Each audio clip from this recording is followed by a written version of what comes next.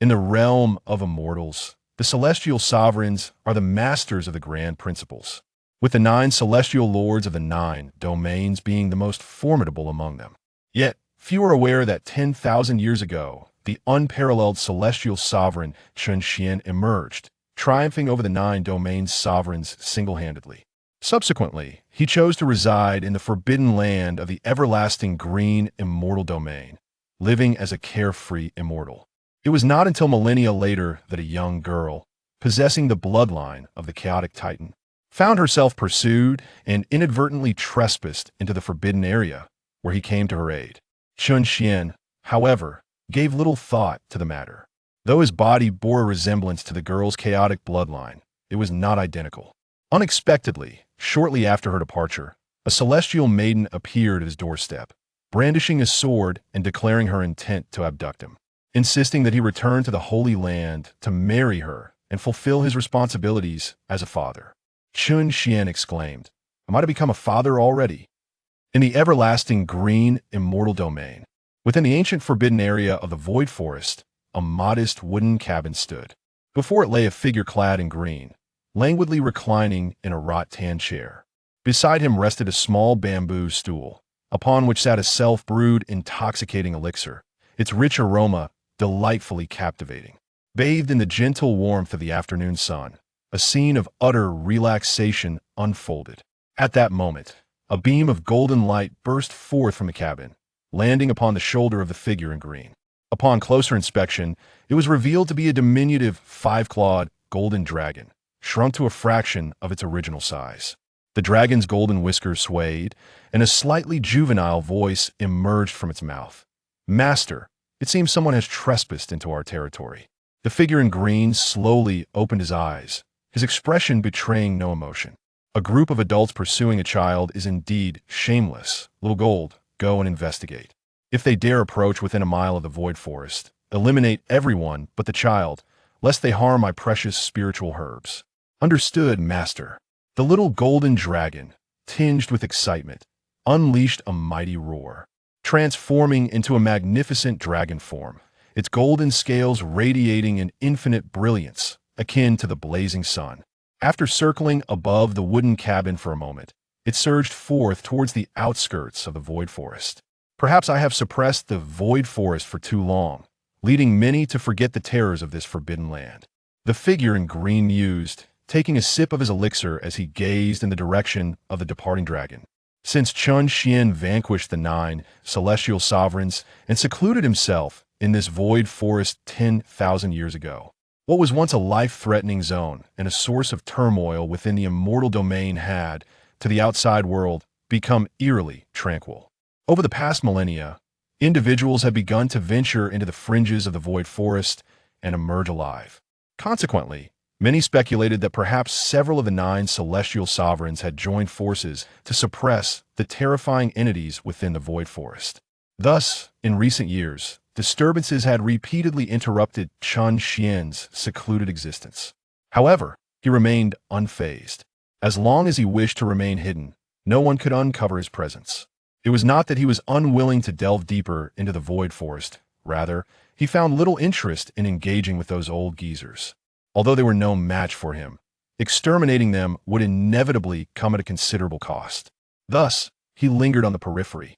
This state of existence endured for millennia, and although occasionally disturbed by visitors, he merely regarded it as a form of entertainment to pass the time. With his celestial perception, he was acutely aware of every action taken by individuals in the Void Forest. Throughout these 10,000 years, he observed and documented the duality of human nature beauty and the ugliness through this live broadcast of existence. One cannot deny that it indeed broadened his horizons. However, as time drifted on in such carefree days, Chun Xian occasionally found himself engulfed by ennui. His daily routine consisted mainly of lounging, indulging in wine and delicacies, fishing, and soaking in the magma springs, nothing more. Although he was spared from the relentless pursuit of cultivation and the anxieties of insufficient resources, he simultaneously forfeited the tribulations of life. Without troubles, happiness eludes. In the absence of bliss, boredom takes hold. On certain tranquil nights, he would ponder the notion of companionship. Yet, Whenever this thought arose, it would conjure memories of a breathtaking night. It was during his first encounter.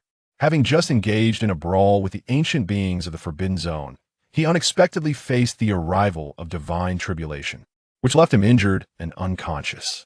Alone, he lay on the forest floor of the void, time slipping away until, in a haze between sleep and wakefulness, a stunningly beautiful woman perched upon him. In truth, his consciousness returned swiftly, and he realized the enchanting maiden before him had been poisoned yet. He found himself unable to halt the unfolding events. Thus, he was reluctantly thrust into an unforgettable first experience. Regrettably, by the time he regained full awareness, the fairy had already departed quietly, leaving behind no name. With no means of inquiry or search, this incident became an enduring regret within him. Moreover, being a devoted man at heart, he could not accommodate another in his affections, and thus he remained solitary throughout the years. Sigh, I suppose I am too obstinate, Chun Xian lamented, shaking his head in regret. Upon reflection, is it not common for men to have multiple wives? If all else fails, a flicker of conflict crossed Chun Xian's visage, and after a moment of contemplation, he sighed and shook his head. Never mind, it's better to remain. Single women would only impede my swiftness in drawing my sword. He found solace in solitude, free from constraints, unburdened, and without the incessant need to orchestrate romance. After all, one misstep could lead to quarrels. Indeed, being single has its merits. With this thought, Chun Xian dismissed further contemplation on the matter, pouring himself another cup of wine, drinking while using his celestial perception to monitor the movements of Xiao Jin. A dragon and a troupe of immortals engaged in a performance. Ah, a rather intriguing script. Suddenly, he sensed a familiar fluctuation emanating from an approaching figure, causing his expression to shift dramatically. Is that the aura of chaos? Without a moment's hesitation, Chun Xian vanished from his location. Boom! In the outskirts of the void forest, beneath the vast and boundless mountain range, a fiery blaze streaked across the sky. Upon closer inspection, one could discern the figure of a young girl nestled within the flames. With a trace of blood at the corner of her mouth and an unsteady form, she swayed momentarily before closing her eyes, plummeting to the earth like a shooting star. Thud! A resounding crash echoed through the mountains, stirring up clouds of dust and sending flames soaring into the air. Simultaneously, several radiant streaks of light surged forth from the distance, converging above the girl's head. As the lights dispersed, the true forms emerged 7 or 8 youths clad in icy blue robes, exuding an intense chill. At the forefront stood a young man with uniquely icy blue pupils, devoid of any emotion, gazing at the unconscious girl below as if she were a lifeless body. How foolish to venture out of the Fire Phoenix ancestral land alone, he remarked. Behind him, a young man with elongated eyes sneered. Our clan is concerned about the potential threat this girl poses to our bloodline. Who would have thought that Feng Jiaoyang would be so reckless as to allow her to escape alone? Now, the Fire Phoenix sacred land may never rise again before our Ice Phoenix clan. The others could not help but join in the derision. The elongated-eyed youth then turned to the leader. Brother Yu, shall we deal with her here, or take her back to the clan? Let's take her back. Her bloodline is potent. She may prove useful to our clan, the leader replied calmly. The elongated-eyed youth nodded in agreement. Very well. With that, he descended toward the girl. However, at that moment, an overwhelming pressure suddenly descended from the heavens. Roar! As a dragon's roar echoed, the countenance of the Ice Phoenix youths shifted in unison, their eyes darting upwards to behold a majestic 5-clawed golden dragon, spiraling in the sky above. Its magnificent golden light illuminated the surroundings, and the dragon's aura surged, creating an insurmountable pressure that left them gasping for breath. This is from a Dragon Emperor lineage, the leader exclaimed, his face ashen. The Dragon Emperor lineage is the royal bloodline of the Dragon Clan, born to rule. Even young dragons possess the strength of golden immortals, making it one of the most formidable bloodlines among the myriad races of the celestial realm. It was far beyond the reach of their Ice Phoenix clan. 1,000-foot dragon form. This must be at the Immortal King level. The elongated-eyed youth stammered in terror. The realms of immortality begin with celestial immortals, followed by true immortals, profound immortals, Golden Immortals. Great Luo Golden Immortals, Immortal Lords, Immortal Kings, Immortal Emperors, and Immortal Sovereigns. As the pride of the Ice Phoenix clan, they had spent centuries cultivating to reach the early profound immortal stage. Yet before the Immortal King, a dominant force in the celestial realm, they felt no more significant than mere insects. Even with their noble bloodline, they could not maintain an ounce of composure in this moment. Was it not said that the outskirts of the Void Forest had been suppressed by an immortal sovereign? How can such a terrifying presence still exist? This is the Immortal King, an existence unrivaled beneath the Immortal Emperor. A mere breath from him could reduce us to ashes. Two think we should hasten our escape. The other young members of the Ice Phoenix clan were equally pale, their voices trembling with fear. Escape? The leader's gaze fell upon the little girl below, his eyes brimming with reluctance. He had hoped to seize this opportunity to become one of the candidates for the Holy Sun, to simply flee. He could not reconcile himself to such a fate. Yet to stay. Brother Yu, life is of utmost importance, urged a young man with narrow eyes. Upon hearing this, the leader shuddered momentarily, then sighed softly. You are right, let us depart. With that, he flipped his palm, conjuring a violet talisman that materialized before him. With a decisive squeeze, he shattered it, enveloping the group in a swirl of purple mist. In an instant, the space around them rippled, and they vanished from sight. The Void Immortal Talisman? Such a precious, life-saving artifact. It seems these individuals are indeed of the direct lineage of the Ice Phoenix clan. The little golden dragon observed, taken aback. Whoosh! As the young members of the Ice Phoenix clan departed, Chun Xian's figure materialized above the forest. Little Gold, did you let them escape? Chun Xian asked, frowning. Master, they have yet to enter the Onamiel boundary you mentioned, the little golden dragon replied, shrinking in size to perch upon Chun Xian's shoulder. Chun Xian paused, then nodded. I had forgotten. Shall I pursue them? The little golden dragon inquired. There's no need. They are inconsequential. Even if fortune favors them this time, I shall let them go, Chun Xian remarked, his gaze settling on the little girl below. The girl possessed a head of fiery red hair, appearing around 5 or 6 years old. Her skin is pale as snow, barefoot, with arms like lotus roots. A flame cloud pattern adorned her brow, making her resemble a delicate porcelain doll. Coupled with the scars on her face, her already endearing appearance evoked a deeper sense of sympathy. Indeed, it is chaotic energy. As Chun Xian descended and scrutinized the girl, his brow furrowed slightly. However, why does this chaotic bloodline seem to intermingle with others?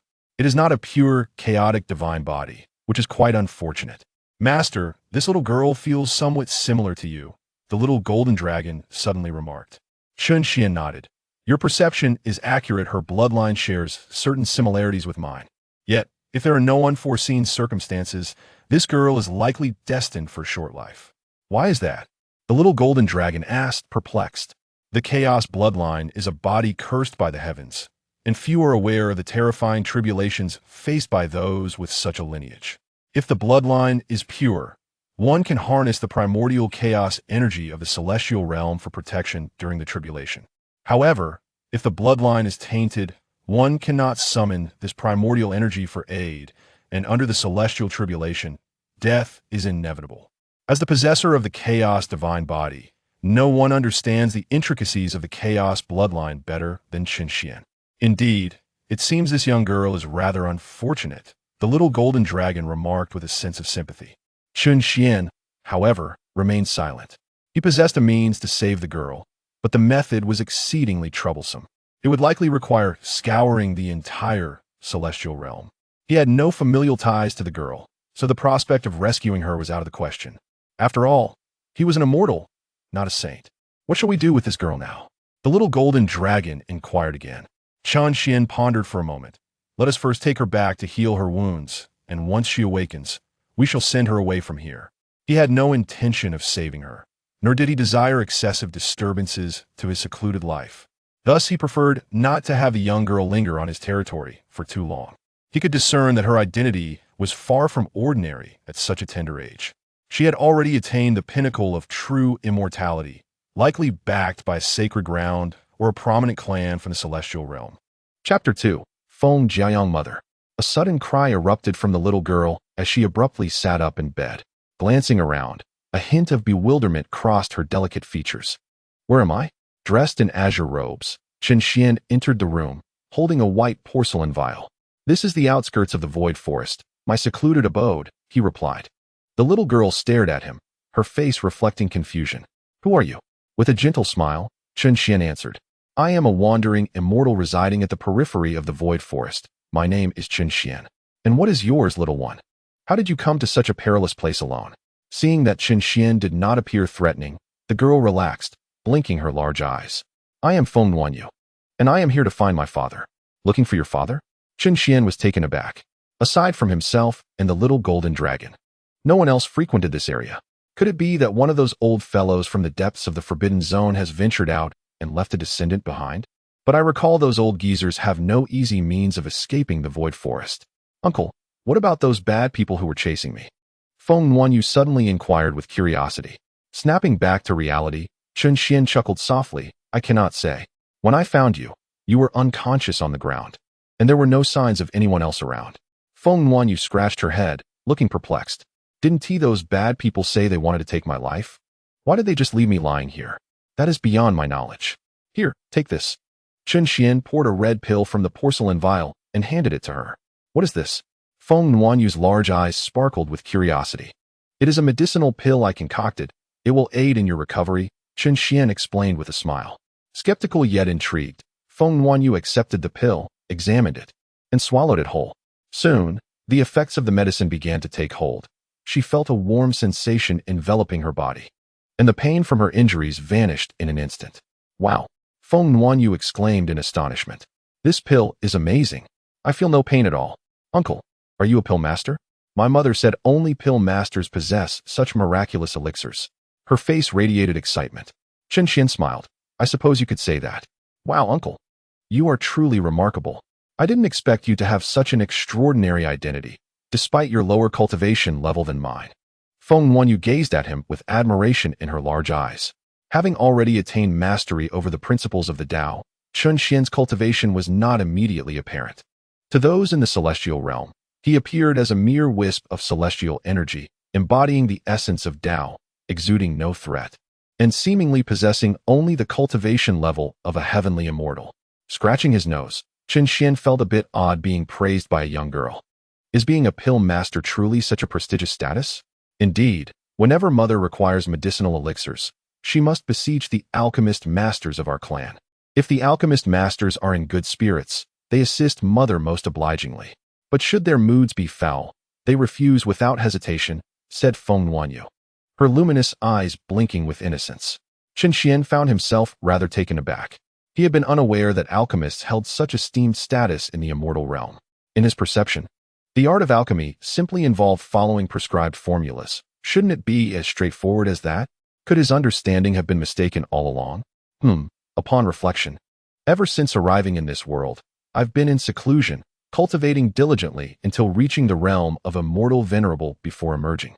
Naturally, I remain largely unfamiliar with many affairs of the cultivation world. It's hardly surprising that I know nothing about alchemists. Uncle, how long have you resided here? Feng Wanyu suddenly inquired of Chen Xian. Chen Xian replied, It has been some time. Are you perhaps wondering if I have ever encountered your father?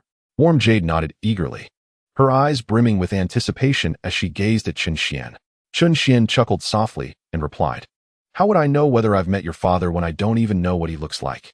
Feng Wanyu, with her chubby little hands, placed them into her mouth, furrowing her brows. After a brief moment, she let out a soft sigh. I am uncertain. My mother has never spoken of my father's appearance, and I have never laid eyes upon him. Yet, why did you venture here all alone? Chen Xian couldn't help but smile wryly. Mother said she met father here in the Void Forest, he said, so I thought perhaps I might encounter him here too. Feng Wanyu spoke with a trace of melancholy in her voice. Noticing her despondent expression, Chen Xian felt a pang of sympathy. Do you long to find your father very much? He inquired gently. All the children in my clan have fathers, except for me. They often mock me for being fatherless.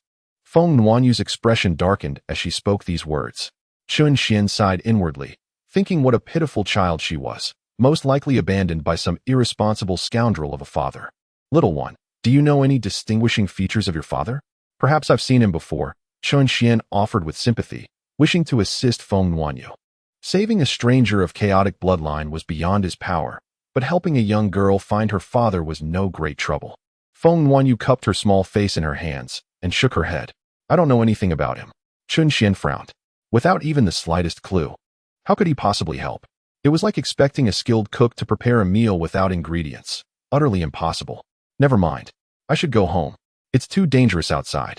And my mother doesn't know I sneaked out. If she discovers I'm missing, she'll be terribly worried. Feng Nuanyu sighed deeply and rose from the bed, clearly having abandoned all hope. Hearing this, Chun Xian withdrew from his thoughts and, with a flick of his wrist, produced a pale jade talisman. Take this with you, little one. If you ever find yourself in danger, crush it. The teleportation array within will bring you back to me. It can save you once. Feng Nuanyu's delicate face froze as she gazed at the cyan jade talisman before her. Her dewy, limpid eyes suddenly welled up with tears. Chun Xian was taken aback. How could presenting a gift possibly lead to such a reaction? Uncle, you are so kind to me. Why don't you come home with me and be my father? Feng Nuanyu wiped the corners of her eyes and looked up with reddened eyes as she spoke. Chun Xian found himself both amused and exasperated. I merely gave you a small trinket. How does that make you think I could be your father?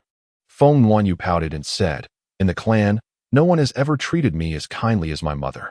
All they do is confine me and force me to cultivate.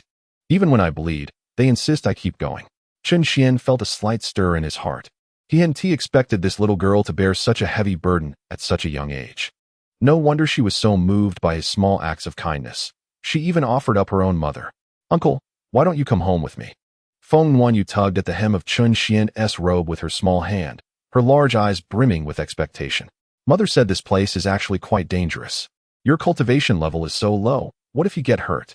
Please, come home with me. Chun Xian's heart softened. This child was too innocent, too endearing. However, he wasn't in the habit of casually playing the role of a father figure. All he wanted was to live peacefully in this place, free from complications. Yet, he couldn't bring himself to reject her too harshly. After a moment's thought, he produced another jade talisman. I have to stay here to tend to my medicinal herbs and spiritual plants, so I can't leave. But here, take this spatial jade talisman. If you ever miss me, just crush it, and you can come visit.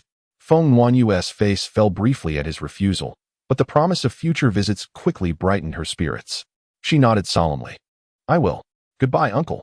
Carefully tucking away the two talismans as if they were treasures, she waved cheerfully and left the wooden cottage. Standing outside, Chun Xian watched her retreating figure with a sigh. Children are truly adorable, it's just a shame their lives are so fleeting. Xiao Jin. Follow her in secret and ensure she returns home safely, Chun Xian said without turning around. As you command, master.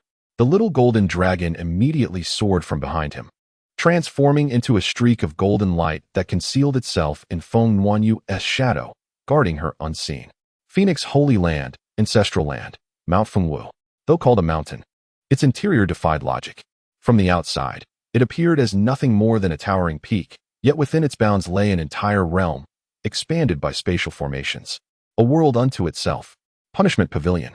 A massive floating pavilion, wreathed in immortal mist, hovered above a churning sea of scorching magma. Legend held that this was where the Phoenix ancestor had undergone rebirth, leaving behind divine flames so fierce that even an immortal emperor would hesitate to approach.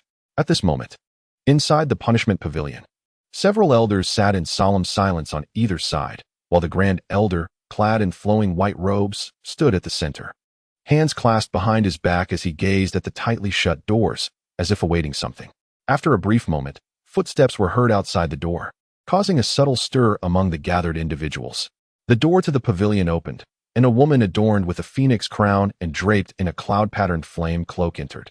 She possessed an undeniable beauty, her demeanor exuding the unmistakable aura of authority. This woman was Feng Wuyang, the current saintess of the Fire Phoenix Sacred Land, belonging to the same lineage as the esteemed elders present. As soon as Feng Wuyang stepped inside, all the elders turned their gazes towards her. The Grand Elder inquired in a deep voice, what was the saint's response? Feng Wuyang, with a slight smile playing on her lips, replied.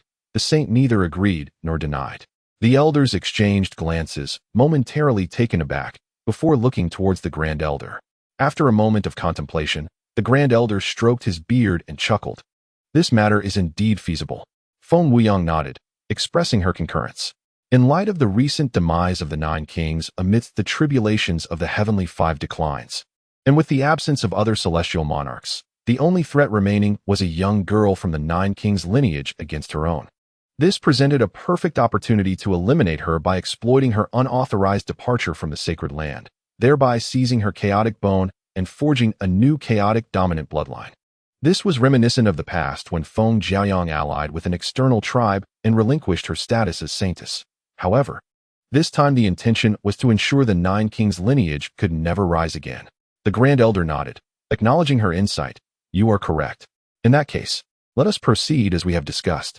Suddenly, as the two conversed, a beam of golden light surged into the pavilion from outside. The Grand Elder, his expression shifting slightly, waved his hand to capture the golden light, revealing a sound transmission talisman concealed within. Upon crushing it, a concise message echoed in his ears. Feng Wuyang felt a flicker of curiosity, suspecting something, and inquired, could it be news from Feng Wanyu?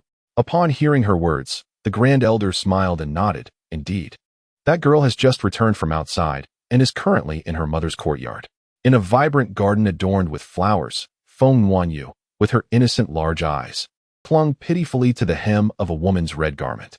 The woman, seated on a jade stone bench, turned her face away, completely disregarding Feng Wanyu's plea for forgiveness.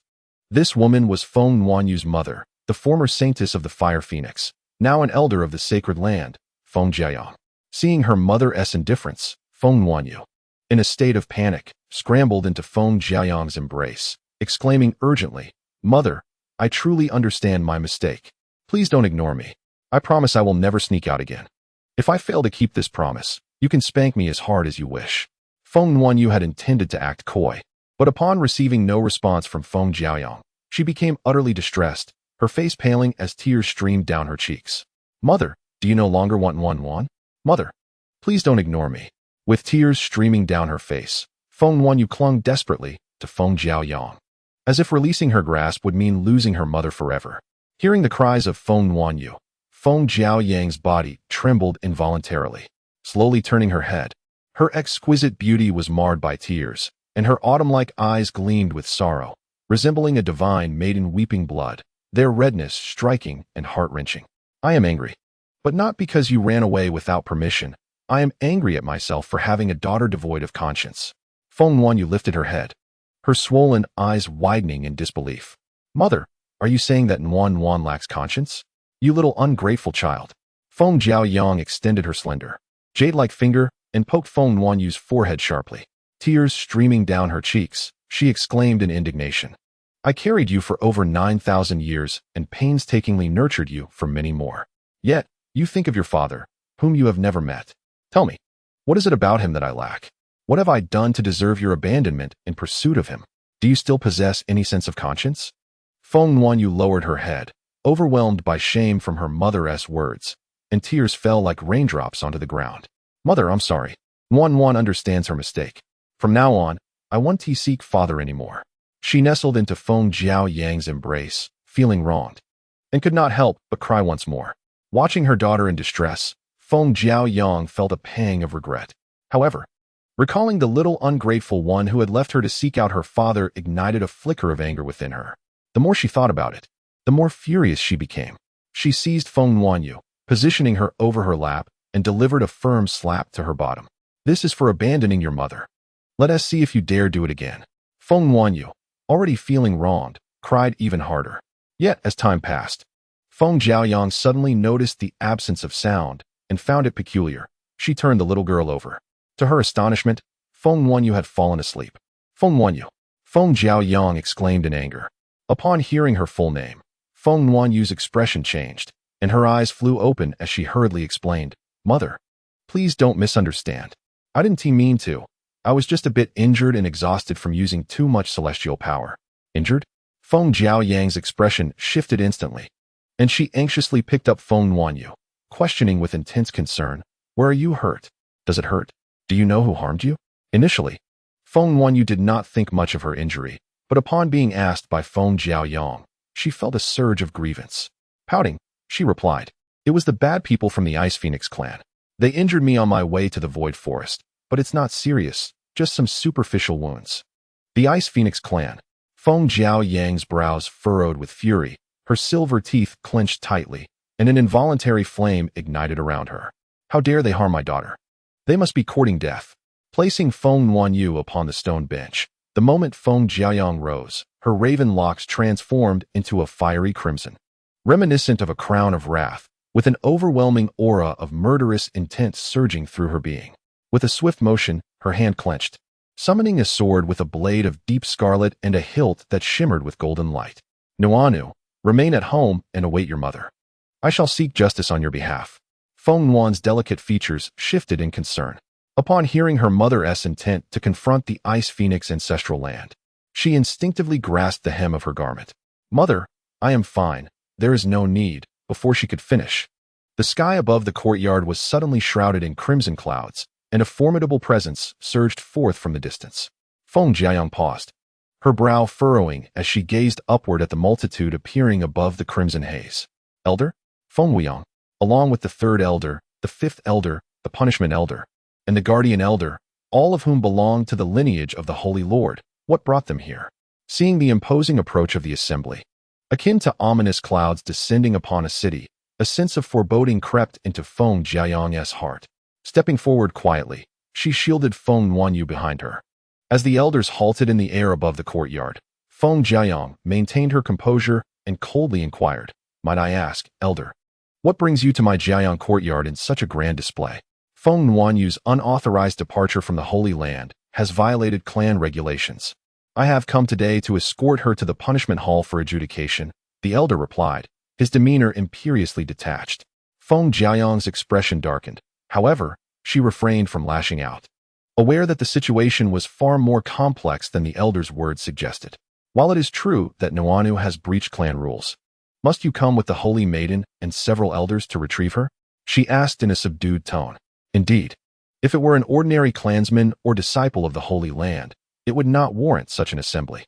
Yet Feng Wanyu is different. She embodies the hopes of our clan, bearing our most potent bloodline. Her unilateral departure from the Holy Land places the safety of our clan in jeopardy. Furthermore, given her rebellious nature and persistent defiance, for the sake of our clan's future, I, as the elder, have resolved to revoke her candidacy for the Holy Maiden, to remove her chaotic bone, and in 3 days, in the Valley of Nirvana, to forge a new bloodline of chaotic dominance. The elder's voice thundered like rolling thunder, reverberating throughout the entirety of the Holy Land. In that instant, Feng Jiayang's countenance shifted dramatically. She now grasped the true magnitude of the elder's mobilization. Preposterous, she exclaimed, transforming into a blaze of flames, soaring into the void, sword in hand, facing the elder and the others of the Holy Lord lineage from a distance. Elder, do you believe that with the fall of the ninth prince, you can so freely humiliate my mother and me? With her hair, like flames, billowing around her, the fiery cloud pattern emerged upon her brow, and her phoenix-like eyes blazed with fury as she raised her celestial sword, pointing it directly at the elder and his cohort. Using clan rules as an excuse, you vainly seek to eliminate both my mother and me. Your esteemed lineage truly possesses a cunning disposition. However, do you not fear that the other clans might rise in rebellion against such overt purging of dissent? Rebellion? Upon hearing these words, Feng Wuyang let out a cold laugh and stepped forward, saying, Dear sister, you truly have a talent for distorting the truth. It is evidently Feng Wanyu who has erred gravely. The Grand Elder and we, out of concern for our Fire Phoenix clan, have come to apprehend her. Yet you twist the narrative into one of conflict between clans, claiming a purge of dissenters. Do you truly believe others are foolish? Just look at this grand spectacle. Do other clans dare to intervene?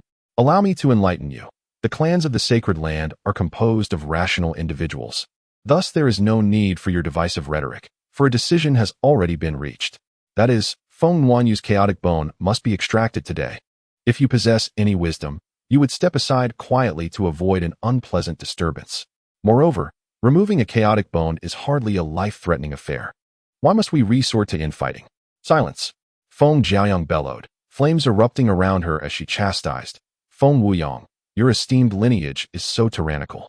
Even if the clans dare not voice their anger now, retribution is inevitable. Unperturbed, Feng Wuyang smiled. My lineage has never committed any wrongdoing against the clan or the Sacred Land. how could we face retribution? It is rather your ninth prince lineage that has long harbored ambition and incited universal disdain. Otherwise, how could your lineage have dwindled to just you as the sole elder? Even now, the ninth prince has perished beneath the calamity of the 5 declines of heaven and man. Does this not signify something? With a surge of fury, Feng Jiaoyang could bear no more of Feng Wuyang's twisted rhetoric and instantly unleashed a sword strike. The sword energy blazed like fire, incinerating the heavens. The might of the celestial sovereign unmistakable. Despite her struggles with pregnancy, and having ascended to celestial sovereign status after millennia, Feng Jiaoyang remained the unshakable paragon among the younger generation. Feng Wuyang, merely at the pinnacle of the great Luo, paled at the intensity of the strike. Fortunately, the Grand Elder had been prepared. With a fierce shout, he wielded his late-stage celestial sovereign power to dispel the incoming sword energy. Impudent. With a thunderous crash, the sword energy transformed into flames, sweeping outward before dissipating. Feng Jiaoyang, I have shown you leniency out of respect for your contributions to the clan. But should you dare to obstruct any further nonsense, do not blame me for my ruthless response. The Grand Elder's hair and beard billowed as violet flames swirled around him like a dragon, exuding an awe-inspiring presence. Yet, Feng Jiaoyang, gritting her teeth defiantly, retorted, If you seek to take my daughter, then I shall not relent. Even if the sovereign himself were to descend, I would stake my life against him. The Grand Elder's expression darkened, recognizing her obstinacy. In that instant, the Grand Elder's violet flames erupted like a volcanic explosion, surging skyward as he stepped forward, the flames transforming into a whirlwind that swept forth. That terrifying power and oppressive aura caused all the elders present to pale with fear. In the blink of an eye, the violet fire tornado arrived before Feng Jiaoyang. His pupils contracted slightly as he summoned the golden scale armor without hesitation, simultaneously thrusting forth a palm to manifest a phoenix golden seal. Boom! As the celestial power surged into it, the golden seal expanded rapidly in the wind, transforming in the blink of an eye into a mountain-sized entity that collided heavily with the violet fire tornado. The overwhelming divine energy immediately erupted like roaring mountains and raging seas, sweeping violently in all directions. Thud! Phoenix Jiaoyang was no match, instantly spitting out a mouthful of blood as she was struck down from the void by the Grand Elder. With a thunderous crash, she and the immortal artifact plummeted violently to the ground. Though both were celestial lords, her strength was utterly incomparable to the Grand Elder's. Had the gap been merely a minor realm, she might have stood her ground with confidence. Alas, the chasm between them spanned 2 entire minor realms. Mother! Feng Wanyu let out a desperate cry as she rushed frantically to Feng Jiaoyang's side, tears cascading down her cheeks like unrelenting rain. Mother, are you all right? Please don't scare me like this. She sobbed uncontrollably. Feng Jiaoyang took a deep breath and shook her head weakly. I'm fine, my dear. That old fiend may be formidable, but claiming my life won't be so simple. She forced a reassuring smile. Warmth, don't worry. Mother won't let anyone harm you. When the moment comes, I will take you away from this place safely. With that, she gripped her sword and rose unsteadily to her feet, recalling the golden phoenix seal into her palm, steeling herself for another battle. Gazing at her mother's pallid lips, Feng Wanyu's tears flowed even more freely. Though young, she had been conscious even in the womb, and she understood all too well the grim resolve in her mother's heart. Yet she was utterly powerless to help. Villains! You're all villains! She wailed, her small frame trembling with helplessness. Father, where are you? Please, come save Mother. Her cries echoed into the void, unanswered. Yet, in that moment of despair, as she thought of her father, a shadow of another figure flickered through her mind, Uncle Chun. Hesitating only briefly, Feng Wanyu stifled her sobs and retrieved 2 jade talismans from her storage pouch. Perhaps this might work, she murmured, though she held little hope. The ancestral lands of Fengwu Mountain were sealed by an ancient spatial barrier erected by an immortal emperor, impervious to ordinary teleportation charms. In her heart, she doubted that talismans gifted by Chen Xian, a mere celestial immortal, could breach such a formidable array. But she had no other choice.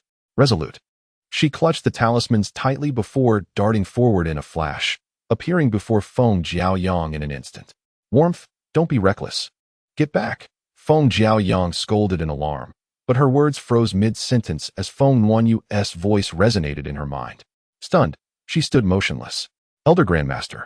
Feng Wuyang and the others frowned in bewilderment. What was this little girl doing, suddenly stepping into the fray? Feng Wanyu gently wiped the corners of her eyes and addressed the elder. Grandfather Elder, I acknowledge my mistakes and am willing to accept punishment. I hope you can grant me a moment to persuade my mother, for I cannot bear to see her suffer any longer. Upon hearing these words, the onlookers were visibly moved, and even the elder appeared taken aback. However, Feng Wuyang wore a skeptical expression, sensing something amiss. Yet, considering that Feng Wanyu was already trapped and that Feng Jiaoyang alone could not stir much trouble, he chose not to press the matter further. After a brief hesitation, the elder nodded in agreement. Thank you, Grandfather Elder, Feng Wanyu said sweetly, bowing in gratitude before turning to pull Feng Jiaoyang towards their room. Chapter 5 felt somewhat familiar to Feng Jiaoyang, who also bore a look of confusion. However, upon reflecting that whatever her daughter intended to do would at least grant them a moment's respite, she decided to let Feng Wanyu lead the way. Once inside the room, Feng Wanyu shut the door and instructed Feng Jiaoyang to set up a formation to shield them from divine perception. After completing this, Feng Jiaoyang curiously inquired, Wanyu, do you truly possess a teleportation jade talisman that can take us away from here? Well, I do have the teleportation jade talismans.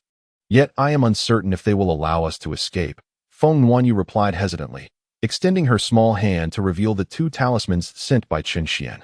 Feng Jiaoyang furrowed her brow as she examined the talismans. After a moment, disappointment flickered in her eyes, and she shook her head. These are merely ordinary teleportation jade talismans. They likely cannot break through the barriers of the 2 realms to facilitate our departure. Feng Wanyu bit her lip. But this is the only plan I could conceive. Feng Jiaoyang smiled gently, stroking her daughter's head. Do not worry, with your mother here. I will ensure your safety. Soon, I will find a way to send you out. Once you are outside, make haste to Fire Feather City in the eastern realm of the Immortal domain to seek your uncle. Though he has married into the Zhuke clan, he has gained some standing over the years. With him, you will be safe. What about you, mother? Feng Wanyu asked with concern. I shall be fine. The elder and the others dare not harm me. At most, I will be detained for a while. It won't be long before I come to find you. Feng Jiaoyang reassured her with a smile. Yet, despite Feng Jiaoyang's efforts to mask her feelings, Feng Wanyu discerned the flicker of pain in her mother's eyes. Tears streamed uncontrollably down her cheeks as she tightly embraced Feng Jiaoyang. I do not want to be separated from you. Feng Jiaoyang's eyes also glistened with unshed tears. She too wished to remain with her daughter. But given the current circumstances, separation seemed inevitable. At that moment, Feng Wanyu released her hold, wiped her tears, and stubbornly proposed, Mother, let us try the teleportation jade talismans. Perhaps a miracle may occur. Miracle? Feng Jiaoyang thought with a bittersweet smile. In this world, such miracles are scarce. Though she felt it unnecessary, Feng Jiaoyang had no intention of hindering her daughter. She wished to ensure that her daughter had no regrets, and besides, it was a chance to spend more time together. Let us give it a try, Feng Jiaoyang acquiesced. She handed a teleportation jade talisman to Feng Wanyu, keeping one for herself. Subsequently, she infused her talisman with celestial energy, took a deep breath, and, under the watchful gaze of her daughter's eager eyes, shattered it with a decisive grip. With a sharp crack, the talisman broke apart. Yet nothing transpired. A bitter smile crossed Feng Jiaoyang's lips. It seemed to have failed. After all, how could such miracles exist in this world? Just as her thoughts trailed off, the shattered talisman began to tremble, and in the next moment, a brilliant azure light erupted, accompanied by a thunderous roar. A tremendous force enveloped Feng Jiaoyang entirely.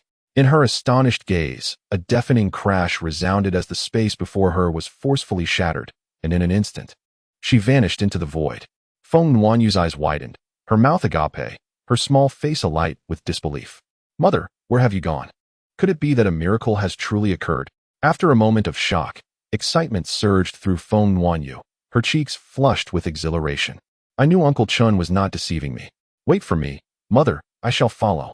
Without hesitation, Feng Wanyu crushed the teleportation talisman in her hand, disappearing from the room just as her mother had.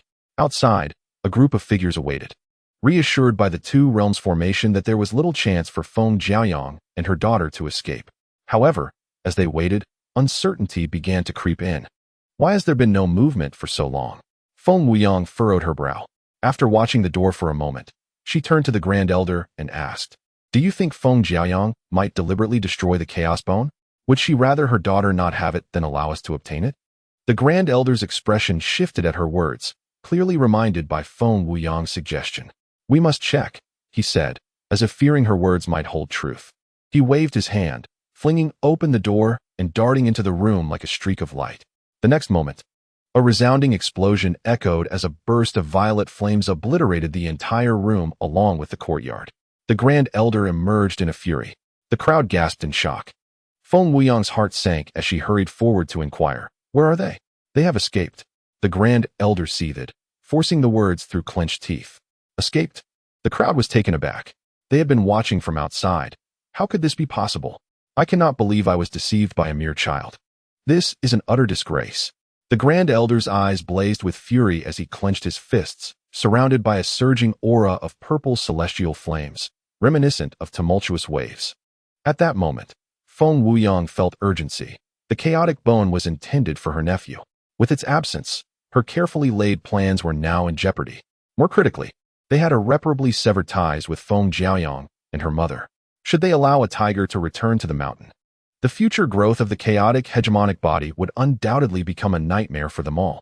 With the presence of the two realms' grand formation, the mother and daughter must still be within the ancestral land. The Grand Elder could not allow their escape. It was imperative to immediately seal the ancestral land and close off the entrances of the surrounding mountain formation. The sacred Fire Phoenix land was composed of the ancestral land of Fengwu Mountain and the surrounding mountain range. As long as everything was sealed, Feng Wuyang was confident that even if Feng Jiaoyang achieved a breakthrough to the Immortal King realm, she would be unable to escape. Upon hearing her words, the Grand Elder hesitated not a moment, transforming into a surge of purple flames that shot into the sky. His voice, filled with fury, swiftly resonated throughout the entire sacred land. Transmit my command. Feng Jiaoyang and her daughter have openly betrayed the clan and fled. Immediately seal the ancestral land and the entrances of the two realms' grand formation, and exert all efforts to apprehend the mother and daughter duo. In the ancient Forbidden Zone, the Void Forest, a tranquil celestial lake lay near a wooden cabin, adorned with rare herbs and teeming with countless spirit fish of various kinds. By the lakeside, Chen Xian, clad in green attire, lounged leisurely in a wicker chair, feigning sleep while grasping a green bamboo fishing rod, embracing the relaxed life of a fisherman. He did not seek a catch, but patiently awaited the fish to bite. Despite the stillness, he found joy in the moment. For this was the laid-back life he had pursued for a lifetime, comforting and easy. Yet, even though he appeared unencumbered, he had also relinquished many worries. With every gain, there is a cost, such sacrifices he could bear. However, at that moment, Chen Xian suddenly opened his eyes, his expression one of surprise as he gazed towards the cabin. To his astonishment, Feng Wanyu had come to play so soon. Yet, why had she brought a woman along? Could it be her mother? The resemblance was striking, explaining the little girl's charm. If the mother possessed such beauty, how could the daughter fall short? Still, he felt an unsettling familiarity with this woman. Chapter 6. A Helping Hand Buzz. Near the medicinal herb patch in the wooden cabin's courtyard, the space rippled, and with a wave of spatial fluctuation, two figures emerged from the void, Feng Jiaoyang and Feng Wanyu, who had arrived using a teleportation jade talisman. Feng Jiaoyang looked around in bewilderment. Where's this place? Mother, this is Uncle Chen's home, Feng Wanyu exclaimed excitedly, pulling Feng Jiaoyang towards the wooden cabin. Uncle Chen? Feng Jiaoyang was taken aback, quickly halting Feng Wanyu and frowning as she inquired, who is this Uncle Chen? Uncle Chen, who resides on the outskirts of the Void Forest, is the one who rescued me. He gifted me my teleportation jade talisman. Moreover, Uncle Chen is an exceptionally skilled alchemist, as Feng Wanyu proudly declared. As if she too were an alchemist. The mention of the Void Forest and alchemists caused Feng Jiaoyang's expression to shift. Unlike her daughter, she was not naive. The Void Forest is an ancient forbidden zone, one that even celestial emperors dare not tread lightly upon. It is indeed one of the most perilous, life-threatening areas within the 9 domains of the celestial realm. Now, mother and daughter found themselves within its confines, akin to emerging from a wolf's den only to plunge into a tiger's lair. Furthermore, there was an alchemist of unknown moral standing residing in this place. To inhabit the Void Forest is to possess an extraordinary background. Although he had saved Wanyu, who could ascertain whether he harbored ulterior motives, The celestial realm is merely a higher echelon of the cultivation world, never the idyllic paradise sought after by those from the lower realms. Danger lurks at every corner. A moment's negligence could lead one into a place of irretrievable demise. We cannot linger here. Feng Jiaoyang resolved decisively, and before Feng Nuanyu could react, she swiftly embraced her daughter. "Mother, what are you doing?" Feng Nuanyu exclaimed, bewildered. "This place is too perilous. We must leave at once," Feng Jiaoyang warned. Her vigilance heightened as she hastened toward the exit with Feng Nuanyu in her arms. "Leave?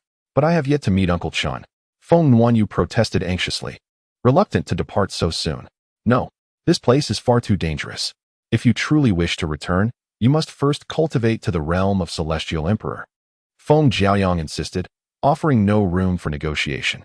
The lurking dangers here were not a playground for her daughter. Feng Nuanyu felt a pang of dissatisfaction. She did not perceive the peril as her mother did. To her, this place was 1,000 times safer than her ancestral land, and Uncle Chun was a kind-hearted individual. Yet, before she could voice her thoughts, an overwhelming pressure suddenly descended upon them. Boom! With a thunderous roar, the previously sunlit sky darkened. Feng Jiaoyang's expression shifted dramatically as she looked up, witnessing a colossal creature emerge from the void, circling above their wooden dwelling. It was none other than the young golden dragon returning from the holy land of the Fire Phoenix. Feng Jiaoyang's eyes widened in terror. This was a celestial king of the Dragon Emperor lineage. At that moment, the young golden dragon noticed the presence of individuals within the courtyard and instinctively lowered its gaze. Upon recognizing Feng Jiaoyang and Feng Nuanyu, it paused momentarily, seemingly taken aback. However, Feng Jiaoyang was so startled by the dragon's gaze that she nearly lost her composure. Her face turned ashen as she swiftly transformed into a blaze of flames, fleeing deeper into the void forest with Feng Nuanyu in her arms.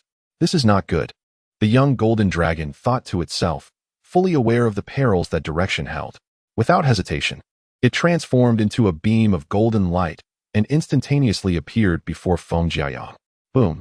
The little golden dragon had forgotten the vast disparity in their cultivation realms and failed to restrain his aura. The moment he appeared, Feng Jiaoyang was instantly blasted away by the crushing pressure of an immortal king. With a spray of blood, she plummeted like a broken kite into the ancient forest below. Realizing his blunder, the little dragon's expression turned sheepish. His good intentions had backfired disastrously. Just as he moved to help, Chun Xian materialized out of nowhere, raising a hand to stop him. "Return to the dragon nest for now," Chun Xian said. "Your recent breakthroughs have been too rapid. You should seclude yourself to stabilize your foundation." The golden dragon hesitated. "Master, you're not angry with me, are you?" "Angry? Hardly." Chun Xian rubbed his temples in exasperation. "But if you don't go into seclusion soon, the medicinal fields I use for brewing will be ruined by your immortal king pressure." Relieved that his master wasn't upset, the little dragon nodded eagerly. "Understood. I'll return at once." Without another word, he dissolved into a streak of golden light and vanished. Chun Xian sighed. Despite being an immortal king, the little dragon was still immature. When would he finally grow out of his recklessness? Shaking his head, Chun Xian turned his attention to the forest. In a flicker of movement, he appeared beside Feng Jiaoyang and her daughter.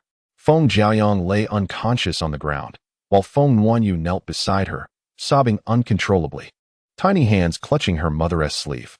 "Mother, wake up. Please don't scare me like this." Heart aching at the sight, Chun Xian stepped forward. "Nuanyu, give this to your mother." He produced a violet immortal pill and crouched beside the girl, offering it to her. "Uncle Chen." Nuanyu blinked through her tears before throwing herself into his arms. "Please, you have to save her. You're the only one who can help me now." Her tear-streaked face twisted his heart further. That reckless little dragon had truly caused unnecessary suffering.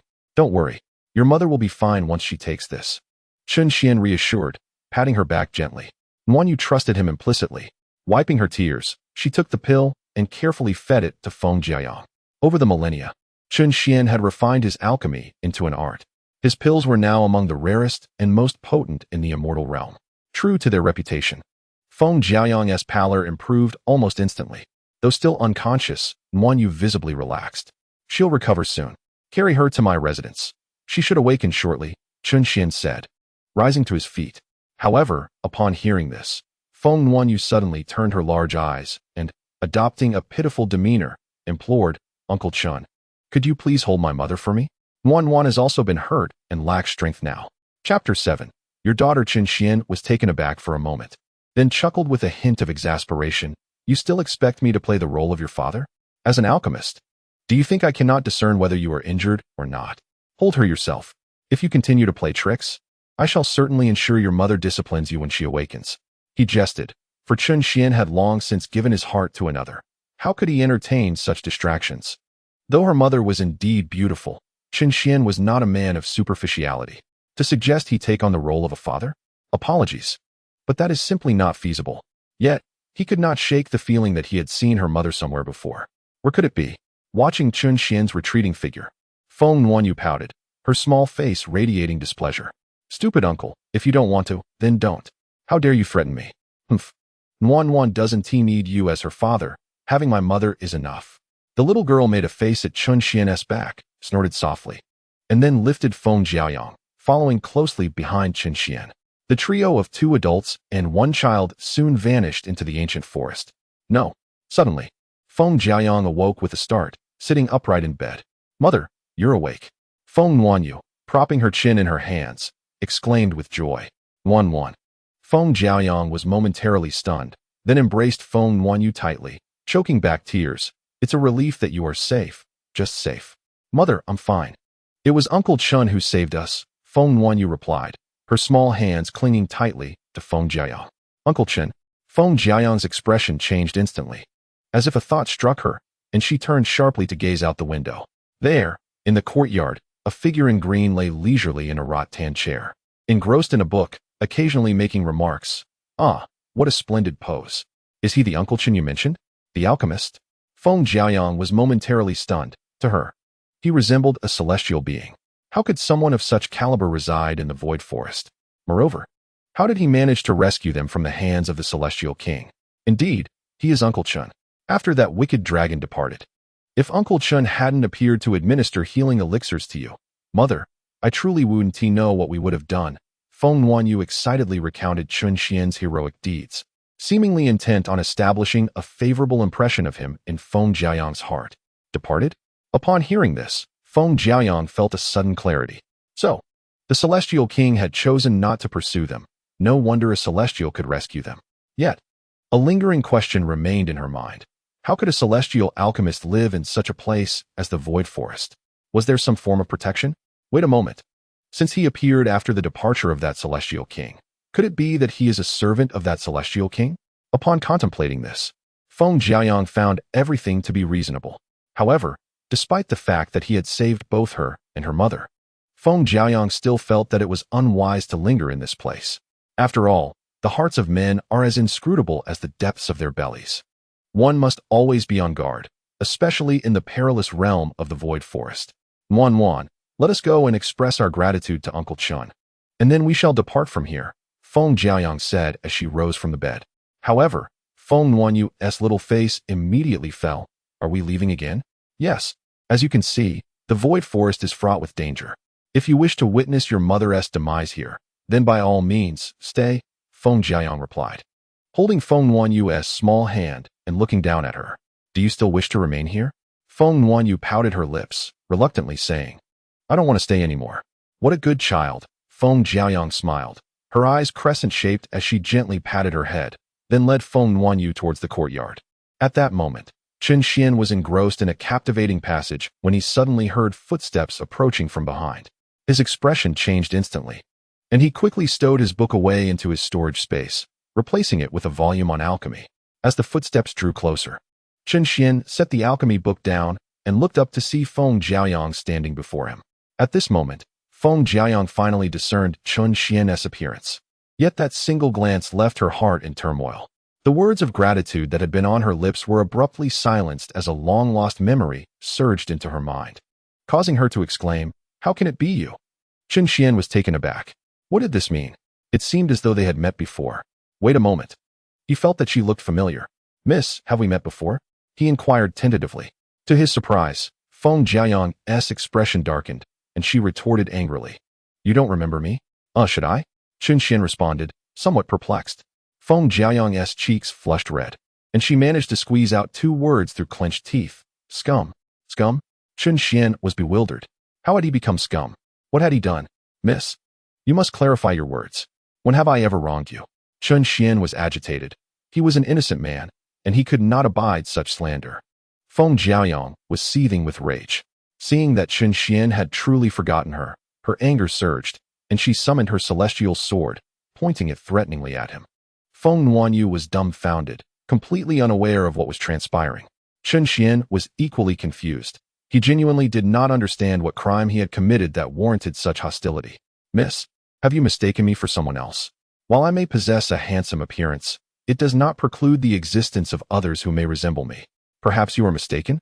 Chen Xian hesitated before speaking, yet he paid no heed to Feng Jiaoyang's sword. Impossible, I would never mistake you. Feng Jiaoyang, however, was utterly resolute. Her silver teeth clenched as she declared, a millennium ago, it was you who tarnished my purity. A millennium ago? Purity?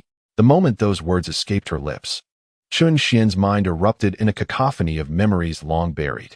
That celestial being from 1,000 years past, was she none other than Worm's mother? Indeed, it was no wonder that she seemed so familiar. She was the very individual he had yearned for incessantly. Yet, unlike in the past, she now donned a suit of golden armor, reminiscent of a divine warrior. In the haze of his consciousness, he had failed to discern her visage clearly. Moreover, her cultivation had ascended to a higher realm, which served to further obscure her identity from him. To be candid, Chen Xian felt a palpable wave of anxiety wash over him, utterly at a loss for words. Who could have anticipated that the celestial figure he had revisited in dreams countless times would manifest before him, accompanied by her daughter? Wait, daughter. Chen Xian's expression shifted abruptly as realization dawned upon him. Trembling, he stammered. Worm mentioned she came to the Void Forest to seek her father, so she is my. Indeed, Worm is your daughter. Feng Jiaoyang exclaimed, her eyes brimming with tears, gritting her teeth as she spoke. Chapter 8. I never denied it in an instant. Chen Xian's mind went blank. As if immobilized by a binding spell, he stood frozen in place. Heaven have mercy.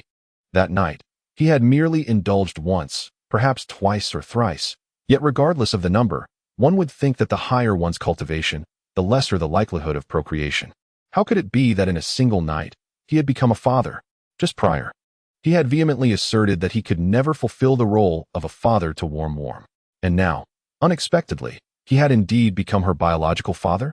This revelation was utterly astonishing. No wonder Worm possessed a chaotic bloodline. It was, after all, a lineage belonging to him. At that moment, Feng Wanyu's innocent face mirrored astonishment, her cherry lips forming an O of disbelief. Uncle Chen Xian is Worm's father? Is that true? She asked, her expression a mix of confusion and wonder. Feng Wanyu looked up at her mother. Mother, are you certain Uncle Chen Xian is Worm's father? Upon hearing this, Chen Xian's expression shifted, instinctively casting a glance toward Feng Jiaoyang. What does that look? Feng Jiaoyang's fury ignited as she seethed. If you do not wish to acknowledge your daughter, you need only say so. There is no need to humiliate me, Feng Jiaoyang, with your sordid thoughts. Worm, we are leaving. In a fit of anger, Feng Jiaoyang scooped up Feng Wanyu, intent on departing. Chen Xian's heart trembled. He quickly regained his composure and blocked Feng Jiaoyang's path. Wait, I never said I wouldn't acknowledge her. He was simply too stunned to respond. Not that he was the kind of scoundrel to deny his own child. Step aside. Tears glistened in Feng Jiaoyang's eyes as she stubbornly chided Chen Xian in a soft voice. Chen Xian opened his arms and shook his head, declaring it impossible. He would never relent, not even unto death. You, a celestial being, dare to act with such insolence towards me? Do you believe I won't kill you? Feng Jiaoyang, still seething with anger, held her sword aloft, pressing its blade against Chen Xian's shoulder, her teeth clenched in a menacing threat. However, Chen Xian was undeterred by Feng Jiaoyang's sword, given his current strength. He felt no fear even in the presence of a celestial lord wielding a superior celestial sword. He had no trepidation towards celestial kings, emperors, or even venerable beings. Yet, he was not foolish enough to confront the mother of his child in such a manner. To do so would surely brand him a scoundrel. Regaining his composure, Chen Xian recognized that soothing her was paramount. Drawing a deep breath, he spoke earnestly. Though it would be effortless for you to take my life, I would offer no resistance. Yet, I trust you cannot desire for Nuan to grow up without a father. You are also aware that she harbors feelings for me. Otherwise, she would not have brought you here to see me. The only strategy Chen Xian could conceive to ease their strained relationship was to invoke the bond of parenthood. As anticipated, upon hearing his words, Feng Jiayang trembled, as if cold water had doused her fury. After a brief moment, she lowered her sword, her complexion pale. And with a bitter smile, she conceded, "You speak the truth. Nuan holds great affection for you. However, I cannot allow her to remain here with you indefinitely." Before she could finish her sentence, a wave of weakness suddenly washed over her, and darkness clouded her vision as she collapsed to the ground. "Be careful." Chen Xian's expression shifted dramatically. He swiftly caught Feng Jiayang around the waist with one arm, while cradling Feng Nuanyu in the other. Feng Jiayang fainted in his embrace, her lips stained with traces of blood. "Mother!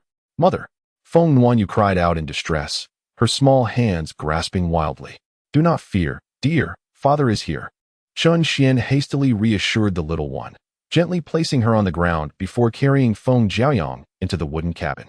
After laying Feng Jiayang on the bed, Chen Xian seated himself beside her, his fingers resting on her delicate wrist.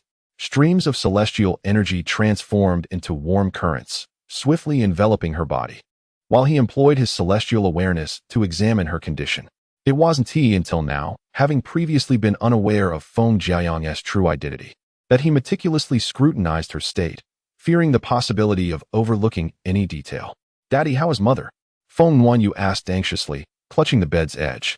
Chen Xian furrowed his brows and inquired, "Nuan, did your mother sustain any injuries before arriving here?" Feng Nuanyu nodded vigorously. "Yes, mother was hurt. That wicked elder struck her. If it weren't for the 2 teleportation talismans you gave me, we might have been captured and never seen you again." Upon hearing her words, Chen Xian's expression turned icy, a glimmer of murderous intent flashing in his eyes. "Ah, so someone has harmed my wife," he thought, understanding now the reason for her internal injuries and her weakened state. Furthermore, compounded by the earlier oppressive force exerted by the golden immortal king, the injuries have only worsened. It would indeed be a miracle if one did not succumb to unconsciousness. Although I have consumed my own elixir, it merely serves to heal the internal organs and bears no effect on the restoration of the Dao fruit. It is crucial to understand that the Dao fruit is the foundation of the immortal path, and within the realm of the immortal sovereign. The immortal soul is intricately entwined with it, aiming to comprehend the essence of the Dao and to touch upon the grand path of the immortal king. With the Dao fruit damaged, the immortal soul must inevitably be shaken. While it may not be fatal, a complete recovery will demand considerable time. The Grand Elder? To hell with that. I have no regard for any elder. Even if he were the father of the 9 great immortal lords, he would still meet his demise. Nevertheless, the immediate priority is to save my beloved. The matter of killing can be postponed. With a swift motion, Chen Xian turned his palm, revealing a jade-green elixir that shimmered in his hand. "If I give this elixir to mother, will she be healed?"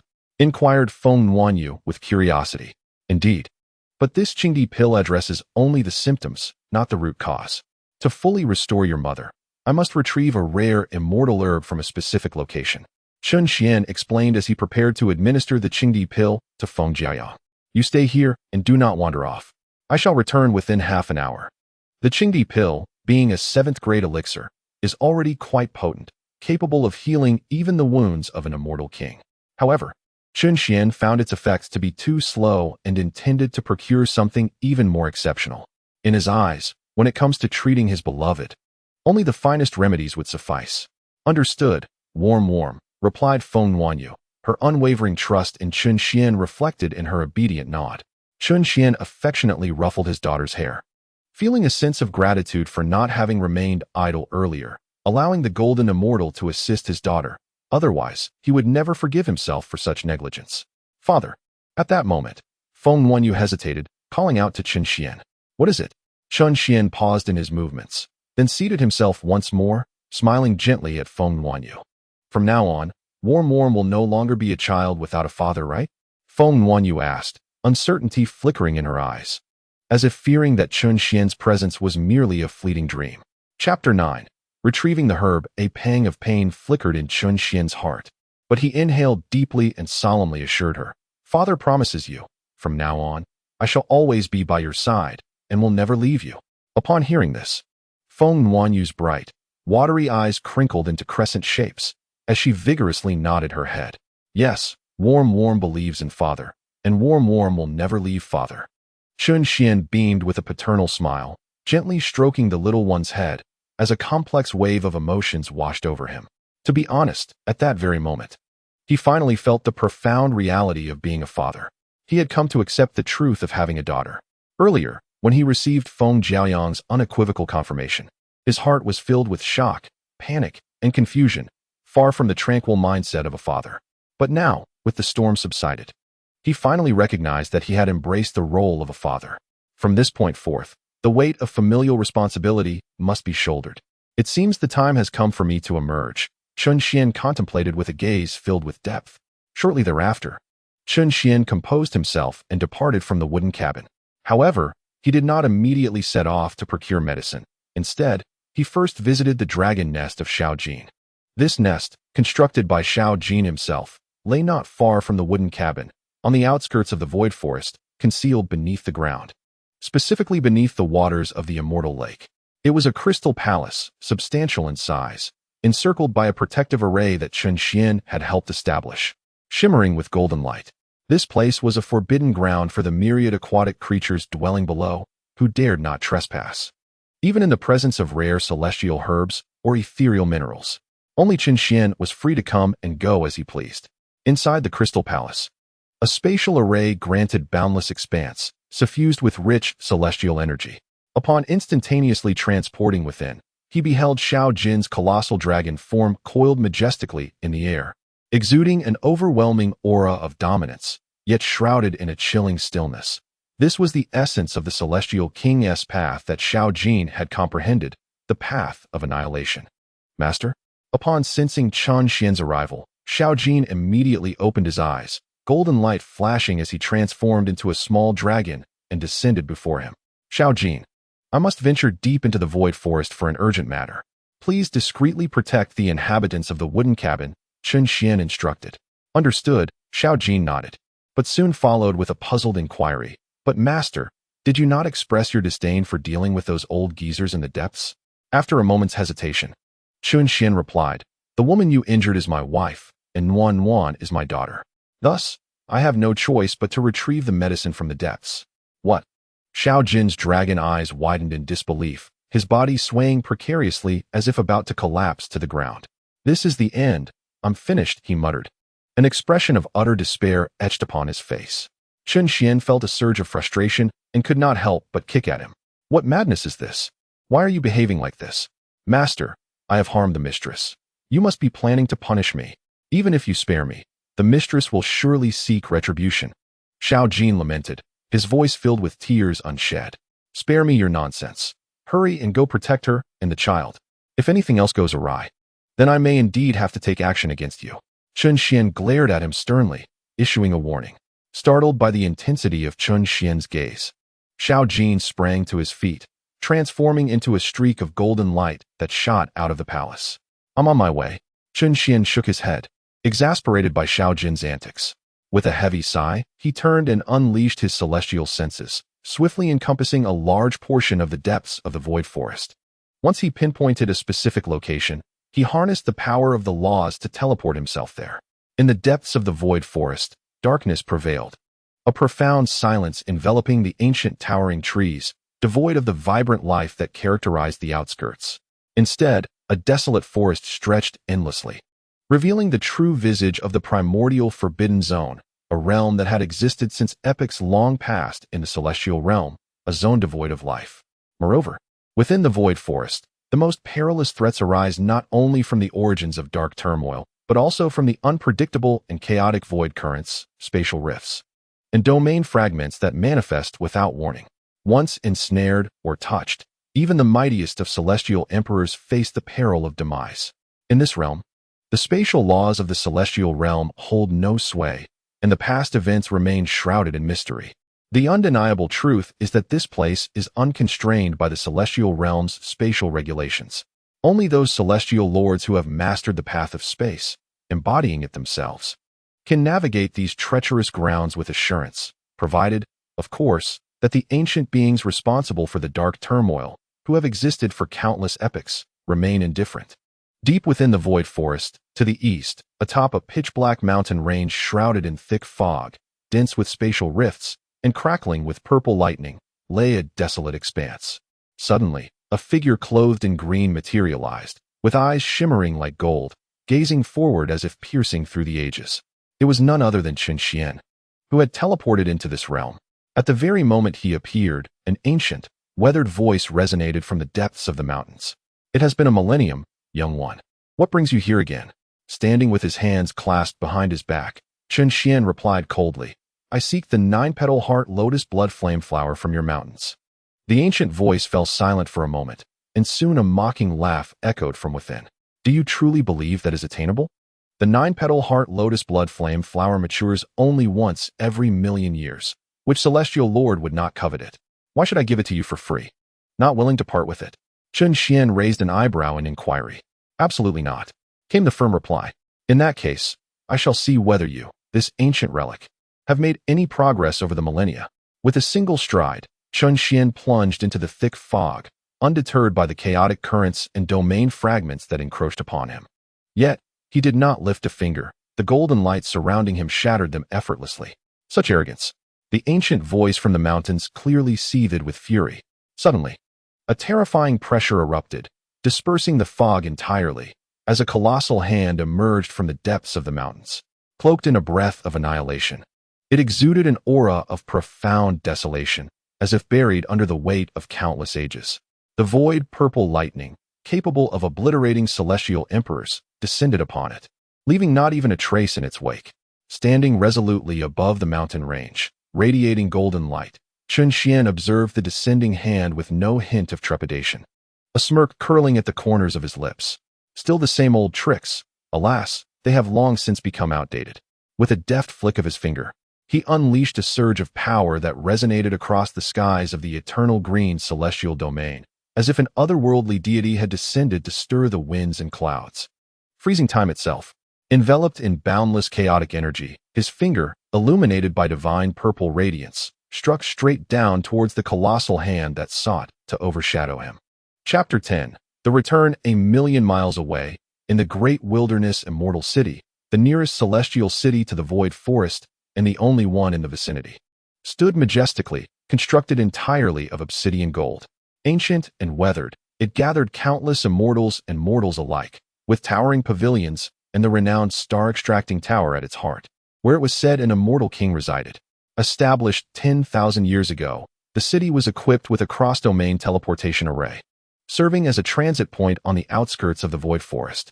Previously, Feng Wanyu had traversed through this very place, allowing one to journey between the sacred land and the void forest within a single day.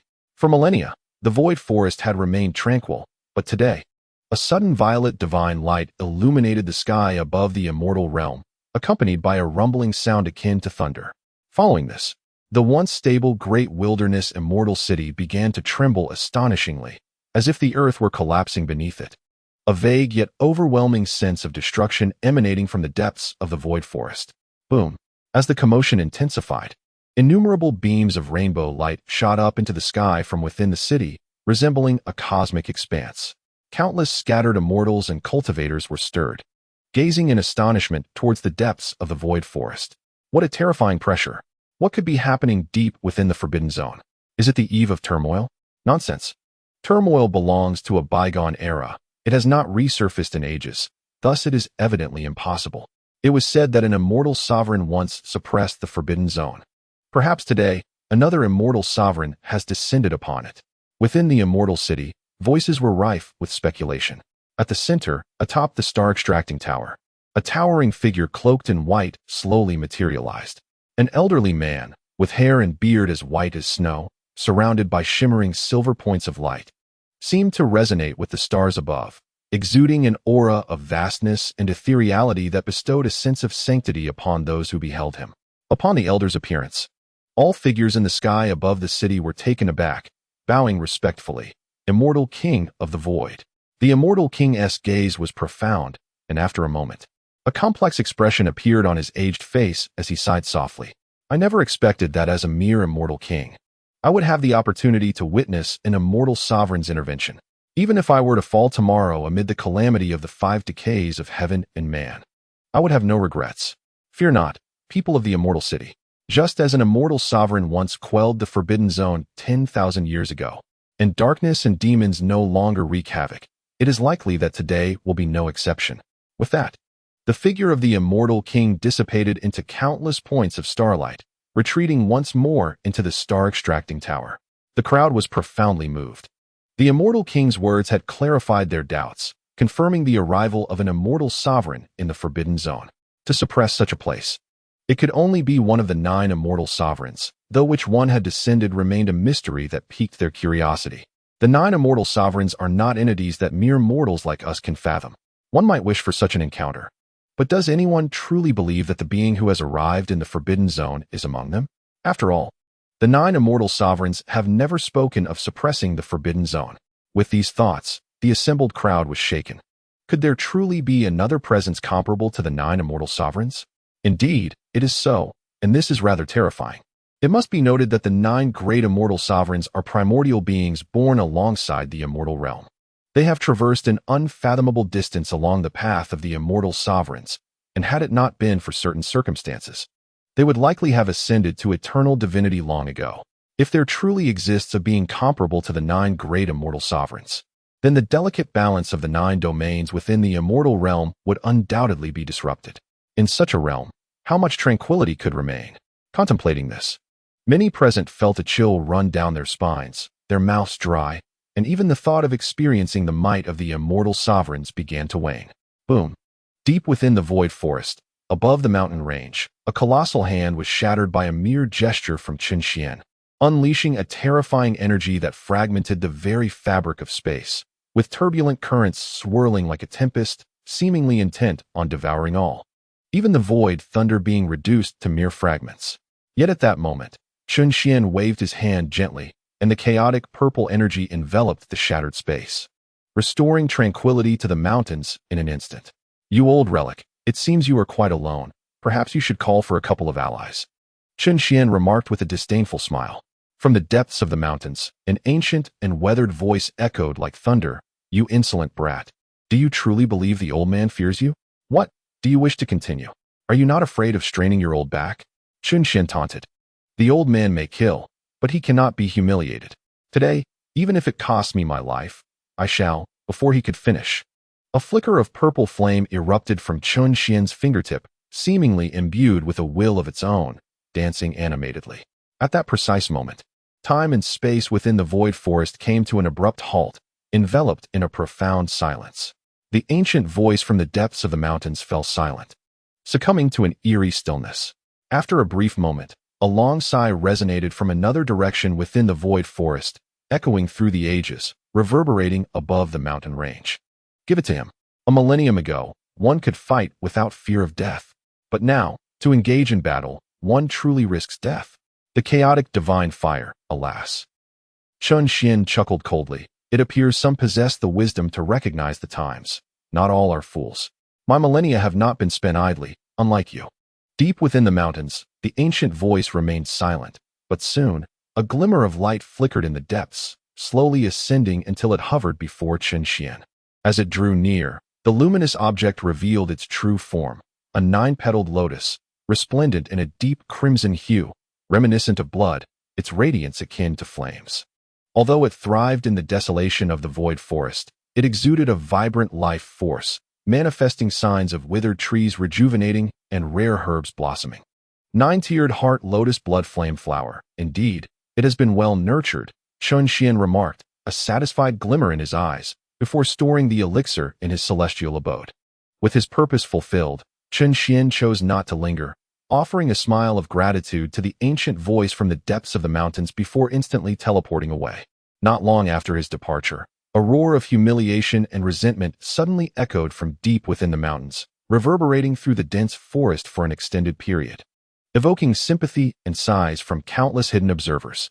Inside the wooden cabin, upon Chen Xian's return, he found Feng Wanyu peacefully asleep beside the bed. Observing his daughter's endearing and adorable demeanor, Chen Xian couldn't help but smile indulgently, sitting at the bedside to gently stroke her little head. She appeared entirely different from her earlier domineering self. Sensing movement, Feng Wanyu drowsily opened her eyes, turned her head, and upon seeing Chun Xian, instantly perked up, joyfully leaping into his embrace. "Daddy, Wanyu just dreamed of you," she exclaimed. "What did you dream about, my dear?" Chun Xian inquired gently, a soft smile gracing his lips. "Wanyu dreamed of sleeping in the same bed with you and mother, and you both told me stories." Feng Wanyu nestled in Chun Xian's arms, her crescent-shaped eyes sparkling with joy. Chapter 11. The Despicable One. Chun Xian chuckled softly, realizing this was not unlike dreams he had once experienced. However, unlike before, when it was merely a dream or an illusion, he now possessed the potential to turn it into reality. No, it would undoubtedly become reality. "Once I've healed your mother, I shall make your dream come true.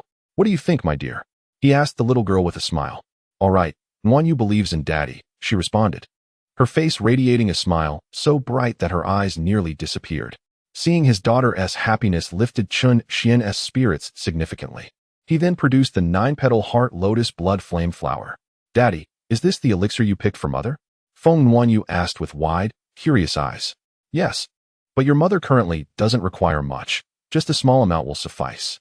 The 9-petal heart lotus blood flame flower, a rare treasure capable of reconstructing the Tao fruit of an immortal, had transcended the classification of ordinary elixirs. Given Feng Jiaoyang's current immortal monarch realm, consuming the entire flower would likely result in her immediate demise, which is why Chun Xian had only taken a minuscule fraction of it. Even so, he would need to assist her in the refining process. The entire procedure was quite time-consuming, and the afternoon passed in this manner until nightfall, when Chun Xian finally helped to completely refine the medicinal potency of the 9-petal heart lotus blood flame flower. From that point forward, it would be up to Feng Jiaoyang to gradually absorb it and recover, a process that might take an entire night. During this time, to avoid disturbing Feng Jiaoyang, Chun Xian carried Feng Wanyu to the courtyard, where the father and daughter reclined on a rattan chair, gazing up at the starry sky of the celestial realm, a moment both tender and warm. Seizing the opportunity, Chun Xian began to inquire about how the mother and daughter had fared over the years. Feng Wanyu tilted her head thoughtfully before responding. "My mother and I have always lived in the ancestral land." "Oh, that is, the ancestral home of the Fire Phoenix clan within the holy land of Fire Phoenix." "Yes. Doesn't it sound a bit convoluted?" she added, her little face scrunching up in concentration, before explaining, "Actually, the holy land of Fire Phoenix was established by the Fire Phoenix clan to strengthen their power, so it is home not only to members of the Fire Phoenix clan." Chun Xian nodded and said, "I understand this. Now, please recount the life you and your mother shared in the ancestral land, starting from the moment she conceived you." "Regarding that, I am unaware of the specifics of her life during her pregnancy. I only know that after giving birth to me, due to her union with you, my foreign father, she became an ordinary elder and lost her status as a saintess." Feng Wanyu reflected before replying to Chun Xian. Upon hearing this, Chun Xian's expression turned icy. He realized that his wife must have endured considerable hardship at the Fire Phoenix sacred land. He had not anticipated that from the time Feng Wanyu was conceived, certain individuals within the sacred land had begun to conspire against her. Over the span of nearly 9,000 years, it was evident that without the protection of her saintess identity, she would have faced immense injustice. Feng Wanyu had mentioned that even the alchemists of the sacred land dared to show disrespect towards her mother, indicating just how dire their circumstances must have been. "Do you remember why that elder, the wicked grandfather, harmed your mother?" Chun Xian paused before inquiring further. "I do," Feng Wanyu nodded, responding. "The elder claimed I had left the ancestral land without permission, violating clan rules, and intended to extract my chaotic bone to give to another. When my mother refused, they fought." "What?"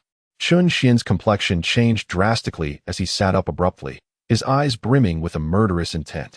"You mean that elder wanted to extract your chaotic bone?" Feng Wanyu was startled and hesitantly nodded. "Yes, but father, your current demeanor frightens me a little." Chun Xian froze momentarily, then, filled with remorse, embraced Feng Wanyu tightly, softly assuring her, "It is my fault, dear. I am simply too worried about you." As Feng Wanyu sensed the calming aura emanating from Chun Xian, her fear subsided. She reached out her delicate arm and returned the embrace. "Father, you needn't worry. I am fine." The little girl comforted him in a tone befitting a small adult. Chun Xian smiled with relief, yet inwardly cursed the elder of the Fire Phoenix sacred land, that despicable old wretch. capable of such cruelty towards a mere child. It was utterly detestable. Moreover, he had injured his beloved wife. The thought of this unrepentant elder made Chun Xian seethe with rage. Even if he were to grind him to ashes and burn his soul for countless years, it would not quell his fury. If need be, he would cleanse the entire Fire Phoenix clan, sparing only his wife's lineage. In truth, if the ninth king, his great-grandfather, were still alive, that wicked elder would likely not have dared to lay hands on Feng Wanyu. While Chun Xian's thoughts swirled with wrath, Feng Wanyu suddenly expressed a hint of regret. Chun Xian's demeanor shifted slightly. Curiosity piqued as he asked, "Who is the ninth king? Your great-grandfather? He is a beloved elder, also my mother's ancestor. She told me that the ninth king was a powerful immortal king who always protected my mother and me, along with other descendants," Feng Wanyu explained. An immortal king? How did he fall? Chun Xian inquired, furrowing his brow. Did he succumb to the calamity of the 5 declines of heaven and man? Indeed. Yet it is not entirely so. Feng Wanyu gently touched her small face, seemingly organizing her thoughts, and then furrowed her brow, stating, "According to my mother, an abhorrent individual caused great harm to our revered ancestor, the ninth prince." "Who is it?" "Mother mentioned that our ancestor had a considerable chance of overcoming a great calamity to ascend as an immortal emperor. However, the Holy Master suddenly informed us that someone had witnessed the Taoist artifact of the Flame Sovereign from the southern Immortal domain being shattered, with some of the celestial furnaces' fire falling into the eternal green Immortal domain. Subsequently, in his pursuit of the fire for his tribulation, our ancestor was accidentally burned by the Taoist flames and ultimately perished under the weight of his injuries." A trace of sorrow inevitably appeared on the delicate and charming face of Feng Wanyu. Yet she remained unaware that upon hearing her narrative, Chun Xian was utterly petrified in his chair. The Flame Sovereign, one of the 9 great sovereigns, if memory serves, shattered the opponent's Taoist artifact, the Ashen Celestial Furnace, a millennium ago. Does this not imply that he indirectly caused the death of my beloved's ancestor? This jest has escalated to an alarming degree. Chun Xian swallowed hard, a flicker of hope lingering in his heart, and could not help but ask Feng Wanyu with a trembling voice, "Noanu, according to your account, the detestable individual your mother spoke of, could it possibly be the Flame Sovereign? Why was he so feeble, unable to protect the Ashen Celestial Furnace?" This was the thought coursing through Chun Xian's mind. However, Feng Wanyu tilted her small head in contemplation and replied, "That culprit, according to my mother, should be the one who shattered the artifact." At her words, Chun Xian's vision darkened, and he nearly fainted in his rattan chair. It was over. He had been contemplating a blissful life with his wife and child, yet by a stroke of misfortune, he had become the enemy of his beloved's family. How cruel fate can be. All he desired was to marry and lead a peaceful life, never intending to engage in any wrongdoing. Why must his path be so fraught with obstacles? Thankfully, he learned of this matter from his daughter first. Otherwise, if his identity were revealed, what calamity would ensue? Chapter 12. "You are my wife, father. Why does your complexion appear somewhat off? Have you been injured while gathering herbs?" After her moment of sadness, Feng Wanyu noticed Chun Xian's pallor and looked at him with concern on her small face. "No, it's merely that hearing about the demise of an immortal king evokes a sense of regret," Chun Xian replied, regaining his composure and concealing his embarrassment from Feng Wanyu. Upon hearing his words, the little girl finally felt relieved, glad that her father was unharmed. Perhaps fatigued from the day's exertions, Feng Wanyu's long, delicate eyelashes began to flutter uncontrollably. Observing this, Chun Xian embraced her, narrating a story to lull her to sleep. Soon, the little one relaxed entirely and sweetly drifted into slumber. Suddenly, a flash of golden light appeared as Xiaojin flew from behind the wooden house to Chun Xian's side, transmitting a thought through his celestial consciousness. "Master, if all is well here, I shall return to continue my seclusion. Not in haste. First, go to the Immortal Lake and catch me a couple of silver spirit snow fish," Chun Xian commanded Xiaojin. "Understood, but master, would you like me to fetch some seasoning herbs as well? I quite enjoyed the flavor you crafted last time." Xiaojin unconsciously swallowed, while Chun Xian cast a fleeting glance at him and remarked, "If you desire grilled fish, you ought to procure it yourself. These 2 fish are intended for my wife and Wan's breakfast porridge." In an instant, Xiaojin's expression stiffened, and an inexplicable pang of sorrow surged within him. They had promised to remain single together forever, yet now his master had unexpectedly started a family. How disheartening. It appeared he had been too naive. How could he have believed his master's whimsical words? Had he foreseen this outcome, he would have heeded his clan's counsel and returned to marry those dozen fairies instead. Ah, the folly of youth. Xiao Jin turned away, tears of regret streaming down his cheeks, and furiously dashed towards the direction of the Immortal Lake. Chun Xian mused. What madness is this? Has he entered a rebellious phase? Confounded, he pondered the situation.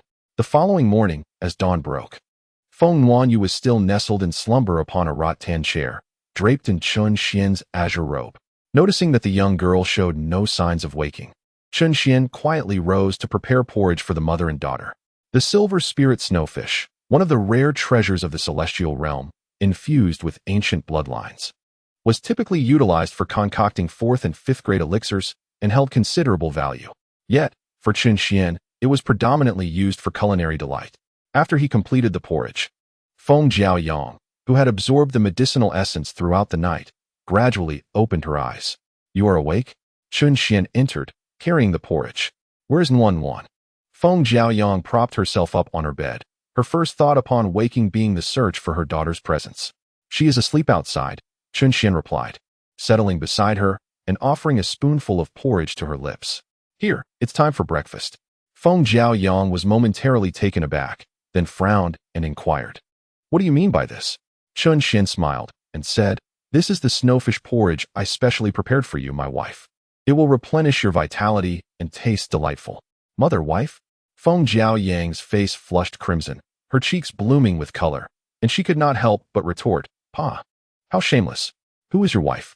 Who else but you? Chun Xian replied with a light chuckle. Feng Jiaoyang was unprepared for Chun Xian's candidness, a flicker of panic crossing her gaze.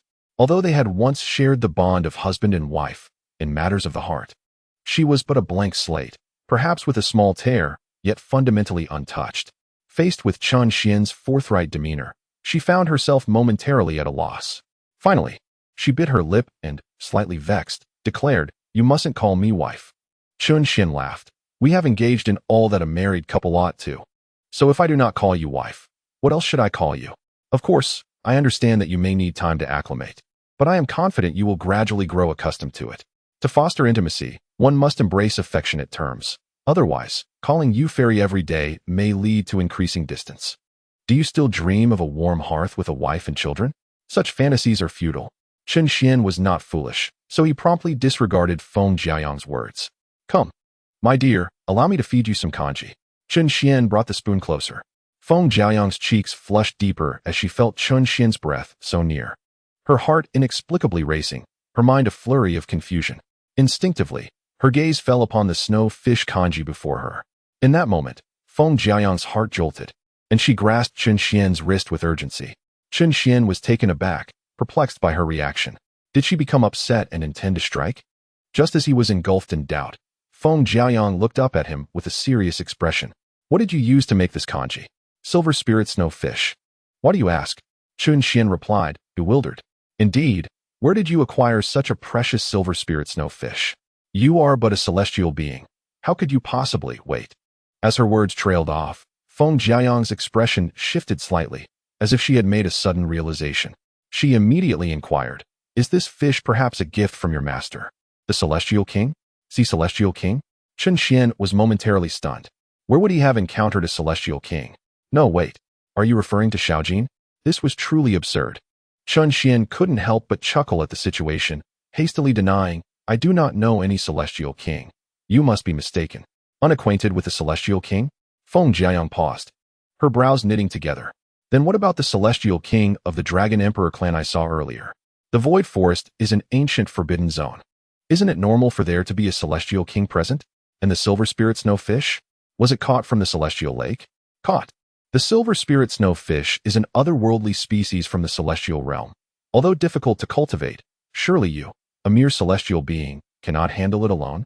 Am I not also an alchemist? But if you have no Celestial King backing you, how could you have remained hidden in the Void Forest for millennia without incident?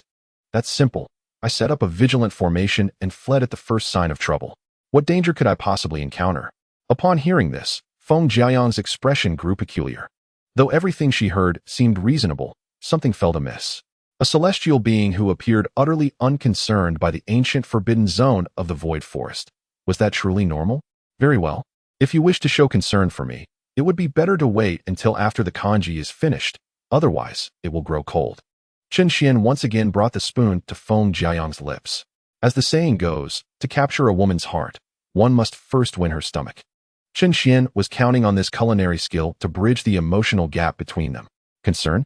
Feng Jiayang found herself momentarily speechless at Chen Xian's words. When had she ever expressed concern? She was merely curious.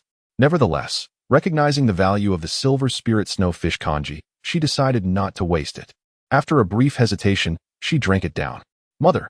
Just as she finished, a delighted voice rang out from outside. Feng Wanyu had arrived.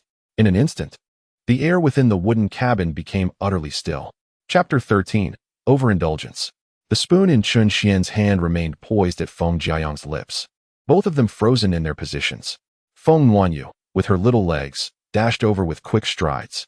But upon seeing the mere fist distance between Chen Xian and Feng Jiayang, a look of suspicion crept onto her small face. Mother, what are you and father doing? You aren't secretly indulging behind Wanyu's back, are you? With a sudden burst, Feng Jiayang spat the kanji all over Chen Xian's face. Chen Xian remarked, "It's just a trivial matter. Is such a reaction truly necessary? It's not like we're engaged in anything scandalous." "Ah, father, you've been splattered by mother," Wanyu exclaimed, her surprise evident. She then climbed onto the edge of the bed and retrieved a handkerchief from her storage space to meticulously wipe Chen Xian's face. As she dabbed away, her attention was drawn to the kanji in Chen Xian's hand, the rich aroma causing her to unconsciously salivate. Slurp. Father, what kind of kanji is this? It smells delightful.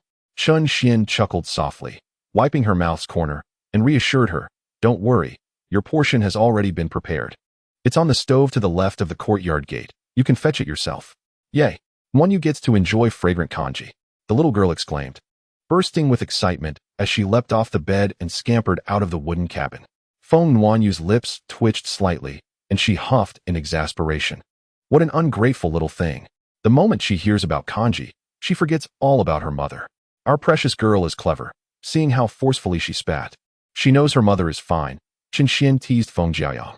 Feng Jiayang momentarily froze, her fair complexion subtly flushing with warmth. That was merely an accident.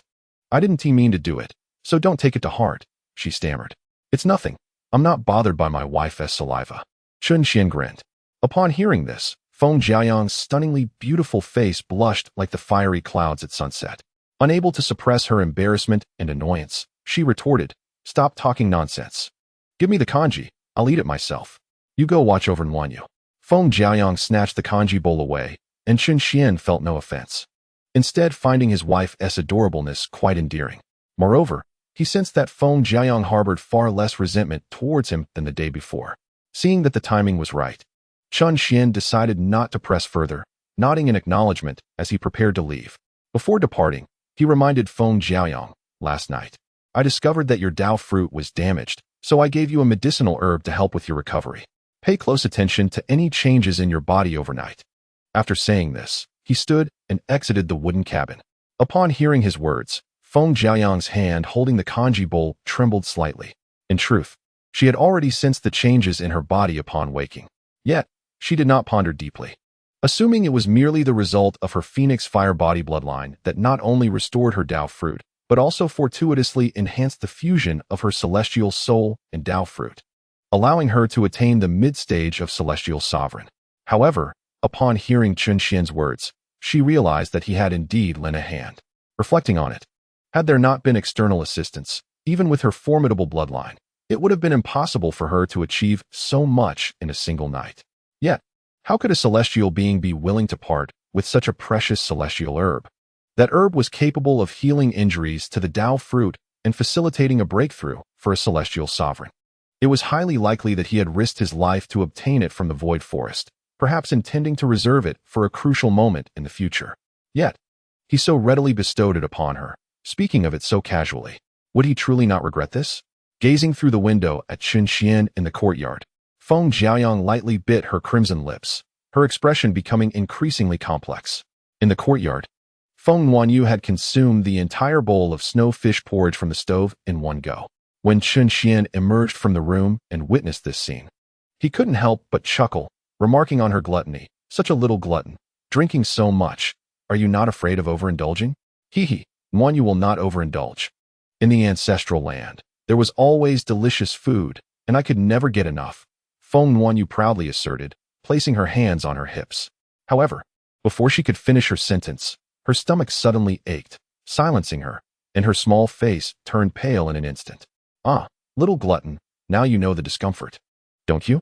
Upon seeing his daughter's condition, Chun Xian realized that the medicinal properties of the silver spirit snowfish were beginning to take effect. He smiled gently and approached, placing his palm against the little one's back, using his celestial energy to help her refine the power of the silver spirit snowfish. After all, the silver spirit snowfish was a rare treasure suitable even for great Luo golden immortals. For his daughter, a true immortal at the peak of perfection, such consumption would naturally lead to discomfort. As Chun Xian's celestial energy was applied, Feng Nuanyu gradually returned to normal. Her skin, which had appeared overcooked, slowly regained the porcelain-like quality. Oh dear, that was truly unbearable.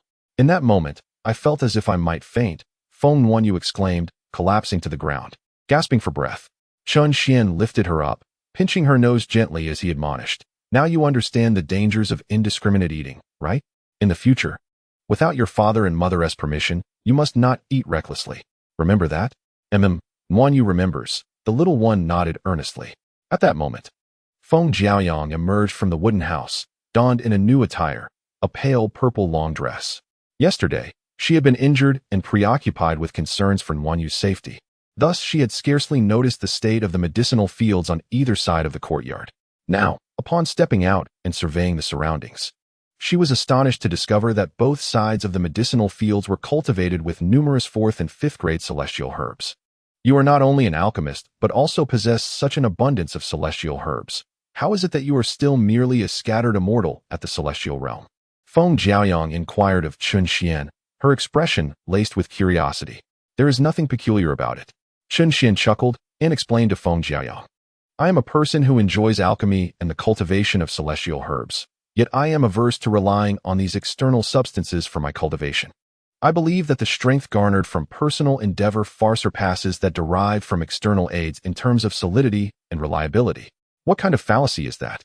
Feng Jiaoyang furrowed her brows, completely at a loss regarding Chun Xian's perspective. It's not a fallacy, merely a personal viewpoint. Of course, that was my stance prior to meeting you and your daughter. Now, I have come to a profound realization. To protect you in Nuan, I have resolved to indulge and diligently cultivate, striving to ensure that no one in the celestial realm dares to bully you both ever again. As Chun Xian concluded, his expression turned earnest, his chest thumping loudly with conviction. The little one, seeing this, sparkled with delight, unable to contain her excitement as she cheered, Daddy, is amazing. Nuan believes you can definitely achieve it. The child embraced Chun Xian's neck and planted a kiss on his cheek, eliciting a goofy grin from him. Chapter 14. A fishing expedition. Together observing the closeness between father and daughter, Feng Jiaoyang felt a pang of jealousy. They had only met a few times. Yet their bond seemed as if it had been nurtured since childhood. It was as if she, as a mother, had been remiss in her duties, rendering her daughter somewhat ungrateful. However, despite her inner turmoil, she couldn't deny that. Although Chun Xian was merely a loose immortal at the celestial level and had only encountered Nuan a few times, he had effectively assumed the responsibilities of a father. He not only cared for Nuan, but also rescued her. From this perspective, he indeed seemed a trustworthy individual. What if one day, something were to happen to me? After their playful banter, Chun Xian noticed Feng Jiaoyang's demeanor had shifted to one of melancholy and inquired with concern, Is something troubling you? Nothing, just contemplating a few matters. Feng Jiaoyang hesitated. What kind of matters? Chun Xian frowned. Is it that your injury has not yet healed? No. Feng Jiaoyang shook her head, but after a moment's hesitation, she spoke to Chun Xian. Chun Xian, if one day I am no longer here, will you be able to take care of Nuan? Chun Xian's brow furrowed. Nuan is my daughter. I will naturally care for her. But why do you bring this up? Are you worried that the Grand Elder of the Sacred Land might pursue us? Chun Xian asked, perplexed. Feng Jiaoyang was somewhat taken aback. How do you know about the Grand Elder? Nuan mentioned it to me, Chun Xian replied. Feng Jiaoyang understood and nodded, then continued, Since you are aware, I shall not conceal it from you. Nuan possesses a formidable bloodline, and the lineage of the Sacred Land's master is quite apprehensive. If they cannot locate us, they will certainly not relent. You need not worry about that. The void forest is vast, and they will not find us here, Chen Xian said with a gentle smile. Noticing that Feng Jiaoyang was merely concerned about potential trouble, he felt reassured. In his heart, he regarded the so-called master and grand elder of the Fire Phoenix sacred land as mere phantoms, thus he paid them no heed. You underestimate the Holy Land. However, Feng Jiaoyang did not share such optimism. Her expression was exceedingly complex. Before she could finish her words, Chen Xian suddenly leaned closer, reaching out to touch her hair. Feng Jiaoyang's body shuddered. Her words abruptly halted, and she froze in place. Yet she quickly regained her composure. Her cheeks flushed as she stepped back, glaring fiercely at Chen Xian. Who permitted you to come so close? My dear wife, what harm is there in this? Chen Xian replied with a gentle smile, producing a copper mirror that he held before Feng Jiaoyang. The mirror reflected her image, adorned with a vibrant red flower atop her head, enhancing her beauty and adding an air of gracefulness. Mother looks truly beautiful, the little one in Chen Xian's arms exclaimed with genuine admiration. Feng Jiaoyang was momentarily taken aback, her fair neck blushing with embarrassment and anger. Although she felt Chen Xian's actions were somewhat intrusive, she refrained from removing the flower, merely shooting him another irritated glance. In the future, do not act without my permission. Chen Xian grinned. Whatever my wife says goes. He paid no heed to Feng Jiaoyang's warning. After all, there was plenty of time ahead. Just because it was forbidden now did not mean it would always be so. Daddy, do you have any delicious food here? I am a bit hungry, Feng Wanyu suddenly said, patting her belly with a pitiful expression directed at Chen Xian. You little glutton, are you craving something? Feng Jiaoyang unabashedly exposed her daughter's intentions, playfully tapping the little one's head. Indeed, immortals do experience hunger. However, once they refine celestial energy, that sensation dissipates swiftly. Hence, many immortals abandon the act of eating, yet most retain this habit to satisfy their cravings. No, Wanyu isn't being exposed by mother. The little one's face turned red, her eyes evasive, clearly reluctant to admit her desire. Chen Xian chuckled heartily, gently pinching the little one's nose. It's perfectly fine for my sweet daughter to wish for delicious food. I shall go to the celestial lake and catch some fish for you. And this time, you can eat as much as you like without fear of a stomachache. It was not that Chen Xian was unwilling to let his daughter consume high-grade exotic foods. Rather, he wished to temper her growth. He had always kept his daughter's bloodline issues in mind and did not want her to advance too rapidly before resolving them. Hooray! Daddy is the best. Feng Wanyu cheered, her little arms flailing with excitement. Feng Jiaoyang, observing the scene, remarked with a hint of annoyance. You only know how to be the good guy. It is not an excessive request. As a father, I must certainly cater to my sweet daughter. Chen Xian replied with a soft laugh. With that, he carried Feng Wanyu towards the direction of the celestial lake. Let us go. Daddy will take Wanyu to catch fish. Hooray! The little one exclaimed with uncontainable delight. Wait. However, having taken only a few steps, Feng Jiaoyang called out to Chen Xian. What is it? Chen Xian inquired. Turning back. The void forest is fraught with peril. It would be prudent for me to venture forth and capture the prey while you and Wan remain here. Feng Jiaoyang replied gravely. Chen Xian, somewhat taken aback, then remarked with a teasing smile.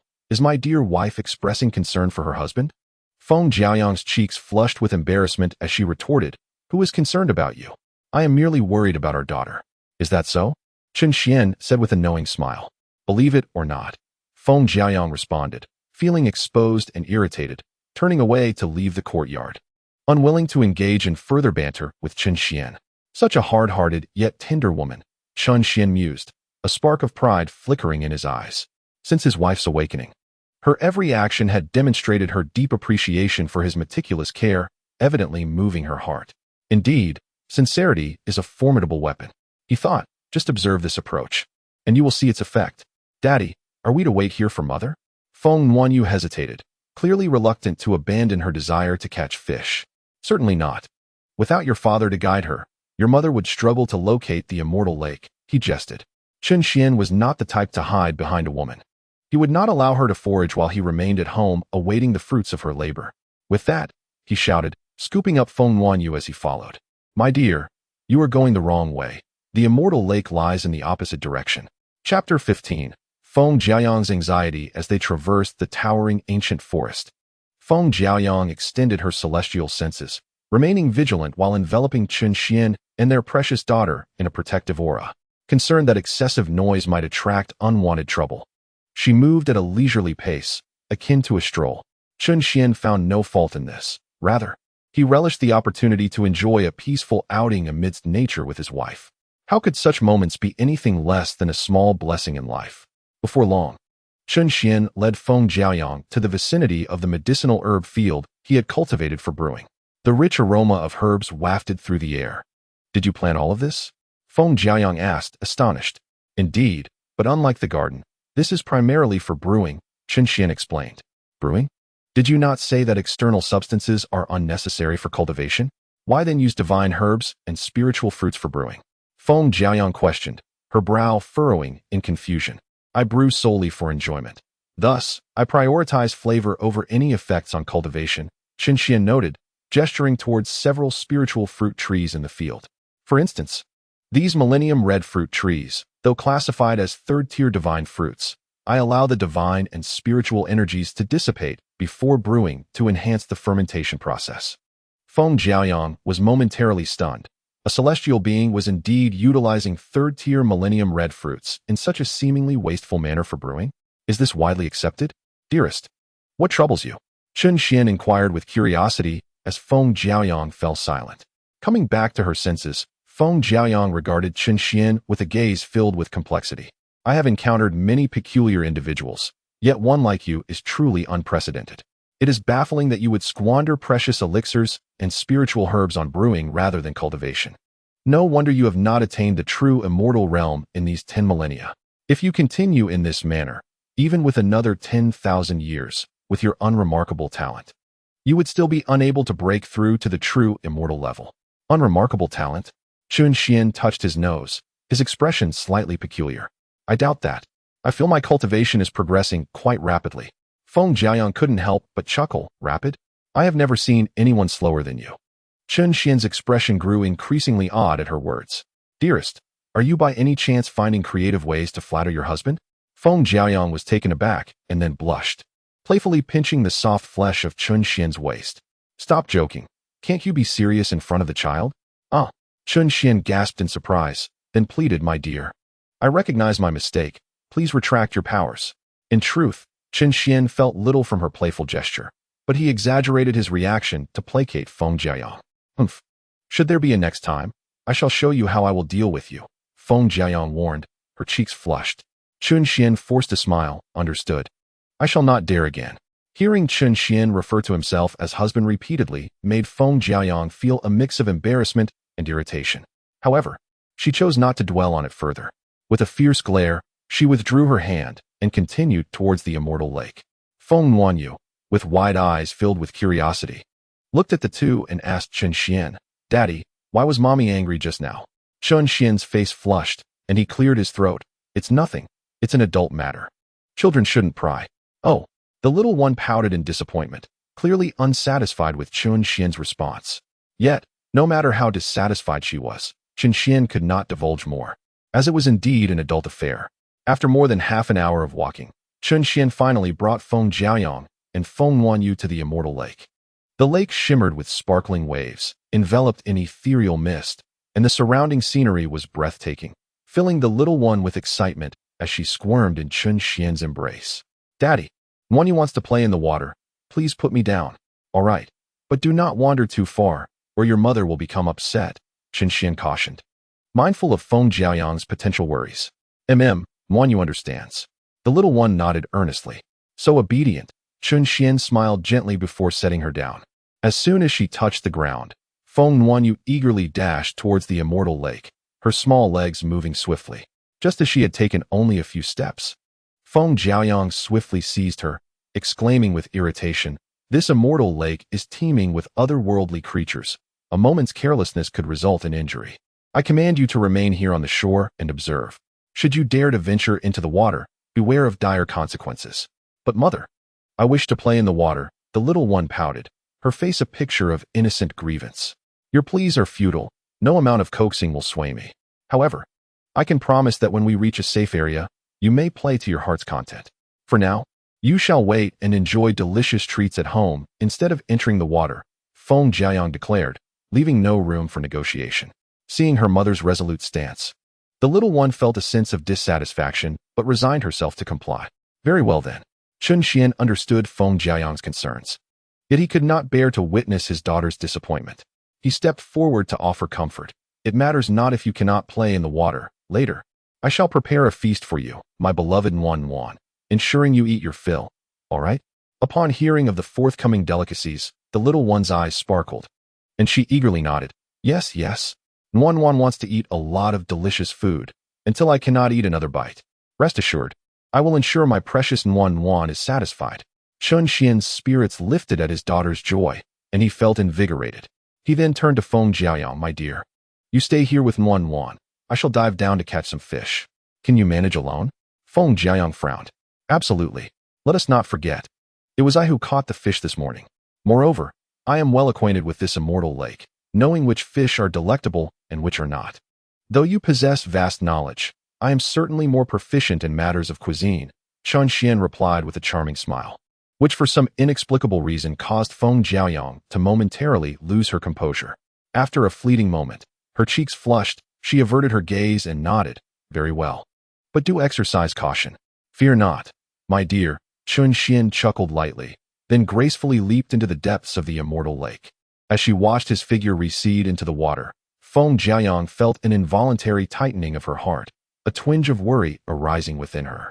In her eyes, while Chun Xian was indeed an alchemist, his cultivation level was merely at the base of the celestial realm, capable of besting only the weaker cultivators of the immortal world. Should he encounter the otherworldly beings in the lake, he would stand little chance in a confrontation. Chapter 16. The Life Lantern in the Sacred Fire Phoenix Land. Atop the ancestral Fengwu Mountain, two flickering flames soared from the punishment pavilion, racing deep into the mountains until they halted above a volcano. As the flames dissipated, the figures of the Grand Elder of the Sacred Land and the Holy Maiden Feng Wuyang emerged. With a flourish of his hand, the Grand Elder produced a crimson jade token shaped like a fire phoenix. As he infused it with celestial energy, a beam of red light shot forth from the token. In the next moment, the air shimmered, and a rift in the fabric of space, as immense as a mountain, gradually appeared. Without hesitation, the Grand Elder and Feng Wuyang transformed into flames and darted into the breach. In the realm of divine fire, within the sacred land of the Fire Phoenix, the earth stretches endlessly under the blazing sun. A grand floating palace hovers amidst the crimson clouds, where ethereal silhouettes of phoenixes gracefully dance, occasionally accompanied by piercing cries that seem to echo the heavens' lament. Soon, the Grand Elder and Feng Wuyang transformed into beams of light, arriving before the palace entrance. They stepped inside, where the vast interior space revealed a middle-aged man clad in a golden phoenix robe engaged in a game of chess with an elderly figure in a green robe. Despite their concealed realms, an overwhelming aura emanated from them, akin to an unfathomable abyss. Having encountered the Sacred Lord and the three kings, Feng Wuyang respectfully saluted them. The Grand Elder, acknowledging his superior status, inclined his head slightly, indicating that he need not exhibit excessive formalities. From their exchange, it became apparent that the middle-aged man was none other than the Sacred Lord of the Fire Phoenix, Feng Ruoshun, while the elder was Feng Tianlan, one of the three kings. Although Feng Tianlan held the title of the third king, he appeared considerably younger than the ninth king, Feng Tianxiao. His position as the third king stemmed from his early ascension to the realm of immortal kings. Despite having lived for over 90 million years, less than 10 million years remaining before the calamity of the 5 declines of heaven and man would inevitably occur. Should he survive, he would attain the rank of immortal emperor. Failure would lead to his demise. Of course, he could also provoke the calamity intentionally, attempting to break through prematurely, as Feng Tianxiao had done. However, such a course would leave no path of return, where life and death would become utterly unpredictable. Indeed, Feng Ruoshun replied, placing a white piece on the board, and without turning, inquired, "Have you located the whereabouts of their mother and daughter?" "Not yet," Feng Wuyang responded, somewhat awkwardly. From the current circumstances, it appears they have successfully breached the two realms' great array and departed from the sacred land. The Grand Elder interjected solemnly, "It seems they have escaped." Feng Tianlan chuckled lightly, stroking his beard and remarked, "What a rarity. In all my years, This is the first instance I have witnessed someone silently breach the two realms' great array. Could it be that an immortal sovereign is covertly assisting them? Feng Ruoshan shook her head. That is highly improbable. If an immortal sovereign were truly involved, their actions would hardly be so discreet. Pausing momentarily, she pointed her finger, causing a phoenix lamp to materialize behind the golden chair in the hall. This is Feng Jiayang's life lamp. It will guide you to their mother and daughter. However, remember, both must remain alive, particularly the young girl, for her bloodline is of utmost importance to our clan. Yes, Sacred Lord, Feng Wuyang thought to herself with quiet joy. She had intended to use the life lamp to locate them, and to her surprise, the Sacred Lord had anticipated her need, saving her the trouble of asking. Now, I am eager to see how far you two can run. In the void forest, by the Immortal Lake, Feng Nuanyu idly traced circles in the ground, while Feng Jiayang stood nearby, a flicker of concern evident in her eyes as she gazed at the tranquil lake surface. It has been nearly half an hour. Why have they not yet emerged? Feng Jiayang felt an involuntary tension within her. She attempted to use her celestial perception to probe the situation, only to discover that her ability could only extend a few meters deep. Any further would encounter an obstruction, rendering her unable to advance. Originally anxious about Chunxian's safety, this bizarre circumstance heightened her unease. Unbeknownst to her, Chunxian was reclining in a rattan chair within the Golden Palace, leisurely sipping on the intoxicated fairy brew. Master, it has been half an hour. Shouldn't the time be about right? Xiao Jin descended from the air and addressed Chunxian. Let us wait a little longer. As I am now a celestial being, I must not appear overly relaxed, lest I draw suspicion, Chunxian replied, taking a delicate sip from his wine cup. However, scarcely had his words left his lips when a thunderous sound suddenly echoed from outside the palace. Chunxian's expression shifted dramatically, and he instantly teleported out of the hall. Goodness, this lady truly cares for her master, unable to wait any longer. The aquatic beings of the celestial lake are in for trouble now, Xiao Jin remarked, somewhat astonished. Upon probing with his celestial perception, he discovered that the mistress had indeed jumped into the celestial lake. This unexpected morsel of affection stirred a pang of jealousy within him, as he lamented that he too should have received such concern from many celestial maidens. Alas, he had relinquished that possibility. Ah, the folly of youth, Xiao Jin sighed softly. Retracting his celestial perception, it was best for him to focus on his cultivation. Within the celestial lake, Chunxian had instantaneously arrived near Feng Jiayang. From a distance, he observed her wielding her celestial sword, striking down from the surface of the lake. Although referred to as a lake, the celestial lake was a formidable domain, essentially an independent realm beneath, far from ordinary. Besides Xiao Jin, numerous powerful water spirits and great demons at the celestial lord level practiced their arts within this area, including several that were once celestial kings. However, Chunxian had dispatched them with ease while fishing. Typically, they refrained from provoking Chunxian and Xiao Jin. It had no such qualms regarding others. Upon seeing Feng Jiayang, merely a mid-tier celestial lord, daring to venture alone into the tumultuous waters of the celestial lake, a late-tier celestial lord demon lurking nearby grinned maliciously, leading several mid-tier celestial demons out from their lairs. While the late-tier celestial lord demon appeared humanoid, it was extraordinarily robust, clad in scaled armor, with prominent horns and blood-red eyes that struck a fearsome visage. Ha ha ha, how many years has it been? Aside from those two esteemed beings, no one has dared to trespass on my territory in such a manner, especially not a beautiful celestial maiden. It has been over 100,000 years since I encountered one. The self-proclaimed lord of the Jiao Tian unabashedly expressed his lustful intentions, his greedy gaze roaming over Feng Jiayang's enchanting form, saliva trickling from the corners of his mouth. It seems today is my lucky day. Feng Jiayang's countenance changed, seemingly taken aback by the presence of such a formidable late-tier celestial lord demon beneath the celestial lake. However, she soon thought of Chunxian, her complexion turning pale, and she could not help but tremble as she asked, Have you seen a celestial being? Ha ha ha, which celestial being would dare to come here? Oh, my lady, why have you come down from above? The Jiao Tian Jun, upon hearing this, erupted into mocking laughter. Yet, before he could finish his words, a somewhat astonished voice suddenly echoed from a distance. Chunxian. Feng Jiayang's heart quivered as she turned to follow the voice, and she beheld Chunxian flying toward her, a look of surprise upon his face. My lady, Weren't you up there taking care of our precious daughter?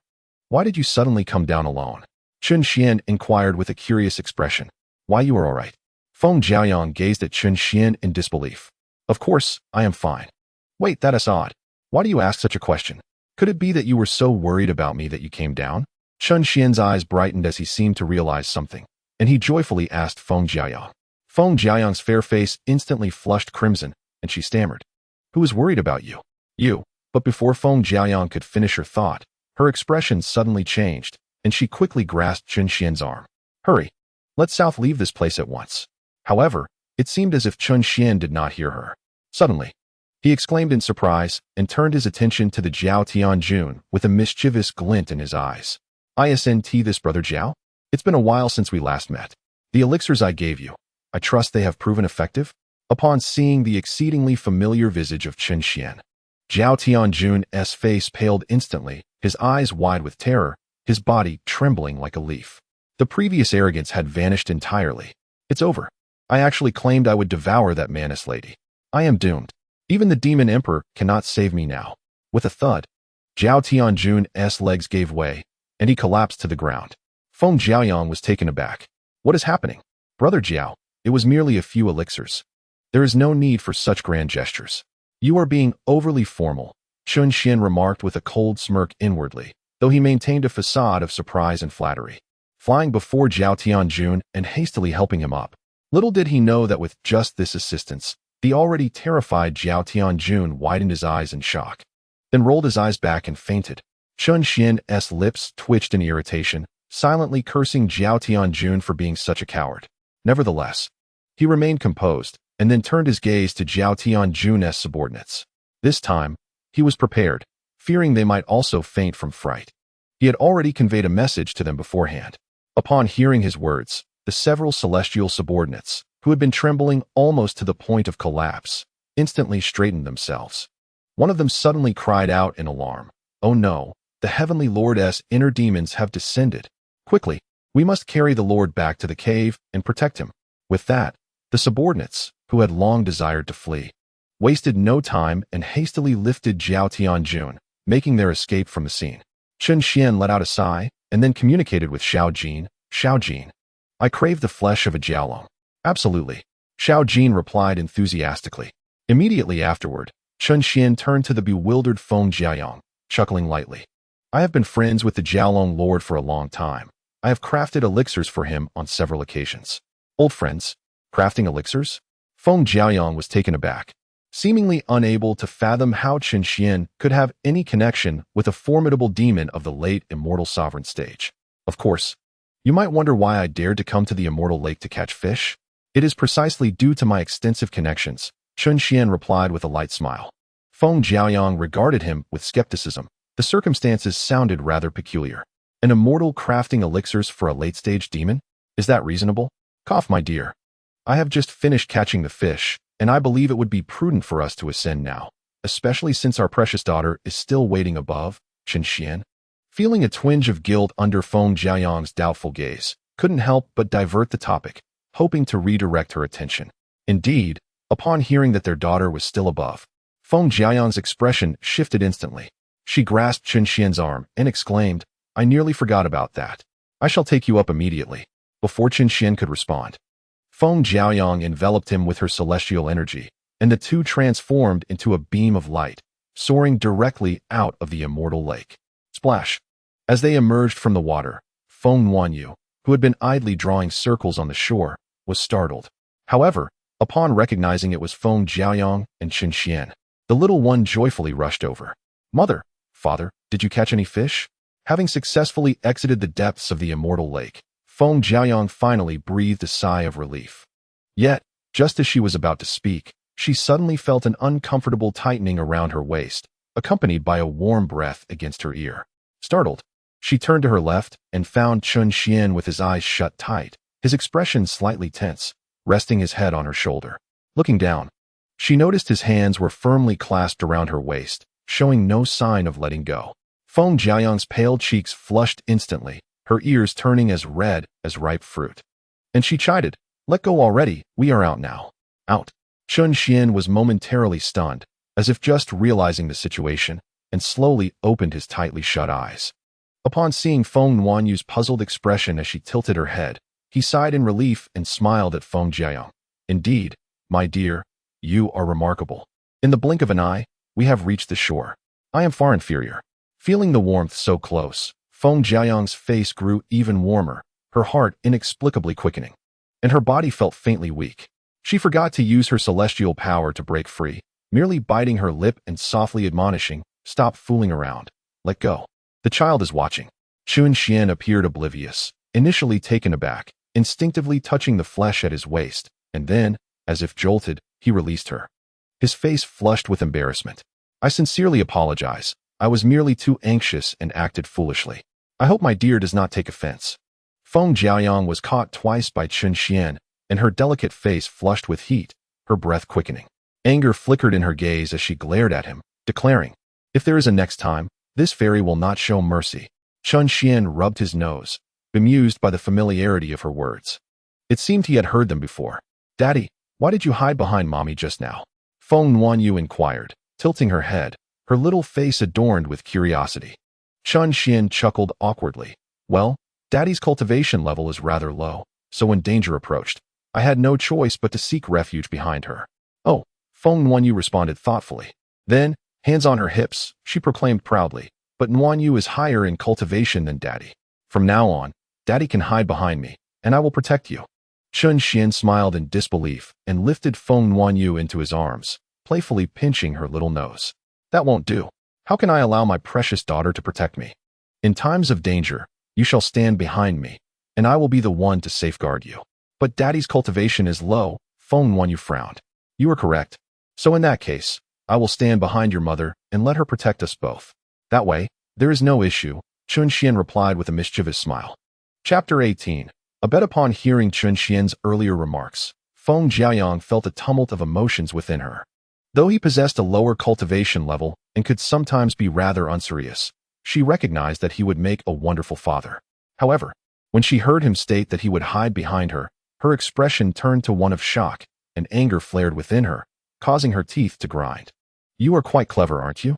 But rest assured, when danger arises, I will take Nuanyu and leave first, allowing you to remain behind and showcase your sense of responsibility as a father." Chun Xian's lips twitched, and he forced a laugh. "It was merely a jest, dear wife. Do not be upset. If danger truly strikes, I shall stand before you both and ensure your safety."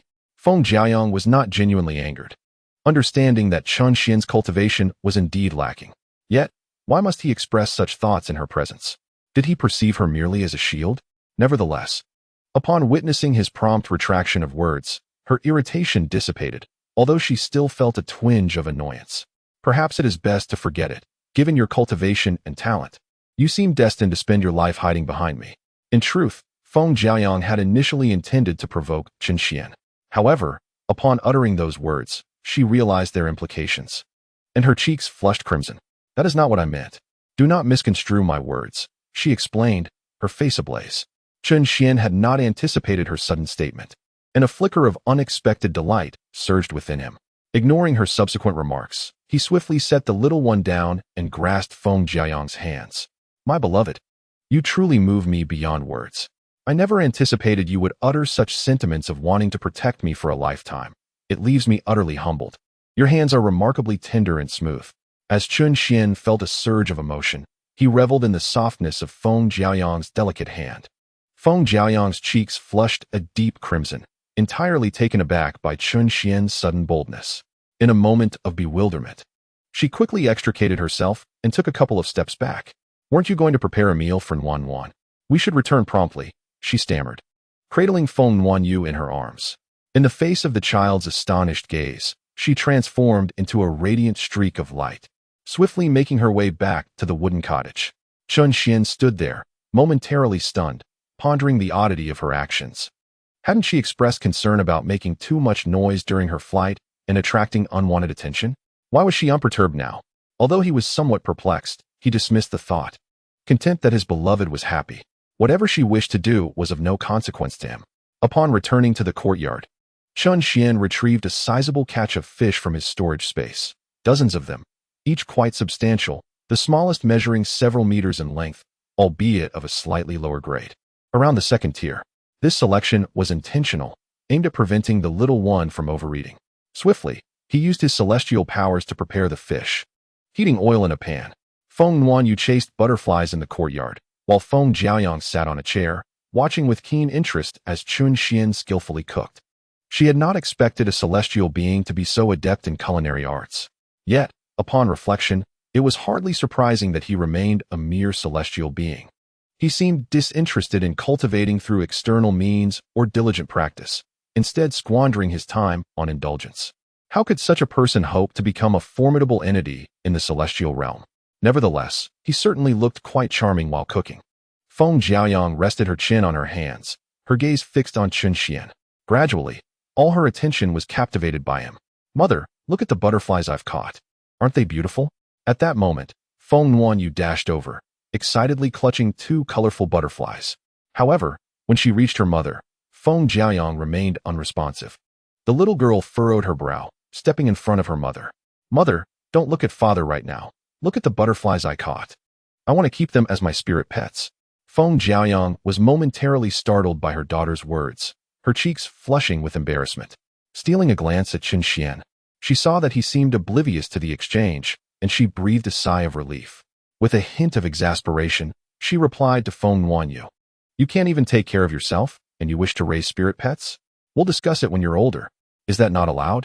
But I really want to keep them." The little girl pouted, seeking to charm her mother. In truth, Feng Jiaoyang was not entirely opposed.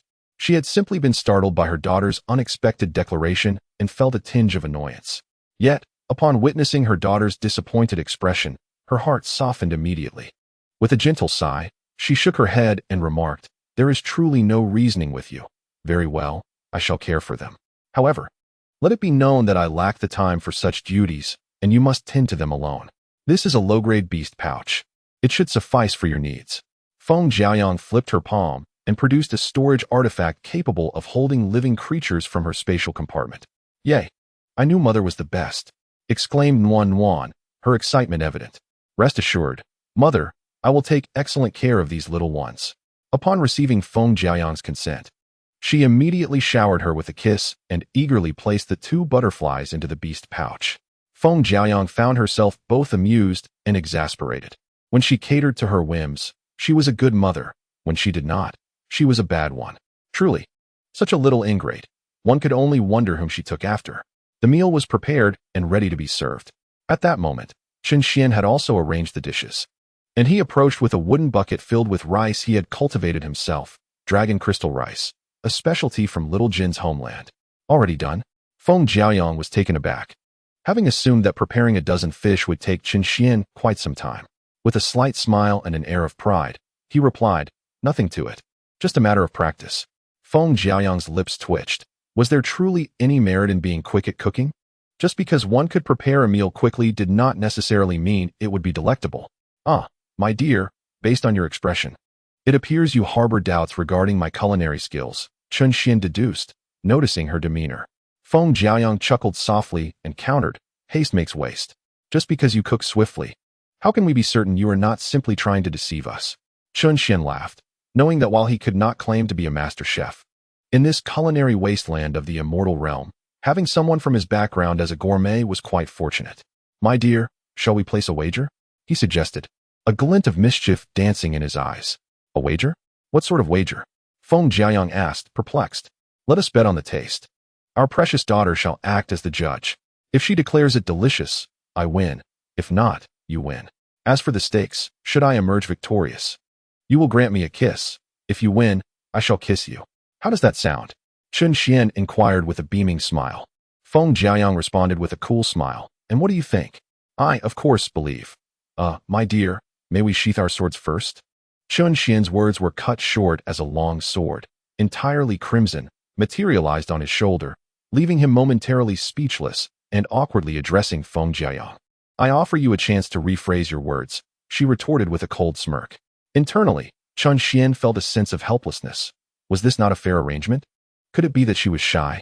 Yet, when she had been gazing at him moments ago, she had seemed quite bold. Sigh.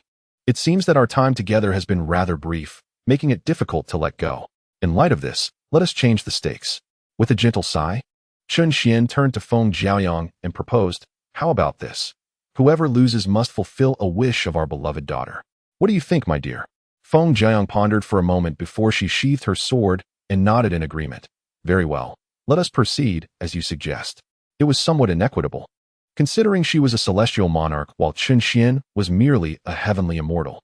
Yet, Feng Jiaoyang was unconcerned, knowing that even if she were to lose, their daughter would likely not ask for anything extravagant. After all, in their daughter's innocent heart, her mother still held a semblance of authority. Chun Xian felt a surge of joy, though he maintained a composed demeanor. He glanced down at Feng Wanyu with a smile.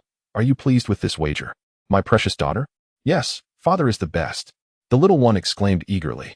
"Mother, let us hurry inside to taste the dishes. I can hardly contain my excitement." She tugged at Feng Jiaoyang and dashed toward the house.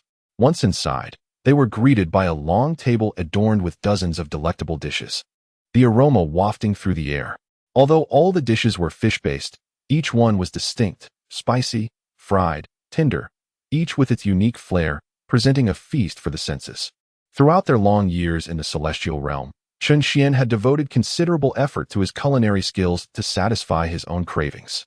This banquet of fish, though already lavish, was merely the tip of the iceberg in his repertoire. "Wow, it smells amazing. Father, you are incredible," Nuanyu exclaimed, her eyes wide with delight. Though her mouth watered, she still maintained her decorum and urged Feng Jiaoyang, "Mother, let us take our seats swiftly." Indeed, Feng Jiaoyang nodded, somewhat astonished by Chun Xian's ability to prepare such a splendid meal so quickly. Although it seemed she might lose the wager, she regarded it as a mere prelude to their meal. "Please, my dear, have a seat." Chun Xian stepped forward, gallantly pulling out a chair for Feng Jiaoyang before tenderly placing Feng Wanyu onto the chair. With affectionate delight, he encouraged, "Now, try the dishes I prepared and see if they please our little treasure." The eager child could hardly wait, her mouth watering in anticipation. Upon receiving Chun Xian's approval, she quickly grabbed a generous piece of fish with her chopsticks and popped it into her mouth. Instantly, the rich flavors danced upon her palate, and she was enraptured, bursting into joyous exclamations. "This is delicious. Father is truly remarkable." With her mouth smeared in oil, she planted a kiss on Chun Xian's cheek, who showed no signs of displeasure, instead beaming with pride. To receive acknowledgment from his beloved daughter was the greatest source of fulfillment for a father. Standing tall with a sense of triumph, Chun Xian pointed to the remnants of food on his face and remarked to Feng Jiaoyang, "My dear, I believe this signifies my victory." Feng Jiaoyang was both exasperated and amused. "Yes, you have won. Now quickly clean your face. You look quite the sight." Chun Xian chuckled softly, deciding to wait a moment longer before wiping away the mark, as it served as a testament to his glory, a badge he wished to retain for a while. Feng Jiaoyang shot him an exasperated glance, remarking with irritation that if he were to take care of their daughter, she would inevitably become unruly under his influence. "As for my daughter, who else should I dote upon if not her?" Chun Xian replied, invitingly offering a piece of crispy fried fish to Feng Jiaoyang. After a moment's hesitation, Feng Jiaoyang finally placed the fish in her mouth, savoring its crispness and tender juiciness. Rich yet not greasy, a faint blush crept across her cheeks, as she had not anticipated Chun Xian's culinary skills to be so exceptional. Indeed, it was the finest dish she had ever tasted. Observing Feng Jiaoyang's expression, Chun Xian discerned that his beloved had succumbed to the allure of his cooking. Yet this time, he merely smiled and refrained from further words, instead naturally attending to their needs, serving rice, dishing out vegetables, occasionally sharing anecdotes about the recipes, which sent their little one into fits of laughter, her joy palpable. Feng Jiaoyang found herself momentarily lost in thought. It had been ages since she had experienced such warmth. In the days of her parents, she had felt it, but since millennia ago, that comfort had eluded her. The source of this newfound feeling was none other than the man beside her. In that moment, she felt a surge of gratitude for her daughter's impulsive decision to venture into the void forest. Had it not been for her child's recklessness, they would not have had the chance to reunite, nor would they be sharing this moment of bliss. If she could, she secretly wished for this tranquility to endure a bit longer, even if it meant being confined here for eternity. The meal lasted over an hour, and soon, Feng Nuanyu's little belly was visibly round, fortunate that the food hadn't been of the high-grade exotic variety like the silver spirit snowfish. Or else, she would have faced another bout of discomfort. Gazing at the pile of empty plates on the table, Chun Xian felt a deep sense of satisfaction.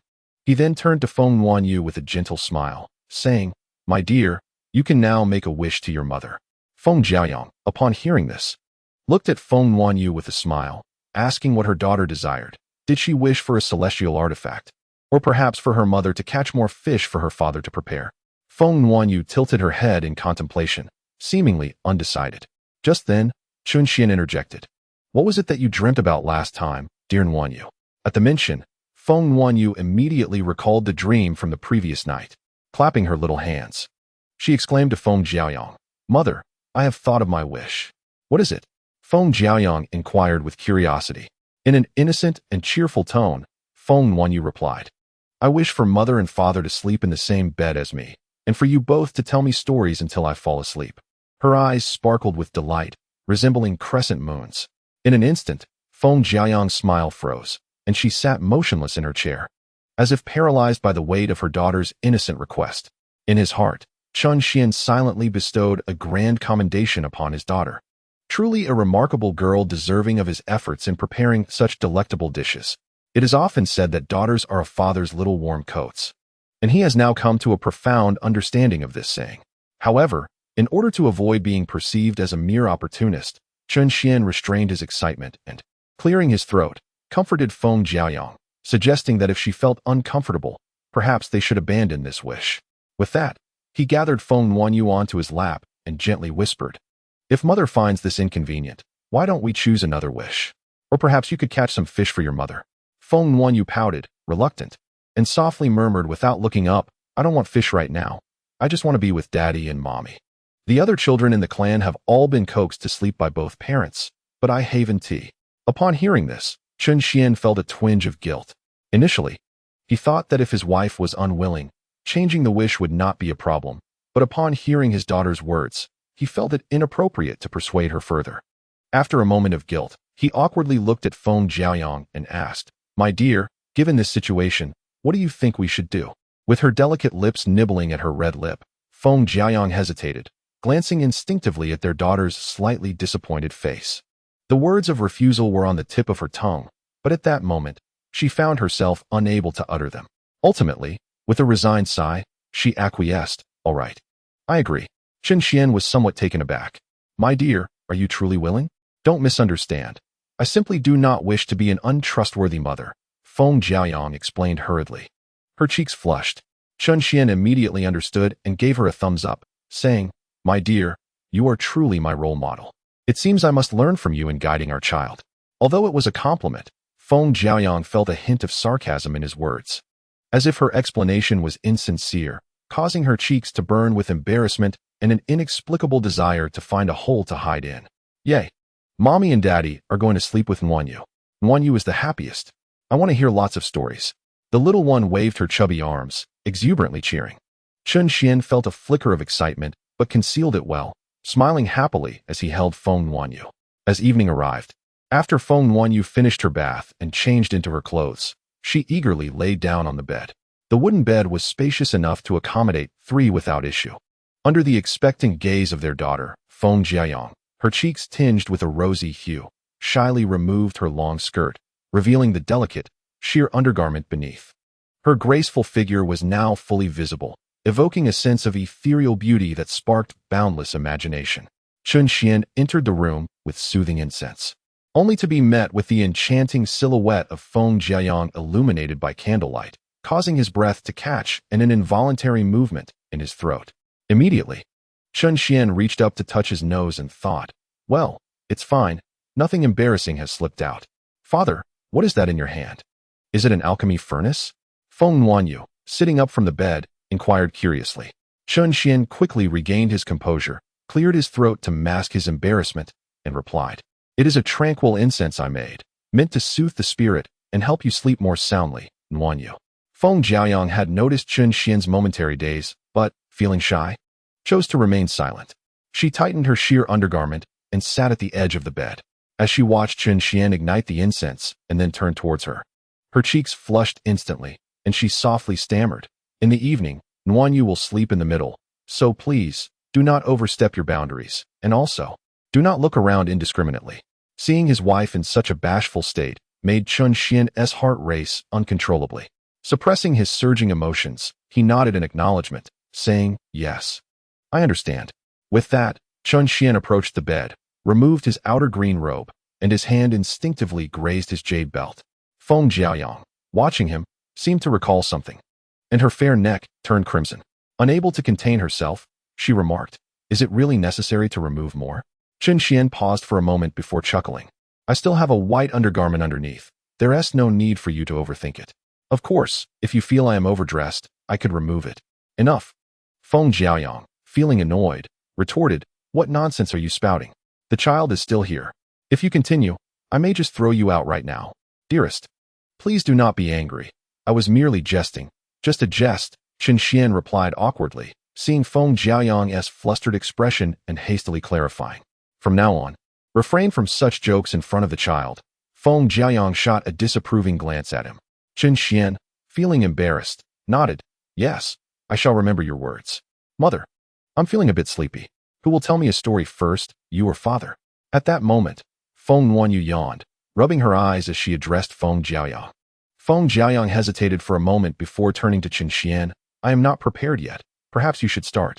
"Understood," Chun Xian replied with a gentle smile. After finishing undressing, he lay down in the innermost part of the bed and patted the empty space beside Feng Nuanyu, grinning at Feng Jiaoyang. "Dearest, come join us. This bed is spacious, not cramped at all." Feng Jiaoyang's cheeks turned a shade of red, and although she felt somewhat hesitant, recalling her promise to their daughter, she eventually nodded in agreement, blushing as she slowly lay down beside Feng Nuanyu. Inhaling the fragrant air that surrounded him, Chun Xian unconsciously took a deep breath, a profound sense of fulfillment washing over him. This was the life he had longed for. If only he could embrace them both. "Father, I want to hear a story." Feng Nuanyu's bright eyes blinked excitedly, suddenly interrupting Chun Xian's reverie. A hint of helplessness surfaced on Chun Xian's face. However, as his precious daughter spoke, he, as a father, dared not to be neglectful. He waved his hand to extinguish the candlelight and gently patted Feng Nuanyu's little belly. Once upon a time in the celestial realm, there existed a mountain named Huagua Mountain. While Feng Jiaoyang listened to Chun Xian regale tales, she pondered on what story she would narrate to her daughter later. Yet, before she could formulate her thoughts, a faint sound of snoring reached her ears. Turning her head, she discovered that her beloved daughter had already fallen into a peaceful slumber. Feng Jiaoyang felt a mix of amusement and exasperation. She had expressed a desire to hear many stories, yet in the end, she had not even managed to hear the beginning before succumbing to sleep. However, this fortuitously alleviated her burden. She gently tucked away the stray strands of hair from the little one's face and prepared to close her own eyes. Just as she did, she suddenly felt a warm embrace. Startled, she opened her eyes to find that Chun Xian, unbeknownst to her, had also drifted into slumber, his long arm draping across her waist. In that instant, Feng Jiaoyang's delicate form felt a rush of heat. Her heart raced with a mix of embarrassment and annoyance. She bit her silver teeth, discreetly removing Chun Xian's hand. Were it not for the fear of waking her daughter, she would have certainly given this rogue a proper lesson. She couldn't believe that he could fall asleep so swiftly. She was convinced it was a deliberate act. In truth, Feng Jiaoyang had misjudged the situation. Chun Xian had intended to hold his daughter while sleeping, but his long arm had inadvertently found its way to her waist. Nevertheless, once it was there, he had no intention of reclaiming it. He thought to embrace the mistake, yet he found himself greatly disappointed when his wife removed his hand. With a silent sigh, Chun Xian realized that the path to fulfilling his desires was still a long one. As the night draped its silken veil, the vast expanse of starlight sprinkled over the great wilderness Immortal city, resembling a descending Milky Way, illuminating the celestial city like a silver pearl embedded in the boundless wilderness. Buzz. In a corner of the celestial city, within the transmission hall, a ripple of spatial energy emerged as a dozen figures stepped forth from the grand hall. The leader, clad in a white robe with hair of a peculiar dark red hue, appeared rather enigmatic. Behind him trailed several towering figures dressed in black robes, each bearing the emblem of punishment upon their chests.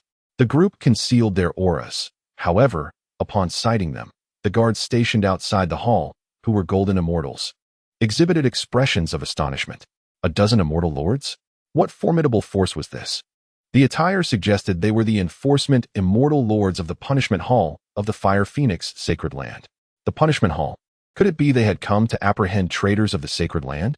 Hearing the discussions among the Golden Immortals, the leader in white paid little heed. He slightly tilted his head, speaking coldly. There are rules in the Celestial City at night. Entry and exit through the city gates is prohibited. We shall remain here for the night, and proceed to the Void Forest come morning.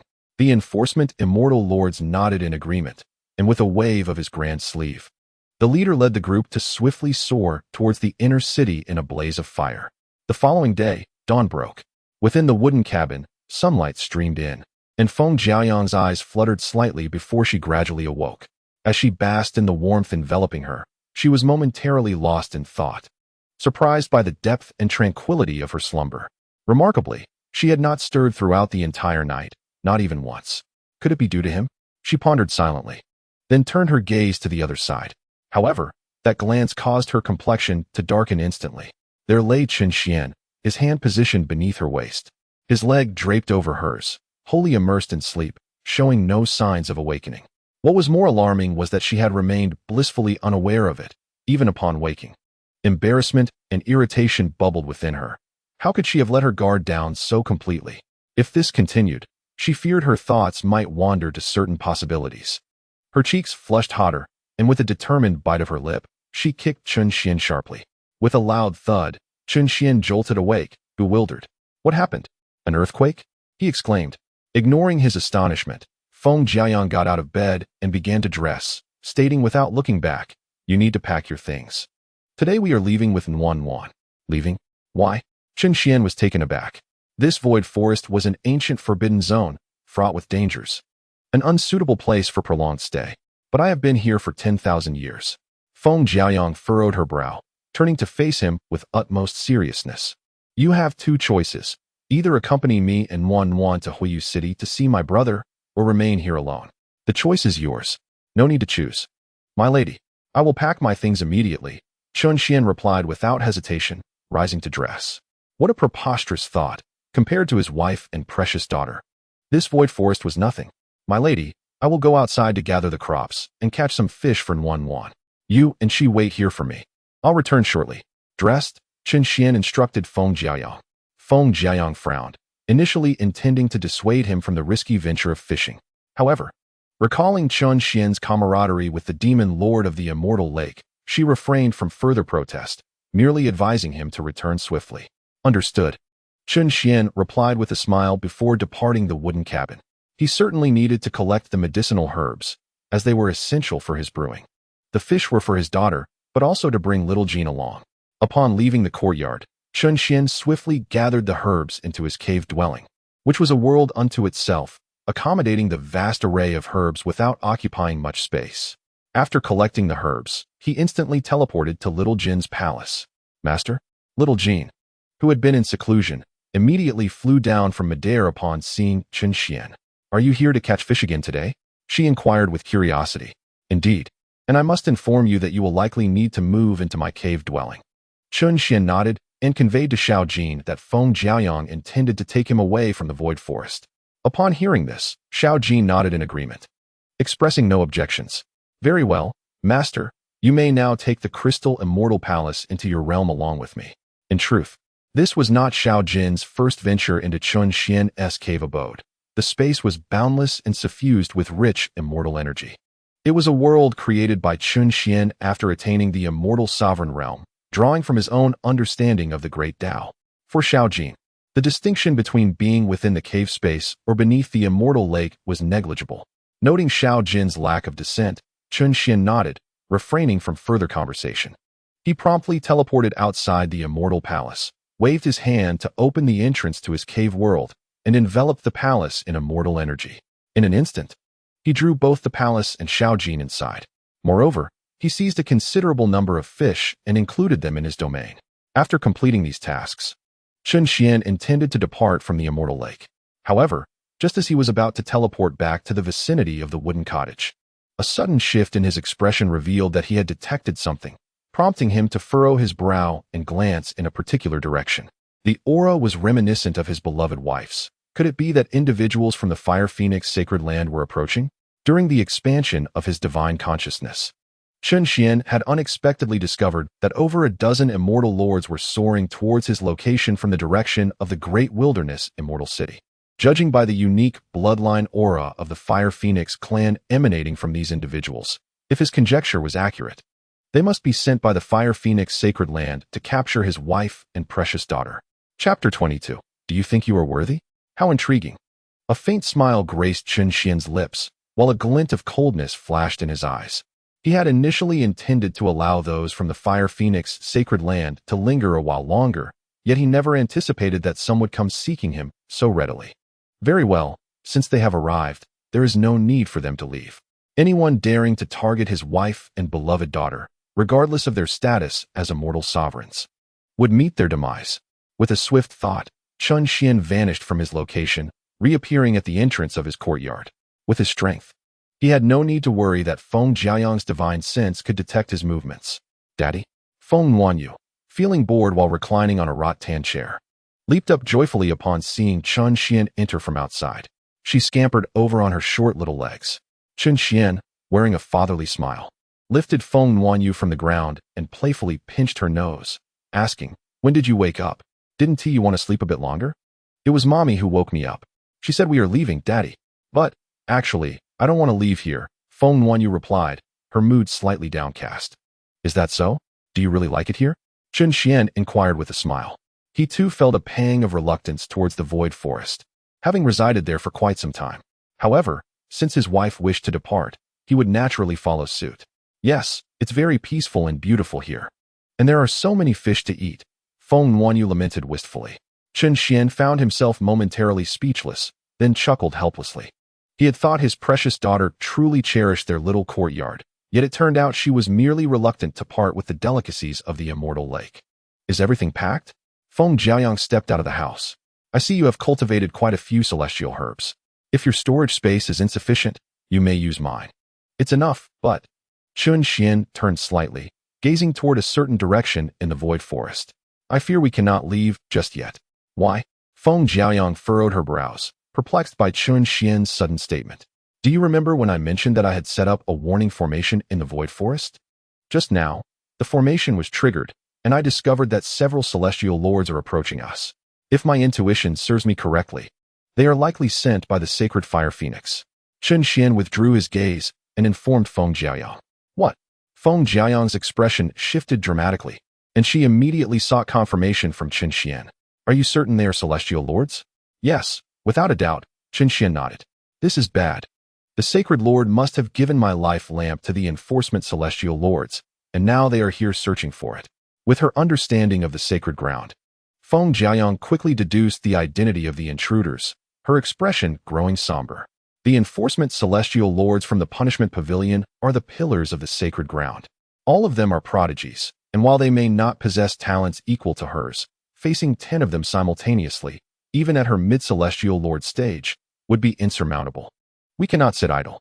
Sensing the impending danger, Feng Jiaoyang decisively declared, "You must take our daughter and leave immediately. I will divert them." However, Chun Xian shook his head. "No, I cannot allow you to take such risks." Feng Jiaoyang's face flushed with anger, incensed by Chun Xian's words. "Do you realize what it means for so many celestial lords to come? It means if I do not divert them, Wan will be captured." "I understand, but I still cannot let you take that risk." Seeing Feng Jiaoyang's eyes blazing with determination, Chun Xian continued. "Because not only have I set up a warning formation on the outskirts of the void forest, but I have also arranged some defensive illusions. Even around the courtyard, I have set up spatial formations, so you may rest assured. If they dare to approach, I possess many methods to deal with them." Feng Jiaoyang's expression softened slightly, her anger dissipating as she hadn't anticipated Chun Xian's extensive preparations in the void forest. However, she soon frowned and asked, "Even with your arrangements, they are still celestial lords. Can you truly manage it at your heavenly fairy level?" "There is no issue. I am not only proficient in alchemy, but have also dabbled in formations." Chun Xian replied with a gentle smile. In truth, he was exaggerating. Formations were not his strong suit, yet with his abilities, creating an effect akin to a formation was quite straightforward. Feng Jiaoyang's brows remained furrowed, clearly skeptical of Chun Xian's claims. After a moment's contemplation, She concluded that it would be more prudent for her to divert the approaching individuals. Before she could utter a word, a sudden wave of heat surged from the ground of the courtyard, the temperature escalating rapidly as torrents of scorching air rushed from the depths of the forest. Boom! In the next moment, under the astonished gaze of Feng Jiayang, a dozen spheres of flame plummeted from the sky like shooting stars. The overwhelming pressure shattered the courtyard gate of Chunxian, reducing it to rubble, while some undeveloped celestial herbs were incinerated to ashes by the fiery onslaught. Be careful.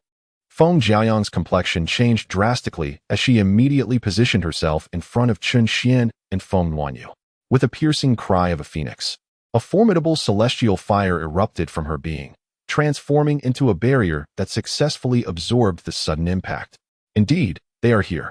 Upon witnessing Feng Jiayang's response, the leader of the assailants waved his hand to dissipate the flames, revealing his true form clad in a white robe, with elongated eyes gleaming with a chilling light. Elder 13. Feng Jiayang's pupils constricted as she instantly recognized the visitor. It was none other than Feng Wuxia, the 13th elder of the Punishment Hall, a formidable figure who had ascended to the mid-stage of the celestial sovereign realm for many years, far beyond her own meager mid-stage capabilities. Even with her fiery phoenix bloodline, she could barely manage to hold her ground against him. Given a few more years to consolidate her realm, she would be confident in handling him with ease. But at this moment, she harbored little hope of victory if confronted. Ultimately, she was still too young. Moreover, it was worth noting that behind him stood numerous initial-stage celestial sovereigns, who, although not her match, could still pose significant challenges. Feng Jiayang, you and your daughter have betrayed the sacred land. Today, under the orders of the Holy Master, I have come personally to capture you both. If you are wise, I advise you to refrain from resisting and return with us willingly. Otherwise, do not blame this elder for his lack of mercy. Feng Wuxia spoke with a frosty demeanor, devoid of any semblance of emotion. Behind him, the law enforcement celestial sovereigns radiated an aura of coldness, their gazes fixed firmly on Feng Jiayang. Feng Jiayang bit her lip, her expression darkening considerably. She had hoped that Chunxian could lead their daughter to safety, but now it seemed that it was too late. In that moment, a wave of despair surged within her. Yet, just then, a mocking voice unexpectedly rang out from behind. You think you can capture my wife and precious daughter? You worthless fools aren't even worthy of that. In the astonished gaze of Feng Jiayang, Chunxian stepped forward, cradling Feng Wanyu in his arms. While Feng Wanyu's small face was initially tense as she observed the unfolding situation, her expression transformed to one of astonishment upon hearing her father's sudden declaration. Who are you? Feng Wuxia regarded Chunxian with a strange look. To him, Chunxian was merely an insignificant celestial insect, daring to speak so arrogantly in front of their group of celestial sovereigns. Had he lost his mind? The dozen or so law-enforcing celestial lords behind him wore expressions of peculiar surprise, clearly perplexed by Chunxian's identity. Wan, you should go to your mother, Chunxian said, disregarding Feng Wuxia's inquiry as he gently set Feng Wanyu down from his embrace and patted her back. Feng Wanyu hesitated, unsure of what to do, but upon seeing Chunxian's smile, she felt a sense of reassurance and turned to stand behind Feng Jiayang, her little head peeking out from beside her legs. My dear, take good care of our precious daughter. I will handle these individuals, Chunxian said with a slight smile towards Feng Jiayang. Feng Jiayang appeared hesitant, uncertain as she asked, Can you truly manage this alone? Do not worry, my dear, Chunxian replied with a gentle smile, seemingly unfazed by the presence of Feng Wuxia and the other celestial lords. Feng Jiayang furrowed her brow, truthfully. She was genuinely unsure of where Chunxian derived such confidence as a mere heavenly immortal. After all, standing before them were several formidable celestial lords from the punishment pavilion, and even she was no match for them. Yet, despite her inner doubts and concerns, she felt compelled to trust Chunxian, for she found herself out of options. As she watched Chunxian turn away, an involuntary tension gripped Feng Jiayang's heart, accompanied by a profound sense of gratitude. She could sense Chunxian's genuine care for her and their daughter, but she never anticipated that when faced with danger, he would prioritize their safety over his own life. Standing resolutely before them, in that moment, Feng Jiayang couldn't help but feel fortunate, grateful that fate had not entirely abandoned her. Despite enduring considerable hardships over the years, at least it had not led her to choose the wrong man during her moments of confusion. Dear, Hearing the exchange between Chen Xian and Feng Jiayang, Feng Wuxia and the others were taken aback, their faces reflecting disbelief. They had presumed Chen Xian to be Feng Jiayang's servant, only to discover he was the mysterious man who had fathered the chaotic body a millennium ago. For years, the people of the Holy Land had speculated about whom Feng Jiayang had entrusted her body. By tracing Feng Nuanyu's lineage, they deduced her biological father was likely a celestial lord with chaotic bloodlines, or at the very least, a pinnacle Grand Luo Jingxian, comparable to Feng Jiayang's former status. How else could he have captured her attention? Yet, the startling revelation was that her father was merely a heavenly immortal. Was this truly not a jest? In truth, Feng Jiayang had never disclosed her poisoning incident.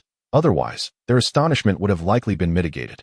You all possess quite the audacity, daring to target my wife and precious daughter while vandalizing my courtyard. Pray tell, how shall I account for this transgression? As Feng Wuxia and the others stood in astonishment, Chen Xian's gaze suddenly grew cold, exuding a faint yet palpable aura of murderous intent.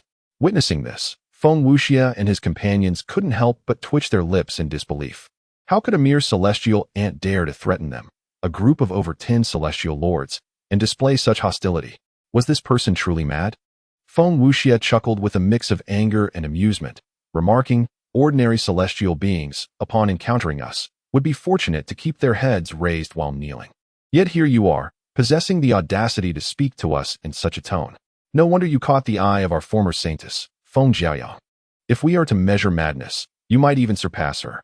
With a shift of his gaze, he then turned to mock Feng Jiayang, exclaiming, Elder Feng, I must congratulate you on finding a most suitable companion. Ha ha ha. His laughter echoed, accentuated by his striking black and red hair, presenting a rather sinister appearance. The law-enforcing celestial lords behind him wore expressions of derision. Feng Jiayang's complexion darkened, but before she could respond, Chen Xian interrupted coldly. Have you finished speaking? Feng Wuxia's brow arched in amusement as he halted his laughter, addressing Chen Xian. What? Do you genuinely intend to obstruct us? Obstruct? Chen Xian scoffed dismissively. I regret to inform you that you overestimate yourselves. You worthless beings lack even the qualifications to be treated as mere dogs to be slain. Boom. As his words faded, Chen Xian's foot trembled, and he conjured several ethereal array flags that floated around the courtyard using his celestial energy. He feigned casting a formation, commanding, spatial shift. Swish. With that command, Chen Xian dramatically waved his sleeves, enveloping Feng Wuxia and the other celestial lords in a force of spatial laws. To their astonishment, he transported them to another location. He swiftly followed suit with a teleportation of his own. As dust swirled and the winds howled, in the blink of an eye, the courtyard was left with only Feng Jiayang and her daughter, Feng Nuanyu. Feng Jiayang's expression shifted drastically. The sudden turn of events took her completely off guard. She urgently expanded her celestial awareness to search for Chen Xian's presence, yet even at its utmost limit, she could not detect a trace of him. Panic set in as she rushed to the spot where Chen Xian had stood and called out desperately, Chen Xian, Chen Xian. But no matter how loudly she cried, he did not appear. Her eyes reddened as tears welled up, and she couldn't help but shout, Chen Xian, you scoundrel, come out. Mother, Daddy will come back, right? Feng Nuanyu's eyes glistened as she choked back her emotions, clutching tightly to Feng Jiayang's garment and seeking reassurance. Feng Jiayang remained silent, crystalline tears escaping the corners of her eyes. Her teeth clenched tightly as she fought to suppress her own sorrow. Indeed, he will surely return, your grandfather assured. He possesses numerous means to deal with those wicked individuals. Feng Nuanyu pressed her lips together, remaining silent. Yet, after a moment, she could no longer contain herself and threw her head back, weeping aloud. I don't want anything to happen to Father.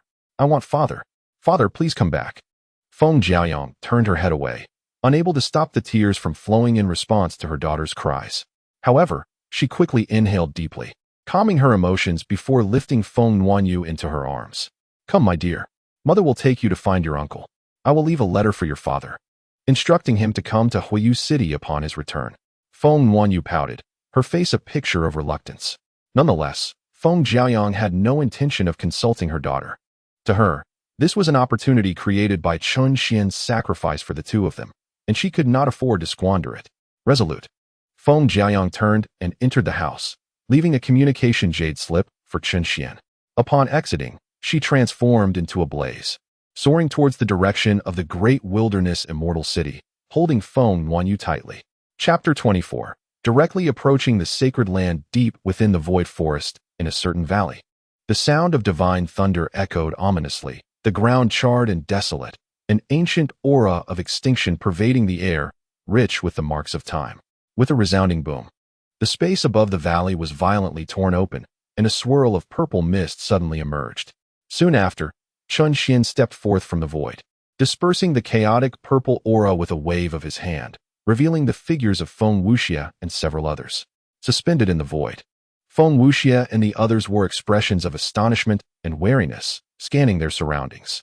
Despite their uncertainty about what had transpired, their status as immortal lords allowed them to keenly sense the peril inherent in this place. What have you just done? Feng Wuxia's gaze bore into Chun Xian, his eyes brimming with lethal intent. Nothing much, merely seeking to select a fitting resting place for you, Chun Xian replied, a playful glint in his eyes as he surveyed the area. This is a secluded part of the void forest, tranquil and undisturbed. Although the feng shui may be lacking, it is nonetheless a renowned forbidden zone, quite suitable for waste like you. What do you think? You seek death. Enraged by Chun Xian's repeated provocations, Feng Wuxia could no longer suppress his murderous intent and unleashed a palm strike, a torrent of celestial power surging forth like a tsunami. The fierce pressure billowed Chun Xian's garments, yet he merely smiled slightly, a hint of mockery flashing in his gaze. I had intended to allow you a few more moments of life to converse, but since you are so resolute, I shall grant your wish. Boom. At that moment, without moving a muscle, Chun Xian's eyes narrowed slightly, and an immense wave of Taoist pressure erupted from behind him, ruthlessly crashing towards Feng Wuxia and the others. Boom. Feng Wuxia's celestial power struck against Chun Xian's overwhelming pressure of the Tao, failing to even stir a single droplet of water. Then, amidst the horrified gazes of Feng Wuxia and his companions, the pressure came crashing down, as if the heavens themselves had collapsed upon them. The dozen or so celestial lords simultaneously spat blood, akin to meteors plummeting to the ground. The pressure of the Tao you are a celestial sovereign. Feng Wuxia's eyes widened, his face a mask of disbelief. How can this be? How is this possible? The other law-enforcing celestial lords were equally incredulous, utterly unable to accept the reality before them. Just moments ago, he had been merely a celestial immortal. How could he suddenly transform into a celestial sovereign? A master of the Tao? Such a phenomenon was unfathomable. It appears you possess some insight, but alas, it seems you have recognized this a tad too late. Chun Xian stood high in the air, his gaze impassive as he looked down upon Feng Wuxia and the others, his expression akin to that of one surveying the dead. Impossible. This cannot be. If Feng Jiaoyang is your wife, then why have you not sought her and her daughter in the sacred land all these years? Moreover, as a celestial sovereign, what could you possibly see in Feng Jiaoyang? Though she boasts a powerful lineage, she is but a speck compared to a celestial sovereign. Feng Wuxia's heart was filled with terror, unable to accept the stark contrast between life and death. A multitude of questions flooded his mind. He had perceived this as merely a routine task. How had it escalated to a confrontation with the celestial sovereign? Was this destined to be his trial of death? At his words, Chun Xian's expression darkened. He then reached out towards Feng Wuxia with an irritated gesture. Under the dominion of Chun Xian's spatial laws, Feng Wuxia found himself unable to move even a finger, helplessly watching as an enormous hand engulfed him. I had intended to keep you around as an elder to guide me to the sacred land, but it seems you are far too verbose. I can no longer afford to keep you. Boom.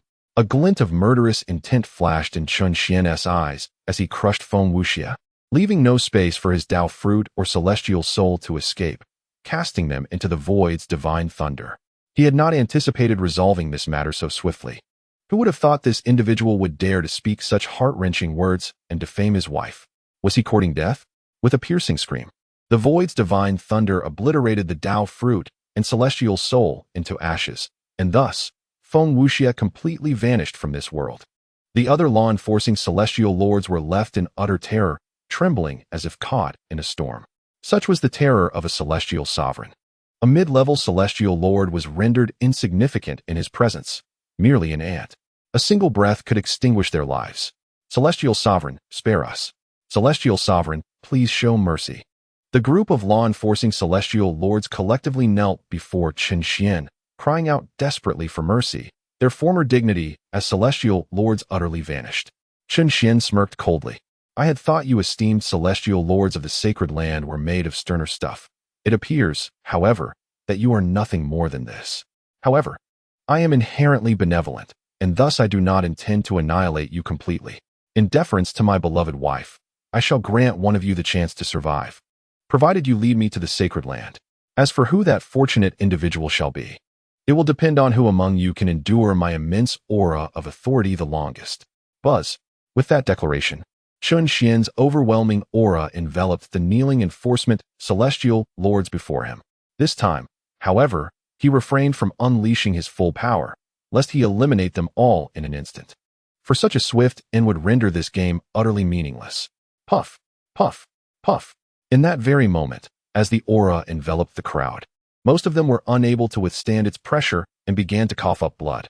The weaker individuals collapsed to the ground, and one could faintly hear the sound of bones grinding under the pressure. Moments later, some could no longer endure this torment and, with a desperate cry, chose to self-detonate.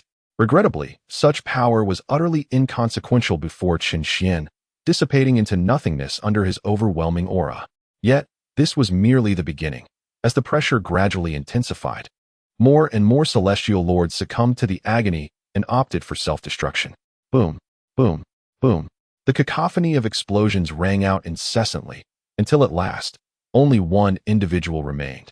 Gritting their teeth in a desperate struggle, their form reduced to a bloody mess, their body twisted beyond recognition.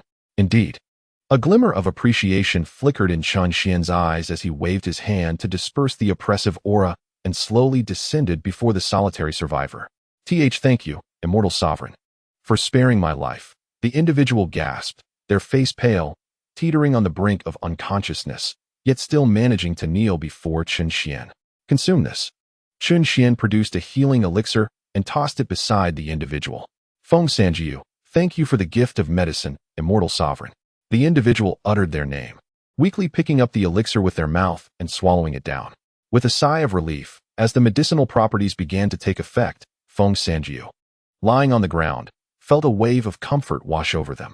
Once their injuries began to mend, they swiftly rose to kneel reverently before Chen Xian, repeatedly bowing in gratitude.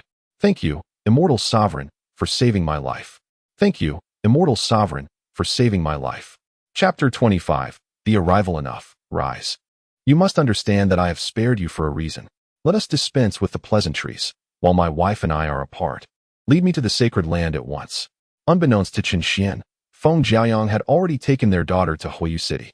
Nevertheless, in Chen Xian's original plans, he intended to seize this opportunity to cleanse the sacred land, ensuring it would be under his wife's esteemed management. For in his view, sending his beloved wife to live under another's roof, relying on their goodwill, was not the mark of a good man. Naturally, the most critical matter remained, avenging his beloved wife. As always, those who dared to threaten his wife and precious daughter, even if they were the fathers of the 9 great celestial sovereigns, would meet their demise. Indeed, Feng Sanjiu obeys your command and shall lead you, esteemed immortal, to the sacred land of the Fire Phoenix. With utmost respect and diligence, Feng Sanjiu prepared to soar forth, yet just as he was about to take flight, a thought struck him, causing a momentary embarrassment as he bravely inquired of Chen Xian, "May I ask, Immortal, if we are to depart from this place, which direction should we take? If your intention is to escort me to the great wilderness Immortal City, there is no need for that. Simply inform me of the direction and distance to the sacred land of the Fire Phoenix." Given Chen Xian's formidable prowess, his divine consciousness, when exerted to its fullest, could undoubtedly probe any corner of the eternal green immortal domain. However, this capability was limited to point-to-point reconnaissance. To encompass the entirety of the eternal green immortal domain simultaneously was beyond even his current abilities, save for those at the divine level. Otherwise, he would not have spent millennia in search of Feng Jiayang. Thus, while he could teleport to any corner of the eternal green immortal domain, it was imperative to possess an accurate or at least approximate location. Otherwise, he would be akin to a ship with a compass devoid of direction, relying solely on fortune to reach his destination. Feng Sanjiu appeared momentarily perplexed, seemingly taken aback. However, upon observing Chun Xian's somewhat impatient demeanor, he instantly regained his composure and promptly replied, "Yes, the humble immortal comprehends. If my memory serves me correctly, the sacred land should be situated approximately 90 million miles to the southeast of the great wilderness Immortal City. In light of the vastness of the immortal domain, 90 million miles may sound considerable, yet in reality, it is not overly distant. Even the weakest celestial immortal could traverse this distance without rest in a matter of 10 days or so. For Chun Xian, this distance felt even more trivial. Having grasped the approximate location, he merely focused his thoughts, and his divine awareness swiftly located the position of Fengwu Mountain within the sacred land of the Fire Phoenix. As anticipated, there indeed existed a spatial defense formation of the Immortal Emperor level guarding the entrance to the sacred land.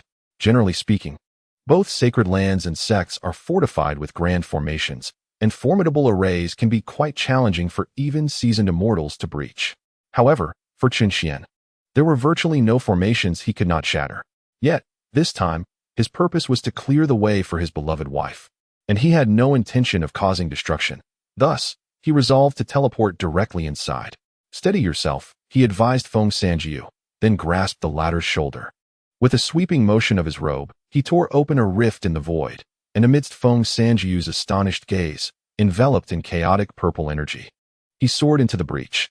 Within the Fire Phoenix ancestral land, on Fengwu Mountain, the sky was brilliantly clear and the sun hung high. A series of ethereal palatial halls floated gracefully among the mountain clouds, shrouded in celestial mist. Numerous buildings were nestled within the peaks, scattered like stars. And due to the Fire Phoenix clan's affinity for fire magic, molten lava and geothermal flames permeated every corner of the mountain, suffusing the atmosphere with an intense heat.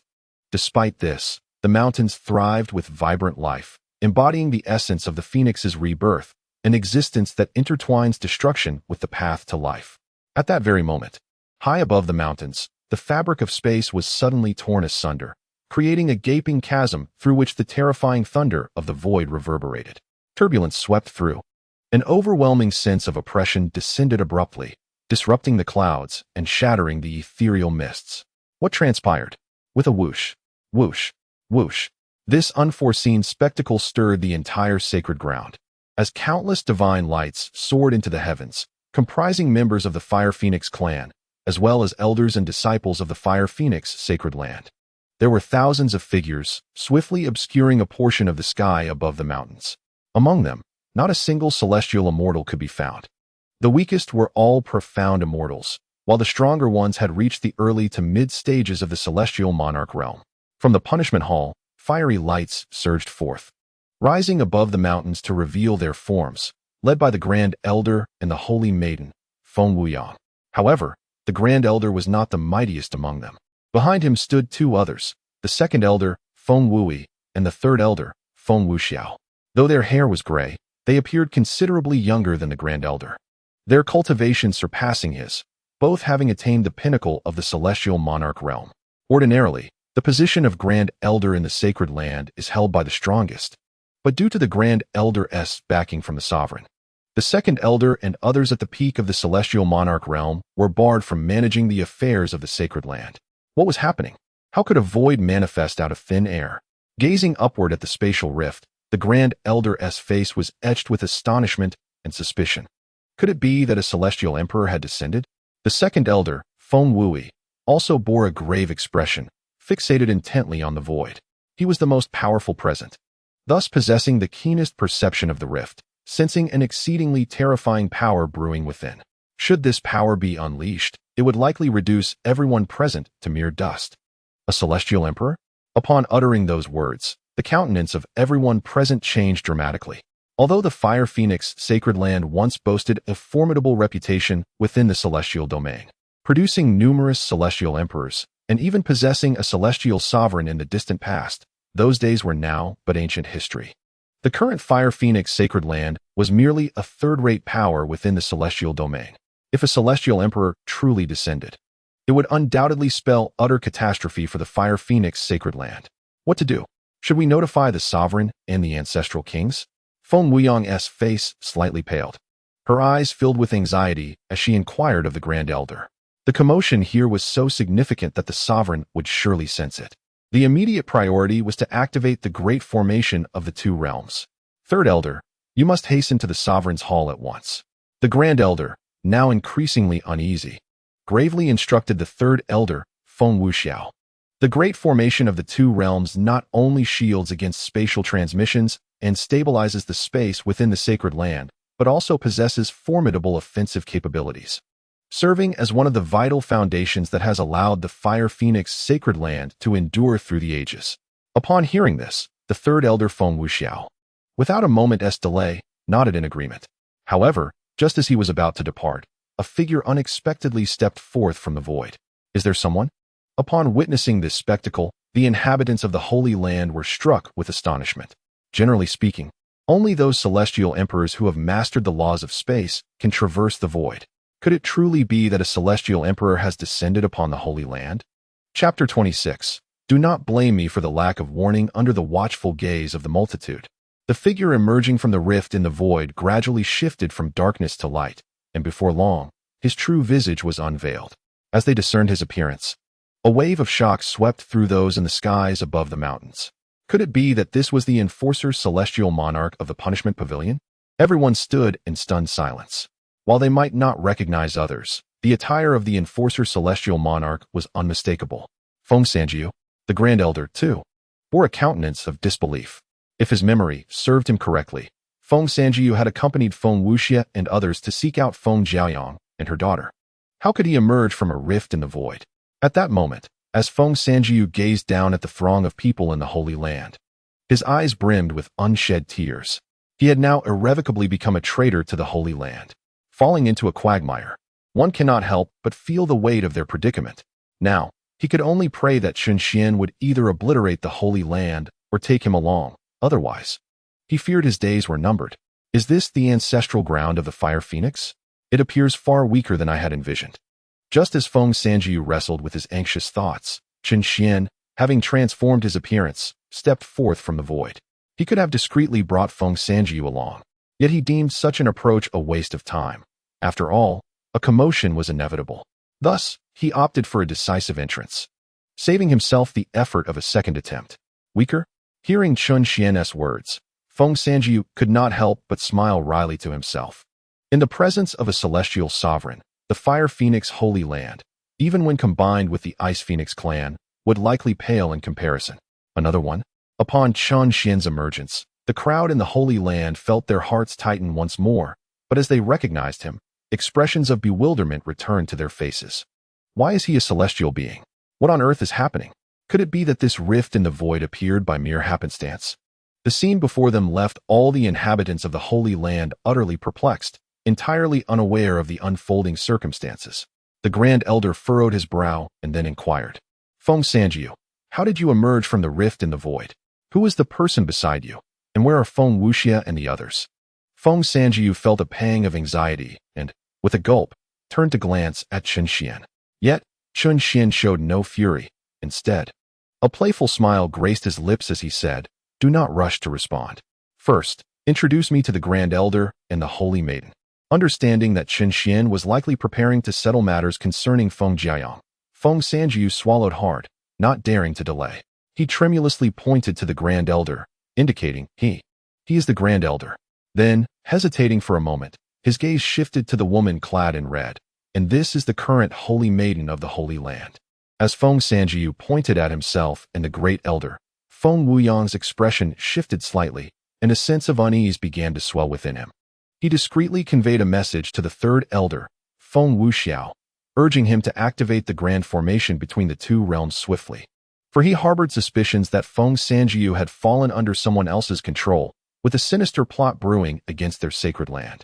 Feng Wuxiao, sensing the gravity of the situation, retreated quietly, and once he had concealed himself within the crowd, he transformed into a beam of light and hastened towards the sacred master's hall. Chun Xian raised an eyebrow, observing the Third Elder's actions with his divine perception, yet he had no intention of intervening. Rather, he was intrigued to discover the depth of the Fire Phoenix Sacred Land's foundation. Redirecting his focus, Chun Xian scrutinized the Great Elder and Feng Wuyang, his divine perception assessing the pair. Before long, He gleaned a substantial understanding of their circumstances. "Great Elder, I find this celestial being rather peculiar. It would be prudent for us to remain vigilant," he remarked. Meanwhile, the second elder, Feng Wuyo, felt an increasing sense of alertness within, discreetly warning the great elder through mental transmission. The very fact that a celestial had emerged unscathed from a rift in the void was suspicious enough. Let alone the sight of Feng Sanjiu, a dignified immortal monarch, displaying fear in his presence. Most crucially, Feng Wuyo had just discovered that his divine perception could not penetrate the being before him, and when he attempted to investigate forcibly, he was met with an overwhelming sense of danger that sent cold sweat trickling down his back. He was nearly certain that the so-called celestial was merely a fade. "I understand," the great elder acknowledged, having sensed the oddity emanating from Chen Xian. His countenance grew grave as he fixed his gaze upon him, his celestial energy surging in preparation for any eventuality. Before long, Chen Xian, who had been observing the great elder and Feng Wuyong intently, suddenly broke into a smile. Standing with his hands clasped behind his back, his resonant voice echoed across the mountain peaks. "To be candid, I have come here today not for trivial matters, but to seek justice from the lineage of your sacred master.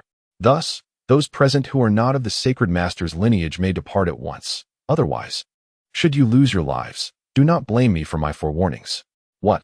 At this proclamation, the expressions of everyone present within the sacred land darkened. How audacious for a celestial to speak such words! What audacity fueled his confidence! The onlookers were not foolish. A celestial daring to act so recklessly in the heart of the Fire Phoenix sacred land must possess formidable backing. The great elder and the other high-ranking elders, including Feng Wuyong, also changed countenance. They had sensed the intruder's ill intent earlier, but they had not anticipated that the individual had come specifically to target their lineage. "Great elder, what should we do now?" An elder from the sacred master's lineage inquired quietly, seeking guidance through mental transmission. "Do not panic. Let us ascertain the circumstances first," the great elder replied, his expression somber yet composed, believing that there might be a misunderstanding at play. After all, the Holy Land has always maintained a low profile, with the lineage of the Holy Master devoted to their cultivation within the confines of the sacred grounds, seldom venturing beyond Fengwu Mountain. Consequently, the likelihood of harboring enmity with others is exceedingly rare. Steeling himself, the Grand Elder stepped forward and, raising his voice, inquired of Chen Xian, "Might I ask, esteemed immortal friend, what grievances exist between you and our Holy Land? I sense there may be some misunderstanding at play." "There is no misunderstanding. I am quite clear on the matter. However, the intricate details of this situation are beyond your current standing to comprehend. Should you truly wish to know, summon your Holy Land's immortal king. Allow me to remind you, I shall grant you merely 10 breaths of time. Once that time elapses, I will consider anyone remaining here as belonging to the lineage of the Holy Master. Therefore, those present must deliberate swiftly." Chen Xian smiled meaningfully and then communicated with Feng Sanjiu, instructing him to assemble the higher-ups of the Holy Master lineage. He intended to target these individuals first during the impending confrontation. Each one of them was accounted for, leaving no room for collateral damage among others.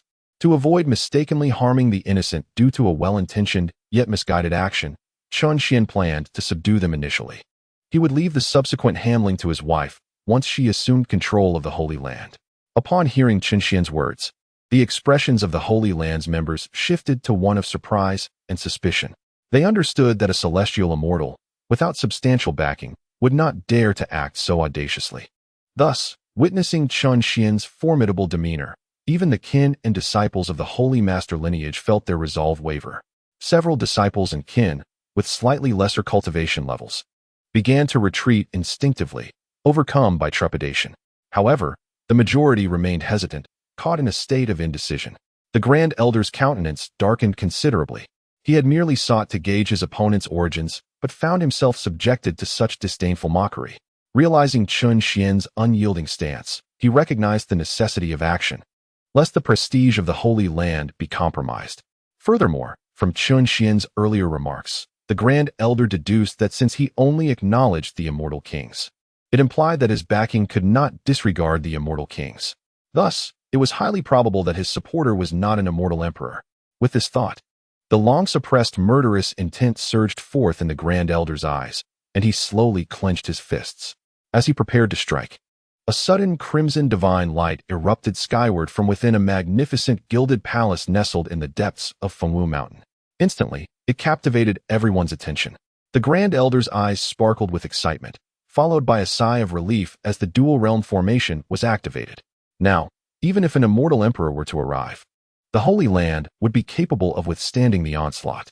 Feng Wuyang, along with the second elder Feng Wui and other formidable members of the Holy Land, finally revealed relieved smiles. The great array of the two realms has safeguarded the Fire Phoenix clan for countless epochs. Whenever the array is activated, it is akin to the presence of an immortal emperor, instilling confidence in all within the sacred ground to weather any calamity. Just as divine light manifested, a tremendous roar echoed, and the great array of the two realms surrounding the sacred ground awakened completely.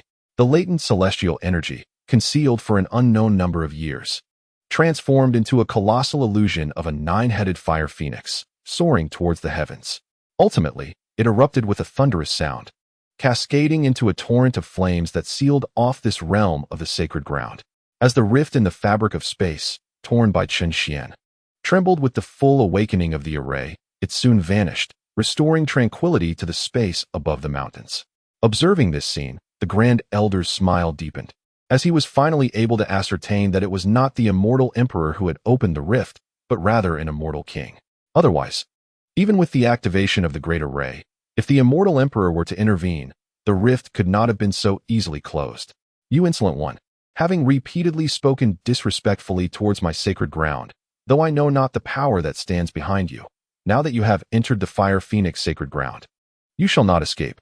The Grand Elder's gaze turned frigid, and with a swift motion of his sleeve, a dark token emerged from his robe. This was the token of the two realms, a symbol of the Grand Elder's authority, which could command the great array against foes. With a wave of his hand, the Grand Elder unleashed a surge of celestial energy, and the space around Chen Xian suddenly split, forming a cage that ensnared him within. A spatial prison, indeed. The array proved to possess some merit. It appeared that the Fire Phoenix sacred ground had means to contend with an immortal emperor, not as feeble as he had initially presumed. Chen Xian surveyed his surroundings, realizing that the great array of the two realms was indeed formidable. Though he could not discern its intricacies, he could sense that when fully activated, it could withstand a full assault from an immortal emperor at the pinnacle of their power. One must concede that despite the sacred ground's decline, its foundation was not comparable to that of ordinary powers. This was the true visage of the great array of the two realms, undeniably powerful. Feng Sanjiu's eyes sparkled with excitement, but soon, upon recalling Chen Xian's true strength beside him, his expression darkened, and a bitter smile emerged. Alas, no matter how powerful the great array, it could not withstand a single strike from this immortal sovereign. With a silent sigh, Feng Sanjiu felt a pang of sympathy for the Grand Elder and his companions. Who could have anticipated that the seemingly unremarkable Feng Jiayong would possess a husband of immortal sovereign status? Truly, fortunes shift like the tides. The lineage of the sacred master has basked in glory for so many years. It is time for them to descend from their pedestal. You insolent one, if you are wise, reveal your origins. Perhaps I am acquainted with your elders, and I might grant you leniency. Otherwise, do not blame me for using my strength against you. At this moment, seeing Chen Xian ensnared, the Grand Elder's cold smile broadened, and he spoke to Chen Xian in a tone reminiscent of an elder admonishing a younger counterpart. Upon hearing this, Feng Sanjiu could not help but secretly click his tongue, pondering that the Grand Elder indeed possessed remarkable audacity, daring to speak so boldly to a celestial being. Previously, there may have been a sliver of hope for him to leave with his life intact, but now, it seemed that not even a trace would remain. You exhibit quite the confidence. Do you truly believe that the dual realm formation can confine me? Chen Xian mocked with a smile, displaying utter disregard for the so-called spatial prison. Such arrogance from a mere celestial was nothing short of foolishness. After exchanging secret communications, Feng Wuya and the Grand Elder no longer harbored any trepidation towards Chen Xian, regaining their haughty demeanor. However, the second elder, Feng Wui, still sensed an underlying peculiarity, prompting him to advise the Grand Elder, "Esteemed elder, I believe it prudent to detain this young man for the time being. Acting hastily could very well invite unforeseen troubles." Yet, the Grand Elder merely raised a hand, coldly laughing off the caution. There is no need for such wariness. This youth relies solely on the support of a celestial king, which is hardly a matter of great concern. As the two conversed, Chun Xian suddenly lifted his gaze to the heavens and inquired of Feng Sanjiu, "Surely the 10 breaths of time have elapsed?" Feng Sanjiu, taken aback, swallowed hard and nodded. "Indeed, the time has come." With that, Chun Xian's eyes grew frigid as he cast a sweeping glance at the Grand Elder and the assembly of high-ranking officials. "Then let us send them on their way." Boom. Without any visible movement from Chun Xian, his eyes narrowed slightly, and the surrounding space erupted violently. In an instant, he vanished from sight, only to reappear directly before the Grand Elder.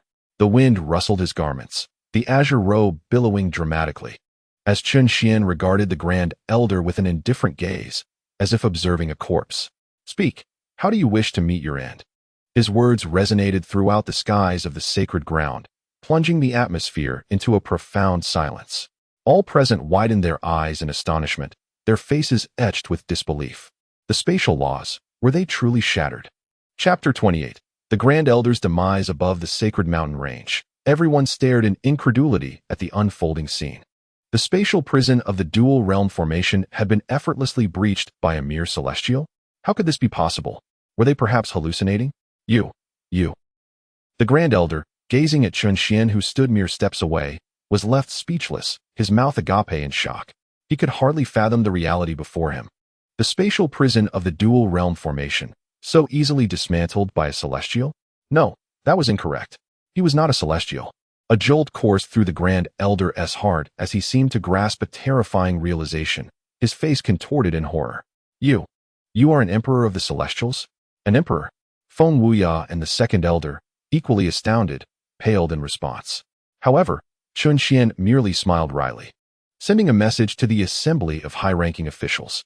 "No, I am not an emperor of the Celestials. I am simply an ordinary father seeking justice for my wife and beloved daughter." The tranquil words resonated in the minds of the elders and Feng Wuyang, akin to a thunderclap on a clear day, leaving everyone wide-eyed in astonishment. The Grand Elder's complexion turned ashen in an instant, and he could not suppress the trembling in his voice as he inquired, You are Feng Wanyu's father? Congratulations on your correct guess, but alas, there is no reward." Chun Xian retorted with a mocking smile. With a sudden motion, he grasped at the air, causing the surrounding space to collapse with a deafening roar. In the terrified gaze of the Grand Elder, the very fabric of space began to constrict around him. This terrifying force of spatial power acted like a millstone, swiftly contorting him into an unrecognizable form. The sound of bones grinding echoed from within him. Crimson blood seeped through his skin, rendering him a grotesque sight, enough to make onlookers shudder. Feng Sanjiu swallowed hard, recalling the earlier scene where he was crushed under Chun Xian's overwhelming authority. He once thought that was the most dreadful punishment imaginable, but now it appeared his understanding was woefully inadequate. Space, the laws of space, he truly is an immortal emperor. Under Chun Xian's deliberate torment, the Grand Elder clung to consciousness, his bloodied eyes wide with horror. He could hardly fathom that Feng Wanyu possessed an immortal emperor as her father. What confounded him even further was why Feng Jiaoyang had not disclosed this information to them. Had he known, he would never have dared to act against her and her mother. Could it be that Feng Jiaoyang had intentionally concealed this, wishing to bring about his downfall? As Chun Xian intensified his grip, the excruciating pain forced a grotesque scream from the Grand Elder. Immortal Emperor. This person is indeed an immortal emperor. Witnessing the Grand Elder's plight, the onlookers from the sacred land above the mountains were gripped by terror, their faces paling in fear. They had expected merely to encounter a celestial being with a notable background, yet none anticipated the arrival of an immortal emperor. "Run, flee," recalling Chun Xian's words. Both the sect's disciples and those outside the sect were seized by panic, scattering in every direction. However, just as they began to escape, a series of muffled thuds echoed, followed by gasps of pain, and in that moment, they realized with horror that they were ensnared in a spatial prison. In truth, while transmitting his voice to the Grand Elder and the others, Chun Xian had silently confined all the members and disciples of the sacred land, temporarily silencing the Grand Elder's voice, which left them in the dark about his true identity. "I warned you, anyone still here after 10 breaths need not bother leaving. Did you truly think I was jesting?" Chun Xian regarded the crowd ensnared in the spatial cage, their eyes wide with fear, and a cold indifference filled his gaze. Plop. Witnessing Chun Xian's formidable prowess, one elder could no longer contain his terror, collapsing to his knees before him. Lord Immortal, spare me. Lord Immortal, spare me. The first plea was soon echoed by others. Some elders, witnessing the dire situation, fell to their knees in desperation, while others wept uncontrollably. Feng Wuyong. The second elder Feng Wuyo, and several other elders from the Holy Master's lineage, though not as overtly discomposed, were equally shaken, drenched in cold sweat. As Chun Xian's attention momentarily shifted to the others within the sacred grounds, the nearly frenzied Grand Elder let out a thunderous roar and summoned the Two Realms token. With a surge of celestial energy, the Two Realms formation activated, causing the very fabric of space within the sacred domain to tremble. In that instant, a fissure appeared in the space confining the Grand Elder, who seized the opportunity to burst forth like a streak of light from the confines. Ha ha! What of the Immortal Lord? With the Two Realms formation at my disposal, you cannot touch me. The Grand Elder, now liberated, laughed maniacally. Feng Wuyong and Feng Wuyo exchanged bewildered glances, soon replaced by expressions of relief. Indeed, the Immortal Lord was formidable, yet their Two Realms formation was not insurmountable. Chun Xian raised an eyebrow, somewhat surprised. Upon reflection, he realized he had merely wielded the power of the Immortal Lord. Thus it was hardly astonishing that the formation could withstand it. However, who claimed I was the Immortal Lord? Chun Xian sneered, and with a flick of his wrist, he once again ensnared the Grand Elder. In a state of panic, the Grand Elder activated the Two Realms token once more, but this time, the formation proved utterly ineffective. The space remained as solid as rock, unyielding. Impossible. Absolutely impossible. The Grand Elder was on the brink of madness. Just moments earlier, the formation had saved him. How could it suddenly become useless? Wait a moment. He just claimed he was not the Immortal Lord? Could it be? A terrifying realization dawned upon him, and his eyes widened in horror. Are you the Immortal Sovereign? Correct, but alas, this time there will be no reward for your correct guess. Your life, however, I shall unceremoniously claim. With a mocking smile, Chun Xian, having toyed with him long enough, decided not to squander further time. As he clenched his fingers, the space around the Grand Elder began to warp dramatically. No, do not feel the supreme power of space. The Grand Elder was engulfed in dread, the earlier arrogance evaporating entirely. Immortal Sovereign, spare me. Immortal Sovereign, spare me. Yet, Chun Xian feigned ignorance, his gaze icy. As he tightened his grip, a resounding crash echoed. And before the Grand Elder's terrified eyes, his very being was crushed into a mist of blood by the relentless force of space. You have slain me. The Holy Master will not let you go. He will surely avenge me. You know nothing of my sacred land. The manifestation of the Grand Elder's fury, infused with the essence of the celestial soul, was dismissed by Chun Xian, who merely waved his hand, casting him into the chaotic void. Thus, the esteemed Grand Elder of the Fire Phoenix sacred land vanished from existence. At this moment, a profound silence enveloped the sacred grounds. The inhabitants, paralyzed as if under a spell, stood motionless, their expressions frozen in shock above the hallowed earth. In her ears, the desperate cries of the Grand Elder echoed incessantly as he faced his demise. Chapter 29. The entrance to the divine fire realm. Above the mountains, the minds of all present were rendered blank. Immortal Sovereign. Though these two words are but a mere pair, to them, they seemed almost unattainable. Yet, none could have anticipated that an immortal sovereign, standing at the pinnacle of the celestial realm, would manifest before their very eyes. It was over, utterly finished. Feng Wuyong's countenance turned ashen, her heart turned to ash in that moment. The thought of Chun Xian and the relationship he shared with the mother-daughter duo, along with the Grand Elder's tragic end, left Feng Wuyong feeling icy and on the verge of collapse.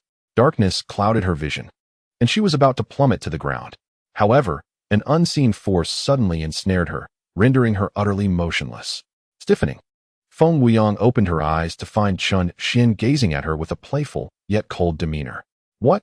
Do you still wish to feign death and evade responsibility? As she met his icy gaze, a chilling sensation surged from her feet to the crown of her head, and a profound fear arose from the depths of her being, causing her to tremble involuntarily. No, please do not kill me. I do not wish to die. I truly do not want to die. Feng Wuyong, terrified, began to weep, her tears betraying the once proud demeanor of a saintess. Observing her pitiful state, Chen Xian could not help but smirk and transmit his thoughts. You usurped my wife's title of saintess and sought to claim my daughter's chaos bone. You claim you wish to live. Yet it seems you are intent on courting death at every turn. No, I did not. It was the Holy Master who forced my hand. It was not my choice. Feng Wuyang hastily denied it, pleading with Chen Xian for mercy.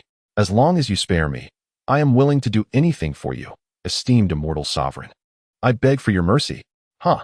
Do you truly believe a wretch like you is worthy of serving me? Chen Xian scoffed inwardly, finding her attempts at seduction laughably absurd, as if he were some lecherous fiend. Feeling his dignity besmirched, he clenched his fingers towards Feng Wuyang. Boom. In an instant, the space around them collapsed, and she experienced the torment the Grand Elder had endured, being crushed and distorted within the confines of reality. Her bones shattered inch by inch, blood erupted from her veins.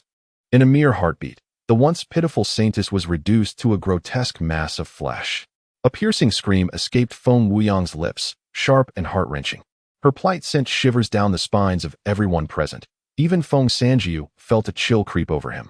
Not long after, witnessing that the torment had reached its zenith, Chen Xian no longer wished to waste time and swiftly dispatched Feng Wuyang. With a clenched fist, he commanded the space to explode her into a mist of blood. Following her anguished cries, her immortal soul and Dao fruit were also cast into the chaotic currents of space.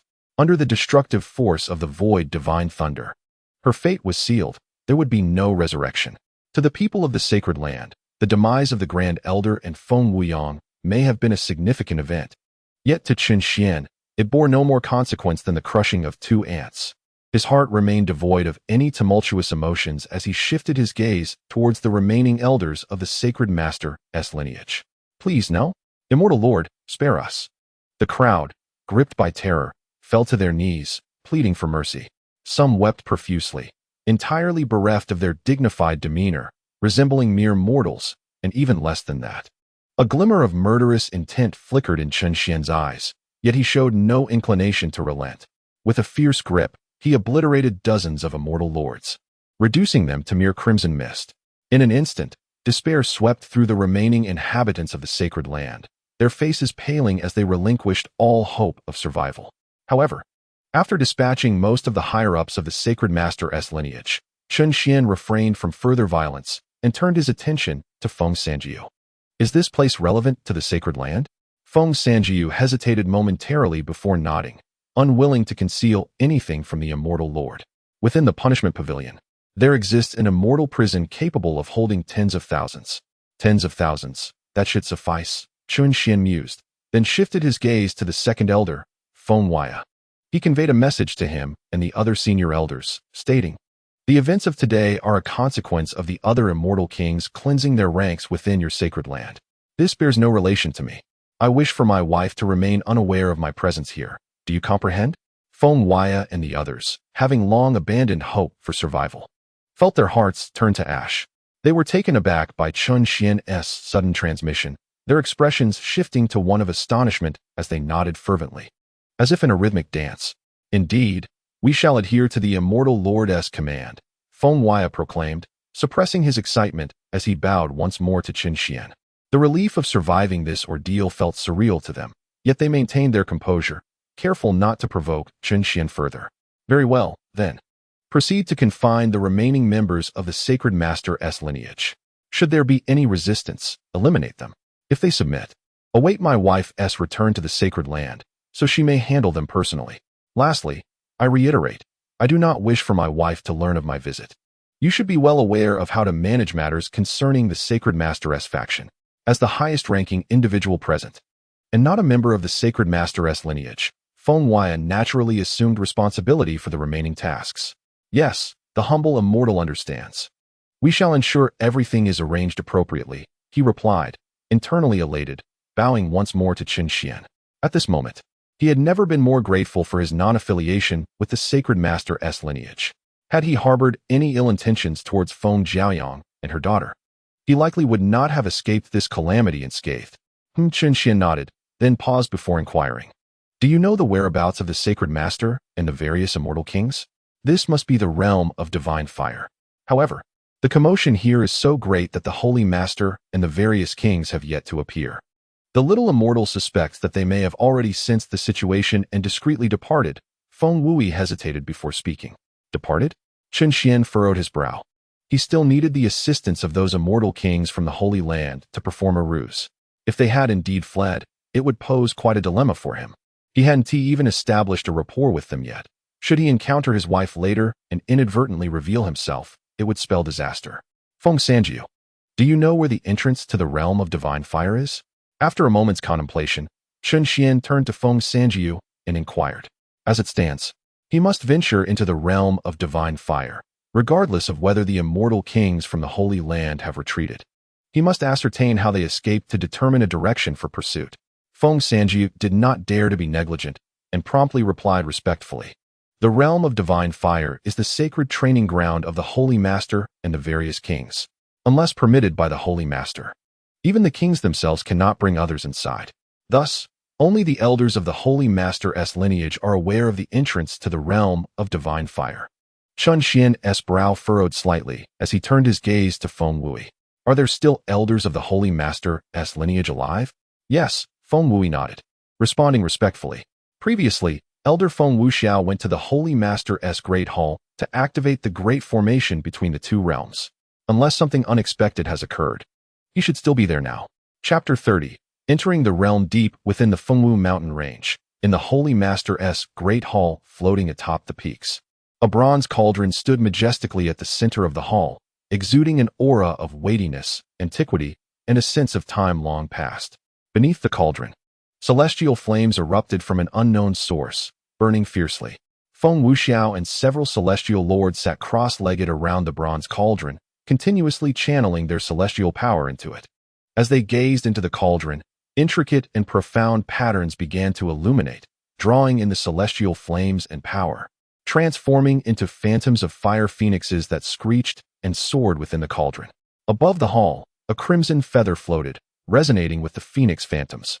Upon closer inspection, the earlier activation of the Great Formation's crimson divine light was unmistakably emanating from this very feather. When Chen Xian entered the hall under Feng Sanjiu's guidance, the scene before him was striking. Although he was not well versed in formations, he could discern that the bronze cauldron was the focal point of the great formation between the two realms. This bronze cauldron and the crimson feather were no ordinary artifacts. They had evidently birthed spiritual essences, achieving the status of top-tier celestial artifacts. It is you? Upon seeing Chen Xian and Feng Sanjiu enter the hall, Feng Wuxiao was startled. The great formation between the two realms had already been activated. Logically, the two should not have been able to appear here. What was going on? Could it be that even the activation of the great formation by the Grand Elder was insufficient to fend off the adversary? No, that could not be. It was absolutely impossible.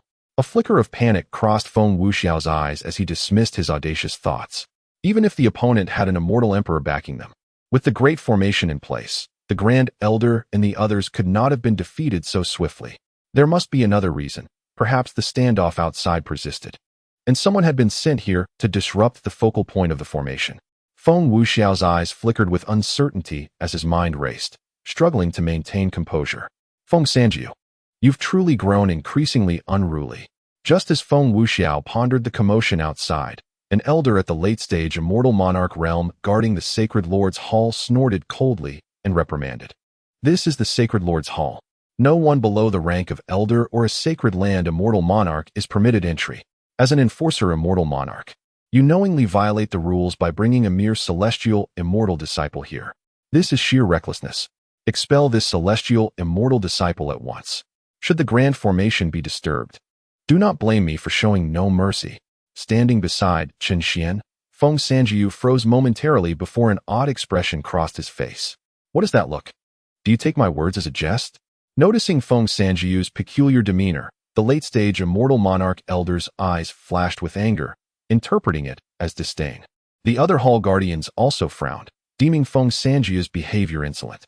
Before Feng Sanjiu, his eyes brimming with mockery, could respond, Chen Xian, who had been observing the formation's core, furrowed his brow and cast an impatient glance at the elder. Cease your prattle. The elder stiffened before erupting in fury. Impudent wretch! How dare you show such disrespect to this immortal monarch? Do you seek death? With a thunderous roar, he retracted one hand and abruptly seized toward Chen Xian. Chen Xian's expression remained icy, utterly dismissive of the elder. A mere shift of his foot unleashed a crushing tide of Dao pressure. Boom! Instantly, Feng Wuxiao and the other immortal monarchs within the hall paled, their breath stolen as if the heavens had collapsed upon them. Blood sprayed from their mouths as they were violently pressed to the ground. Thud! Thud! Thud! The late-stage immortal monarch elder, bearing the brunt of Chen Xian's targeted suppression, endured pressure magnitudes greater than the others. With a deafening explosion, his body burst into a mist of blood.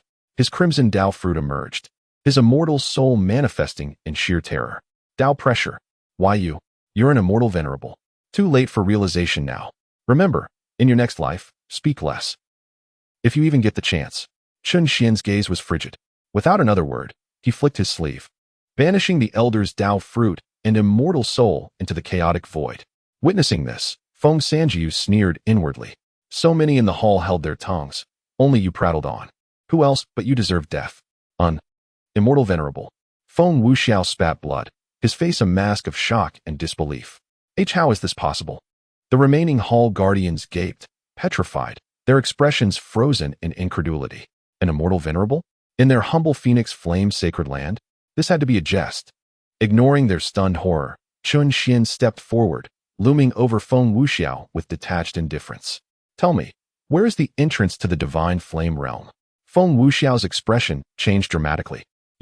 Are you seeking the holy master and the celestial kings of various veins? Enough with the unnecessary chatter, Chen Xian said, his brow furrowing slightly in impatience. With a mere clench of his fingers, the surrounding space instantaneously constricted, exerting pressure on Feng Wuxiao. A sharp pain immediately caused Feng Wuxiao to scream in agony. Feng Sanjiu couldn't help but click his tongue. Despite having witnessed such scenes multiple times, it still sent shivers down his spine. The other celestial lords were equally terrified, their faces as pale as paper, each one silent and frozen in fear, afraid to make the slightest sound. I ask you, and you need only respond. Should you utter another irrelevant word, I will subject you to a pain 100-fold worse than this. Chen Xian's gaze was icy as he pressed Feng Wuxiao for answers. Feng Wuxiao dared not delay this time, enduring the torment as he hastily replied, above the Diyan peak, but to enter the divine fire realm. One requires the Holy Master's key. Knowing the location of the entrance is sufficient. Very well, you may meet your end now. As a token of your cooperation, I shall grant you a swift release. Before Feng Wuxiao could finish his sentence, Chen Xian's foot trembled, and a terrifying aura of the great Dao surged forth. Then, amidst Feng Wuxiao's fearful gaze, there was a thunderous sound as he was obliterated into a mist of blood, his celestial soul and Dao fruit cast into the void. To mitigate his suffering, Chen Xian kindly sent him into the void's divine thunder, where under its destructive force, he was immediately reduced to nothingness, sparing him from the torment of chaotic void currents.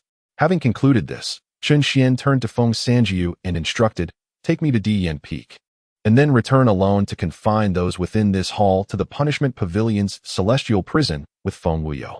The subsequent matters can be left for Feng Wuyo to handle. Yes, Celestial Lord, Feng Sanjiu replied respectfully. Subsequently, Chen Xian and Feng Sanjiu transformed into a ray of rainbow light, swiftly departing from the Holy Master's Grand Hall. Once the two had left, the oppressive aura dissipated, allowing the remaining guarding celestial lords to finally catch their breath. Each like a drowning person who had just reached the shore, drenched in cold sweat, gasping for air, feeling both lingering fear and relief from having survived. Meanwhile, in the divine fire realm of the Holy Land, Chapter 31, the Nirvana Hall. Within the Grand Hall, Feng Wuxiao stood, clad in a resplendent golden phoenix robe, hands clasped behind his back. Before him floated a dark-hued token of the two realms, its radiant red light casting a vivid projection of the scene above the mountains onto the hall's ceiling. Gazing at the figures of Feng Wuyo and the other elders, Feng Wuxiao remained silent for a long time, his expression contemplative. Behind him, the third King Feng Tianlan, dressed in a green robe, wore an equally complex expression. After a moment, he let out a long sigh. Fortunately, the two realms token can transmit sound and reflect the Holy Land's images. Otherwise, had we rashly proceeded, we would likely have joined the ranks of the many souls lost in the void. Beside Feng Tianlan stood the middle-aged Feng Tianyi, who, upon hearing the words, sighed with a bitter smile. Indeed, who could have anticipated that this immortal would be the biological father of that little girl, Feng Wanyu? Had we known this earlier, we would never have allowed that girl, Wu Yang, to engage in such absurdities with Feng Wuchan. Alas, it is too late to dwell on this now. We must devise a plan swiftly to avoid squandering the warning given to us by Wuchan before his demise. The voice that followed belonged to Feng Tianshu, the fifth prince, clad in a dark robe and also appearing as a middle-aged man, his expression tinged with regret. Had they not tacitly approved of the matters concerning Feng Jiaoyang and her mother, the sacred land would now have an immortal to preside over it. In the vast Chongqing immortal domain, which power would dare to disrespect our Fire Phoenix sacred land? Regrettably, it is all too late. My brother is correct, he said. This immortal has already ventured into the divine fire realm. Once he locates us, our lives and deaths will be entirely at the mercy of others. Standing beside Feng Tianshu was his biological brother, Feng Tianquan, the sixth prince of the sacred land. Clad in golden armor and towering like a god of war from the celestial realm. Presently, only 5 ancestral immortal kings remained in the Fire Phoenix sacred land. The strongest among them being the sacred lord, Feng Russian, who was also the most gifted, followed closely by the third prince, Feng Tianlan. Aware that they had reached a critical moment of life and death, Feng Tianlan sighed deeply and approached Feng Russian. Russian, as the sacred lord, do you possess any means to address our current predicament? Feng Russian, originally named Feng Tianao, had changed his name upon becoming the sacred lord to signify his aspiration to become a deity. Yet, despite his elevated status, to Feng Tianlan, he remained a familiar peer, and his words did not carry the weight of authority. As Feng Tianlan posed his inquiry, the other 3 princes turned their gazes toward Feng Russian. After a moment of silence, Feng Russian finally looked up and spoke. For the present, our only chance of salvation lies in refining the Nirvana Hall with the Tao fire of the immortal furnace. The refining of the Nirvana Hall. The moment those words escaped his lips, the expressions of Feng Tianlan and the other 3 princes changed in unison. Absolutely not. This is a course of action we cannot take. The Nirvana Hall is the lifeblood of our Fire Phoenix sacred land. Should you proceed with its refining, you will inevitably obliterate the immortal intentions of our ancestor Feng. In the future, should our sacred land's immortals seek to comprehend the Tao and break through to the immortal king realm, the difficulty will increase exponentially. And it is highly likely that no immortal king will ever emerge again. You are severing the path of our sacred land, and I cannot possibly agree to this. Feng Tianlan's countenance was rarely solemn, as he sternly warned Feng Russian. The other 3 princes also furrowed their brows, evidently agreeing that Feng Russian's suggestion was highly inappropriate. However, to their surprise, Feng Russian suddenly burst into laughter. Not possible. You naturally find it unacceptable. For you and Feng Jiaoyang's mother and daughter have no conflict or enmity between you. Of course, you may seek other methods, or simply kneel and beg for mercy, becoming their servants. But I am different. It was I who schemed against the 9th prince, using his life to seize the immortal furnace's Tao flame for me, hoping it would help me transcend the immortal emperor's tribulation. Therefore, I absolutely cannot allow Feng Jiaoyang and her daughter to live. Otherwise, once that little girl grows up, how could there be any path left for me? Of course, there is no need for me to say this. You all understand perfectly well. After all, you all wish for me to become the immortal emperor first, so that I may use the immortal furnace's Tao flame to aid your safe breakthroughs. That is why you silently permitted everything. Thus, though you are accomplices in my schemes, you still appear so pristine. And precisely because of this, among all present, only I must resort to any means necessary to save myself. You speak to me of the future of the Holy Land? When I am about to perish, why should I care about the Holy Land as future? Boom. Feng Russian's eyes had already turned blood red. After nearly madly uttering his final words, the pressure of an immortal king erupted instantly, transforming into a blaze of flames as he shot out of the Nirvana Hall. Disaster. Russian's Tao heart has shattered. He is on the verge of demonic possession. We must stop him at once, or once the Nirvana Hall is refined, our Holy Land will never produce another immortal king. Feng Tianlan's expression twisted in alarm as he urgently warned the other 3 kings. Without delay, he too transformed into a streak of fire and surged out of the hall. The other 3 kings were equally stunned, never expecting matters to escalate to this extent. Yet they understood the severity of the situation and wasted no time, swiftly chasing after the 2 in haste. Before the Nirvana Hall in the Divine Flame realm, Feng Russian stood wreathed in violet immortal flames, his crimson hair whipping wildly like a man possessed. The Tao intent of Nirvana, the cycle of life and death, swirled around him, its opposing auras alternating and spreading across the heavens and earth. Today, I shall refine this great Tao immortal artifact. Whoever dares obstruct me shall perish without mercy. Boom. His roar thundered like the heavens, reverberating endlessly through the divine flame realm. Then, a silver-white flame emerged from his dantian, and with a deafening explosion, it devoured his own violet immortal fire, transforming into an endless sea of flames that surged in all directions. This silver-white flame was none other than the immortal furnace's Tao flame, the primordial fire of a great Tao immortal artifact. Yet though it appeared as an infinite conflagration, the truth was that Feng Russian had only managed to seize a mere wisp of it through the ninth prince's sacrifice. And it was this wisp that became his key to transcending the immortal emperor's tribulation, his greatest reliance in refining the Nirvana Hall, another great Tao immortal artifact. Alas, even after 10,000 years, he had failed to fully master this sliver of the immortal furnace's Tao flame. He could only sever a fragment of his own immortal soul, merging it with the flame to barely control it without self-destruction. Otherwise, the flame should have manifested its true form rather than dispersing into this boundless sea of fire. Disaster. Russian has lost his mind to demonic possession. Quickly, join me in restraining him, or not only will the Nirvana Hall be lost, but we too may perish beneath his flames. Emerging from the Grand Hall, Feng Tianlan was taken aback by the sight of Feng Ruxin, who had utterly lost her sanity. Without a moment's hesitation, he unleashed the formidable pressure of a celestial king, accompanied by the essence of nirvana.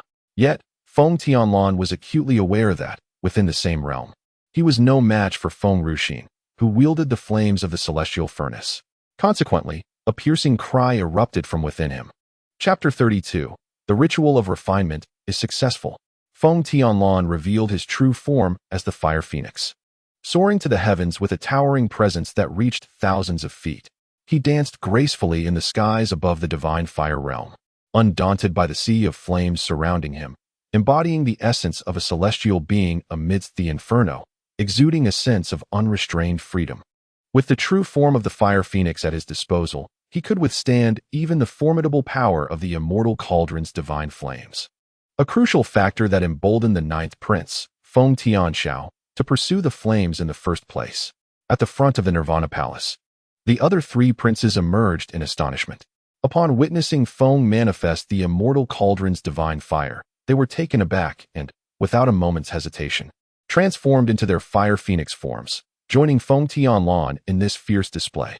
Three piercing cries reverberated through the heavens, and in a formidable display, the four celestial kings unleashed their overwhelming power, shattering the clouds above the realm of divine fire. In an instant, the sky stretched endlessly clear, with only the blazing sun reigning above. Feng Ruxin, do not cling to your delusions. It is not too late to turn back now, declared the formidable Feng Tianyi, hoping to halt Feng Ruxin's madness. Turn back? Feng, with a menacing smile, suddenly roared in fury. It is you who should turn back. Those who dare to obstruct my path shall be met with ruthless retribution. Boom. Upon uttering these words, Feng Ruxin thrust forth her palms, unleashing a torrent of celestial furnace flames that surged violently towards the Nirvana Hall like the Milky Way cascading from the heavens. This cannot be allowed to succeed, otherwise, with the Taoist artifact in his possession, we would be powerless to even confront him. Feng Tianlan felt a tightening in his heart and hastily alerted the other three kings. However, the terrifying might of the celestial furnace flames rendered even their combined efforts futile for long. Feng Tianyi, upon hearing this, hesitated momentarily. Then we shall not resist. Capture the leader first. Let us subdue Feng Ruxin before all else, Feng Tianquan declared. At this proclamation, Feng Tianlan and the others exchanged glances and nodded in unison. Boom. Without hesitation, the four celestial kings unleashed their towering forms, immediately joining forces to launch an assault on Feng Ruxin. The overwhelming pressure of their divine might surged forth like a roaring tsunami, bearing down upon Feng Ruxin. As Feng Ru approached, the four celestial kings simultaneously summoned the nirvana flames of the Fire Phoenix clan. The blazing violet fire surged forth like a wildfire, swiftly encircling the former within its midst. You seek death. Feeling the searing intensity of the nirvana divine flames, the phoenix, in a fit of rage, let out a furious roar. The celestial soul extracted a portion of the divine furnace's flames, transforming it into a silver fire dragon that simultaneously launched an assault on the four great celestial kings. How could this be possible? Feng Tianlan was taken aback, astonished that your mastery over the celestial furnace's divine fire had reached such a terrifying level. If I lack even this minimal ability, how could I dare to speak of refining the divine artifacts of the great Tao? Feng Tianlan, I had no desire to slay you, yet this fate is of your own making. Embrace death. The phoenix, infused with the fierce intent to kill, trembled as the nirvana divine fire within her merged with the silver fire true dragon. The dragon's form expanded dramatically against the wind, swelling to a staggering height of 1,000 zhang. The four great true dragons let out a thunderous roar, charging towards the four celestial kings. Realizing the terrifying fusion of the celestial furnace Tao fire and the nirvana divine fire, Feng Tianlan and his companions were struck with dread. They hastily summoned their celestial artifacts for protection, conjuring four exquisite artifacts, a sword, a knife, armor, and a halberd, against the imminent assault. Coupled with the Fire Phoenix's unique defense against flames, they managed to withstand the onslaught of the four true dragons, albeit with great difficulty. However, the celestial furnace Tao fire was the very essence of a supreme celestial artifact, formidable beyond measure. Despite the four celestial kings exerting their utmost strength, they were merely enduring, gritting their teeth in defiance. Given enough time, they would inevitably succumb to defeat. Yet, they found themselves devoid of viable options to counter the current predicament and could only persist, hoping that Feng Ruoshun would exhaust her celestial power before them.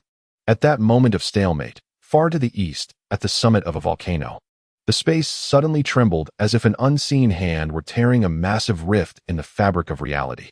With a resounding boom echoing through the void, the spatial fissure ceased its expansion, and a figure clad in azure robes emerged from the void.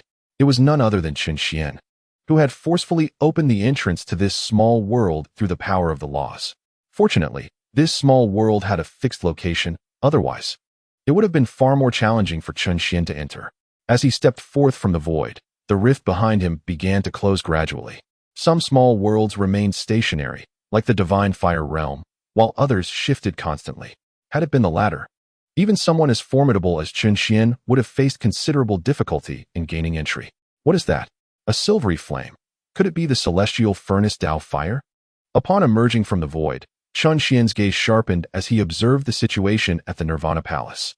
If his memory served him correctly, that ninth king had failed to acquire the celestial furnace Tao fire. So, where had this holy land obtained it? Furthermore, why were the five celestial kings engaged in battle? Perplexed, Chen Xian instantaneously teleported towards the distant Nirvana Palace. In a flash, he found himself hovering in the air not far from the palace. As he beheld the five figures locked in a standoff, an unusual expression crossed his face. Pray tell, what is the meaning of this? His slightly bewildered voice resonated in the ears of the five, causing them to freeze in place, turning in unison to locate the source of the sound. Upon seeing the suddenly appeared Chen Xian, their expressions shifted dramatically.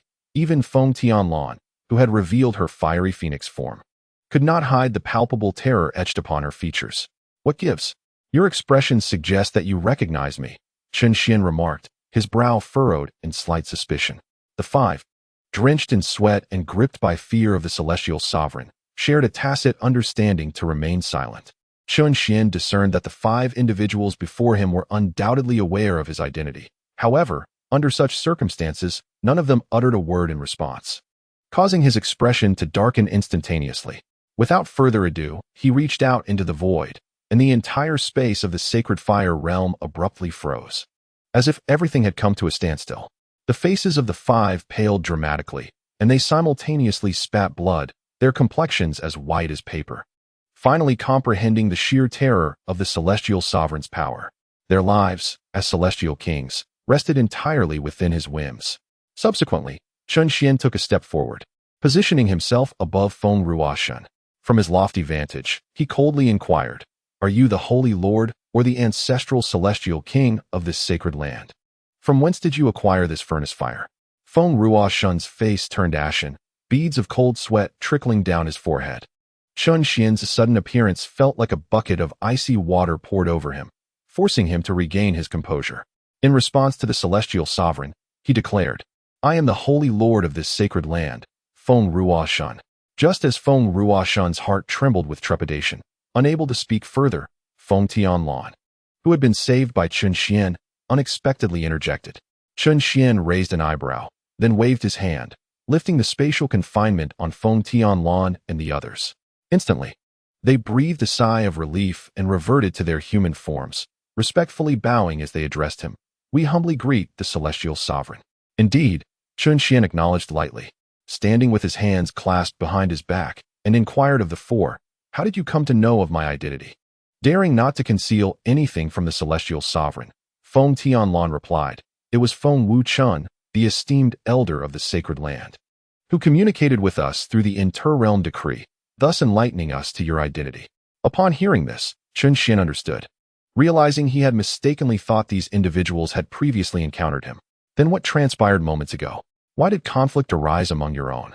He queried, a hint of confusion in his voice. Feng Tianlan, feeling somewhat awkward, responded, "In truth, celestial sovereign, this was not an internal strife among us, but rather, buzz." Chapter 33, The Death of Feng Ruoshun. Before Feng Tianlan could finish his sentence, the Nirvana Palace behind the group suddenly trembled. Instantly, the expressions of Feng Tianlan and the other four shifted dramatically.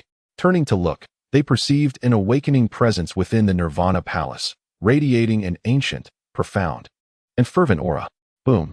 In the next moment, a phoenix's cry erupted from within the palace, and a colossal fire phoenix apparition, towering 1,000,000 feet, soared into the sky, only to transform into a blazing flame that plummeted from above, directly entering Feng Ruoshun's body. This is the great Tao celestial artifact acknowledging its master? Feng Tianlan's eyes widened in disbelief, his face a mask of astonishment.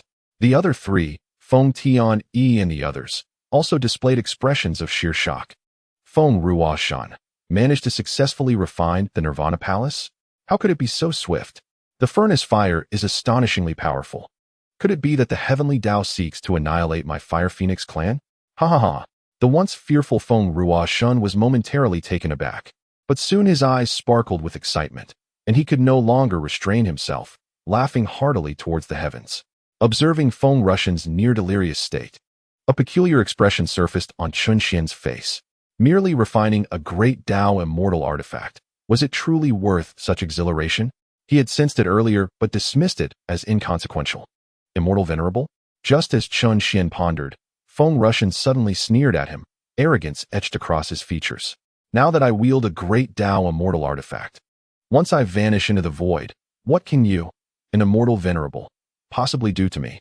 Chun Xian was momentarily stunned. So, all this effort to refine the artifact was to counter him? "Today, I shall retreat from your might," Feng Ruoshun declared haughtily. "But mark my words, once I master the great Tao, I will repay today as humiliation tenfold. And as for Feng Jiayang and her daughter, they too shall not escape my wrath. As for you, Feng Tianlan, consider this a temporary reprieve. The next time we meet, your existence shall be erased." With a final burst of maniacal laughter, the Nirvana Hall trembled violently, its great Tao pressure dissolving the spatial restraints around him. A devouring force surged from within, swallowing Feng Ruoshun whole. "With this great Tao artifact in my grasp, who dares obstruct me now?" His domineering voice echoed from the hall. Chun Xian couldn't help but laugh in exasperation. Truthfully, he hadn't planned to eliminate the Fire Phoenix Holy Land's master so soon. His original intention was to have Feng Ruoshun orchestrate an abdication ceremony, ensuring his beloved wife ascended as the new holy master in glory before passing judgment. Yet here this fool stood, believing a mere great Tao artifact granted him the right to provoke Chun Xian. Very well. Let us see if this relic of the Fire Phoenix Holy Land can truly shield you.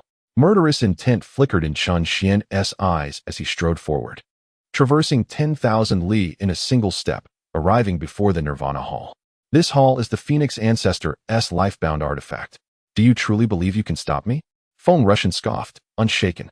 With a cold snort, he willed the hall to crash through space. Boom. A rift tore open in the void as the hull shrank to the size of a mustard seed, preparing to vanish into the fissure. Chun Xian's voice sliced through the chaos like frost. Stop you? Even if your Fire Phoenix ancestor himself intervened, I would not spare him a glance, let alone an ant like you. Return. Wreathed in chaotic violet chi, Chun Xian manifested a colossal hand that anchored the hull's surrounding space. This time, he invoked power beyond mere laws. Despite the hull's great Tao pressure, it remained immobilized. Impossible. Feng Russian's shock reverberated from within. In that instant, Chun Xian's colossal fist, sheathed in the same violet energy, descended upon the hull with devastating force. The mere ripple of its power drained the color from Feng Tianlan and the others, their breaths hitching in terror. Boom. In the next moment, a deafening roar erupted as Chun Xian's fist struck the Nirvana Palace with tremendous force. Before the incredulous gazes of Feng Tianlan and the other three, the majestic Tao artifact revealed visible cracks. The crisp sound of shattering resonated continuously. Shortly thereafter, with a thunderous explosion, the Nirvana Palace disintegrated into countless fragments, while the violent energy caused the surrounding space to collapse, creating void-like black holes. Feng Tianlan and the others, unable to evade in time, were caught in the ensuing energy wave, spitting blood as they were hurled backward. Fortunately, Chun Xian had acted swiftly prior to this, utilizing the laws of space to stabilize the interior of the divine fire realm and compressing the energy with chaotic purple chi until it completely dissipated. The four were only grazed by a fraction of the energy. Otherwise, the Tao fruit, celestial souls, and the entire divine fire realm would have been obliterated into nothingness. At that moment, Feng Ruxin fell from the sky to the ground, blood spilling from his mouth, his face a canvas of shock and disbelief. You actually shattered the Tao artifact. How is this even possible? You are but a frog at the bottom of a well. Merely inferring the power of a celestial sovereign from this Tao artifact's strength. How could you fathom the true might of a celestial sovereign? Moreover, this Tao artifact lacks a spirit and possesses only a trace of sentience, incapable of unleashing the full potential of a celestial weapon. It's not just me. Even an ordinary celestial sovereign could shatter it without difficulty. Chun Xian descended from the air, standing with his hands clasped behind his back, regarding Feng Ruxin with a gaze of icy indifference. Feng Ruxin, stunned, stood frozen in place, realizing that he had been mistaken from the very beginning. He truly knew nothing. It had all been mere fantasy. By the way, Chun Xian continued, I initially intended to hand you over to my wife for judgment, so theoretically, you did have a chance to survive. Upon hearing this, Feng Ruxin's body trembled violently, and he abruptly lifted his head, eyes wide with disbelief as he stared at Chun Xian. With a slight smirk, Chun Xian taunted, Alas, you failed to seize your opportunity. Now, you can embark on your journey peacefully. With that, Chun Xian pointed a finger, and the chaotic purple chi pierced through Feng Ruxin's Tao fruit, dispersing his celestial soul before his unwilling gaze. Thus, Feng Ruxin, the master of the Fire Phoenix sacred land and a pinnacle celestial king, vanished completely from this realm. Oh, it is wise to refrain from being overly clever, Chun Xian murmured softly as he gazed at Feng Ruxin's lifeless form, subsequently casting it into the turbulent void. Having dealt with Feng Ruxin, Chun Xian slowly turned to face Feng Tianlan and the other three, who all appeared utterly dazed, especially Feng Tianlan, who kept repeating a single phrase in disbelief. Chapter 34. Return to the void forest. The Nirvana Palace shattered, and with it, the future of the Holy Land was lost. Listening to Feng Tianlan's repetitive lamentation, Chun Xian's expression turned peculiar. To him, a Tao artifact devoid of its spirit was merely that, shattered and done for. With his presence safeguarding the Holy Land, how could it possibly lack a future? Was there another purpose to this Tao artifact? With a sense of skepticism, Chun Xian stepped forward, hands clasped behind his back, and inquired of Feng Tianlan, Is this Tao artifact truly significant for the Fire Phoenix Holy Land? Upon hearing Chun Xian's voice, Feng Tianlan shook his head, a bitter smile gracing his features as he replied, In response to your esteemed self, this Nirvana Palace is a crucial key for us in the Holy Land, particularly for the Fire Phoenix clan, in our quest to transcend to the Immortal King realm. Crucial? Chun Xian's confusion deepened. Isn't the breakthrough to the Immortal King realm reliant on one's own comprehension of the Tao? How could a Tao artifact serve as a key? That is because, after the fall of our Holy Land's progenitor, we inherited the cultivation method of the Nirvana Tao. Thus, by harnessing the immortal sovereign's Tao intent left within the Nirvana Palace, our understanding of the Tao becomes considerably easier. Even though Feng Ruo's refining of the Nirvana Palace erased the sovereign's Tao intent, there might still be a way to restore it. Though the chances are slim, at least there remains a glimmer of hope. Furthermore, the Tao artifact itself is an unparalleled vessel. With it, our Holy Land would be shielded from calamity. However, discussing this now seems futile. If that girl, Jiaoyang, were to ascend as the Holy Master, and with you, esteemed sovereign, by her side, there would indeed be no need to worry about the Holy Land's safety. Yet, when it comes to becoming an immortal king, everything will depend on the efforts of the younger generation. Feng Tianlan's heart was filled with bitterness. Despite his words, the path to transcending to the immortal king realm through one's own efforts was an arduous journey. They, as descendants of the Phoenix bloodline, each possessed unique physiques and talents that could be considered extraordinary even in the immortal realm. Nevertheless, even they had relied on the Nirvana Palace during their breakthroughs to the immortal king realm. It was evident how formidable the threshold from the perfected immortal monarch to the immortal king truly was. Yet, difficult as it was, the present circumstances dictated that they must rely upon themselves, for who could have foreseen the Nirvana Palace's utter destruction? A slight twitch at the corner of his mouth. Chun Xian honestly admitted he had not anticipated that a Tao artifact without a spirit could hold such significance. Moreover, viewed from another perspective, had he not inadvertently imposed additional challenges upon his beloved's quest for the immortal king realm? In her eyes, he was already regarded as the villain responsible for the demise of the ninth prince. If she were to discover that he had shattered the Nirvana Palace, the consequences would be dire.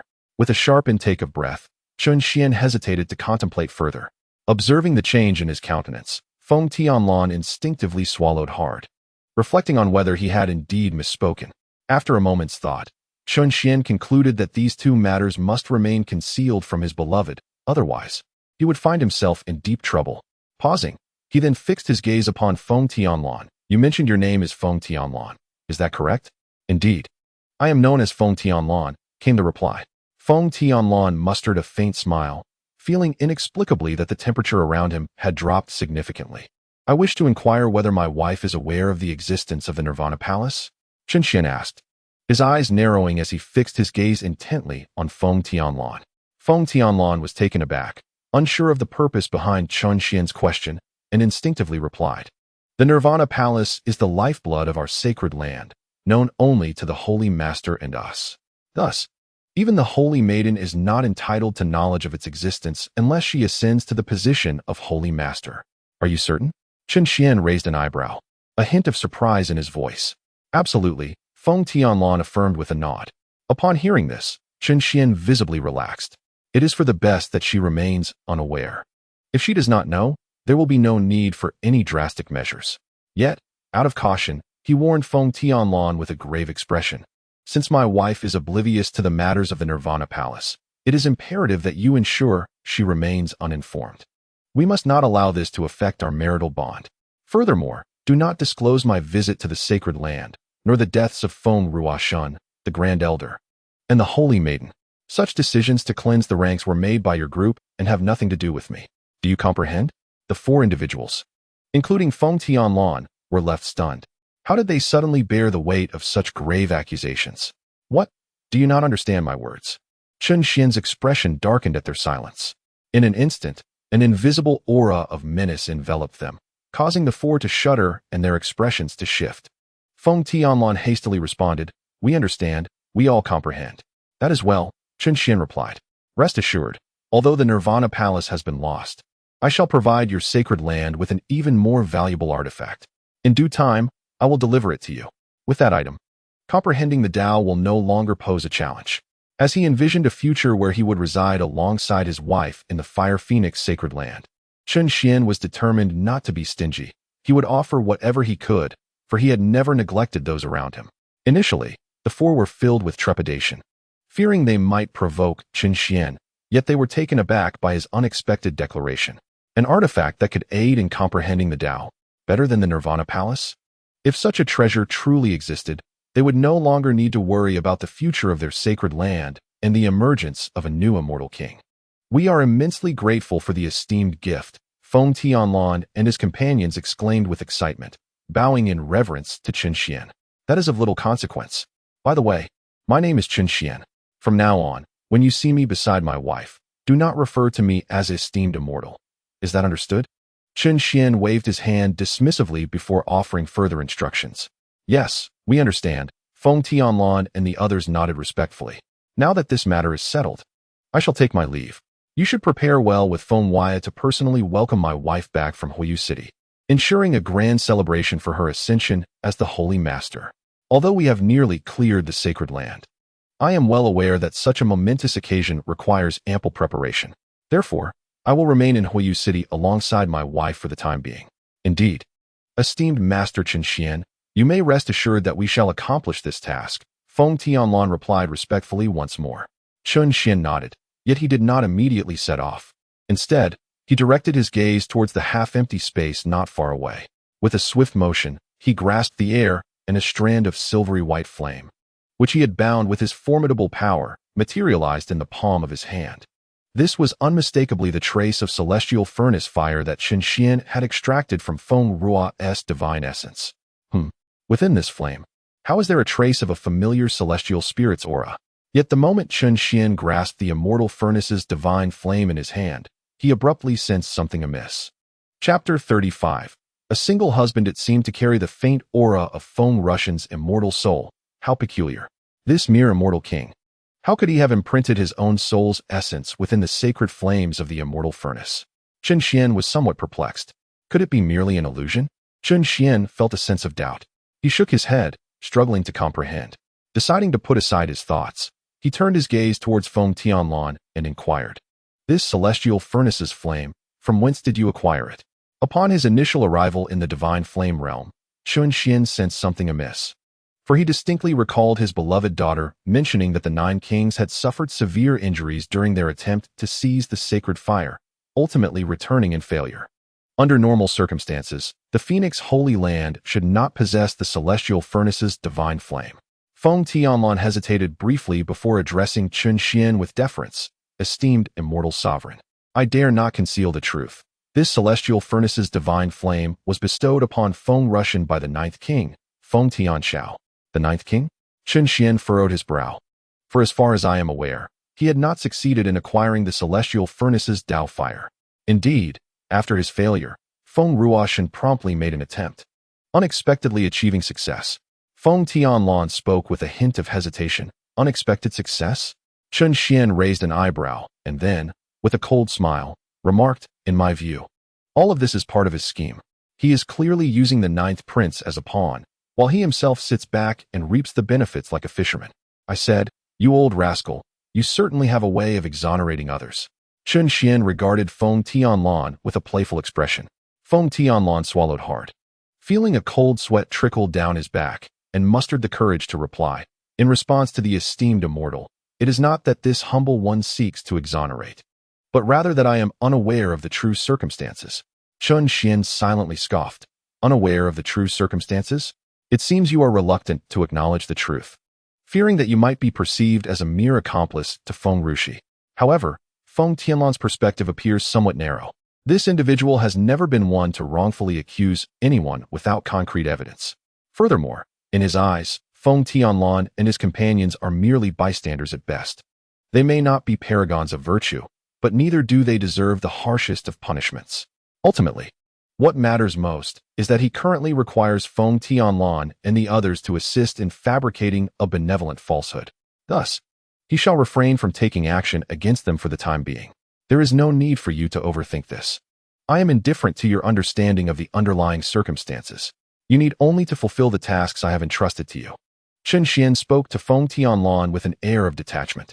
Feng Tianlan sighed in relief upon hearing this, and promptly assured, "Yes, rest assured.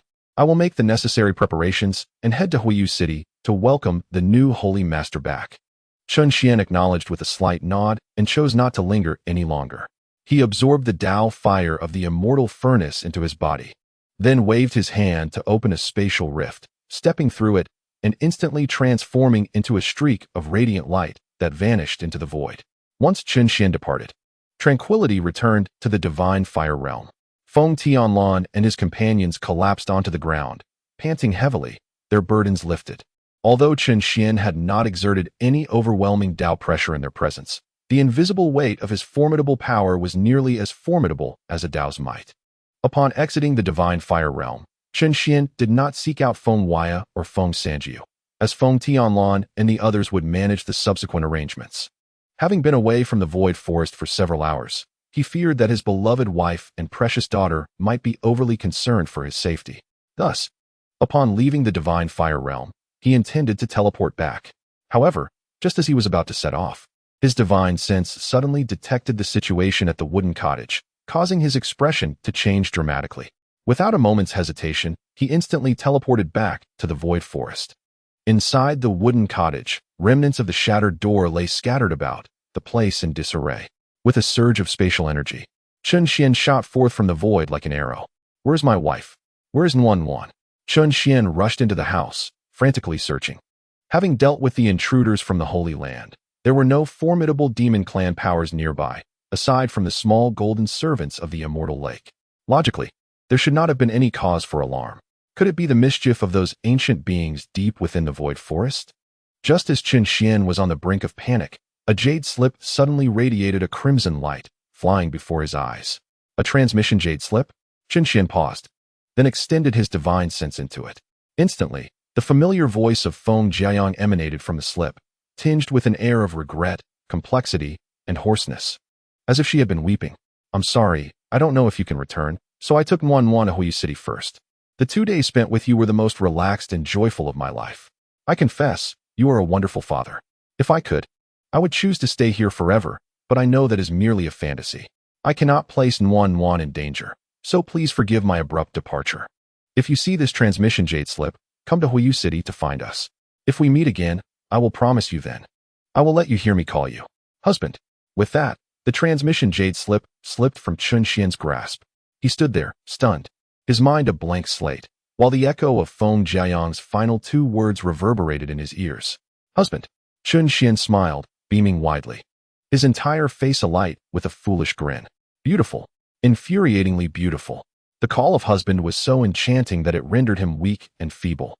It is no wonder that it is said that a gentle embrace is the grave of heroes. Just this one utterance. Who among us could withstand such a lure? A celestial being? How absurd. In this moment, Chen Xian was nothing more than an ordinary man. Moments later, Chen Xian regained his composure, wiped the drool from the corner of his mouth, and tucked away the communication jade slip. "Fire Feather City, wait for me, my beloved. I shall make my way to you at once." Chen Xian's heart raced with excitement, eager to set forth. However, just as he was about to depart, he abruptly halted, his expression shifting to one of embarrassment. It seemed he was unaware of the whereabouts of Fire Feather City. His countenance darkened as frustration bubbled within him. Damn it! The absence of a celestial realm map is indeed troublesome. He sighed, conceding, "Fine, I shall first inquire for directions in the great wilderness Immortal City. Moreover, since I have decided to venture forth, I might as well procure a map of the celestial realm to spare myself the constant need to ask for directions." Chen Xian felt a wave of discontent wash over him, akin to having his trousers down only to discover he was low on ammunition. It was exceedingly vexing.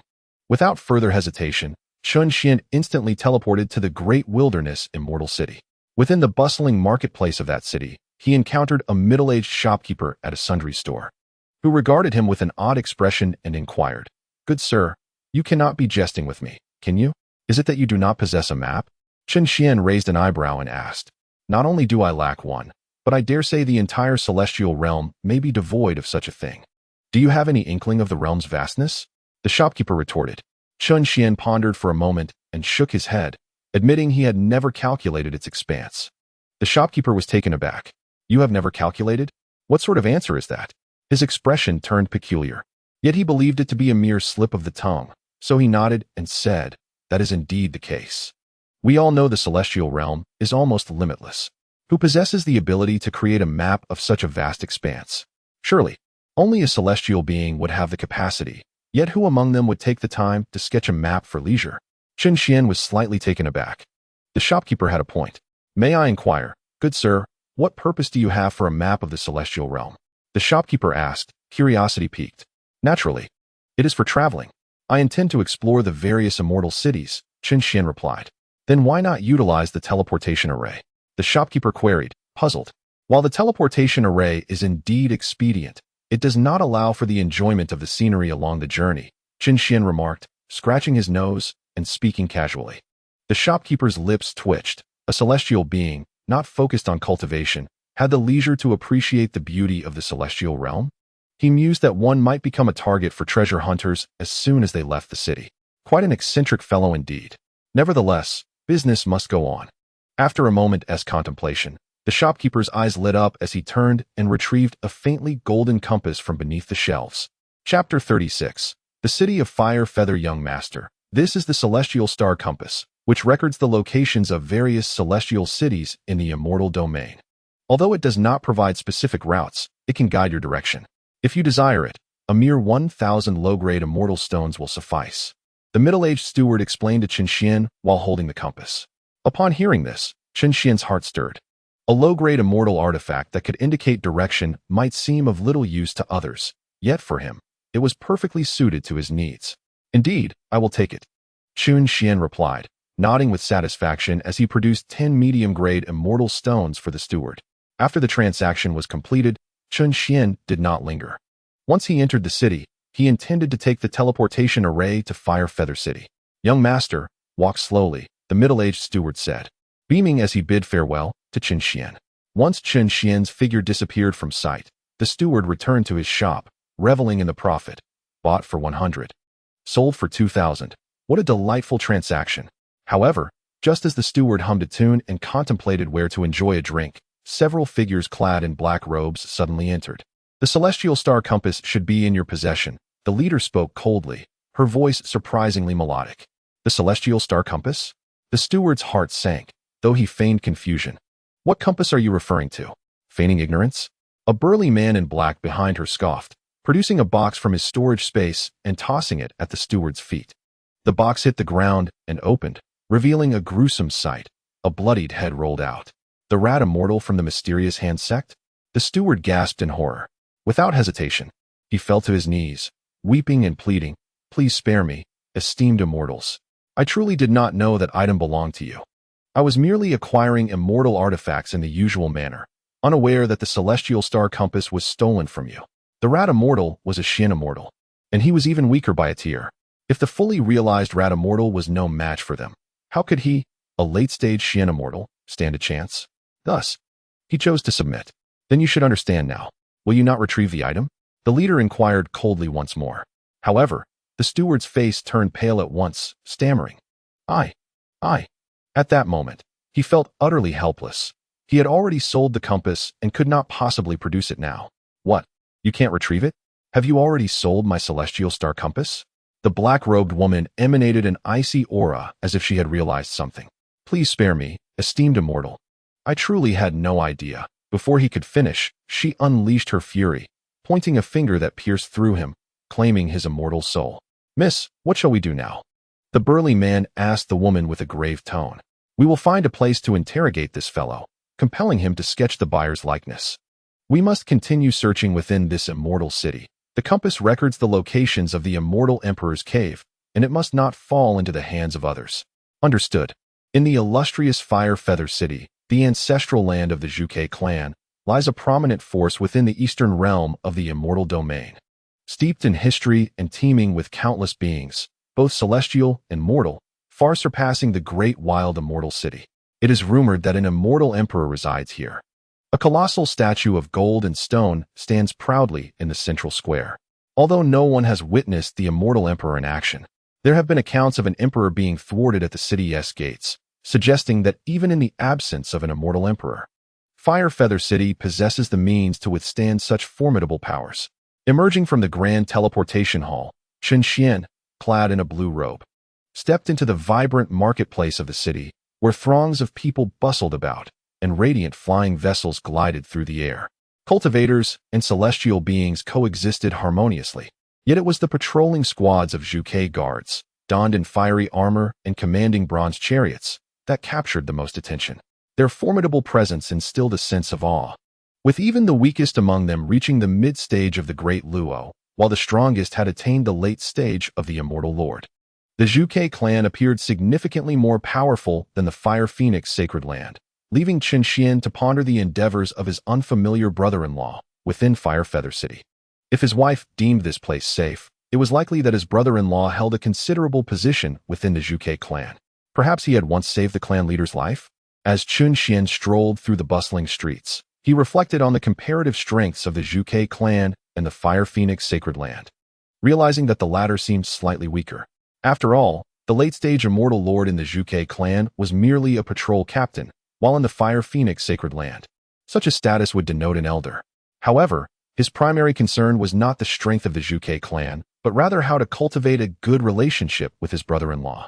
What troubled him was his utter lack of knowledge about this sibling, knowing only that his surname was Foam and that he was his wife's brother. Whether they were blood relatives or cousins, his cultivation level and his activities in Fire Feather City remained a mystery, akin to a newborn infant unaware of the world. Building rapport through conversation seemed impractical, yet Qin Xian was affluent enough. If communication failed, he could resort to another method, simply put, to increase financial offerings. The adage "one does not strike a gift giver" echoed in his mind. If he were to present an abundance of cultivation resources, his brother-in-law would surely have no reason not to acknowledge him as a brother-in-law. Nodding in agreement, Qin Xian resolved to proceed with this plan. With his intentions set, he cast aside any trepidation about returning home and immediately enveloped the entirety of Fire Feather City with his divine consciousness. With a mere thought, he gained complete control over the city, rendering all secrets transparent. In no time, he located his beloved wife and precious daughter, excitement surging within him as he longed to teleport directly to their side. Yet, he tempered this impulse, for he was now a celestial being, and such a status required bearing the demeanor of one. If one were to inquire about the nature of a celestial being, it would surely be to summon the sword. With a firm command, Qin Xian called forth a golden stream of light from his cave abode, which gracefully hovered beneath his feet. Upon closer inspection, it is a magnificent golden longsword, adorned with an array of colorful gemstones, with a dragon carving intricately etched on the hilt, exuding an air of grandeur. Yet, this sword is merely a low-grade celestial artifact, known as Long Yuan. It was crafted during his early days of learning the art of forging, a whimsical attempt to experience the thrill of flying with a sword. However, he soon discovered its speed to be rather sluggish and left it to gather dust. Nevertheless, it remains his very first sword, and thus Qin Xian has preserved it until now, never anticipating that it would prove useful once more. After all, as a celestial, while teleportation may not be feasible, flying on a sword should pose no challenge. With a swift motion, Qin Xian stepped onto the blade. Standing with hands clasped behind his back, his garments fluttering in the wind, and his long black hair billowing about him, resembling a sword immortal. In the next instant, the Long Yuan sword soared into the sky, transforming into a streak of golden light, darting towards the inner city, more specifically, towards the Forbidden City nestled within its confines. Chapter 37. The chubby young clan leader. The Zhuge Forbidden City, the ancestral land of the Zhuge clan, is located at the heart of the inner city. To be precise, it is not merely a city, but rather an expansive area divided by several broad streets, lined with towering pavilions and majestic floating palaces.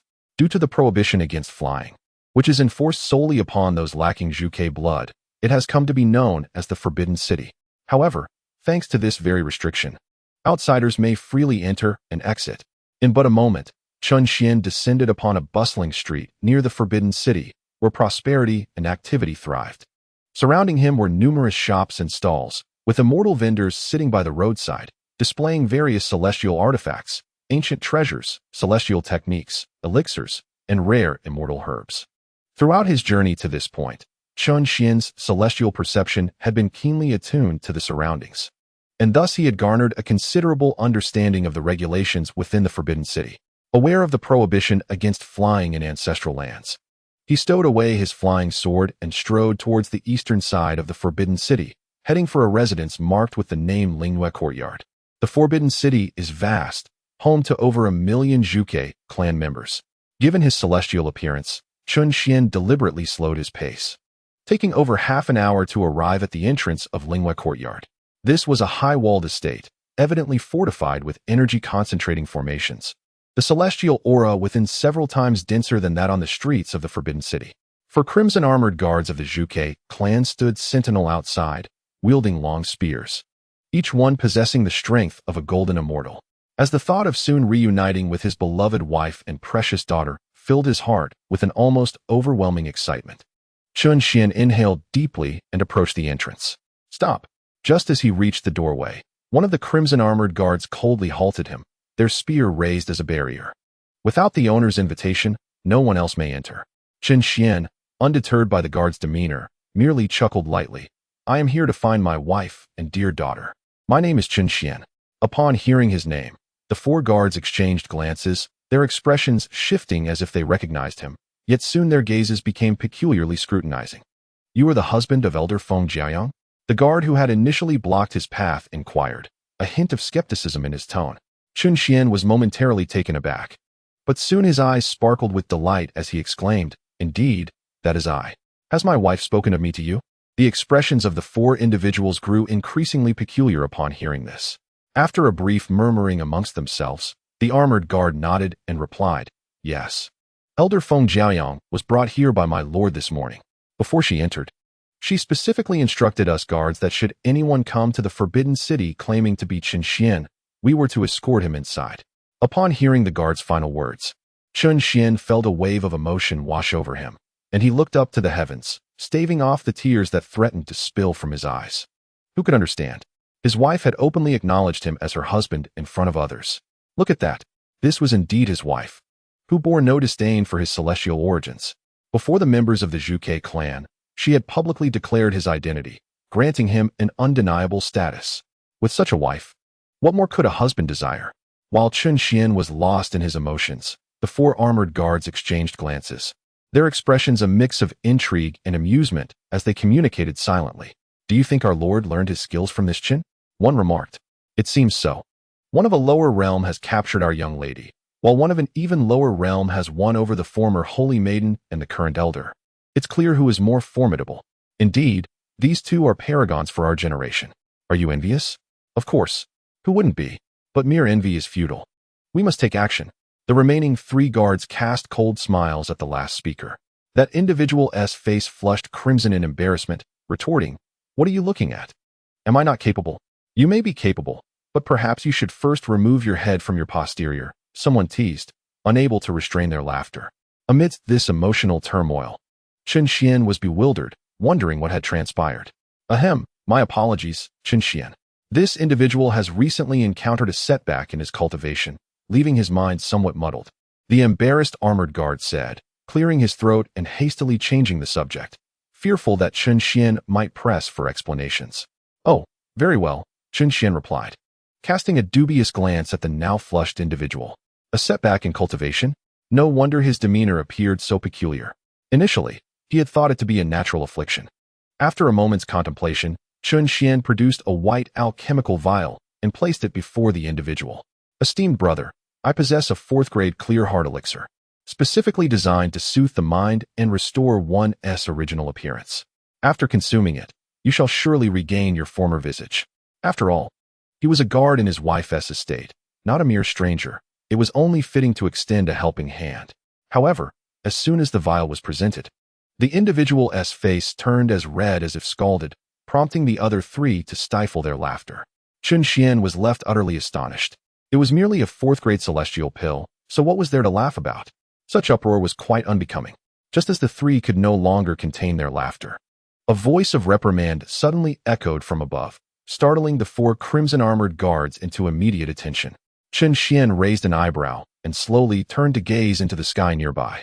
He had noticed someone approaching earlier but assumed it to be a mere passerby, unaware that they were indeed coming for his beloved. Upon looking up, he beheld 8 fiery, blazing horses entwined in flames, drawing a carriage of mid-grade celestial artifact quality, resplendent in red-brown hues with a golden canopy. As it descended, a middle-aged coachman in the early stages of the Tao realm lifted the curtain, and it was he who had issued the earlier reprimand. Following him, a young, portly gentleman emerged, exuding an air of affluence, clad in a white dragon robe, holding a jade folding fan of celestial artifact caliber. Upon stepping out of the carriage, the young nobleman immediately noticed Chun Xian and, with a hint of confusion, inquired, "What is a mere celestial being like you doing here?" In response to the young lord's question, one of the crimson-armored guards stepped forward respectfully and replied, "This is Chen Xian, husband of Elder Feng Jiayang." "Young lord?" Chen Xian was taken aback, realizing that the rotund figure before him was none other than the young lord of the Zhuge clan. Yet, he couldn't help but ponder the unusual physique of this individual. A consummate celestial being? No, there seems to be something peculiar about him. Is there truly such a potent flame within this young man? Chen Xian mused, noting its resemblance to the celestial furnace fire. Albeit this one was a milky white rather than silver. Intriguing. It seems the Zhuge clan harbors many secrets in this young lord. As Chen Xian scrutinized the young lord, the latter suddenly raised his voice, his face a tapestry of astonishment. "Is it truly you, Brother Feng's husband?" The young lord's incredulity was palpable. "Brother Feng?" Chen Xian's expression became somewhat peculiar. Such familiarity. Could it be that this young lord is acquainted with my beloved? Despite his inner doubts, Chen Xian nodded affirmatively. "Indeed. My wife is Feng Jiayang, and our daughter is Feng Wanyu." "Impossible. Absolutely impossible," the young lord bellowed, veins bulging on his forehead. "Sister Feng would never deign to notice someone as insignificant as you. You must be an impostor." Li Xiaobai. Chen Xian couldn't help but twitch at the unusual name of the Zhuge young lord. Nevertheless, it appears that the fiery young bai harbors a desire for his own wife. No wonder he reacted so vehemently upon learning that I am her husband. How intriguing. It seems my wife is indeed quite sought after. This also attests to my discerning taste. Li Shisan, ensure that this audacious individual, who dares to impersonate Brother Feng's husband, is expelled from the Firefeather City. And may I never lay eyes on him again. With unbridled fury, Li Xiaobai immediately commanded the coachman. "As you wish, young master," Li Shisan replied, nodding in acknowledgement, then cast a menacing glance towards Chen Xian. Chen Xian chuckled, surprised that he still wished to engage him in a confrontation. It is intriguing, despite his celestial facade.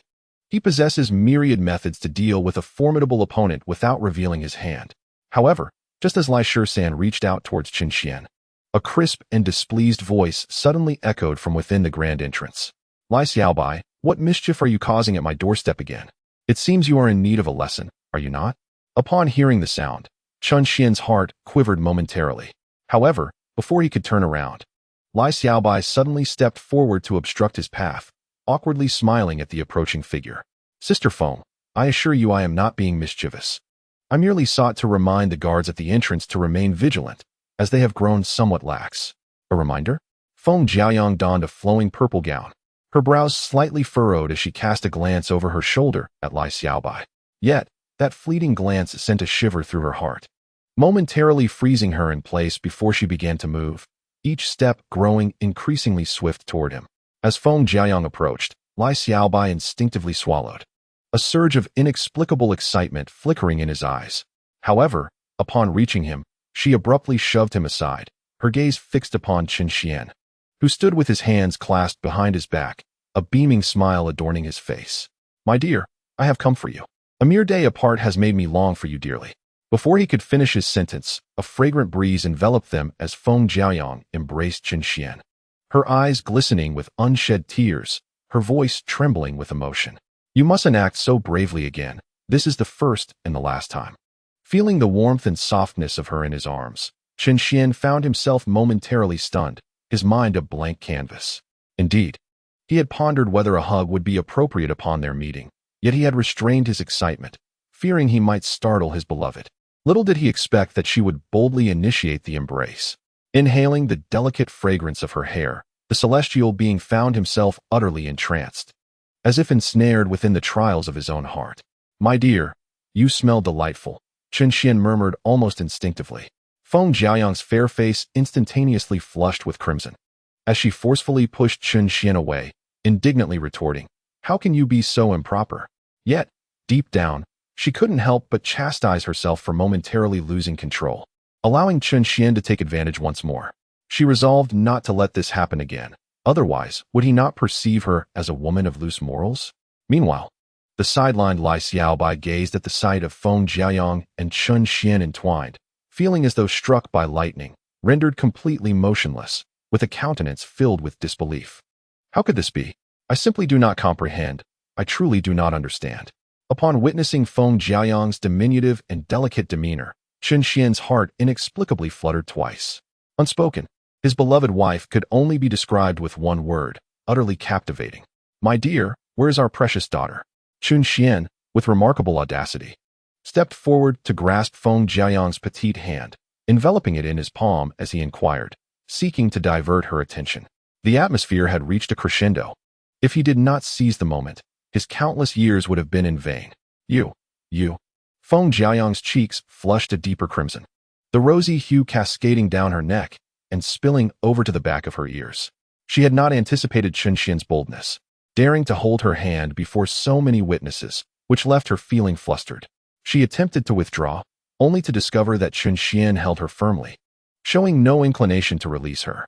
While she could exert a modicum of force, she feared inadvertently injuring him. Gazing into Chen Xian's eyes, filled with mirth, Feng Jiaoyang found him both infuriating and amusing. He was merely an ethereal being, yet he exhibited such audacity, and his thick skin was as formidable as a fortress. If she so desired, with a mere thought, she could reduce a celestial being to ashes.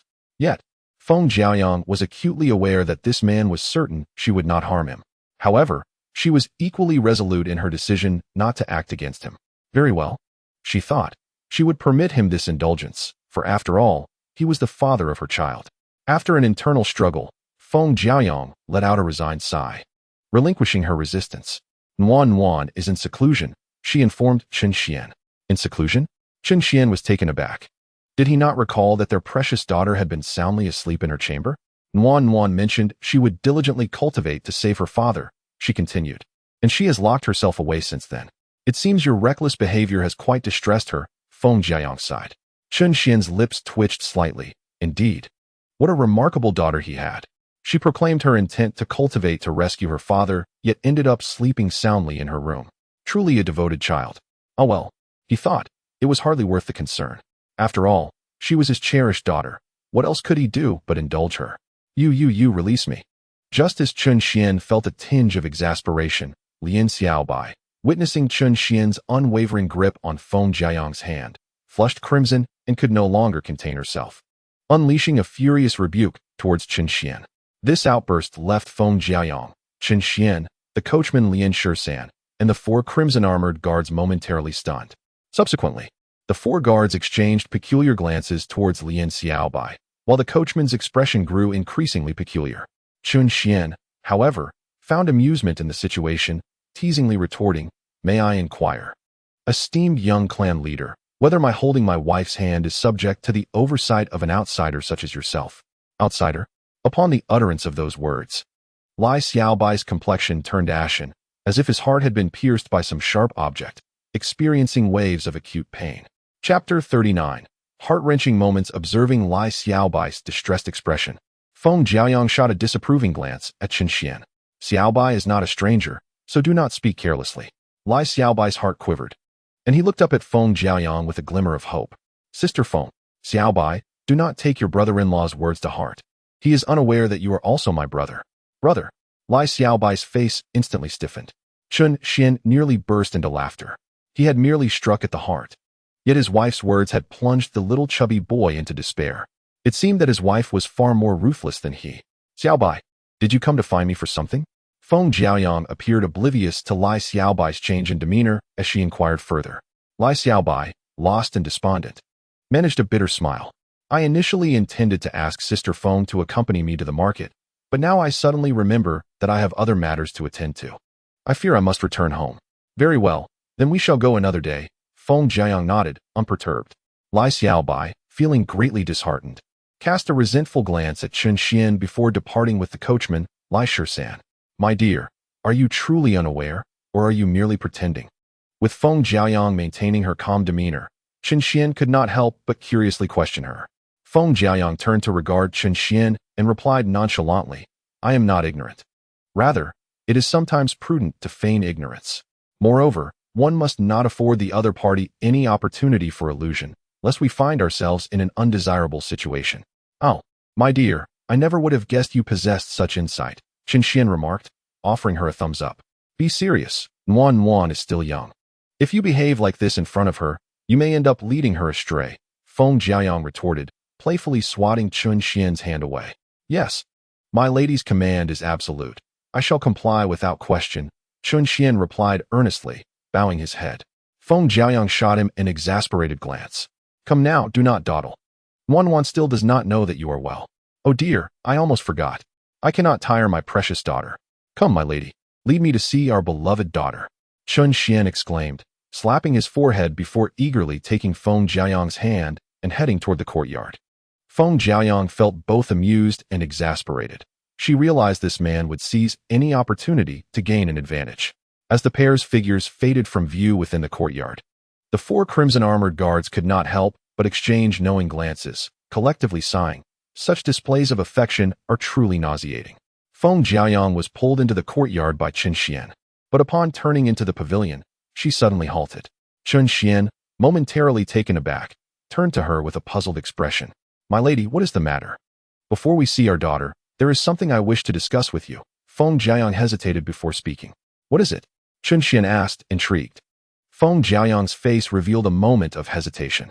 After a brief pause, she took a deep breath and earnestly said to Chun Xian, I plan to leave Huiyu City alone tomorrow. Leave? Why? Chun Xian's brows furrowed, perplexed by Feng Jiaoyang's sudden decision. Because of my life lamp. As long as I am with you, both you and Wan will remain in peril, Feng Jiaoyang stated solemnly. Upon hearing this, Chun Xian's expression turned awkward. He had forgotten about this matter. If his memory served correctly, the life lamp should have been in Feng Wuxia's possession. But he had obliterated both Feng Wuxia's physical form and his storage artifact. Given his power, that life lamp must have long since been reduced to mere fragments. At the time, he had not considered the life lamp. Otherwise, he would have surely extracted it to bring back. However, with the life lamp now lost, it was virtually impossible to retrieve it for the sake of reassuring his beloved wife. Yet, Chun Xian was not without alternatives. After a moment of contemplation, he quickly devised a plan. Pausing briefly, he smiled at Feng Jiaoyang and said, In truth, my dear, you need not worry about this matter at all. Why? Feng Jiaoyang inquired, her brow knitted in confusion. Because the life lamp has already been destroyed. Do you know how I escaped from the Void Forest? Chun Xian asked with a light chuckle. Feng Jiaoyang looked at him in astonishment and shook her head. Chun Xian continued, The Void Forest is, in essence, an ancient forbidden zone. Though it has been relatively tranquil in recent years, it remains formidable. At that time, I relocated those celestial lords from the Fire Phoenix sacred land deep into the Void Forest, and then employed a strategy of driving the tiger to swallow the wolf, deliberately stirring up the magical creatures lurking deep within the forest. I then concealed myself, watching as those celestial lords were slaughtered and devoured by the beasts, leaving not a trace behind. You can imagine the fate of that fragile life lamp. Upon hearing Chun Xian's words, Feng Jiaoyang's face was filled with astonishment. She had assumed Chun Xian had seized an opportunity to escape the Void Forest, only to discover he had left after dealing with over a dozen celestial lords. Such a feat occurring under the auspices of a heavenly immortal was truly hard to believe. My dear? Noticing Feng Jiaoyang was lost in thought, Chun Xian waved his hand before her eyes. Before long, Feng Jiaoyang regained her senses, gazing at the puzzled Chun Xian, her heart awash with mixed emotions. You claim to have driven the tiger to swallow the wolf. Did you not consider that you might also meet your demise at the hands of those magical creatures? I did consider it, Chun Xian replied, his eyes brimming with warmth. However, for you and our precious daughter, what does it matter if I were to perish? He spoke with a lightness that belied the gravity of life and death. Feng Jiaoyang's heart trembled, as if struck in the softest part of her being. Her nose tinged with warmth, and her eyes quickly reddened, tears flowing uncontrollably down her cheeks. My dear, why are you crying? Please don't cry. Chun Xian had intended to maintain a facade, but was taken aback when his beloved suddenly wept. This left him flustered, as he awkwardly reached out to wipe the tears from Feng Jiaoyang's cheeks. Feng Jiaoyang choked back her tears, saying, You are truly a fool. How can you be so foolish? Yes, I am foolish, utterly so. Whatever you say, my dear wife, is the truth. Chun Xian was most fearful of a woman's tears, especially those of his own wife. He was uncertain whether her tears stemmed from being moved or from excessive worry for him, but in either case, it made him feel as though he had committed a grave mistake. You always behave like this, never serious. But next time, you must promise not to show off. Do you understand?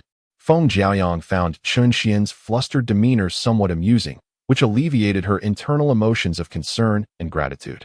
She quickly ceased her tears, wiped the corners of her eyes, and earnestly reminded Chun Xian. Seeing that his wife had finally stopped crying, Chun Xian let out a sigh of relief and smiled, assuring her, "Rest assured, my dear, I will never show off again." "That's more like it." Feng Jiaoyang's expression softened. However, Chun Xian suddenly changed the subject, a hint of bashfulness in his voice. "My dear, could you promise me one thing?"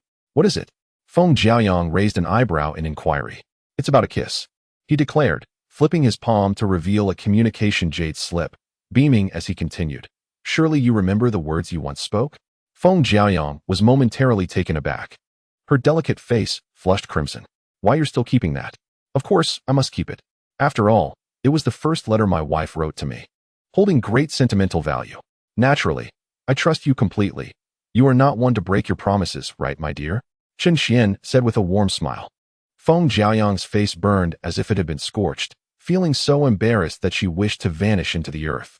At that moment, she had thought Chun Xian would not return, and in her sorrow, she had penned those words. Who could have anticipated? "My dear, I am all ears." Chun Xian turned his face towards her, eyes sparkling with mirth, encouraging her to respond. Feng Jiaoyang pressed her lips tightly together, her fair neck now tinged with a rosy hue, her cheeks radiating a vibrant blush that invoked an irresistible desire to kiss them. Her delicate hands fidgeted helplessly, adding to her adorably flustered demeanor. Chun Xian's heart raced with longing. He found his wife's contrasting shyness utterly delightful. Perhaps, next time? After struggling for a while, Feng Jiaoyang ultimately lacked the courage to utter those two words and softly proposed to Chun Xian. Next time? Chun Xian nearly stumbled, having anticipated this moment for quite some time, only to be told he would have to wait. "I'm almost ready to shed my trousers. And you want me to wait for another opportunity?" "My dear, your words sadden me. We must not set a poor example for our precious daughter.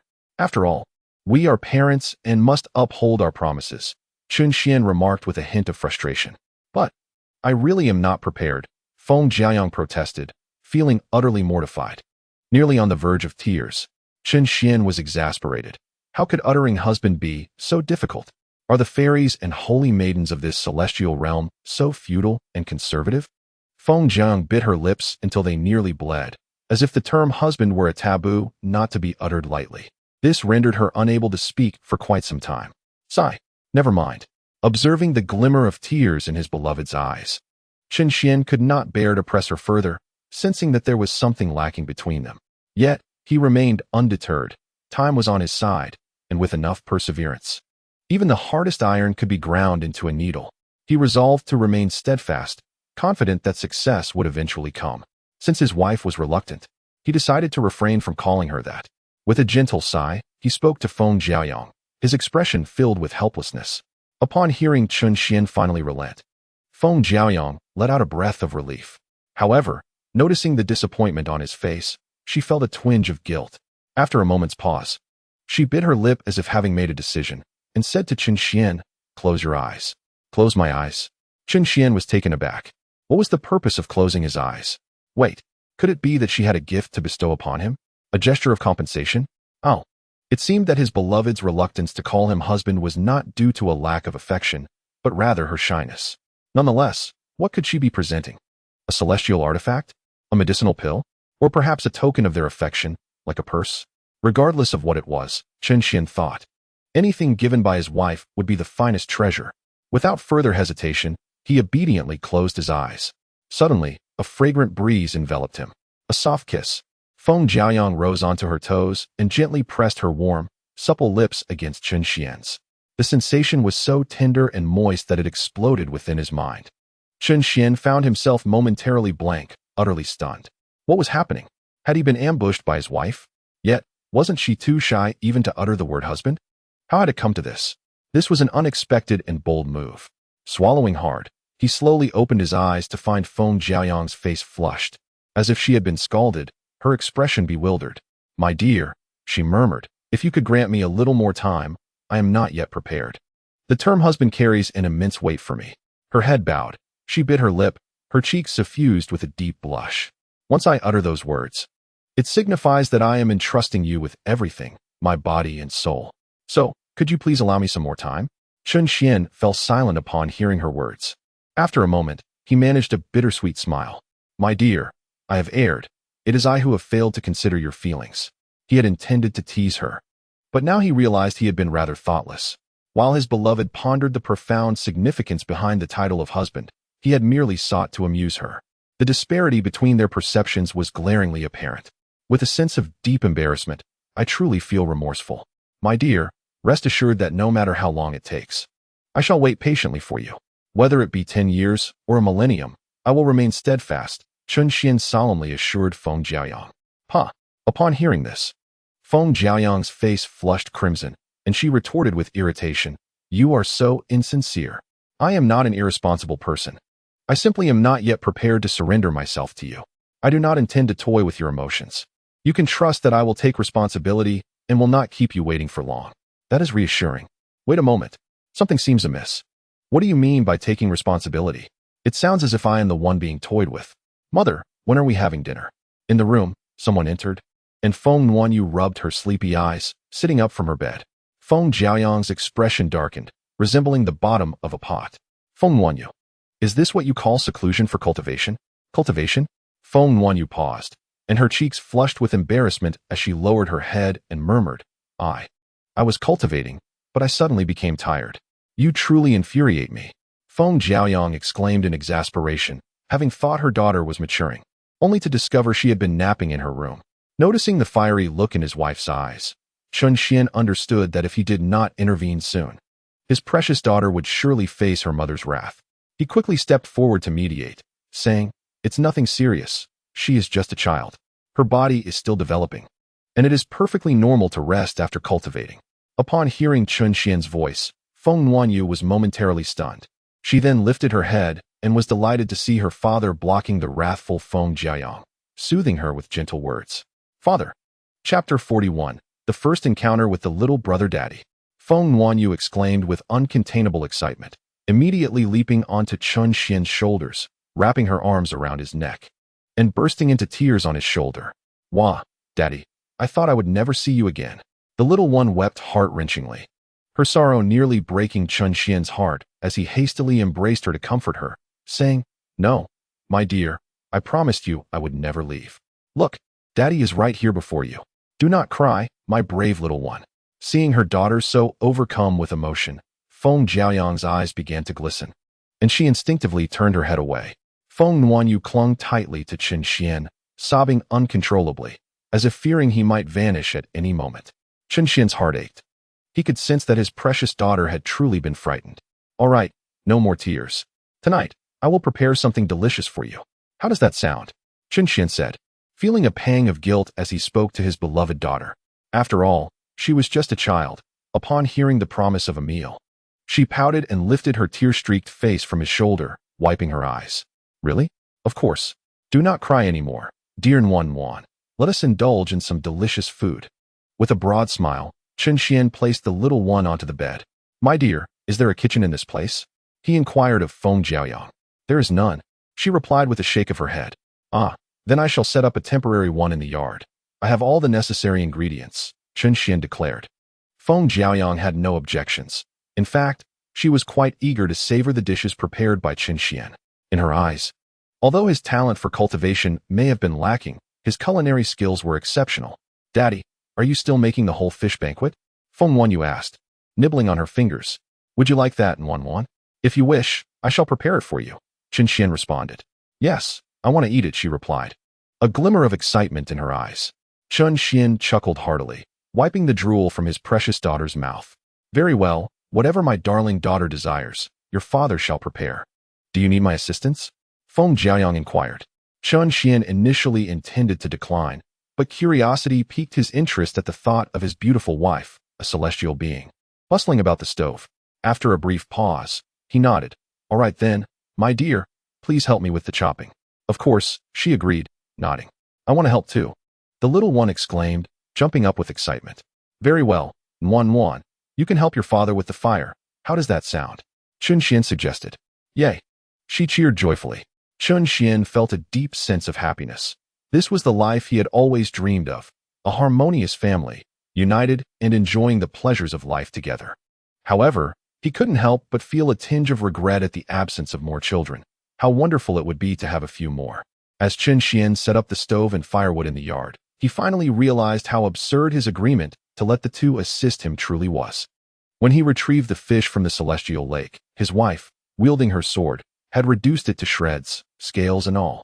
Then there was his precious daughter, who had become a little fire-breathing dragon. The newly constructed stove was reduced to ruins in an instant. Fortunately, his pot was crafted from heavenly gold, or otherwise. Had it been an ordinary iron pot, it would have been reduced to ashes by now. Observing the chaos in the yard, the mother and daughter exchanged knowing glances, their eyes shimmering as if they had committed a misdeed. Chen Xian felt a throbbing at his temples. He knew they were unreliable, but he had not anticipated just how unreliable they could be. With a deep sigh, he resigned himself to the situation. Alas, such is the choice I have made. I shall start anew. One is my wife, and the other is my beloved daughter. I shall indulge them. What's a few words of reprimand in the grand scheme of things? However, this time, it is imperative that the two of them refrain from intervening any further. My dear, I believe it would be best if you refrained from handling this tedious task. It would be wiser for you to sit beside our daughter and patiently await the meal, Chen Xian said with great tact to Feng Jiayang. Upon hearing this, Feng Jiayang's delicate cheeks flushed with a rosy hue. Initially, she thought that Chen Xian made it appear quite effortless and assumed that she too could manage it. However, she quickly found herself in a predicament the moment she attempted to assist, realizing that she truly lacked any culinary talent. Aware that she could not be of help, Feng Jiayang acquiesced with a nod, saying, "Very well." Nevertheless, the little one remained somewhat dissatisfied and pouted, exclaiming, "Actually, Nuan could lend a hand. It was merely an accident earlier." Chen Xian's lips twitched slightly at the notion of further assistance. If she were to continue, even a pot forged from the finest gold would surely not withstand the chaos for long. Nuan, do not disturb your father while he cooks. Did you not wish to learn the art of beast taming? Come over here, and your mother shall impart the incantation to you. Observing Chen Xian's exasperated expression, Feng Jiayang found it somewhat amusing, yet she understood that if this continued, they might be left waiting indefinitely for the meal. Thus, she gently pulled the little one aside. Upon hearing that she could learn the art of beast taming, the child's eyes sparkled with excitement, and she promptly forgot about helping, eagerly urging Feng Jiayang to teach her. "Mother, please hurry. Nuan wants to learn the beast taming technique. I wish to raise even more formidable spirit pets." "Very well, dear. I shall teach you at once."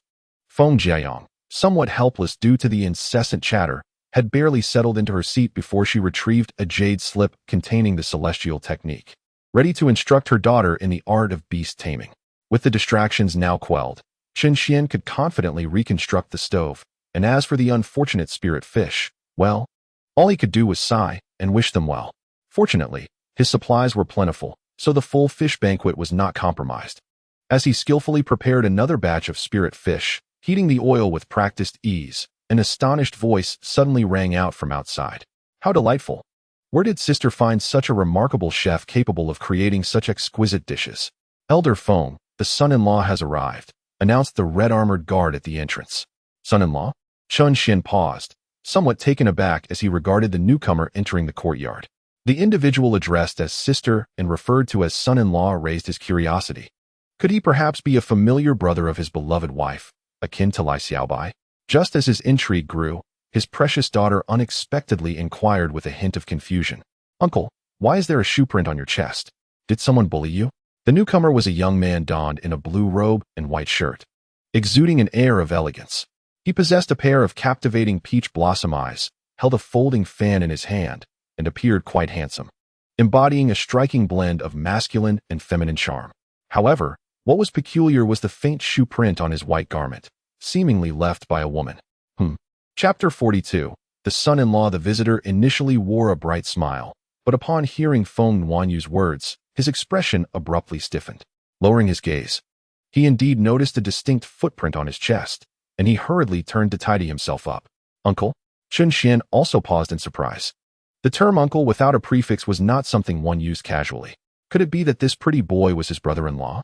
With this question lingering in his mind, Chen Xian turned to Feng Jiayang and quietly inquired, "My dear, who is this?"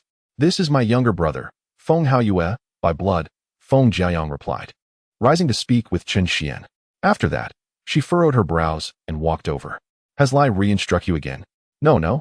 How would my Rian dare to lay hands on me? That would be tantamount to rebellion.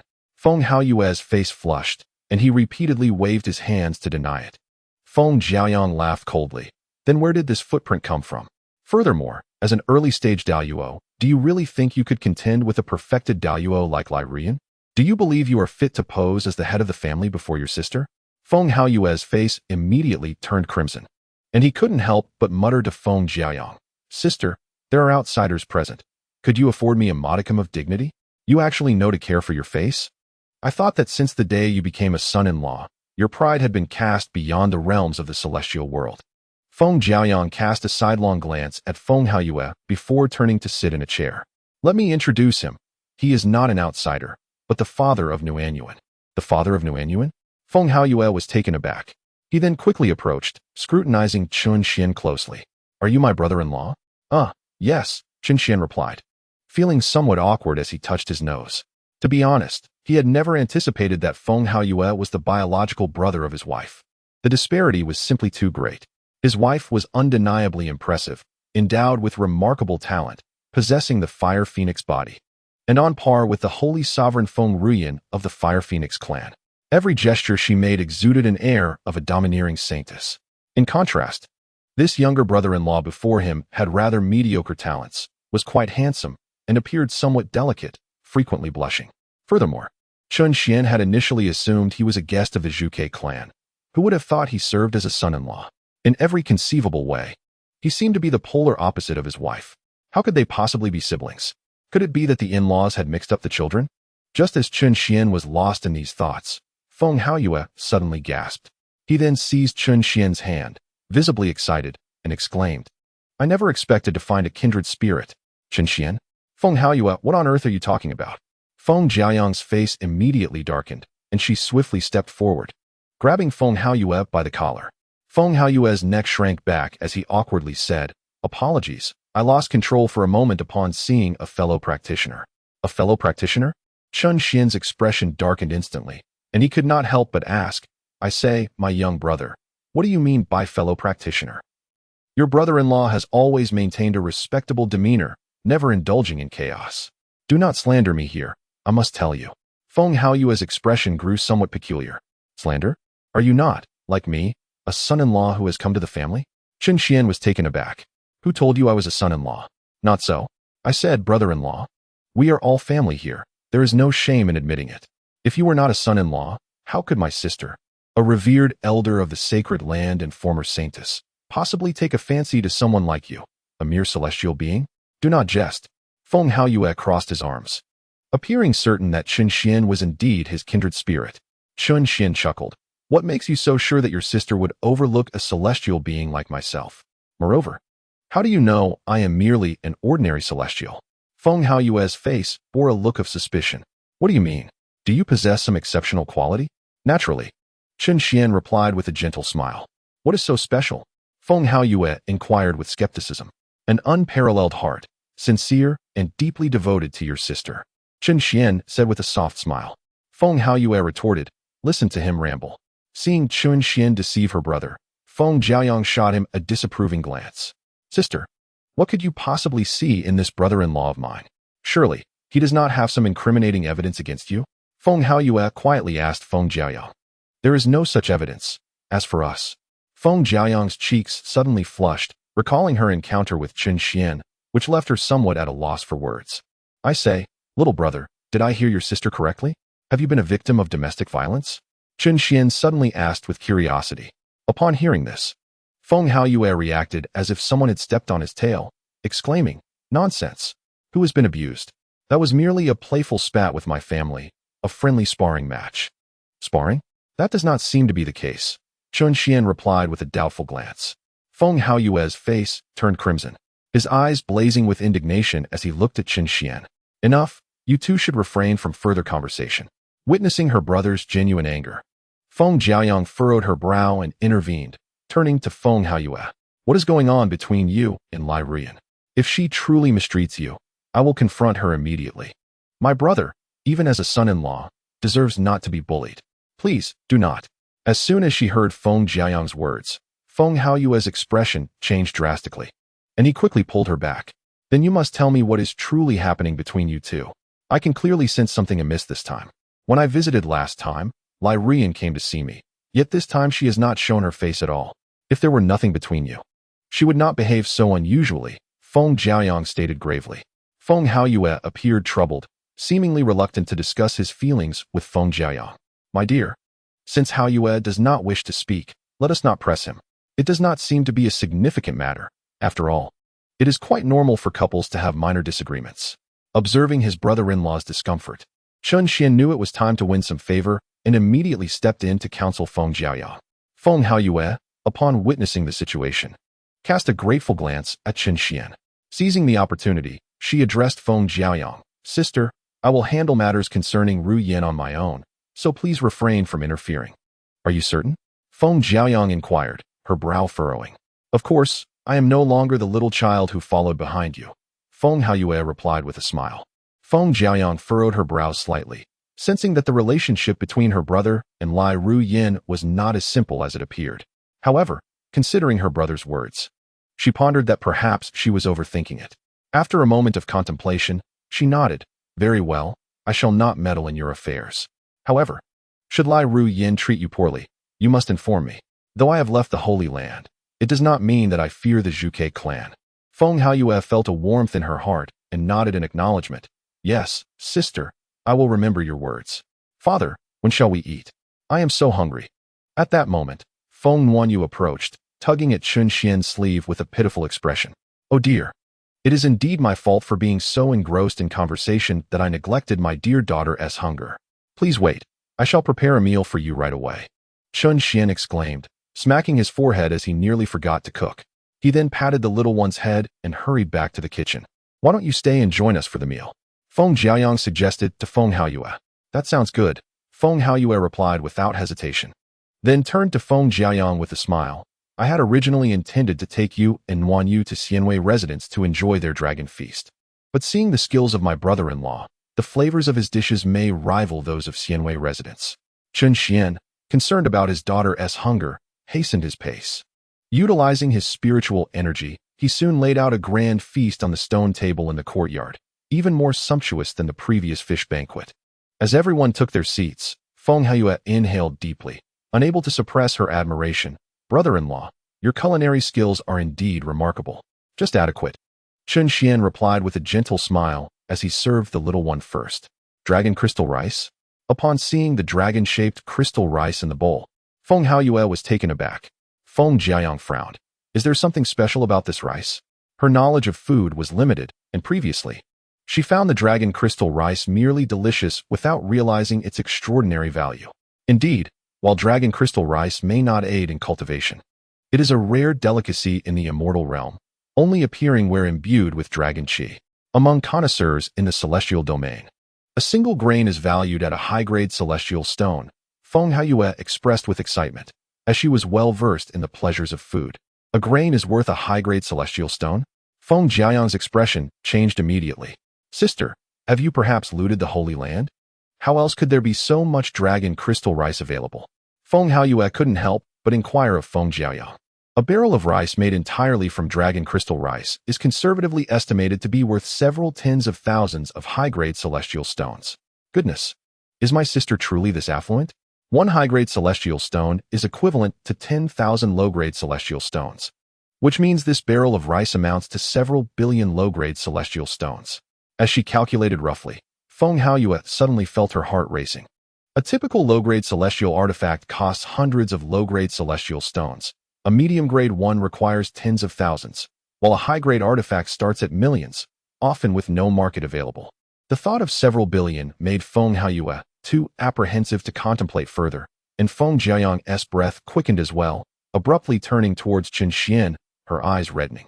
Do you have any idea about the value of this dragon crystal rice? Feng Jiayang asked through gritted teeth. Chun Xian's lips twitched slightly as he shook his head, feigning ignorance.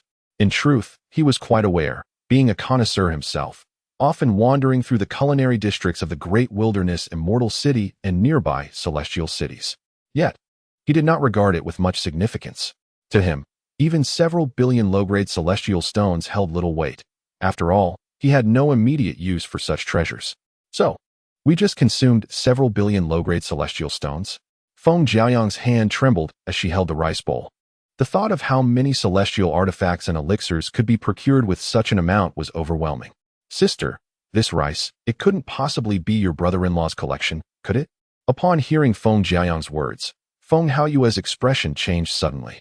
She swallowed hard, unable to resist asking, so, is it the case that the reason you are interested in my brother-in-law is due to his wealth? Well, this is mine, but I don't possess such wealth. I merely obtained the dragon crystal rice by chance, found it delicious, and often cooked it, Chen Xian hastily explained as the exaggeration escalated. However, his clarification only left Feng Jiaoyang dumbfounded, causing her to drop her chopsticks. You actually cook it often? She stared at Chen Xian in disbelief. How much do you have stashed away? Realizing he had perhaps misspoken, Chen Xian awkwardly replied, actually, not much. Just a few small pouches. A few small pouches? Feng Haoyue furrowed her brow. That can't be right. How many meals could a few small pouches provide? Be honest, how much is it really? Feng Jiaoyang, now thoroughly entranced by the celestial stones, glared intensely at Chen Xian. I did say a few small pouches, but they are storage pouches, Chen Xian admitted, knowing he could no longer evade the truth. Goodness. Both Feng Jiaoyang and Feng Haoyue gasped in unison. How much dragon crystal rice could a few storage pouches hold? Hundreds of billions? Thousands of billions? Or even trillions? In truth, I believe that this matter is not as exaggerated as you all perceive. After all, rarity enhances value. Once this item becomes plentiful, it will lose its worth. Observing the two individuals who appeared utterly bewildered, Chen Xian felt compelled to intervene, saying, please remain silent. However, Feng Jiaoyang, already driven to irrationality by the celestial stones, shot him a glare, her eyes reddened with indignation. She immediately slammed her palm onto the stone table, startling the little creature, which was busy devouring its meal. Hand over the remaining dragon crystal rice. I shall safeguard it for you. This, my dear, is that truly necessary? Chen Xian replied, feeling a headache brewing. Spare me the unnecessary chatter. With your slothful and gluttonous nature, this dragon crystal rice will only be wasted in your hands. Allow me to keep it safe for you.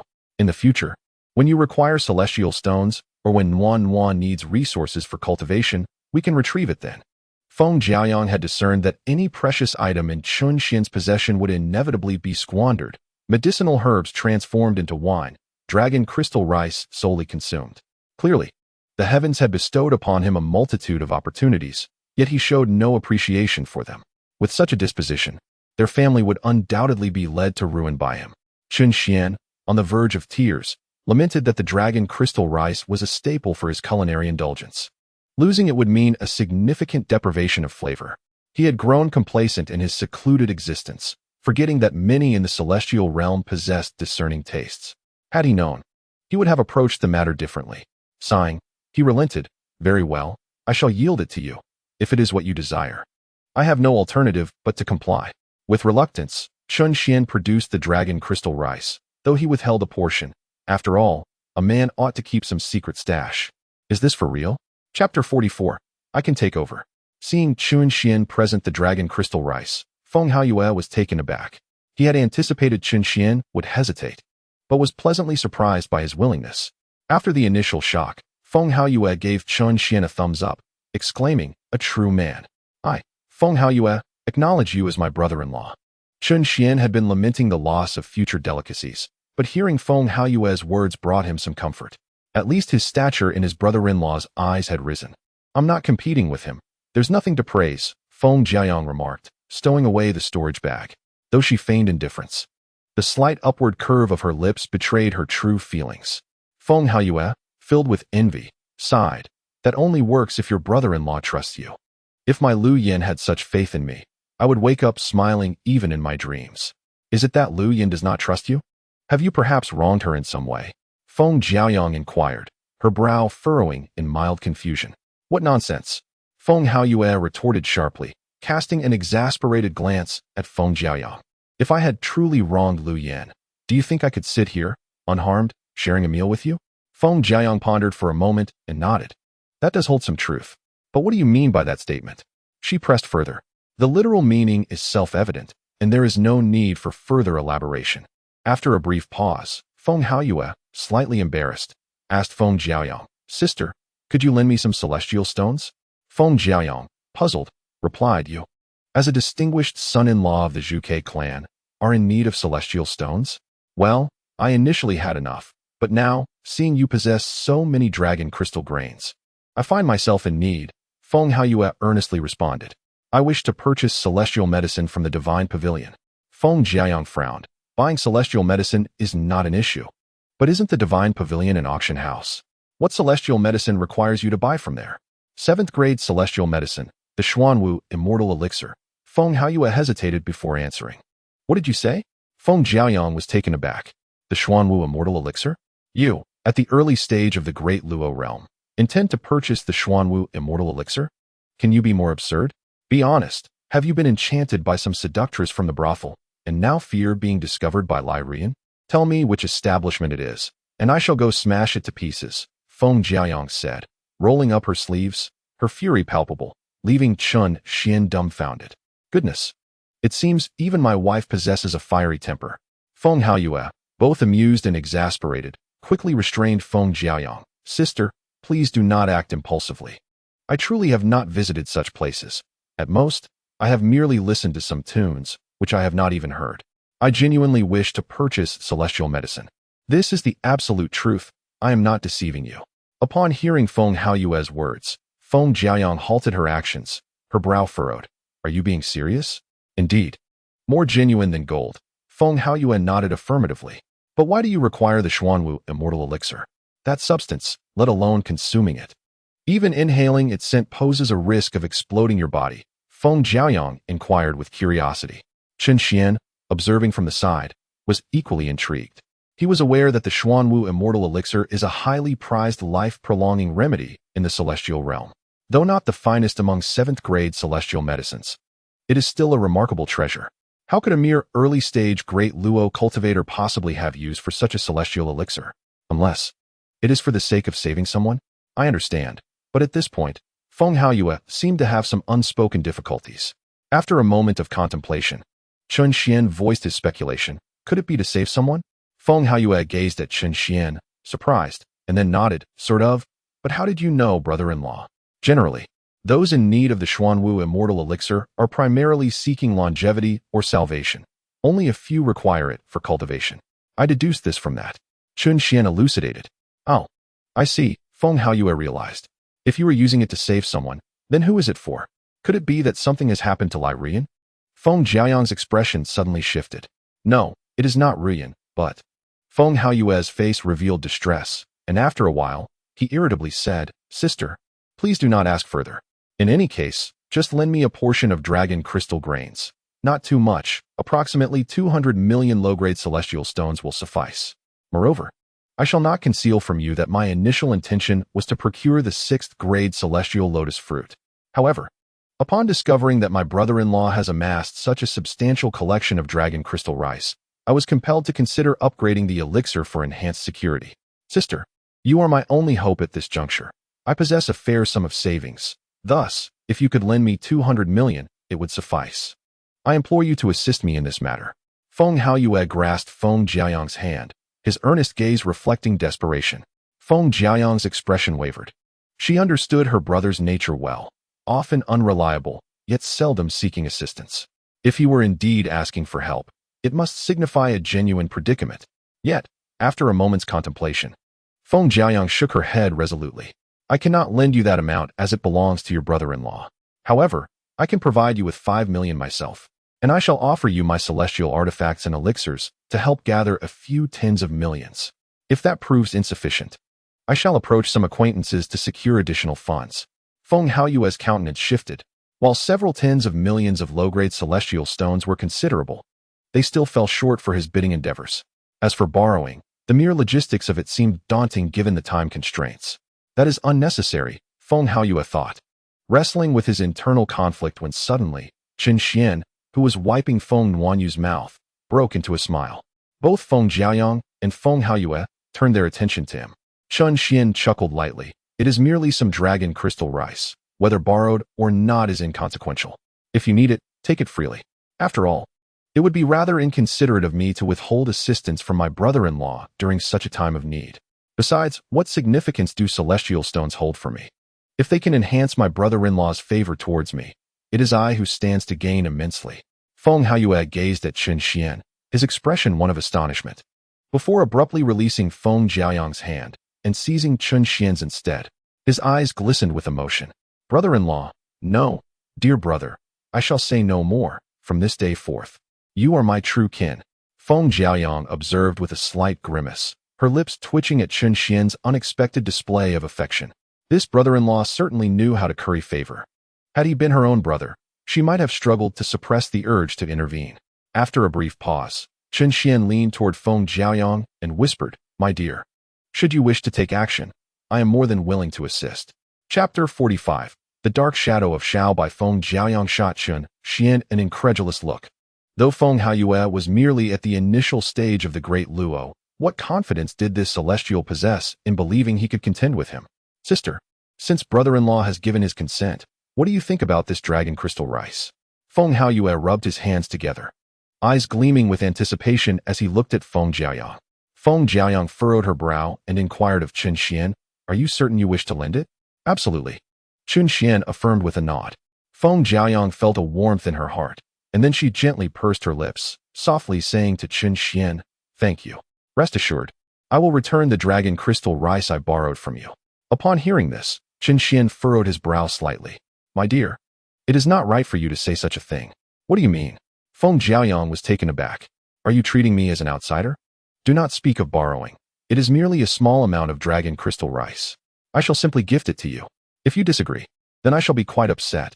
Chen Xian maintained a serious demeanor, feigning displeasure, yet inwardly, he was smiling. Who could have anticipated that such a trivial gift could elevate their affinity twice over? Truly remarkable. Feng Jiaoyang stared at Chen Xian, feeling a twinge of emotion at the tip of her nose. However, before she could respond, Feng Haoyue suddenly began to sob, covering her face. Feng Jiaoyang's expression darkened immediately. "Brother-in-law, you are far too kind to my sister, and I am deeply moved. Rest assured, if my sister ever shows disdain for you, I will not allow it." Feng Haoyue sniffled, resolutely patting her chest as she assured Chen Xian. Chen Xian replied with a chuckle, "I truly thank you. Such a clever lad. No wonder you have become a son-in-law. With such thick skin, who would not commend you?" Indeed, he was quick to seize the opportunity. Though he genuinely intended to gift it, a modicum of courtesy would have sufficed. Yet, he accepted it outright. Quite audacious. "Stop babbling nonsense. The dragon crystal rice is a loan, it must be returned. If not, just wait and see how I shall deal with you. And now, disappear from my sight. This cooked dragon crystal rice is not for you." Feng Jiaoyang was infuriated, feeling that her brother's behavior was utterly disgraceful. She promptly handed over the rice to send him on his way. Remaining any longer would only tarnish her reputation as an elder sister. "All right, you need not worry. I shall vanish at once. Sister, you must treat my brother-in-law well. Such a fine man is truly rare. Brother-in-law, we shall meet again." Feng Haoyue, fearing Chen Xian might change his mind, hastily gathered the dragon crystal rice and left with a cheerful demeanor. Watching Feng Haoyue's retreating figure, Feng Jiaoyang was filled with frustration, grinding her teeth in exasperation. "Mother, father, I am full." At that moment, Feng Wanyu had just finished her meal, patting her round little belly, and spoke to the two with a satisfied expression. "That is good to hear. Would you like to accompany your father for a stroll afterward?" Chen Xian asked Feng Wanyu with a smile. "Of course. Wherever father goes, Wanyu shall follow." The little one had no concept of shopping, only desiring to be with Chen Xian. "Where do you plan to take Wanyu?" Feng Jiaoyang inquired with curiosity. "To the alchemy pavilion. I intend to purchase some materials for alchemy. Would you like to join me, my dear?" Chen Xian asked with a smile. In truth, while covering Fire Feather City with his spiritual sense, he had discovered that the alchemy pavilion had precisely what he required. Moreover, this item was quite significant, as it could assist him in resolving his daughter's bloodline issues. It can be said that he is indeed quite fortunate. Originally, he intended to venture to the main hall of the Dan Pavilion, located in Dancian City, to procure this item. Unexpectedly, this item has arrived in Huiyu City instead. This serendipitous turn of events has saved him considerable effort. As for the Dan Pavilion, he decided against going. opting instead to enter seclusion for 2 days to consolidate his realm. During this time, it seemed that Nuan would require your sole attention. Feng Jiaoyang hesitated momentarily before addressing Qin Xian. She wished to stabilize her realm as quickly as possible, allowing her to effortlessly handle any mid-stage enforcement immortal should they come seeking her. That sounds good. My dear, focus on your seclusion. You needn't worry about Nuan. I will ensure her safety, Qin Xian replied, understanding Feng Jiaoyang's sentiments and not insisting otherwise, nodding in agreement. Mother, is uncle not going to eat that meal? In the midst of their conversation, Feng Nuanyu suddenly inquired of Feng Jiaoyang, her sparkling eyes eagerly fixed on the bowl of food left by Feng Haoyue on the table. Qin Xian chuckled. Did you not just say you were full? Indeed. But I find myself a bit hungry again, the little one shyly replied, sucking on her finger. Qin Xian laughed heartily, then affectionately ruffled her hair. All right. Since my precious daughter is hungry, continue eating. If that isn't enough, father will share his portion with you. No need, one more serving is sufficient for Nuan. The little one exclaimed joyfully, eagerly snatching Feng Haoyue's portion and continuing to feast. Feng Jiaoyang couldn't help but feel exasperated and remarked to Qin Xian, ever since being with you, Nuan has become increasingly unruly, with no regard for manners or decorum. Is that so? I believe my precious daughter is quite polite and well-mannered, Qin Xian retorted nonchalantly, his face radiating a doting smile. While he could not concern himself with how other children behaved, he felt that as long as his beloved daughter harbored no malice and did not harm others, she should be free to act as she wished. Feng Jiaoyang silently shook her head in resignation, realizing that Qin Xian's doting paternal instincts had become utterly incorrigible. It seemed that she could not entirely relinquish her responsibilities in raising their child. Otherwise, their daughter would surely be spoiled beyond measure. After finishing their meal and tidying up, Qin Xian carried Feng Nuanyu as they departed the courtyard. However, upon leaving, at Feng Jiaoyang's behest, the father and daughter took along a red-armored guard. With the presence of the red-armored guard, the inhabitants of Huiyu City would recognize that they were under the protection of the Zhuge clan, thus minimizing the likelihood of encountering any danger. Yet, unbeknownst to Feng Jiaoyang, the moment Qin Xian and Feng Nuanyu departed, they were already being watched. At this moment, in a towering building situated 100 miles from the courtyard, the eyes of Lai Xiaobai gleamed with a fiery intensity. Shortly thereafter, a cold snort was heard, prompting him to turn and issue instructions to the coachman. Lai Shisan, go. Instruct Ming Gang and the others to follow closely and seize the opportunity to teach that Qin fellow a proper lesson. However, I must emphasize, under no circumstances must you harm Nuan. Should she be injured, let them all come to me with their heads. Yes, young clan leader. Lai Shisan nodded in acknowledgement before turning to depart. Chapter 46. Ming Gang on the bustling streets of Firefeather City. Qin Xian carried Feng Nuanyu towards the alchemy hall, with the red-armored guard, Yin Ming, trailing behind. He was the same guard who had previously blocked Qin Xian at the courtyard entrance. Initially, the little one appeared drowsy, but as they entered the vibrant inner city, the lively marketplace, the shops with their enticing wares, and the vendors calling out their goods captivated her attention. Her large eyes sparkled with excitement, as everything seemed utterly novel, overwhelming her senses. Upon arriving at a stall selling young magical beasts, the little girl's eyes widened in delight, unable to contain her joy as she squirmed within Qin Xian's embrace. Daddy, put me down quickly. I want to buy a spirit pet. I want that little tiger. All right, I will set you down, but you mustn't run off, Qin Xian replied, having no objections to his precious daughter's desire for a spirit pet. He then gently released her. No sooner had she touched the ground than her tiny legs dashed towards the stall, completely disregarding her father's caution. Qin Xian chuckled softly, shaking his head in exasperation as he followed closely behind with Yin Ming. Ah, this little fairy has taken a liking to my magical beast cubs? The stall owner, a perfected Xian immortal, immediately recognized the significance of the sword-bearing Yin Ming following Qin Xian and thus refrained from any semblance of disrespect. Greeting Feng Nuanyu with great enthusiasm, Qin Xian approached the stall, casting a cursory glance and noting that the offerings were rather ordinary. The most impressive among them was merely a young celestial fox, possessing the early-stage prowess of a celestial immortal, with little potential for further growth. However, as long as his beloved daughter was pleased, the lineage mattered little. After all, children are drawn to charming things without the intent of nurturing an extraordinary beast. Indeed, uncle, How much is this little tiger of yours? The little girl gazed excitedly at a young double-winged python tiger cub within a cage. The double-winged python tiger clan is a branch of the white tiger celestial lineage, and the bloodline of the sacred beast, the white tiger, is exceedingly rare, nearly negligible. The cub before her seemed to have recently been born and had yet to reach the celestial realm, currently at the golden core stage, making it the weakest of the stall's offerings. It was likely to reach only the celestial immortal stage in the future. Nonetheless, it must be acknowledged that despite its inferior bloodline and rank, this tiger exuded an extraordinary fortune, almost overwhelmingly so. After all, to be favored by one's own precious daughter is undoubtedly a stroke of divine fortune. Little fairy, are you certain you wish to purchase this dual-winged python tiger? The vendor inquired of the little one, then glanced up at Chun Xian. Chun Xian chuckled lightly. Let my beloved daughter decide. The vendor understood immediately and turned his gaze back to Feng Wanyu. The little girl nodded enthusiastically, her eyes sparkling with excitement. Yes, yes, yes, I am certain. I want this one. In that case, considering the sincerity of the little fairy, I shall charge you 200 low-grade celestial stones, the vendor said after a moment's thought. Raising 2 fingers, the price seemed fair, given that she might very well become a celestial being in the future. Daddy. The little one looked up at Chun Xian with anticipation.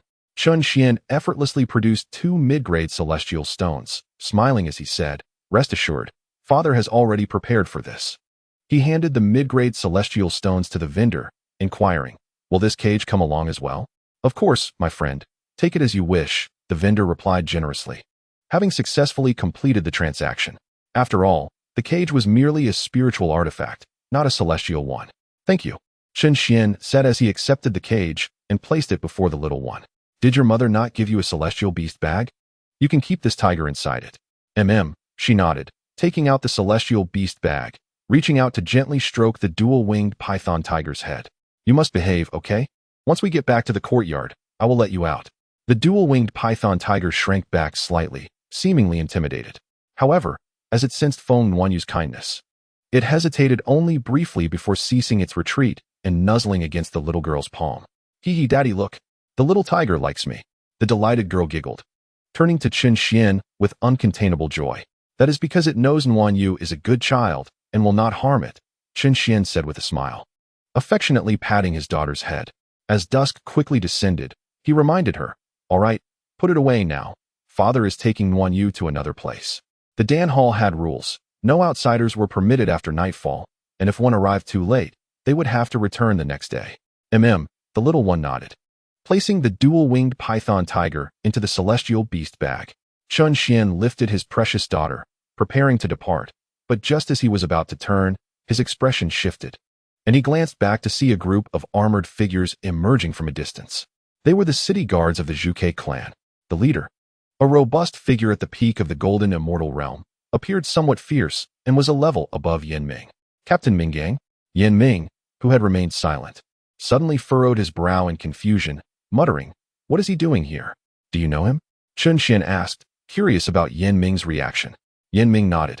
He is a centurion under the Zhuke guards of the East City. He should typically be stationed there and not appear in this vicinity. As Chun Xian nodded in understanding, Yan Ming was informed that his presence was no longer required.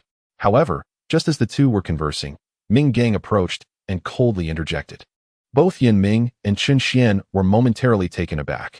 Captain Ming Gang, what do you mean by that? Yan Ming inquired, his brow furrowed in confusion. The literal meaning. Ming Gang replied with an air of indifference, seemingly unwilling to elaborate further. He then turned his attention to Chun Xian, adopting a commanding tone. You are Chun Xian? Come with me. An elder wishes to see you. Elder? Chun Xian pondered in surprise, for it was his first visit to Firefeather City, and he was unaware of which elder sought him or for what purpose. That is not for you to concern yourself with. Furthermore, the elder has specified that he will only meet with you alone, so you may entrust your daughter to Yan Ming for the return trip. Allow me to remind you, I have other matters to attend to and cannot linger here, Ming Gang ordered, speaking to Chun Xian as if addressing a subordinate, with a tone that brooked no disagreement. Tinged with impatience.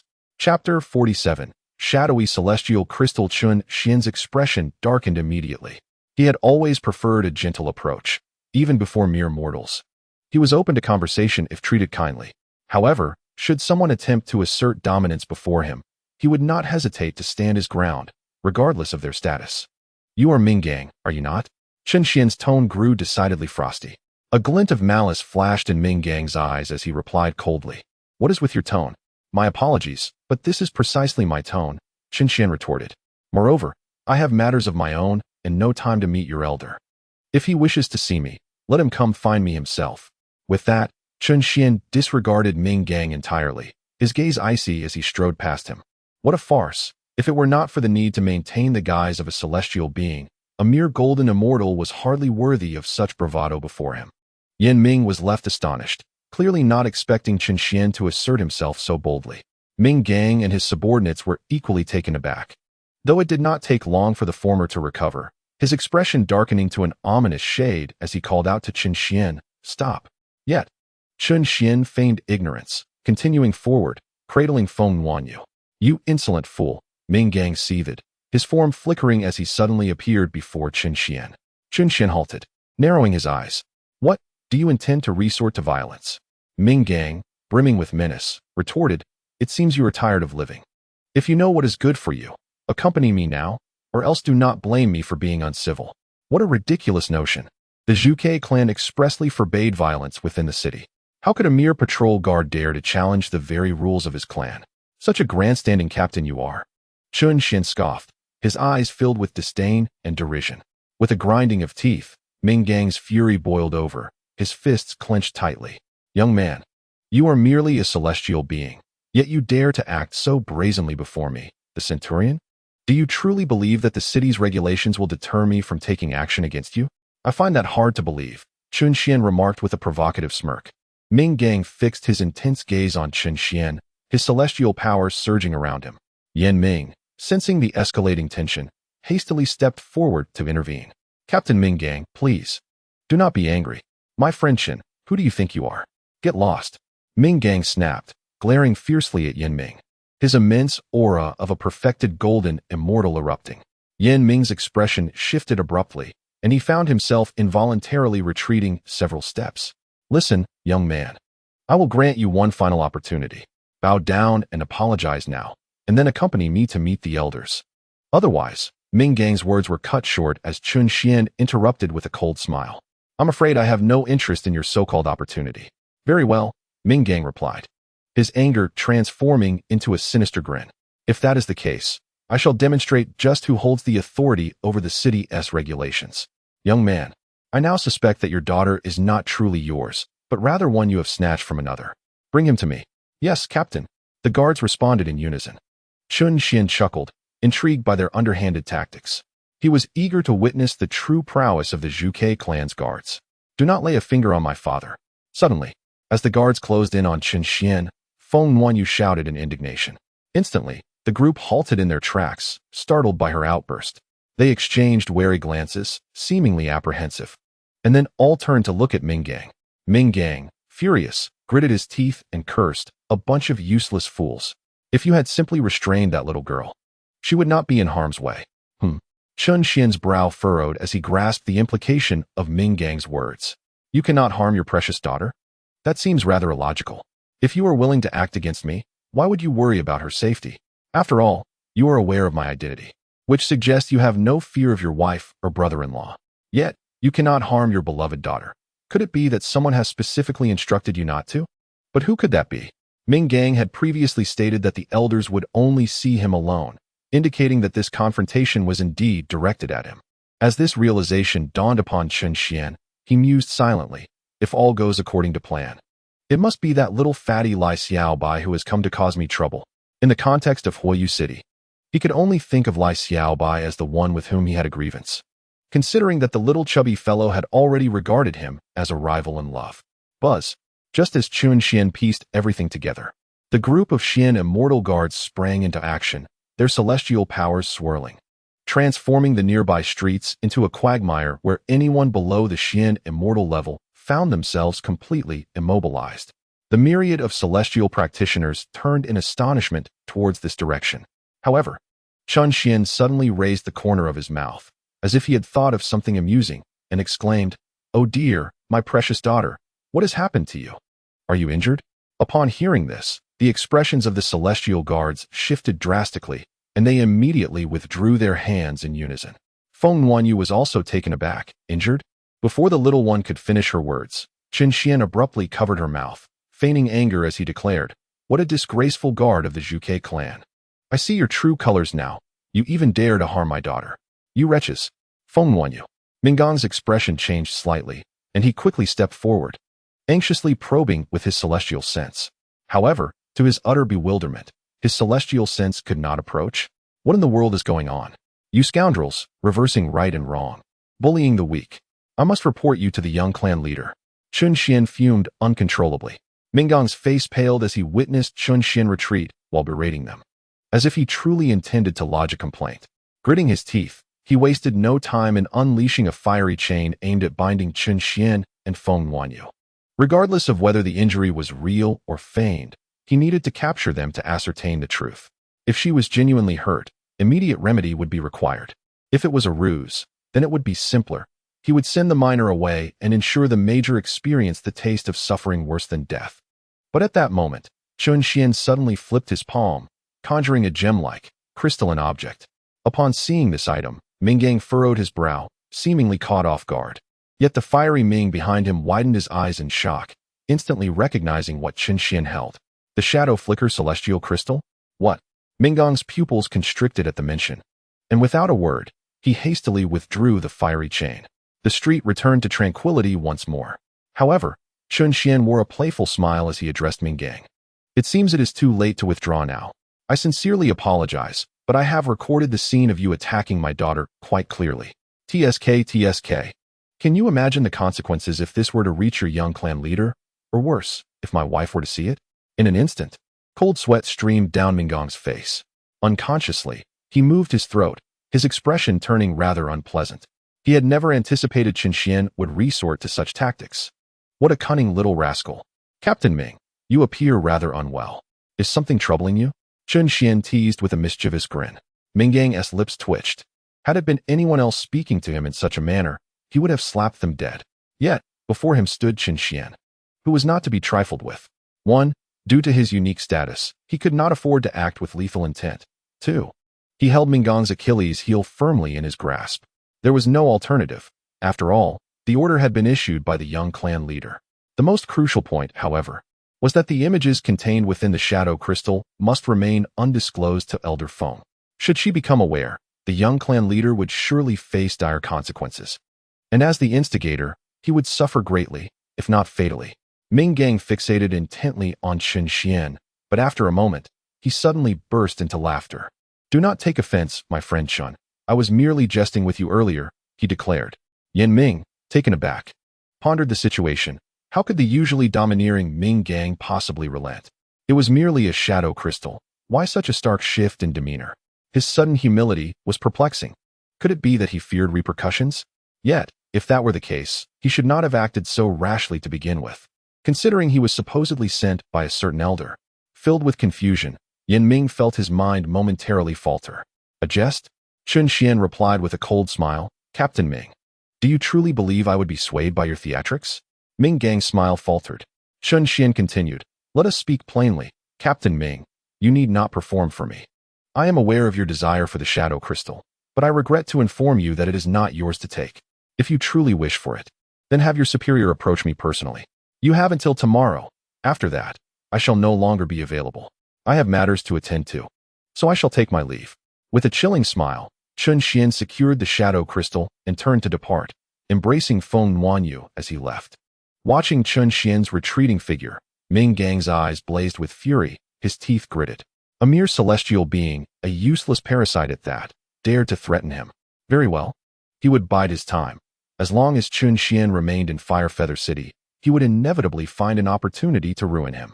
In the realm of immortals, the act of killing and seizing treasures was commonplace, and even the mightiest could fall unexpectedly. As a fully realized golden immortal, Minggang could scarcely tolerate such insolence from a mere celestial being. Regardless of whether Elder Feng was an immortal monarch, he would not let this transgression slide. Observing the shifting expressions on Minggang's face, Yan Ming felt an unsettling premonition, yet knowing his own inferior status and strength compared to Minggang, He could only offer a cautionary word to Chen Xian. "Captain, what shall we do now?" One of Ming Gang's subordinates inquired. "What else is there to do? We shall return and report. Given the current circumstances, the course of action is beyond our control," Ming Gang replied, his anger towards Chen Xian intensifying as he contemplated the young clan leader's impending wrath. Nonetheless, he understood that he could not evade this confrontation. Yet, he would remember this grievance. "Chen Xian, be wary. Ming Gang is not a benevolent adversary. He is notoriously ruthless, and you must exercise caution in Fire Feather City from now on," Yan Ming warned, his expression grave as he approached Chen Xian. "What? Are you worried he might conspire against me?" Chen Xian jested lightly. Yan Ming nodded slightly, acknowledging the reputation of Ming Gang, who was notoriously infamous within the Zhuge Guard for his frequent transgressions. Were it not for the persistent advocacy of the young clan leader, he would likely have been imprisoned in the Celestial Dungeon long ago. "Oh, given your words, I seem to be in a precarious situation," Chen Xian remarked, his brow furrowed. Sensing the complexity of the matter, "Might I inquire if you have any sound advice, Brother Yan?" Yan Ming was momentarily taken aback, then pondered before responding. "If I were in your position, my dear friend Chen, I would refrain from venturing outside. With Elder Phone present, Ming Gang would undoubtedly think twice before causing chaos within the Forbidden City." "Indeed, your reasoning is sound, Brother Yan." Chen Xian contemplated briefly, but remained silent. Yan Ming raised an eyebrow and inquired, "Shall we return now? Let us instead take the opportunity to explore the city over the next few days. Ensuring Ming Gang cannot locate me, for his thoughts may not be adequately clear," Chen Xian decided with a nod, content with the resolution. After all, he had always enjoyed doing good deeds and assisting others. Turning to Feng Wanyu with a smile, Chen Xian asked, "Do you enjoy shopping, dear? If so, how about I take you around the city in the coming days? What do you think?" "Sounds great, but what about that bad man from earlier?" the little one inquired, her face reflecting her concern. "Fear not. If that villain approaches, your father will drive him away," Chen Xian reassured her with a gentle laugh. The little one paused.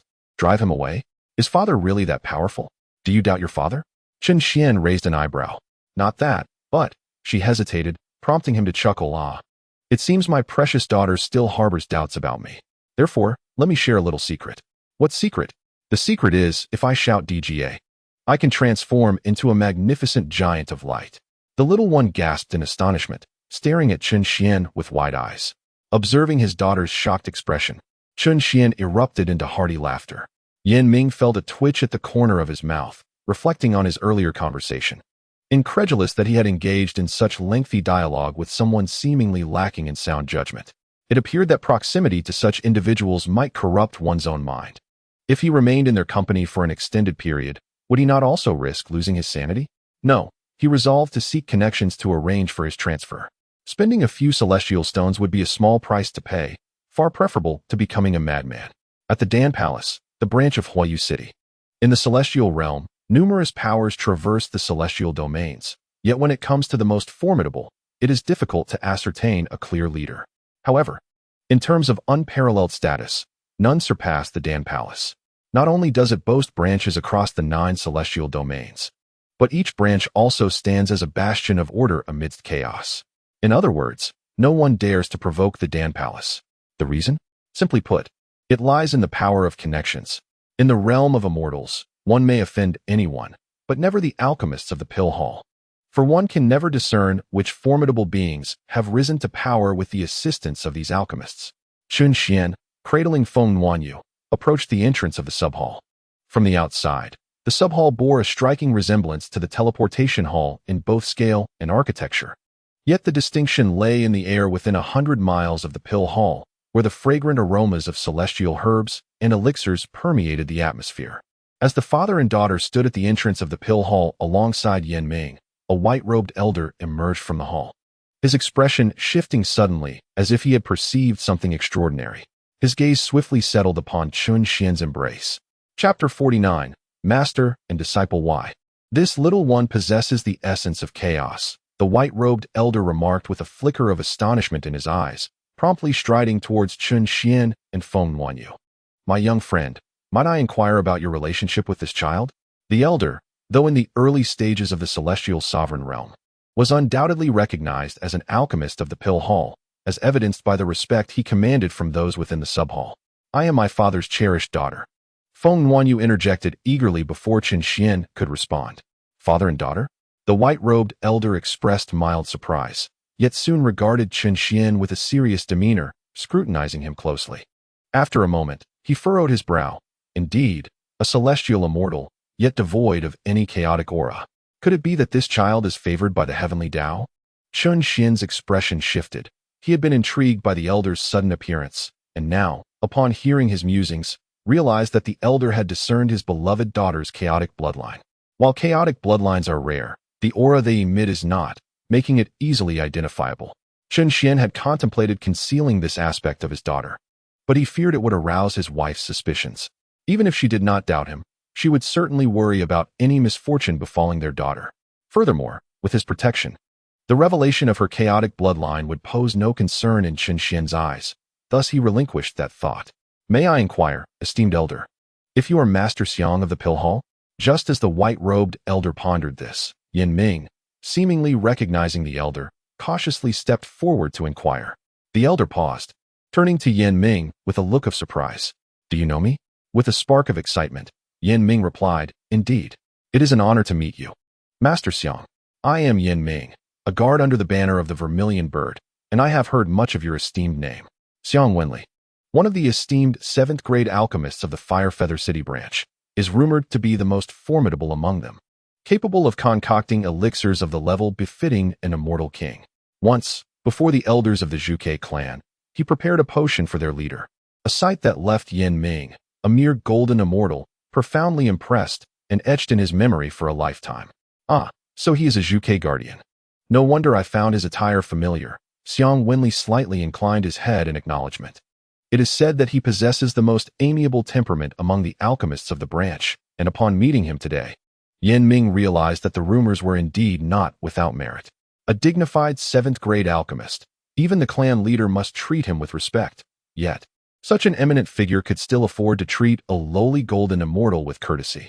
This exemplifies the grace befitting a master. Master? Chen Xian raised an eyebrow, slightly perplexed.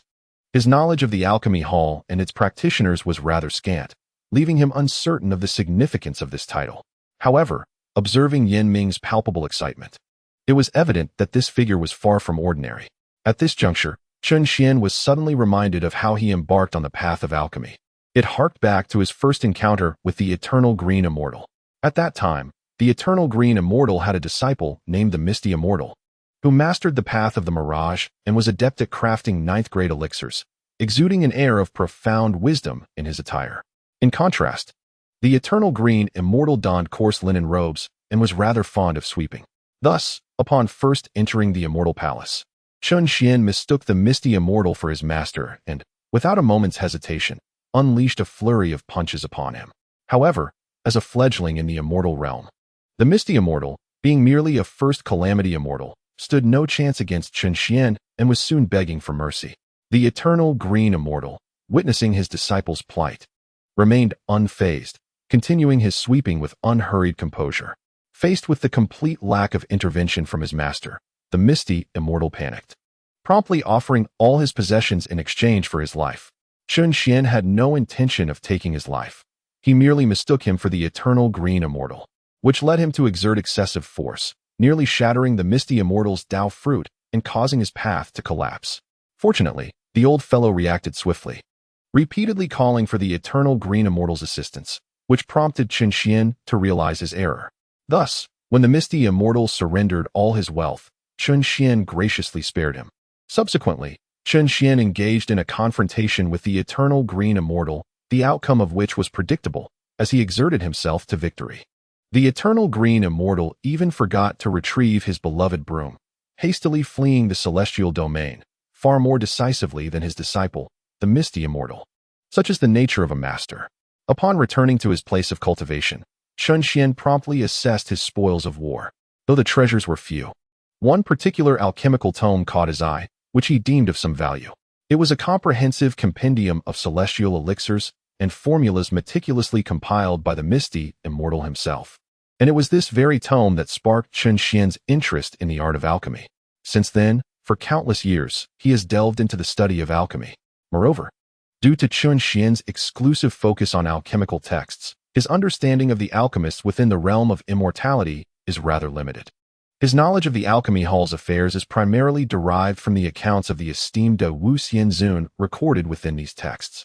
If one were to consider it, this De Wu Xianzun appears to be a distant elder of the alchemy hall's master.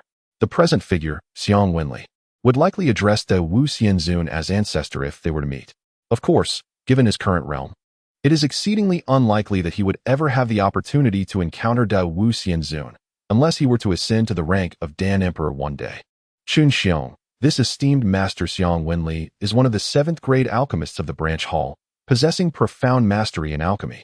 So much so that even the leader of our clan must treat him with the utmost respect, Yan Ming subtly conveyed, noticing Chun Xian's perplexed expression. A 7th grade alchemist? Chun Xian's heart stirred, finally grasping the level of Xiang Wenli before him.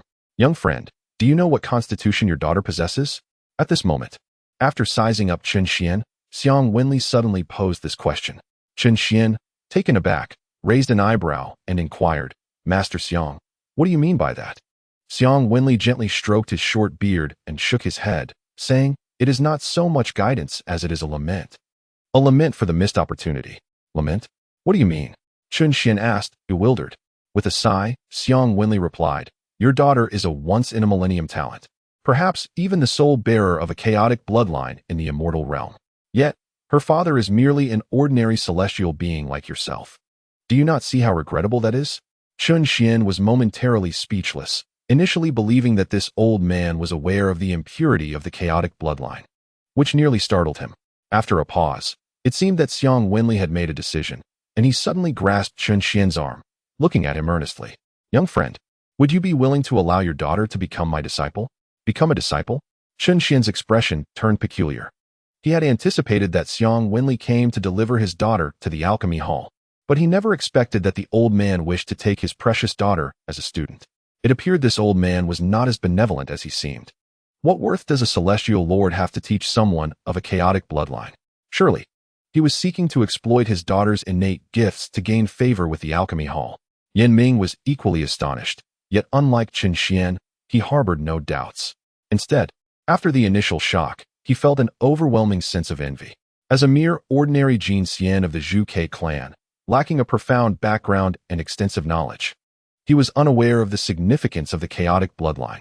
Thus, to him, being sought after by a 7th grade alchemist of the alchemy hall for apprenticeship was an extraordinary stroke of fortune. After all, these were the alchemists of the alchemy hall, not mere wandering alchemists. Should Xiang Wenli wish to take him as a disciple, he would gladly sacrifice years from his lifespan to seize such an opportunity. Indeed, without it, he would feel unsettled even holding on to this chance. Dear friend, what do you think? If you agree, I can ensure your admission into the Pill Hall, allowing you to become one of its disciples, thus ensuring your cultivation is free from worry. Xiang Wenli, seemingly concerned that Chun Xian might refuse, extended another olive branch. However, upon hearing this, Chun Xian could only respond in silence before shaking his head and saying, I'm afraid my daughter is destined to be the next holy maiden of the Fire Phoenix sacred land, so it is impossible for her to join your Pill Hall. An immediate stiffness gripped Xiang Wenli's smile. Holy maiden? His brow furrowed, and his expression soured. Dear friend, do not deceive me. You claim this little child is your daughter, yet also state she is the future holy maiden of the Fire Phoenix sacred land. Does that not contradict itself? How is that contradictory? Chun Xian raised an eyebrow in inquiry. I am familiar with the Fire Phoenix sacred land. To become the holy maiden, a candidate must possess the bloodline of the Fire Phoenix. Thus, if you assert your daughter is to be the next holy maiden, it implies you fathered this child with a woman from the Fire Phoenix clan, Xiang Wenli said, stroking his beard slowly. So, what is contradictory about that? Chun Xian asked. Perplexed, Xiang Wenli chuckled knowingly, casting a sidelong glance at Chun Xian. Dear friend, the Fire Phoenix clan is an esteemed lineage of divine beasts. They can transform upon birth, and attaining celestial status is easily within reach. Within a millennium, they will undoubtedly ascend to the ranks of golden immortals, and mere immortal lords are hardly noteworthy. Only the realm of immortal kings poses a challenge, but once surpassed, even the immortal emperors are attainable. Although, it is true that the Fire Phoenix sacred land has faced suppression from the Ice Phoenix clan in recent years, leading to the fall of immortal emperors and leaving only immortal kings to hold the fort. Not everyone can partake in the privileges of the Fire Phoenix clan. I believe you understand the essence of my words, he concluded. Chen Xian's expression darkened immediately. What an old fool, openly claiming he is unworthy of my wife. What of being a celestial? Has he consumed your elixirs to question me? My own wife holds no disdain, yet you presume to judge? With such emotional intelligence. You dare aspire to take my precious daughter as your disciple? Chen Xian snorted internally. Initially, he had intended to decline politely, but now he felt compelled to address the matter more firmly. In truth, he was indifferent to how others viewed him, as he rarely concerned himself with the opinions of ants. However, the crux of the issue was that this old man had chosen to belittle him in front of his beloved daughter. What father could endure such a slight? Meanwhile, Yan Ming, oblivious to Chen Xian's darkening countenance, silently lamented Xiang Wenli's naivety. Clearly, he was an old bachelor. In this day and age, some celestial maidens seek partners based on cultivation and family background, while others look for particular talents, especially those who already have strong family ties and abundant resources for cultivation. Who wouldn't he desire a partner who is both obedient and considerate? Little friend, I wonder how you have been contemplating matters. If you remain unsatisfied, you may certainly express your conditions. However, as your senior, I must remind you that one should not be overly greedy. Zhang Wenli said with a profound meaning directed at Chen Xian.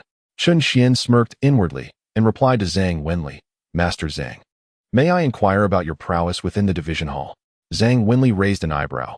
Are you referring to my cultivation or my alchemy skills? If it is the former, I rank among the top 5 within the division. If the latter, I am among the top 3.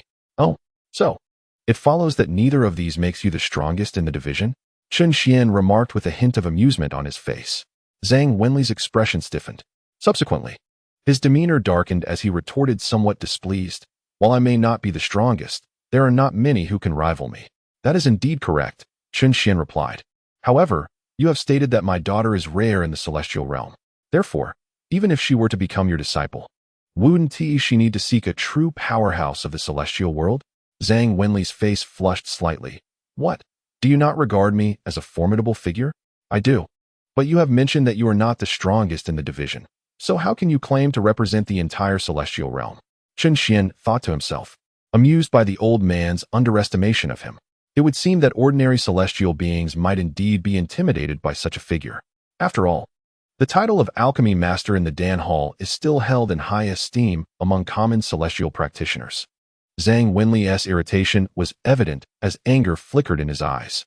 Of course, more critically, if you truly wish to take my daughter as your apprentice, you must consider whether you can withstand the wrath of the celestial kings from the Fire Phoenix sacred land, Chen Xian added, lowering his gaze towards the finger-biting Feng Nuanyu. Nuanyu, please tell this esteemed master your mother's name. My mother's name is Feng Jiaoyang. Feng Nuanyu replied proudly. Very good. Chen Xian then looked up with a smile. Master Zhang, you must now believe my daughter. My wife is indeed the saintess of the sacred land, Feng Jiaoyang. Zhang Wenli was taken aback. How could this be? The saintess of the Fire Phoenix sacred land would choose a mere celestial being like you? One must possess some unique talents or strengths. If not this, then who would take notice? Chen Xian said with a hint of mockery. Zhang Wenli's expression suddenly changed, and he angrily retorted, You impudent boy, do you dare to insult me indirectly? Do you? Chen Xian responded with an innocent tone, Master Zhang. You seem a bit too sensitive. I merely spoke from the heart. By the way, I wish to meet the Lord of the Division Hall. But I am uncertain if you could facilitate an introduction? Chen Xian inquired lightly. Zhang Wenli's anger flared. What an audacious youth, to regard me with such disdain. You wish to see the Hall Master? Not a chance. Let me inform you, our division does not welcome the likes of you, greedy, silver-tongued, and disrespectful. Begone. In a rare display of fury, Zhang Wenli's temper erupted, and with a wave of his sleeve, celestial power surged forth, aiming to expel Chen Xian from the hall. However, a flicker of disdain passed through Chen Xian's eyes as a blue talisman materialized in his palm, only to be crushed with a sudden force. Chapter 51, Deputy Hall Master Yunchen. Buzz. In an instant, golden light erupted forth. It was indeed a 7th-grade defensive talisman, as the talisman's power shielded him. Xiang Wenli's spiritual force was instantly shattered upon impact, staggering back uncontrollably for several steps due to the rebound of his own spiritual energy.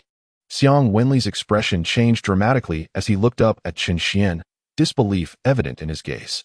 A 7th-grade defensive talisman? How could such a minor celestial possess such a treasure for protection? On the bustling street before the alchemy hall, the commotion drew the attention of all present.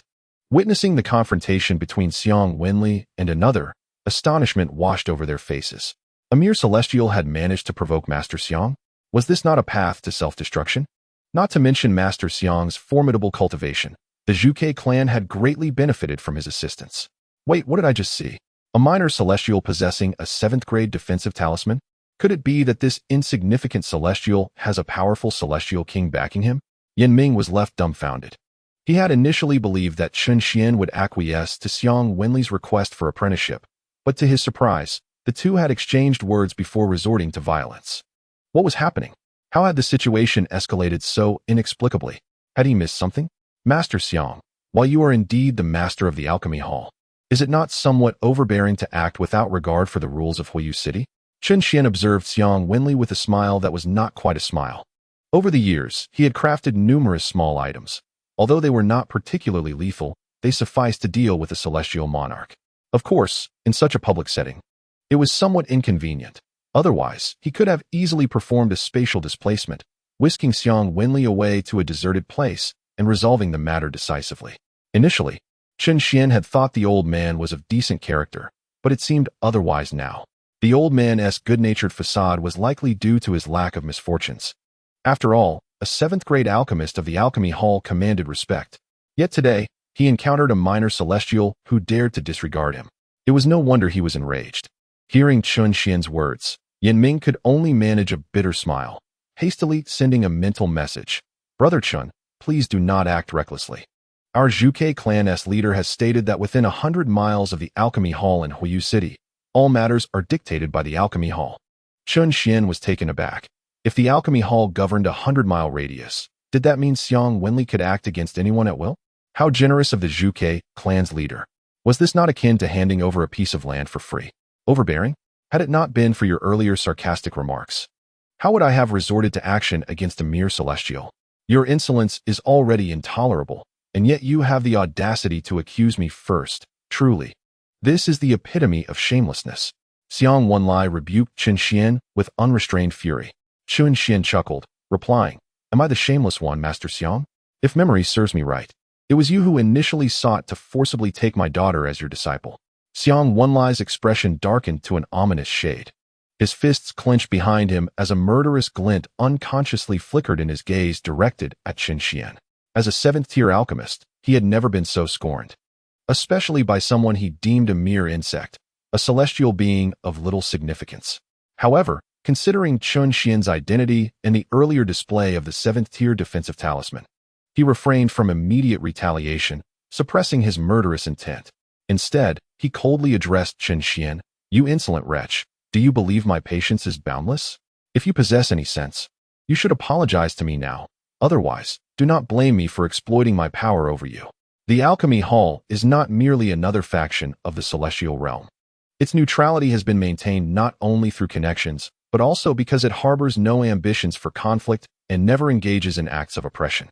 Thus, Xiang Wenli initially refrained from making hasty threats against Chen Xian, although he now harbored thoughts of violence. He was wary of the potential celestial king background that Chen Xian might possess, which restrained him from acting recklessly. However, this did not imply that he was without recourse.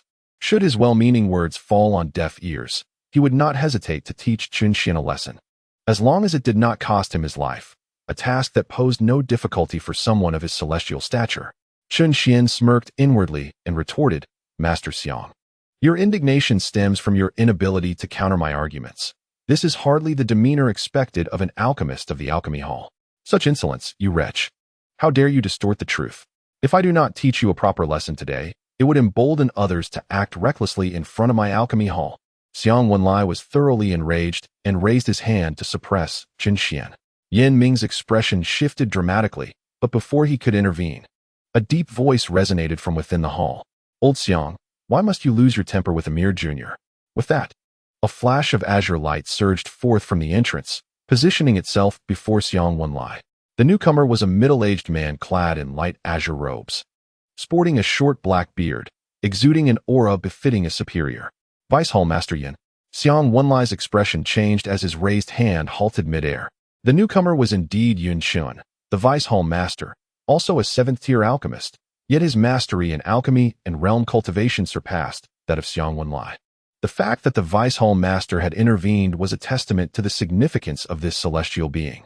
What a grand presence, many murmured in astonishment, speculating on the implications of the Zhuge clan's involvement in this affair. Did you not notice the crimson-armored guards behind that young man? He enjoys the protection of the Zhuge clan's higher-ups. Yaming's eyes widened in astonishment as he involuntarily inhaled sharply. What an extraordinary day it was to encounter two prominent figures from the Dan Hall. The Vice Hall Master? Listening to the surrounding discussions, Chun Xian felt a flicker of intrigue. He had anticipated the Hall Master's presence, but was instead met with a deputy. This hinted that the other individual present was indeed the Hall Master, a late-stage immortal lord. Elder Xiang, the affairs of the hall are pressing, and there is no need to engage with a junior. The materials for the Qingyang Wood Spirit Pill have been prepared. The Hall Master commands you to proceed with the refinement post-haste, Yun Chen stated, his gaze tranquil as he addressed Xiang Wenli. Xiang Wenli's expression shifted as he glanced at Qin Xian, yet he hesitated. Elder Xiang, I understand your urgent desire to rescue those at the main hall, but you must not allow this matter to sway you from your reason. Otherwise, you may find yourself ensnared in trouble, Yun Chen cautioned, shaking his head in a kindly manner. Upon hearing Yun Chun's words, Xiang Wenli lapsed into silence. After a moment, he could not help but let out a soft sigh and nodded, acknowledging, you are right. I have been overly eager. With that, he turned begrudgingly and returned to the sub-hall. Once Xiang Wenli departed, Yun Chen turned to face Qin Xian, his expression remaining calm. Yet a flicker of intensity glimmered in his eyes. While the Zhuge clan was indeed the sovereign of Huiyu City, it did not grant one the liberty to disrespect the alchemists of my Dan Hall. For the sake of the Zhuge clan's reputation, I shall let this matter pass this time. However, should such an incident recur, even if the clan leader himself were to intervene, I would not be able to guarantee your safety. Gulp. Chapter 52. Negotiating terms. As he absorbed the cold undertones in Yun Chun's words, Yamings felt a bead of sweat trickle down his brow, inwardly lamenting for Chun Xian's predicament. Offending the Vice Hall Master of the Dan Hall would undoubtedly lead to dire consequences, perhaps even beyond the aid of their clan leader. Casting a deep glance at Qin Xian, Yun Chun turned to leave. Yet, at that moment, Qin Xian suddenly smiled and remarked, Vice Hall Master Yun, your Dan Hall certainly exudes an air of great authority. I initially came here to assist with a significant dilemma, but it seems that such assistance is now unnecessary. After all, given your formidable prowess, I would assume that a mere wisp or two of unruly immortal energy would pose no challenge to you. With those words, Chun Xian smiled lightly, cradling the Fenghuan jade, and prepared to depart. However, upon hearing Chun Xian's remarks, Yun Chen's expression shifted dramatically. In an instant, he vanished and reappeared before Qin Xian, his eyes betraying an unmistakable glimmer of malice. What do you know? Who divulged this information to you? Feeling the piercing chill enveloping him, Yamings broke into a cold sweat, frozen in place as he internally lamented, what a calamity. How could a mere celestial dare to confront the Vice Hall Master of the Dan Hall with such audacity? This is tantamount to courting death. Regret surged within Yamings. Had he foreseen the dangers of this task, he would have sought any excuse to decline. Now, it seemed he was not only at risk of being drenched in blood, but also likely to spill some of his own. Whom has he offended? There is no need for the Vice Palace Master Yun to be privy to this matter. However, I can assure you that if the few wisps of celestial energy are not refined promptly, all your efforts will be rendered futile. An 8th grade elixir, even for the main palace, is exceedingly precious, yet regrettably, it may not endure for long. Chun Xian shook his head, wearing an expression of profound regret. Seemingly oblivious to Yun Chen's murderous intent, Yun Chen's countenance shifted unpredictably. Observing Chun Xian's nonchalant demeanor, uncertainty began to creep into his heart. He was now certain that Qin Xian was aware of the events transpiring within their branch. Yet, he could not fathom how he had come by this knowledge. This matter could not possibly have been leaked, unless someone was using divine perception to spy on their branch, but their branch was protected by a formidable formation, rendering even celestial lords incapable of eavesdropping silently. Moreover, how could a mere celestial being accomplish such a feat? Could it be the workings of fate? Yun Chen pondered. Harboring doubts, Vice Palace Master Yun, I must return home to soothe my darling daughter to sleep. I kindly ask you to yield the way. Noticing Yun Qin's ever-changing expression, Chun Xian recognized that his counterpart had fallen into his trap. Thus, he remained unhurried, intending to let Yun Qin stew in his own thoughts. As Yun Qin remained silent, Chun Xian, unfazed, smiled gently and prepared to bypass him with his daughter in his arms. Wait. Yet, Yun Qin proved to be even more impatient than Chun Xian had anticipated, hastily calling out to him. Chun Xian raised an eyebrow, inquiring, "What further instructions do you have?" "Vice Palace Master Yin, you claim to be here to assist. Is this statement genuine?" Yun Qin asked, his voice low and serious. Yin Ming was taken aback. What was happening? Why was the Vice Palace Master suddenly posing such peculiar questions? Could he truly be swayed by the words of a celestial being? Was the esteemed Vice Master of the Alchemy Palace truly so naive? Of course it's genuine. However, given your palace's formidable reputation, I doubt my humble assistance is truly required, Chun Xian replied with a mocking smile. Yun Qin's expression darkened further, yet considering the matters at hand, he refrained from displaying anger and suppressed the fury within. What are your terms? He inquired. Chun Xian's expression shifted slightly, then a smirk graced his lips. What do you mean, Vice Palace Master Yin? In this celestial realm, I have yet to encounter anyone willing to offer their services unconditionally, at least not in my experience. Yun Qin stated coldly. Chun Xian chuckled, realizing why Yun Qin had ascended to the position of Vice Palace Master. He was indeed astute. However, it is premature to discuss terms at this juncture. If Vice Palace Master Yun trusts me as a celestial being, why not allow me entry to observe? Once I confirm my ability to assist, we may negotiate terms, shall we? Discussing conditions now could lead to premature actions on your part, and I would not be so foolish as to reveal my terms at this stage. A flicker of malice flashed in Yun Qin's eyes as he coldly remarked, "You, a celestial being, possess quite the audacity, daring to engage in schemes against the Alchemy Palace. Are you not afraid of death? Since I have dared to come, it is evident that I possess my own means of survival. This, Vice Master Yun, need not concern yourself with." Chun Xian chuckled lightly. Yun Qin furrowed his brows tightly. He had not anticipated that a celestial being would prove so troublesome. Faced with him, the Vice Master of the Dan Hall, at the late stage of the Immortal Lord, the young man exhibited no fear whatsoever. Could it be that he truly had an extraordinary background? Recalling the earlier scene in the hall where Chun Xian had employed a 7th-grade defensive talisman, a flicker of wariness flashed in Yun Qin's eyes. This young man might indeed have an immortal king backing him, Yun Qin mused quietly. After a moment's contemplation, Yun Qin nodded and addressed Chun Xian. Very well. Given that my sub-hall is in urgent need, I shall trust you this once. However, let me state plainly that if you dare to toy with us, Yun Qin's face grew cold, and a palpable aura of menace emanated from him. At that time, even if you truly have an immortal king as your support, it shall not save you. Hiss. Yin Ming involuntarily gasped, inwardly lamenting, "It's over. It seems I have truly managed to deceive the Vice Master Yun. I am utterly doomed. Assist? What can a celestial being possibly do to help?" Most likely, he was flustered and confused by Vice Master Yun's intimidation, concocting a tale out of sheer panic. Who would have thought it truly intimidated the other party? Yet, the critical point is, while he may have managed to deceive him now, once they enter the Dan Hall, will not everything be swiftly revealed? Rest assured. Vice Master Yun, I, Chun Xian, am not one to speak falsehoods. I have always been a person of sincerity and honesty, Chun Xian replied, unperturbed by Yun Qin's threat, with a calm smile. Let us hope so. Yun Qin was quite displeased with Chun Xian's dismissive attitude, and with a cold snort, he waved his grand sleeve, enveloping Chun Xian, Feng Wanyu, and Yin Ming into the great hall. Thud. Within the Dan Hall, Yin Ming lost his footing and fell to the ground. Under the overwhelming power of the late-stage Immortal Lord, he was no different from a mere mortal. With a pale face, he gasped for breath, drenched in cold sweat, truly believing he was about to meet his demise. Fortunately, he was merely brought into the Dan Hall. In contrast, Chun Xian, understanding Yun Qin's intentions, offered no resistance. Upon entering the hall, he remained steady, exuding an air of tranquility. Father, are we in danger? Feng Wanyu, her small face displaying a hint of unease, whispered to Chun Xian. Chun Xian chuckled lightly. Fear not, my dear, your father possesses many treasures. Did that wicked uncle not fail to harm both you and me just now? It seems so, Feng Wanyu pondered with a furrowed brow, then nodded, her worries dissipating.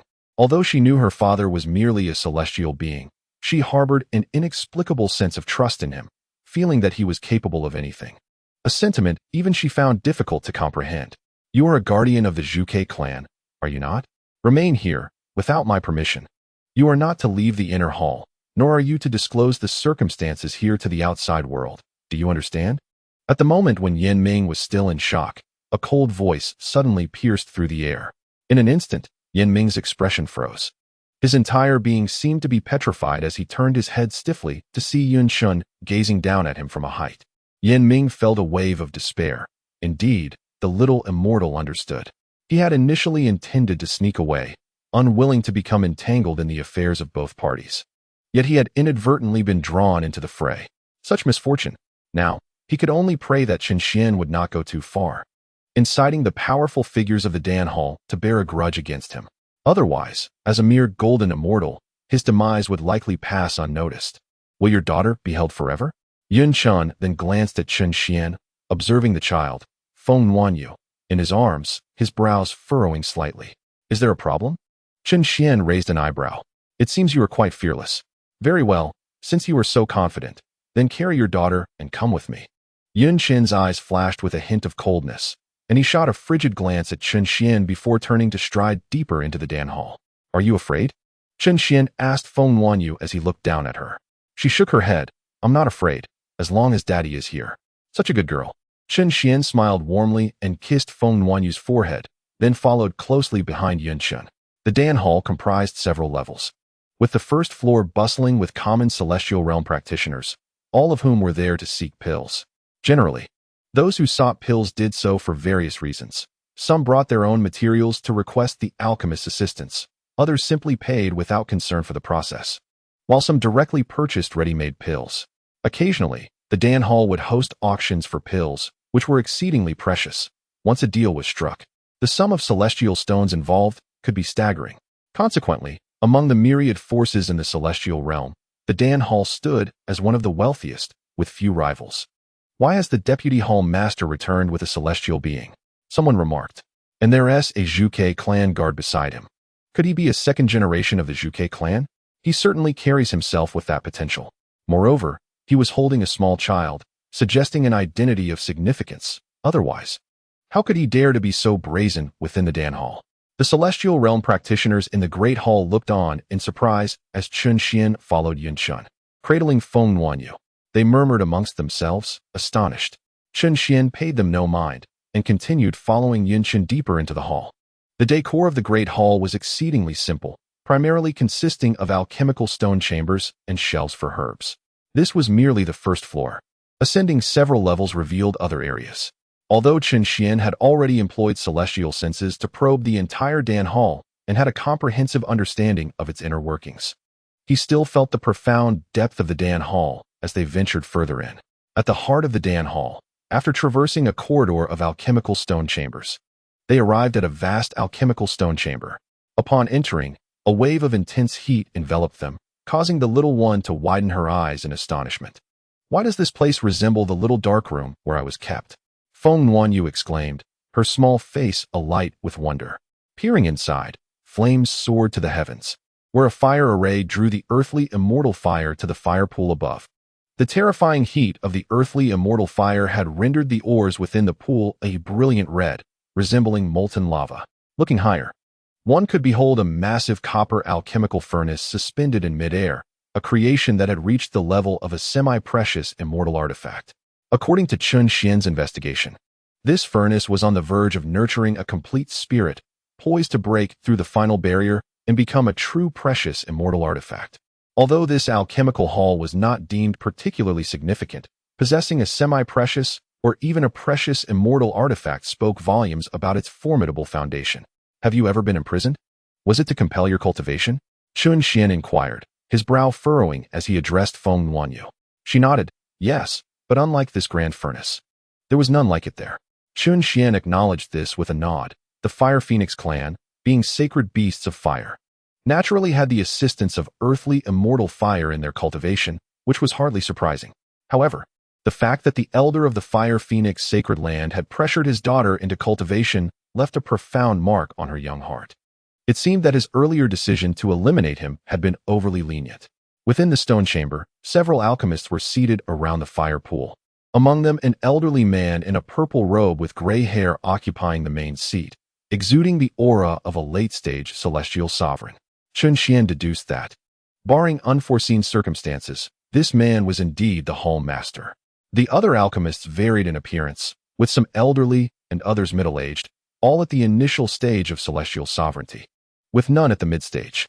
Among them was a familiar face, the earlier Master Xiang Wenli.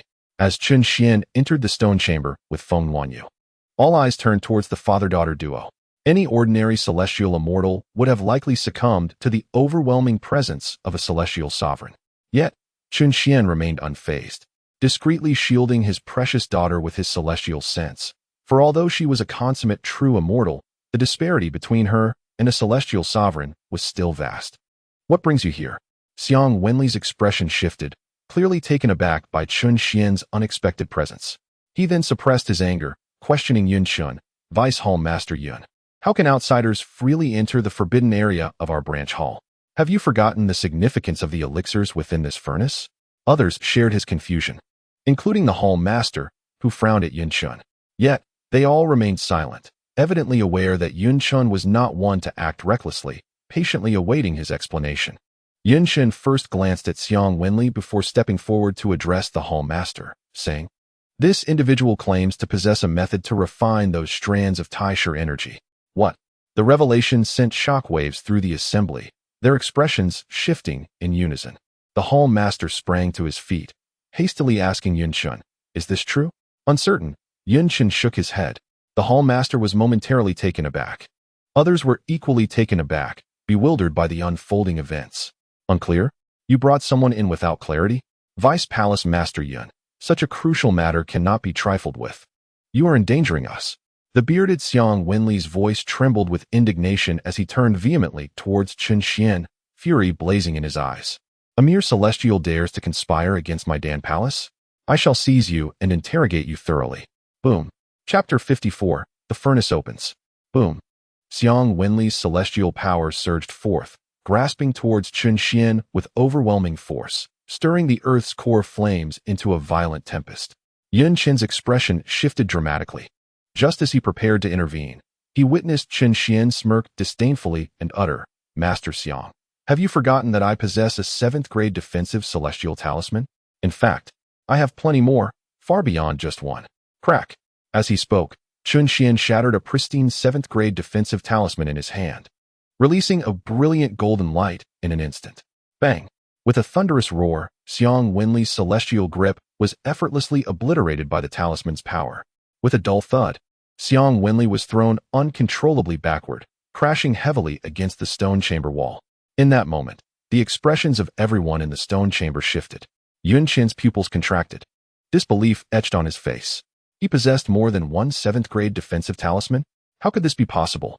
Xiang Wenli hastily regained his footing.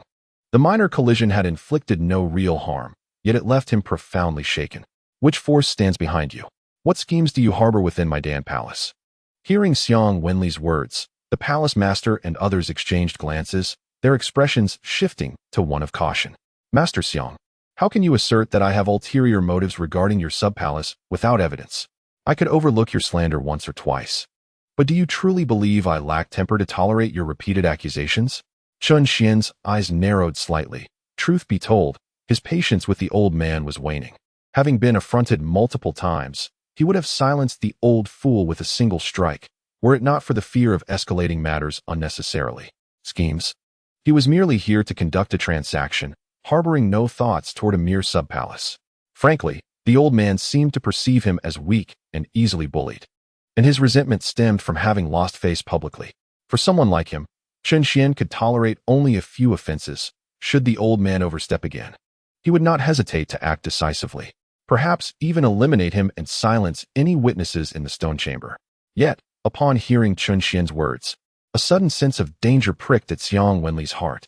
Yun Chun and the palace master, along with the others, involuntarily sensed an invisible chill, their expressions shifting with unease. The young man consistently exuded an air of unshakable confidence, and having invoked the 7th grade defensive talisman on multiple occasions, I initially presumed he was merely putting on a facade of composure. Yet, it has become increasingly evident that he might indeed have a formidable ally or influential force backing him, Yunshin mused internally.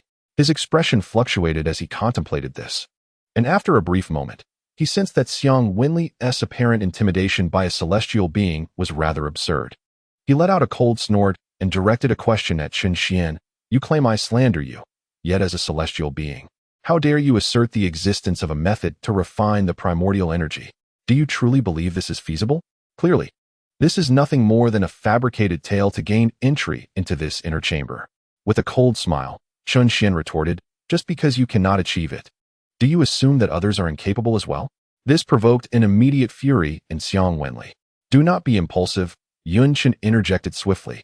Sensing that Xiang Wenli was on the verge of losing his temper, Xiang Wenli's face flushed crimson as he fixed a fiery gaze upon Chen Xian. Ignoring him, Chen Xian turned his attention to the home master, inquiring, May I ask if you are the master of this division? Indeed, I am the home master, Wu Heng. I wonder what advice you might have, young friend. Wu Heng replied candidly, without pretense. Advice is too grand a term. I only wish to pose a question. Home Master Wu, do you truly wish to refine this primordial energy? Chen Xian asked calmly. Wu Heng furrowed his brow. Naturally, we do. Then I can assert with certainty that, apart from myself, none of you possess the ability to refine this primordial energy. Thus, if you genuinely seek to refine it, allow me to attempt it. Should I succeed, you must agree to one condition. Should I fail, I deem it improbable. Of course, if you harbor doubts about my capabilities, I shall depart at once, leaving you to see this 8th grade elixir ruined. What say you? Chen Xian remarked with a light smile directed at Wu Heng. The so-called primordial energy is the essence of the celestial realm that existed before its inception and holds no value for cultivation. However, for the crafting of artifacts and alchemy, this primordial energy is an extraordinary and rare treasure.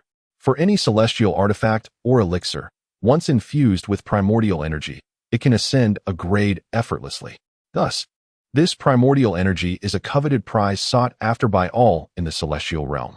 Yet, no one could have anticipated that within the alchemy hall lay numerous reserves of this primordial energy. A secret gleaned by Chen Xian from the alchemical scriptures of the Great Mist Celestial Sovereign. Upon hearing Chen Xian's words, Wu Heng's expression grew troubled, evidently unable to arrive at a decision. After a moment's contemplation, he sighed softly, seemingly uncertain of how to proceed, and then turned to Yunshin, inquiring, Yunshin, what are your thoughts? Yunshin pondered briefly. It may be worth a try. On what grounds? Wu Heng asked, frowning. Without grounds. It's merely a dead horse being treated as if it were alive, Yunshin replied. Wu Heng appeared slightly taken aback, then smiled wryly and nodded, conceding the point. In that case, he paused, addressing Chen Xian, you may proceed with your attempt. Chen Xian smiled. Very well, the Hall Master, I assure you. You shall not regret this decision. I hope so, sighed Wu Heng. Hall Master, should we reconsider? After all, this young man is merely a celestial. Xiang Wenli still harbored doubts about Chen Xian and could not help but remind Wu Heng. No need. Let him give it a try. Wu Heng shook his head. Xiang Lao, we have no other options, Yunshin added. Upon hearing this, Xiang Wenli's expression darkened considerably, despite the circumstances. He felt that it was not necessary to gamble on this, and perhaps other solutions could be devised. However, he was neither the Hall Master nor the Deputy Hall Master, and since both had made their decision, all he could do was listen. Yet, he harbored considerable resentment towards Chen Xian, and after a slight pause, he turned to Chen Xian and coldly remarked, Boy, you had better succeed. Otherwise, you should pray for an endless supply of celestial talismans. Chen Xian smirked disdainfully. Coincidentally, I do indeed possess an inexhaustible supply of celestial talismans. Xiang Wenli's face turned crimson with rage. Chen Xian, with a mocking smile, chose to ignore him and slowly approached the alchemical furnace. He then addressed Wu Heng. I would appreciate it if you could open the furnace. Very well, Wu Heng nodded. Observing this, Xiang Wenli could not resist taunting. Boy, the aura of the primordial is exceedingly formidable. Even we require multiple hands to contain it within the furnace. Should the furnace be opened and the primordial aura released, you must not let your celestial talismans go to waste before being reduced to a mere pulp. Chapter 55. Refining the primordial aura. Chen Xian furrowed his brow, finding Xiang Wenli's incessant chatter rather bothersome. After a moment's contemplation, a smile suddenly graced his lips as he turned to Xiang Wenli and proposed, Master Xiang, since you are so certain I will fail, why don't we wager? Wager on what? Xiang Wenli raised an eyebrow. It is quite simple. If I succeed, you will allow me to ride your precious daughter around this stone chamber. And should I fail, I shall take my own life on the spot. What do you think? Chen Xian stated. Are you certain? Xiang Wenli asked, his expression peculiar. Naturally. Chen Xian replied calmly. Very well. If you seek death, I shall oblige you. I accept. Xiang Wenli responded with a cold laugh. Xiang Lao Yinchun frowned slightly, wishing to dissuade him. Yet, Xiang Wenli raised his hand to stop him, declaring, I do not believe that a mere celestial can truly succeed, and besides, allowing a young child to ride is hardly a humiliation. Chen Xian was taken aback.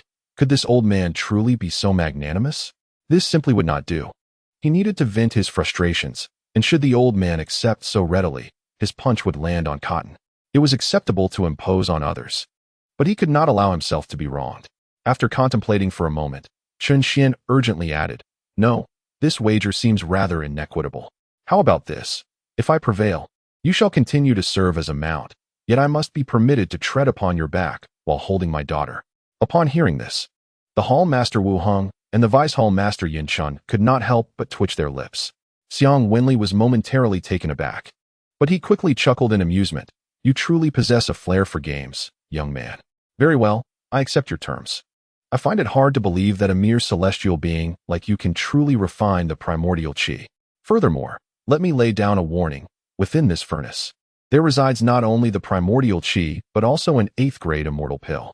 Should you dare to entertain thoughts of the immortal pill later, I shall immediately seal you away.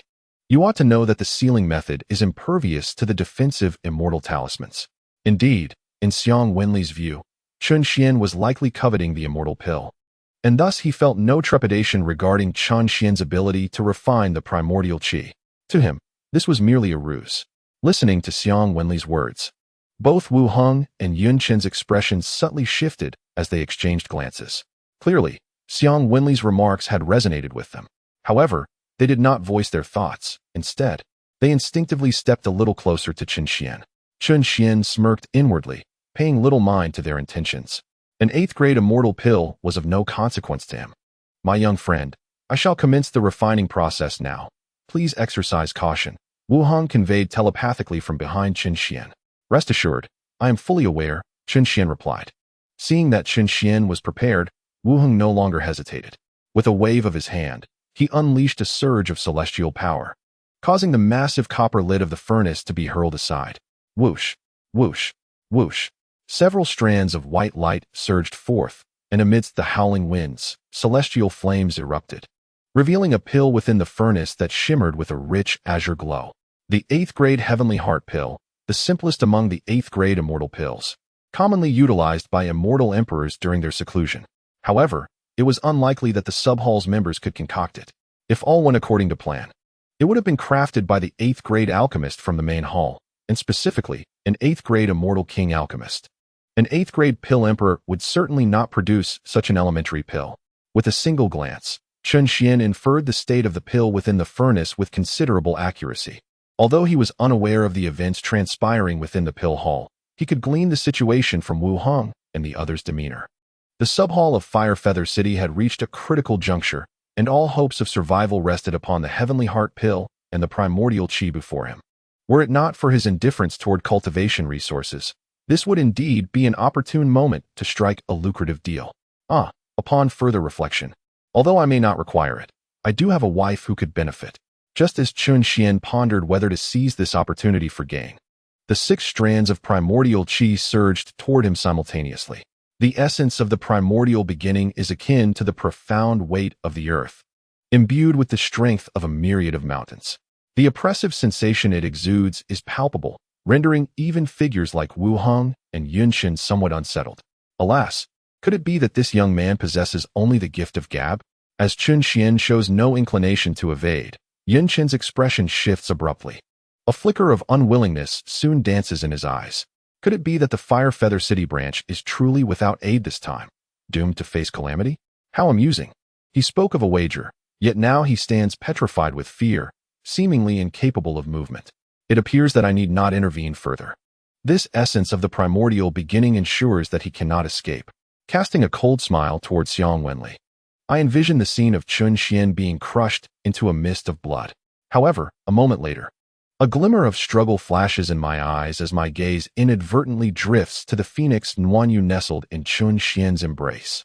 The little one has remained remarkably quiet since entering the stone chamber, her large eyes wandering about, utterly unafraid. Even now, her small face exhibits no signs of panic. She merely clings tightly to Chun Xian's garment. The chaotic bloodline, if it were to perish here, would indeed be a lamentable loss, especially considering her inherently kind disposition. After a moment's contemplation, I transmit a thought to Wu Heng and Yun Chun. Masters, could we not save that child with the chaotic bloodline? If we were to rescue her and take her as our disciple, delivering her to the main hall, not only could we save Vice Master Liu, but our Fire Feather City branch would also gain a formidable prodigy to rely upon in the future. Wu Heng and Yun Chun exchanged glances, and the former shook his head. Taking on a disciple is not feasible, and we cannot allow this father-daughter duo to perish within the branch. In the eyes of those with discernment, the chaotic bloodline shines like the sun in the night, its brilliance impossible to obscure. Thus, from the moment Chun Xian and his daughter entered, Wu Heng and the others had taken note, yet they refrained from voicing their thoughts. Particularly after Chun Xian unleashed the 7th-tier defensive talisman, they had tacitly agreed to disregard Phoenix Nuanyu, knowing full well that the duo must possess an immensely powerful backing. As for Xiang Wenli, he had succumbed to rage, losing all semblance of rationality. His complexion changed dramatically, clearly still in shock. However, Wu Heng and Yun Chun had no intention of elucidating matters to him. If they did not act soon, Chun Xian and Phoenix Nuanyu would be struck by the essence of the primordial beginning. Just then, before either could make a move, Chun Xian, who had stood still until now, suddenly let out a light chuckle. How intriguing! This essence of the primordial beginning is even more formidable than I anticipated. Yet, how unfortunate! No matter how powerful, it too shall be refined by me. Experiencing the essence of the primordial beginning for the first time, Chun Xian genuinely grasped its intricacies, leading him to observe it for a while longer. After all, at his current level, few things could truly pique his interest. What is this? Chapter 56. The frightening encounter. Upon hearing Chun Xian's words, Wu Heng and Yun Chun were momentarily taken aback, their eyes widening in disbelief as they gazed at the unfolding scene. Fire! Just as the primordial energy was about to descend, Chun Xian uttered a low command. Pointing his sword, and a silvery flame surged forth from his bosom like a blade of light. With a roar, the silvery flame erupted, transforming under Chun Xian's command into a vast sea of fire, engulfing all 6 strands of primordial energy. Buzz, buzz, buzz, under the relentless scorching of the silvery flames. The 6 strands of primordial energy writhed and struggled in vain, seeking an escape. Yet, no matter where they attempted to flee, the silvery flame remained steadfast, utterly immovable. In that instant, the stone chamber fell into a profound silence. Wu Heng and Yun Chun were left dumbfounded. Xiang Wenli and several other alchemists stood frozen, as if turned to stone. Silvery. Wu Heng's mouth opened in disbelief, his speech faltering. Yes, it is indeed silvery. Yun Chun gasped, his complexion paling, as if he had witnessed something extraordinarily astonishing. Could it be that this was truly the celestial furnace's Tao fire? Wu Heng's throat constricted, his eyes brimming with incredulity. In the celestial realm, there are 10 great divine fires, with the legendary void fire reigning supreme. This void fire has never been seen, and its true power remains a mystery. Its existence became known through the claims of the master of the second-ranked divine fire, who asserted that there exists a fire more potent than his own, which he named the void fire. The second-ranked divine fire is the celestial furnace's Tao fire, whose master is none other than one of the 9 celestial sovereigns, the Flame Sovereign. In the hierarchy of celestial fires, prior to the void fire, the celestial furnace's Tao fire was unquestionably the foremost. Even now, it is still regarded as the pinnacle, for no one has ever encountered the elusive void fire. Conversely, the celestial furnace's Tao fire is well known, having been demonstrated by the Flame Sovereign on numerous occasions. For instance, 1,000,000 years ago, at the juncture of the 9 celestial domains, Within the desolate wasteland of the celestial desert, a demonic sovereign attempted to establish a realm of darkness. However, before their banner could even be planted, they were incinerated by a single flame from the flame sovereign, reducing a vast expanse of the wasteland to nothingness. Even now, the space there is gradually recovering. Thus, the celestial furnace's Tao fire is far from mysterious. Countless individuals in the celestial realm have witnessed it. Yet, seeing it from a distance is one thing, and witnessing it up close is an entirely different experience. Wu Hong, Yun Chun, and their companions had never anticipated that they would have the opportunity to observe the celestial furnace's Tao fire so closely, wielded by a heavenly being. If it were any other fire, they might have doubted their perceptions, but they were certain of this fire's identity. Moreover, how could any other fire have confined the 6 strands of primordial energy so effectively? Hallmaster, since this youth possesses the Tao flame of the immortal furnace, could it be that he has some connection with the flame sovereign? After the initial shock, Yun Chen's voice trembled as he transmitted his thoughts to Wu Hong. The mention of the flame sovereign instantly evoked profound terror in Wu Hong's eyes. As one of the 9 immortal sovereigns, coupled with the flame sovereign's recent string of devastating feats, his name alone had become synonymous with dread, enough to silence even the cries of children across the immortal realm.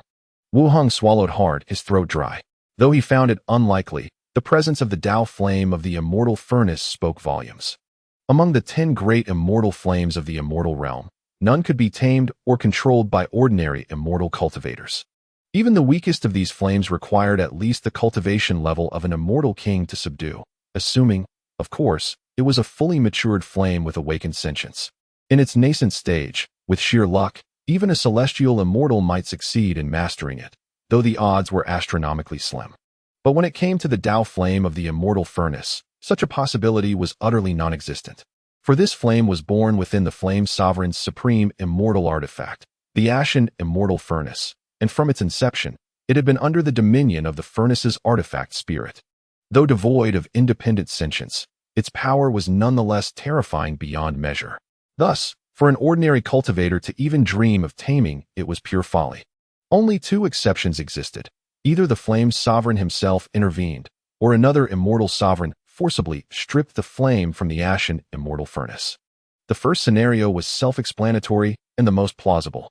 The second, though theoretically possible, was highly improbable, unless all 8 remaining immortal sovereigns ganged up on the flame sovereign. Otherwise, no one could wrest the Tao flame from the ashen immortal furnace. And even if they did, without the suppression of the furnace's spirit and the flame sovereign's will, the sheer might of the flame itself would demand at least the cultivation of a peak-stage immortal king for any hope of mastery. As for a mere celestial immortal attempting it, they might as well seek a swift and painless death. The mere thought that Chen Xian might be connected to the flame sovereign sent Wu Hong spiraling deeper into dread. Cold sweat trickled down his face, his entire body trembling uncontrollably. Inwardly, he lamented with bitter despair. If his background is so formidable, why the secrecy? This is nothing short of cruelty, terrifying us to death without consequence. Now, Wu Hong could only pray that Chen Xian would not hold Xiang Wenli's recklessness against them. Otherwise, not even the Grand Hall could shield them from certain doom. Yin Chen was no better off.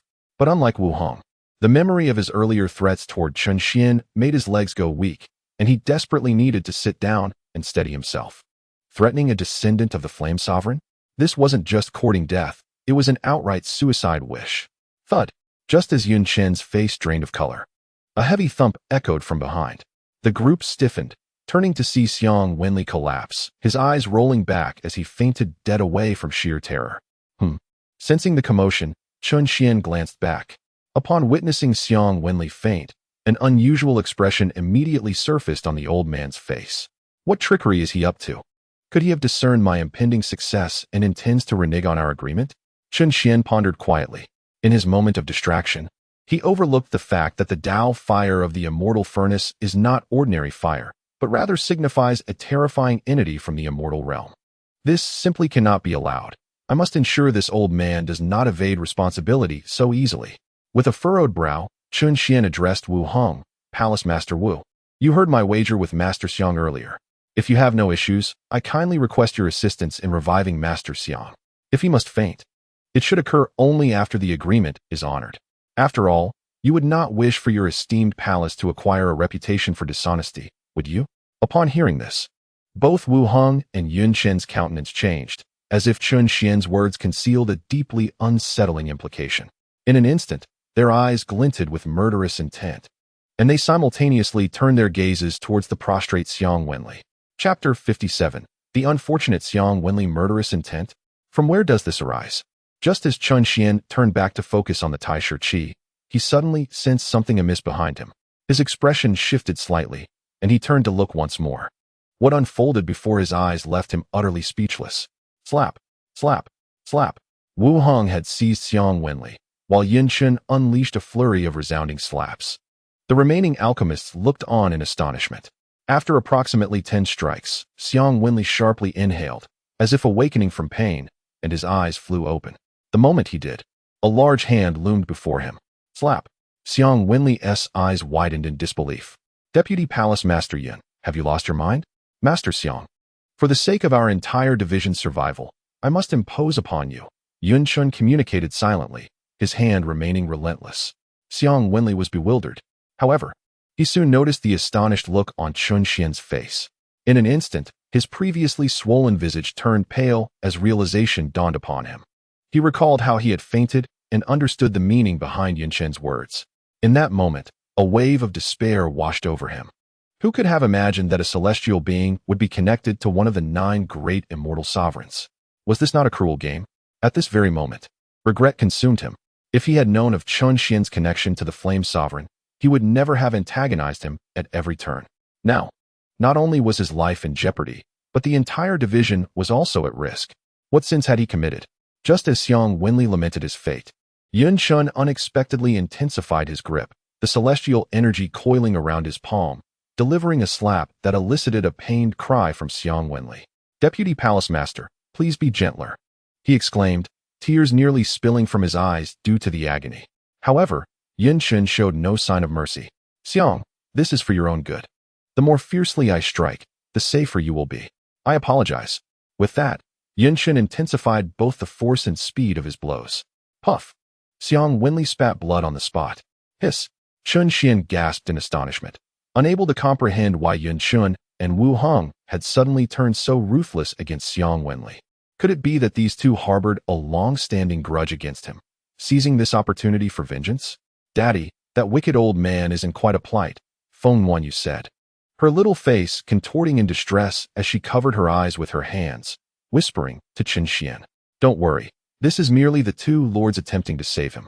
The harder they hit, the quicker he will recover, Chen Xian remarked, feeling a sense of relief, thus taking pleasure in the spectacle without any intention of intervening. Is that truly the case? Feng Wanyu's small face showed uncertainty. However, after pondering, she concluded that her father would not speak falsely, so she remained silent. Peering through her fingers at the ongoing beating Xiang Wenli was enduring. I can't take it any longer. This is unbearable. Yin Chun had even resorted to using celestial power, and despite Xiang Wenli's status as a celestial sovereign, he could not withstand such assaults, his face swelling to the size of a pig's head.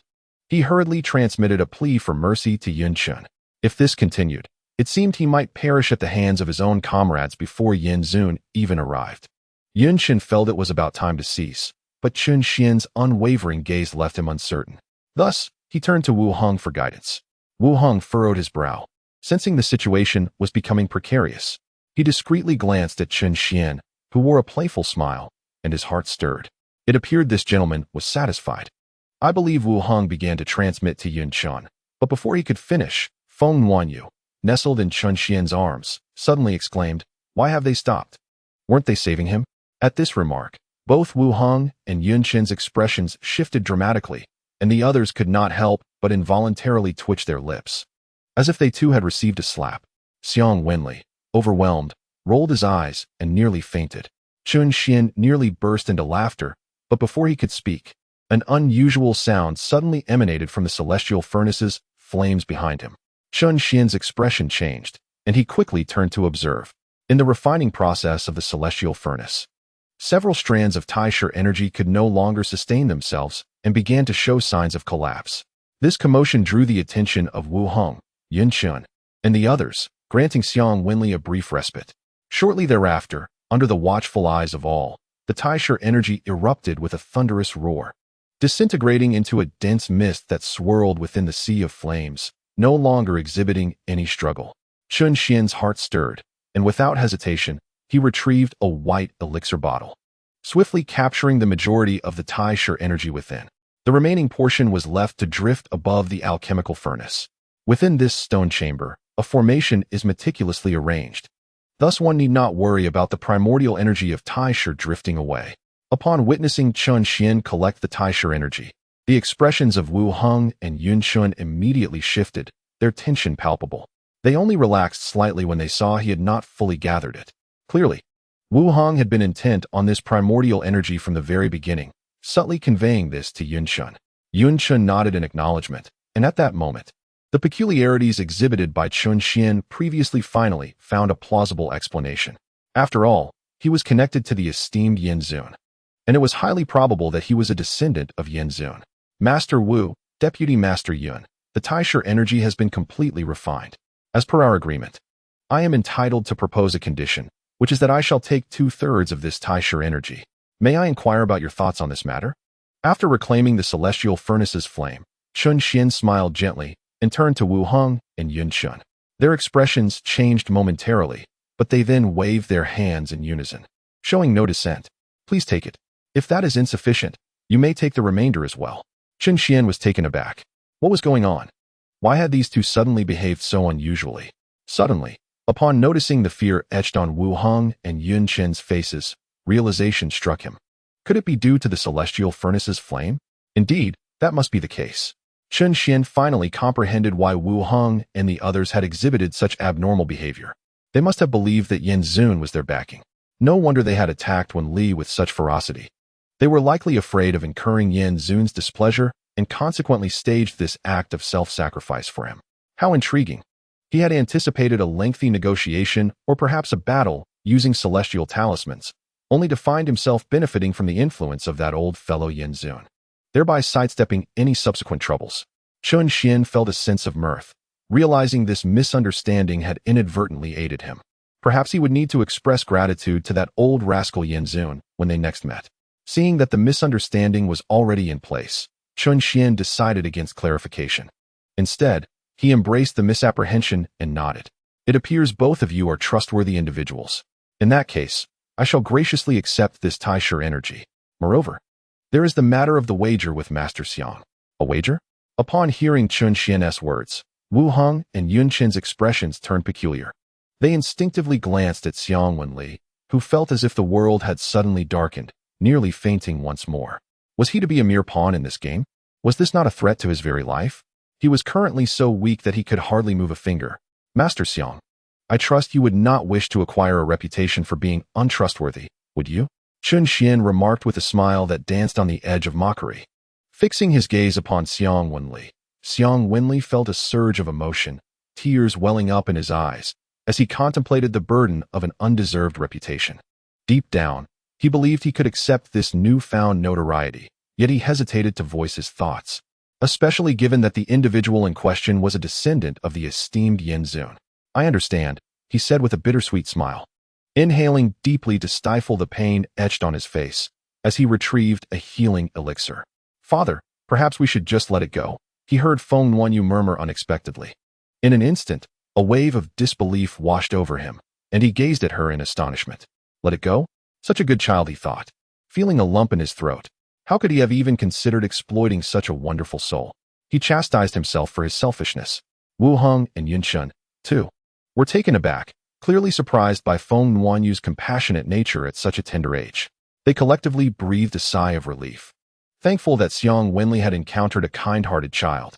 Had he met a mischievous one instead, he might have already become a mere plaything. Chun Xian was momentarily stunned before curiously inquiring of his beloved daughter, Nuanyu, do you feel sorry for this unfortunate old man? The little girl's face displayed a hint of hesitation, and after a brief moment, she shyly shook her head. Not exactly, she replied. Confused, Chun Xian pressed on. Then why did you say to let it go? Do you not wish to ride a horse? Wu Heng, Yun Shun, and Xiang Wenli shared a look of puzzlement. After a slight pause, the little one lowered her head and softly confessed, it's that the old man looks too frightening.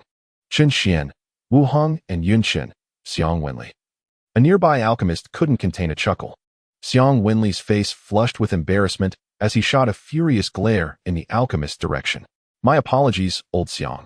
I merely recalled a delightful thought and did not mean to laugh at you, the alchemist stammered, desperately suppressing his mirth. Xiang Wenli gritted his teeth, seething internally. How infuriating. He did not look like that at all. Yet, he found himself unable to counter her words, unless he wished to become a mere mount for someone. Chun Xian, both amused and exasperated, had assumed his daughter was displaying her benevolence, only to discover she had been frightened by an unsightly visage. Father, Wonyu wants to go home and sleep, the little one said, rubbing her eyes and burying her head in Chun Xian's embrace. With a resigned smile, he replied, very well. I shall take you home to rest. He had intended to express his frustrations further, but with his precious daughter speaking up, his own thoughts felt insignificant. This time, let us grant leniency to that old fellow, Xiang Wenli. Master Wu, Vice Master Yun, you have all heard my daughter's words. Let us put an end to this wager. In truth, Chun Xian had initially contemplated seizing the opportunity to extract another boon, acquiring something splendid for his wife. However, upon reflection, he realized that the resources required for her cultivation must undoubtedly be of the highest quality. This branch hall, aside from the 8th grade Tianqing Dan, appeared to hold little else of merit. Thus, Chun Xian resolutely abandoned this notion. Xiang Wenli, upon hearing this, breathed a sigh of relief, his face lighting up with the joy of one who has narrowly escaped calamity. Indeed, it seems that being unattractive has its advantages. No, it is not his own appearance. It was Yun Qin's intervention that spared him. He had nearly been led astray. As Chun Xian prepared to depart, Wu Heng and Yun Qin felt their hearts finally ease, though they dared not reveal their relief outwardly. Farewell, Chun Xian said, turning to leave. Wu Heng quickly stepped forward. Allow me to see you off, my young friend. Once Chun Xian and Wu Heng exited the stone chamber, a collective sigh of relief escaped the lips of the onlookers. Yun Qin wiped the cold sweat from his brow, feeling as though he had just walked through the gates of hell. Vice Master Yun, I am grateful for your assistance earlier, Xiang Wenli said, hesitating slightly before expressing his gratitude. Yun Qin felt a twinge of embarrassment. His initial intent had been to stand up for Chun Xian, not to save Xiang Wenli. After all, he had previously offended Chun Xian with his words. However, he had not anticipated that his actions would not only save himself, but also inadvertently rescue Xiang Wenli. It could be considered a blessing in disguise. Of course, he kept these thoughts to himself. Clearing his throat softly, he smiled and replied, You are too kind, Xiang. We have known each other for many years. How could I stand idly by in your time of need? Xiang Wenli sighed, reflecting, Vice Master Yun, your benevolence is commendable. In the future, I, Xiang Wenli, shall surely repay this life-saving grace. Yun Qin's lips twitched slightly, although it was a statement of gratitude. He sensed an underlying implication that made him feel uneasy. It is over. I am utterly finished. In the grand hall on the first floor of the alchemy hall, Yin Ming sat in a chair, gazing upward with a countenance ashen and lifeless. Failing to protect others was one matter, but now he might have unwittingly offended the vice master of the branch hall. Heaven, why must my fate be so wretched? In despair, 2 crystalline tears rolled down Yin Ming's cheeks. Master? Just as he contemplated whether to seize an opportunity to flee, a voice of astonishment pierced his thoughts. Master? Yin Ming's heart jolted, and he swallowed hard, fear creeping in as he wondered if the master of the alchemy hall had been stirred by the situation. As he pondered this, a sudden gasp echoed nearby. Surely, I did not see incorrectly. The esteemed master of the alchemy hall is actually showing deference to a mere celestial being? What a fade of flattery. It is nothing but a blatant attempt to ingratiate oneself. I had suspected that this individual was a second-generation celestial being, and upon closer inspection, my suspicions were indeed confirmed. A multitude of seekers of elixirs engaged in animated discussions. A second-generation celestial? As the murmurs reached his ears, Yin Ming's expression morphed into one of incredulity. What kind of second-generation celestial could possibly warrant the attention of a master of the Dan Hall's branch? After all, that individual was a distinguished 7th-tier alchemist and a formidable celestial monarch, not to mention the formidable backing of the main Dan Hall. Could it be that he was a descendant of the celestial emperor? Yet, how could a descendant of the celestial emperor be merely a heavenly being? Wait a moment. A heavenly being? In an instant, A jolt coursed through Yan Ming's heart as a realization struck him. He sprang to his feet and gazed forward. Upon witnessing the scene before him, his eyes widened in disbelief, his face a canvas of astonishment. What was happening? Chapter 59. The Intricacies of Human Relationships. Am I hallucinating? This cannot be. I haven't frequented the entertainment district recently. Could it be that I am simply pent up? Yan Ming was bewildered, utterly incapable of processing the extraordinary sight that lay before him. It was beyond comprehension. No, it could only be described as utterly terrifying. At that moment, not far from the grand hall, Chen Xian, clad in a blue robe and cradling the drowsy Feng Nuanyu, ambled leisurely toward the entrance. Behind him, the esteemed master of the Dan Hall branch, Wu Heng, a seventh-tier alchemist and late-stage celestial monarch, was inexplicably wearing a smile of servility, closely following in his wake. My young friend, I apologize for the inadequate hospitality this time. Furthermore, I owe you a debt of gratitude for your assistance. If you do not find it too bothersome, please accept this small token of my appreciation, Wu Heng said with a beaming smile, presenting a storage bag to Chen Xian. This scene immediately conjured a singular term in Yan Ming's mind: sycophant. An unequivocal sycophant. Slap. Yan Ming delivered a resounding self-inflicted blow to his own face. Pain. Yes. It hurt. Had the scene before him altered? No. Remarkably so. This was no mere illusion. Yan Ming felt as if he were on the brink of madness. The esteemed master of the Dan Hall branch was behaving like a sycophant toward a heavenly being. What on earth was happening in this world? He simply could not comprehend it. Chen Xian halted, looking at Wu Heng with mild surprise. What do you mean, Master Wu? It is merely a token of gratitude. Inside are some elixirs I have concocted, Wu Heng replied with a smile. Elixirs? Chen Xian's outstretched hand abruptly froze midair. Then he waved it dismissively. No need. I am not in want of elixirs. Wu Heng was momentarily taken aback, then slapped his forehead in realization. Ah, it is my oversight. As a junior, you must have an abundance of elixirs. In that case, gritting his teeth, Wu Heng produced a spatial ring. Young friend, within this ring lies a piece of celestial green gold, an exquisite material capable of forging superior celestial artifacts. If you do not find it objectionable, please accept this gift. As he uttered these words, Wu Heng felt a pang of anguish in his heart, for celestial gold is far more precious than celestial elixirs. While elixirs are plentiful in the celestial realm, celestial gold is a rarity, formed over countless epochs. Especially the gold suitable for crafting superior or higher-grade artifacts is exceedingly scarce. A mere fragment appearing at an auction typically commands a starting price in the millions. Originally, Wu Heng had intended to use this celestial green gold to forge his own artifact. But now, in his desire to befriend Chen Xian, he cast aside his reservations. Although he was the branch master of the Pill Hall, forging a connection with one of the 9 celestial sovereigns, Yan Zun, would grant him significant influence, allowing him to navigate the celestial realm with ease. Celestial gold? Chen Xian felt a stir of intrigue. Indeed, celestial gold is remarkable, especially since he had dabbled in artifact crafting and understood its value. While he had no immediate use for a celestial artifact, it did not preclude his beloved wife from benefiting. However, if memory served him correctly, his wife already possessed a superior-grade celestial sword. After a moment's contemplation, Chen Xian accepted Wu Heng's celestial green gold. Although his wife had an artifact, their cherished daughter did not yet have one. Given her current level of cultivation, wielding a premium or grand celestial artifact was nearly impossible. But a superior-grade artifact would be just right. It wasn't that he, as a father, could not provide, but rather that premium and grand celestial artifacts required a certain cultivation level to be utilized. Otherwise, they would merely serve as ornamental pieces. Master Wu Heng, your gift is exceedingly generous, and I have little to reciprocate. However, if you do not mind, I can offer you a promise. Should you encounter any insurmountable issues in the future, feel free to seek me out within the Forbidden City, regardless of the matter.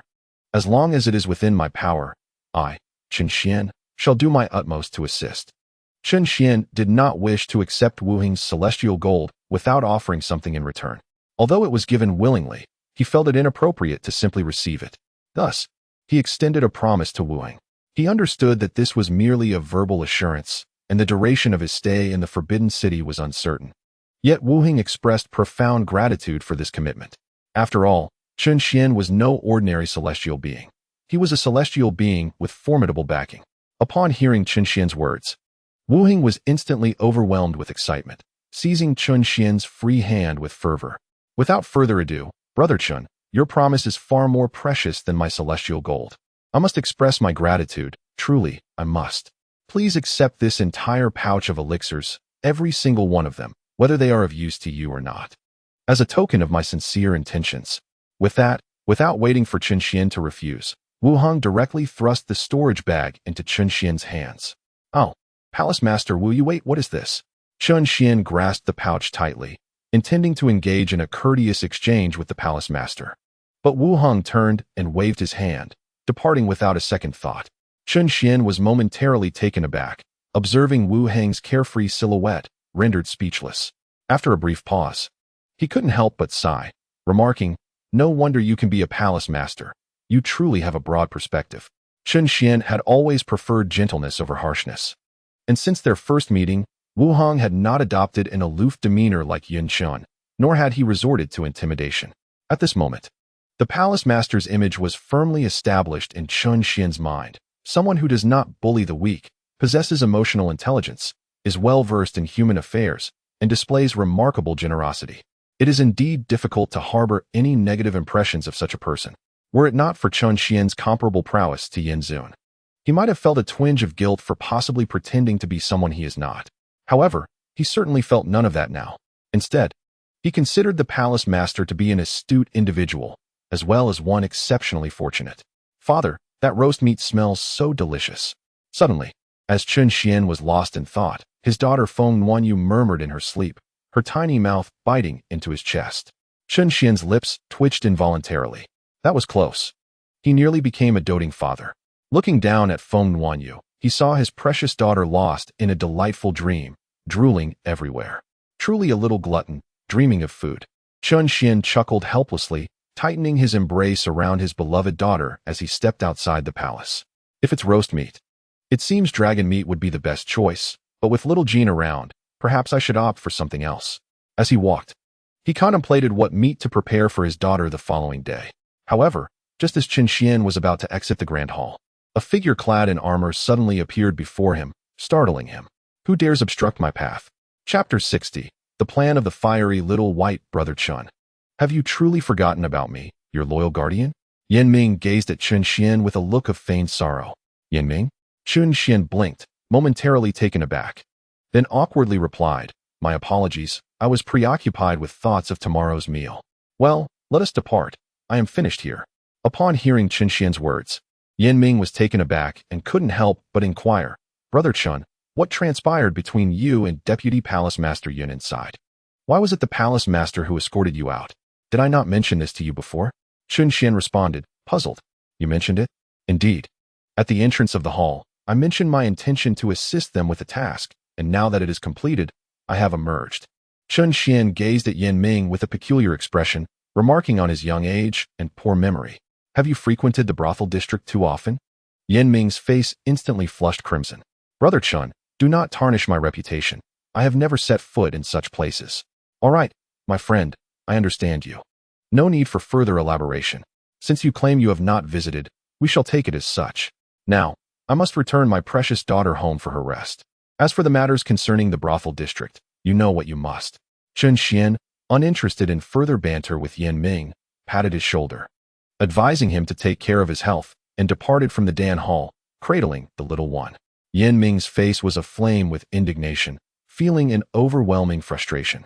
"Damn it, I certainly haven't been there recently." Deeply vexed, Yan Ming wished to explain, but found himself powerless as he observed Chun Xian's retreating figure. What could he do when others simply refused to believe him? With a resigned sigh, he thought it best to let it be, acknowledging his fatigue. Moreover, he had to admit that Chun Xian was indeed an enigmatic figure. Despite merely being a celestial being, he exuded an aura of hidden depth and consistently orchestrated thrilling events, all of which concluded without peril. It was no wonder that Elder Feng, a formidable celestial lord, held him in high regard. Clearly, Chun Xian was far more complex than he appeared. Sighing, Yan Ming resolved to maintain a distance from this individual in the future, lest he find himself either harmed or frightened to death. In a courtyard of the Forbidden City, Lai Xiaobai sat gloomily within a pavilion. Before him knelt Ming Gang. Clad in armor, visibly anxious and stripped of his previous arrogance. Do you mean to say that Chun Xian's shadow crystal recorded your entire encounter with Wan? Lai Xiaobai slammed his wine cup onto the table, his countenance darkening. Ming Gang, you should remember my instructions, correct? Yes, my lord, I recall clearly. The young clan leader commanded that I must not harm Miss Feng. Ming Gang wiped the cold sweat from his brow, responding respectfully to Lai Xiaobai. Then why did you still lay hands on Wan? Have my words not resonated with you? Am I no longer capable of wielding authority? Or have your wings grown too strong? Answer me. With a furious crash, Lai Xiaobai hurled the wine cup against Ming Gang's forehead. Ming Gang, terrified, immediately bowed his head and trembled as he replied, "It was my moment of negligence. I was deceived by Qin Xian. I would never dare defy the young clan leader's orders. I implore you to see reason." Sensing the chilling aura radiating from Lai Xiaobai, Ming Gang was drenched in sweat. Others may not grasp the situation, but he understood well that the young clan leader was merciless toward those who failed in their duties. See reason? Lai Xiaobai scoffed. You cannot even manage a mere celestial being, and you think I need to see reason? It's disgraceful to be toyed with by a celestial being. And you dare to speak of it? Were I in your position, I would immediately dig a hole and bury myself. Worthless. Imbecile. Lai Xiaobai grew increasingly furious as he spoke, rising to his feet and delivering a sharp kick that sent Ming Gang sprawling. A sharp pain shot through Ming Gang's chest, forcing him to suppress a gasp of agony. Not daring to show any sign of discomfort, he hastily scrambled back to his knees before Lai Xiaobai. Young master scolds rightly and kicks deservedly. This failure is entirely my fault, and I accept any punishment. Yet I beg for one more chance. This time I swear to make that Chun Xian suffer a fate worse than death. Unnecessary. Lai Xiaobai raised a hand, cutting him off with an icy tone. Since Chun has already deduced it was you acting on my orders, this matter now falls to me. After all, he currently holds the advantage. Judging by his words to you, he clearly intends to use that shadow glow crystal to threaten me. Unfortunately for him, he overestimates himself and underestimates me. A mere shadow glow crystal. Does he truly believe I, Lai Xiaobai, lack the means to counter it? A flicker of disdain flashed in Lai Xiaobai's eyes before he cast a frigid glance at Ming Gang. In consideration of your past service, I shall overlook this failure, for now. Go at once and summon my cousin. Should you bungle even this simple task, report directly to the mines. Understood? Yes, this subordinate understands. Relief surged in Ming Gang's eyes. He had expected at least 100 lashes, yet here he was, spared so easily. Perhaps my years of loyalty have not been in vain. Suppressing his elation, he rose and departed. Once beyond the courtyard gates, as if fearing a change of heart, he transformed into a streak of light and vanished.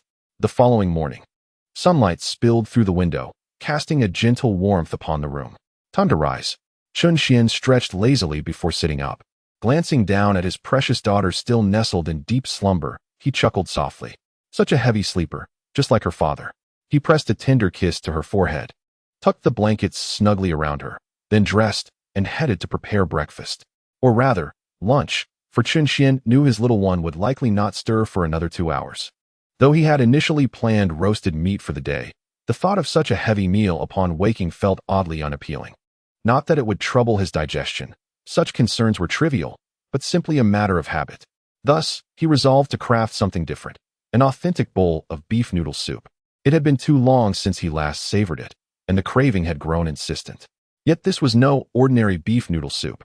Every ingredient was meticulously selected from the finest Immortal realm produce. The noodles, handmade from wheat he cultivated himself, kneaded with sacred spring water, folded and rolled in a ritual of 3 repetitions. The broth, simmered for over a century and 80 years over a gentle flame. Its foundation the bones of a divine white tiger. During the preparation, I notably included celestial mushrooms from the everlasting green Immortal domain, dried celestial daylilies from the southern departure Immortal domain, star anise grass, and the renowned red-robed celestial pepper from the heavenly gung Immortal domain. Each ingredient, for many cultivators in the celestial realm, serves as a highly coveted resource for their cultivation. However, for Qin Xian, they merely served as a delightful treat. Of course, the most crucial element was the beef. This beef was particularly extraordinary, being from the Qilin cow that Qin Xian had personally captured in the savage Immortal domain. As its name suggests, this cow possesses the bloodline of the Qilin, a fearsome beast well known in the savage Immortal domain. Perhaps due to the incongruity of the Qilin and bovine bloodlines, the Qilin cow is inherently incapable of cultivation and cannot attain sentience. Nonetheless, even in its simplicity, the Qilin cow, thanks to its noble lineage, naturally grows in strength as long as it lives, eventually rivaling that of an immortal king.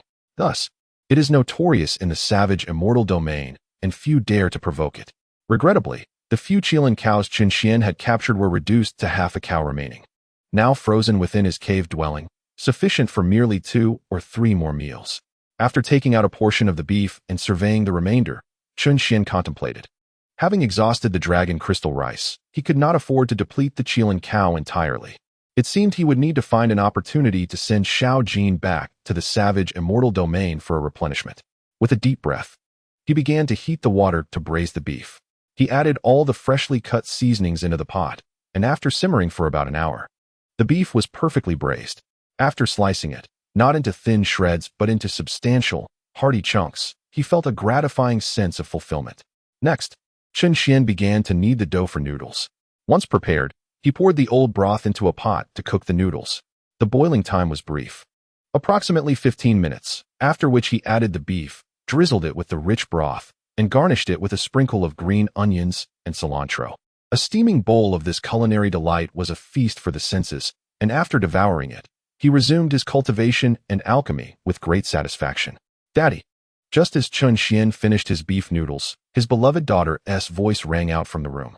Hurrying over, he found his precious daughter rubbing her sleepy eyes, her small hand tenderly massaging her belly as she pitifully inquired, "Daddy, when are we eating? Wan is a bit hungry." "Everything is ready," Qin Xian replied. "Let me help you get dressed and fix your hair, and then we shall go out to eat." He lifted his cherished daughter from the bed and set her on the dressing table, first dressing her in her clothes before picking up a comb. Her hair was a fiery red, easily manageable, yet Qin Xian found it somewhat peculiar, as she was still just a child. He then asked, "Can Wan's hair be transformed to black like your mother's?" "Of course," the little one remarked, her eyes sparkling with delight at the color. As she spoke, her small head tilted slightly, and her hair instantaneously transformed into a deep ebony hue. Qin Xian observed this with a hint of astonishment, but soon he felt a twinge of selfishness for his initial reaction. After a moment's contemplation, he inquired of the little one, "Which does Wan prefer, fiery red hair or black?" "Well, I used to think red was beautiful, but now black seems quite lovely too," she confessed, her face displaying a hint of conflict. "How about we try black for a while and see?" Qin Xian suggested, raising an eyebrow. "That sounds fine." The child replied without hesitation, nodding thoughtfully. Qin Xian sighed with relief. As long as his daughter was content, he was glad to avoid being a domineering father. Even if he held reservations, he preferred to engage in patient dialogue with his beloved daughter. Soon, Qin Xian skillfully fashioned 2 braided pigtails for her, and with great satisfaction, he encouraged her to gaze into the mirror. "What do you think? Isn't your father's craftsmanship commendable?" The little girl turned her head this way and that, and then a radiant smile broke across her face. "I love the hairstyle you did, Daddy. You're amazing," she exclaimed, turning to blow him a kiss. Qin Xian's face lit up with a broad grin. His daughter's affection filled him with an unparalleled sense of achievement. However, in that moment, a loud grumble erupted from her stomach. Qin Xian's expression stiffened, and he swiftly scooped her up, hurrying towards the door. "Quickly now. We mustn't let my precious daughter go hungry." His urgency conveyed a sense of impending doom, as if she might perish from starvation if they delayed. "Daddy, what are you cooking? It smells so delicious." As they stepped outside, Wan caught a whiff of an irresistible aroma that made her mouth water, her face alight with excitement. "Daddy is making beef noodles. Come and taste." Qin Xian presented a steaming bowl to her. The little one, famished and entranced by the savory scent, eagerly wiped away her drool and grabbed the chopsticks, diving into her meal with gusto. It's delicious. This is the best noodle I've ever had," she exclaimed, her cheeks puffed out as she spoke, her words slightly muffled. Qin Xian couldn't help but chuckle, wiping the corners of her mouth with a napkin. "Take your time. No one is competing with you." Since he had sourced the finest calves from the Qilin cattle, renowned for their tender and juicy meat, he had no concerns about Wan overindulging. "Daddy, I want another bowl," she declared, her bowl now empty, which she presented to Qin Xian with both hands. "All right, let me serve you another," he replied, his eyes brimming with joy. He took the bowl from her, set down his chopsticks, and rose to refill her bowl with another hearty helping. During this meal, the father and daughter each consumed nearly half a pot of food. Chun Xian had initially contemplated inviting his beloved wife to join them, but upon seeing her deeply engrossed in her cultivation at a critical juncture, he abandoned the thought. It must be said, however, that his precious daughter possessed quite an impressive appetite. Though the calf of the Qilin ox lacked any celestial power, it still bore the bloodline of the Qilin. After devouring a substantial portion of beef, her small belly showed no sign of expansion. Upon reflection, it was not entirely surprising, as his cherished daughter also bore the bloodline of chaos, explaining her remarkable capacity for consumption. The better one's innate talent, the faster one could refine energy, thus requiring ever more energy for cultivation. He recalled that when he first arrived in the celestial realm, he was of a similar age as his daughter, capable of consuming a small mountain-sized beast in a single sitting. In comparison, it seemed he might have had an even more voracious appetite than his dear daughter. Yet, that was to be expected, considering that her chaos bloodline was mixed with that of the fire phoenix. Thus, she could not fully unleash the true power of her chaos heritage. As the father and daughter reclined contentedly in their chairs, a sudden flurry of anxious voices emerged from outside the courtyard, as if a notable figure had unexpectedly arrived. Lady Qingyan? Chun Xian was momentarily taken aback, a hint of confusion flickering across his face as he turned his gaze towards the entrance. Upon extending his celestial sense, he beheld a woman in a flowing purple gown, her long hair cascading like a waterfall, with exquisite features and an alluring demeanor, stepping into the courtyard. Her figure was strikingly graceful, and as she walked, she exuded an enchanting charm that left several of the guards, including Yan Ming, parched and unable to resist stealing glances. Who is this?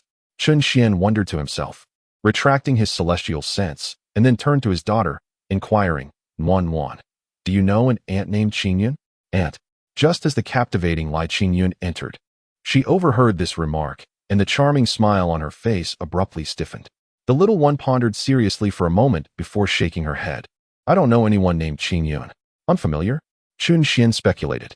Although his precious daughter did not recognize her, it did not necessarily imply that his wife did not. However, given that she had not come by at the first opportunity, it seemed their relationship was not particularly close. Perhaps it was merely a casual acquaintance? While Chun Xian mulled this over, Lai Qingyun, noticing that such a striking beauty was being overlooked, grew increasingly displeased. She huffed, guests arrive, yet no one extends a greeting? Is this how Feng Jiayang entertains her visitors? The little one was taken aback by her words, then gently poked Chun Xian's arm, saying, Father, a beautiful fairy aunt has come. Chun Xian snapped back to attention and rose to address Lai Qingyun. I am Chun Xian. Feng Jiayang is my wife, and she is currently in seclusion for cultivation. May I inquire as to the purpose of your visit, esteemed fairy? Upon hearing this, Lai Qingyun narrowed her eyes slightly, her alluring gaze fixed intently on Chun Xian, leaving him feeling somewhat uneasy. What could possibly be so captivating about my face? Am I a mere object of infatuation? Chun Xian mused inwardly, his expression growing rather peculiar. I refer to this enchanting fairy. I am called Lai Qingyun, a dear friend of your wife. Just as Chun Xian could no longer contain himself and was about to speak, Lai Qingyun suddenly broke into a radiant smile and gracefully approached him. A waft of fragrant breeze enveloped him, leaving Chun Xian momentarily dazed, pondering the peculiarities of this woman. Was it truly necessary for her to draw so near while conversing? Noticing his bewilderment, a glimmer of triumph flickered in Lai Qingyun's eyes, as she mused to herself that even without employing her charms, she had already captivated him. This Chun fellow was seemingly more inept than she had initially surmised. Brother Chun, she inquired, you mentioned that Jiaoyang is in seclusion. Do you have any idea when she might emerge? As she spoke, she had positioned herself merely a fist's length away from him, the warmth of her breath palpable to Chun Xian, causing his expression to grow increasingly perplexed. He took 2 steps back, cradling Feng Wanyu in his arms, and warily replied, Fairy, I am uncertain when my wife will come out of her retreat. If you seek her, I kindly suggest you return after some time. A nagging instinct warned Chun Xian that this woman before him harbored ill intentions. Lai Qingyun was taken aback. She had envisioned a myriad of reactions from Chun Xian, perhaps a blush or a flustered demeanor, but never had she anticipated that he would retreat so decisively. What was the meaning of this? Had he not just been enchanted by her? Could it be that she had misjudged him? A shadow of discontent crossed her features. It appeared that this Chun was indeed more complex than he seemed, and no wonder that Xiao Bai's subordinates had been so thoroughly outmaneuvered by him. Yet, this was for the best. If her endeavors were too easily achieved, the ensuing drama would lose its allure. With a silent chuckle, Lai Qingyun settled into a chair in the courtyard. Her long, fair legs crossed elegantly, partially revealed beneath her flowing skirt, captivating to the eye. Chun Xian's pupils widened momentarily, but he swiftly averted his gaze, maintaining his vigilance. "Fairy, if you have no intention of leaving, is there something further you wish to discuss?" Disregarding the hostility in his tone, Lai Qingyun languidly leaned back, a seductive smile gracing her lips. "I have come not only to visit an old friend, but also to meet the husband and daughter of Jiaoyang." Frankly, upon learning that Jiaoyang's spouse was a celestial being, I found her choice rather perplexing.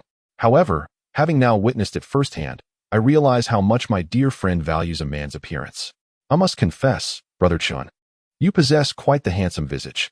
As she spoke, Lai Qingyun slowly rose and sauntered closer to Chun Xian, her violet eyes shimmering as she extended her delicate hand toward him. "But I wonder, Brother Chun, is your face genuine or merely a facade?" With a swift motion, just as her hand was about to touch him, Chun Xian seized her wrist without hesitation, his brow furrowed. "Fairy Qingyun, if you wish to converse, let us do so without such unwarranted advances."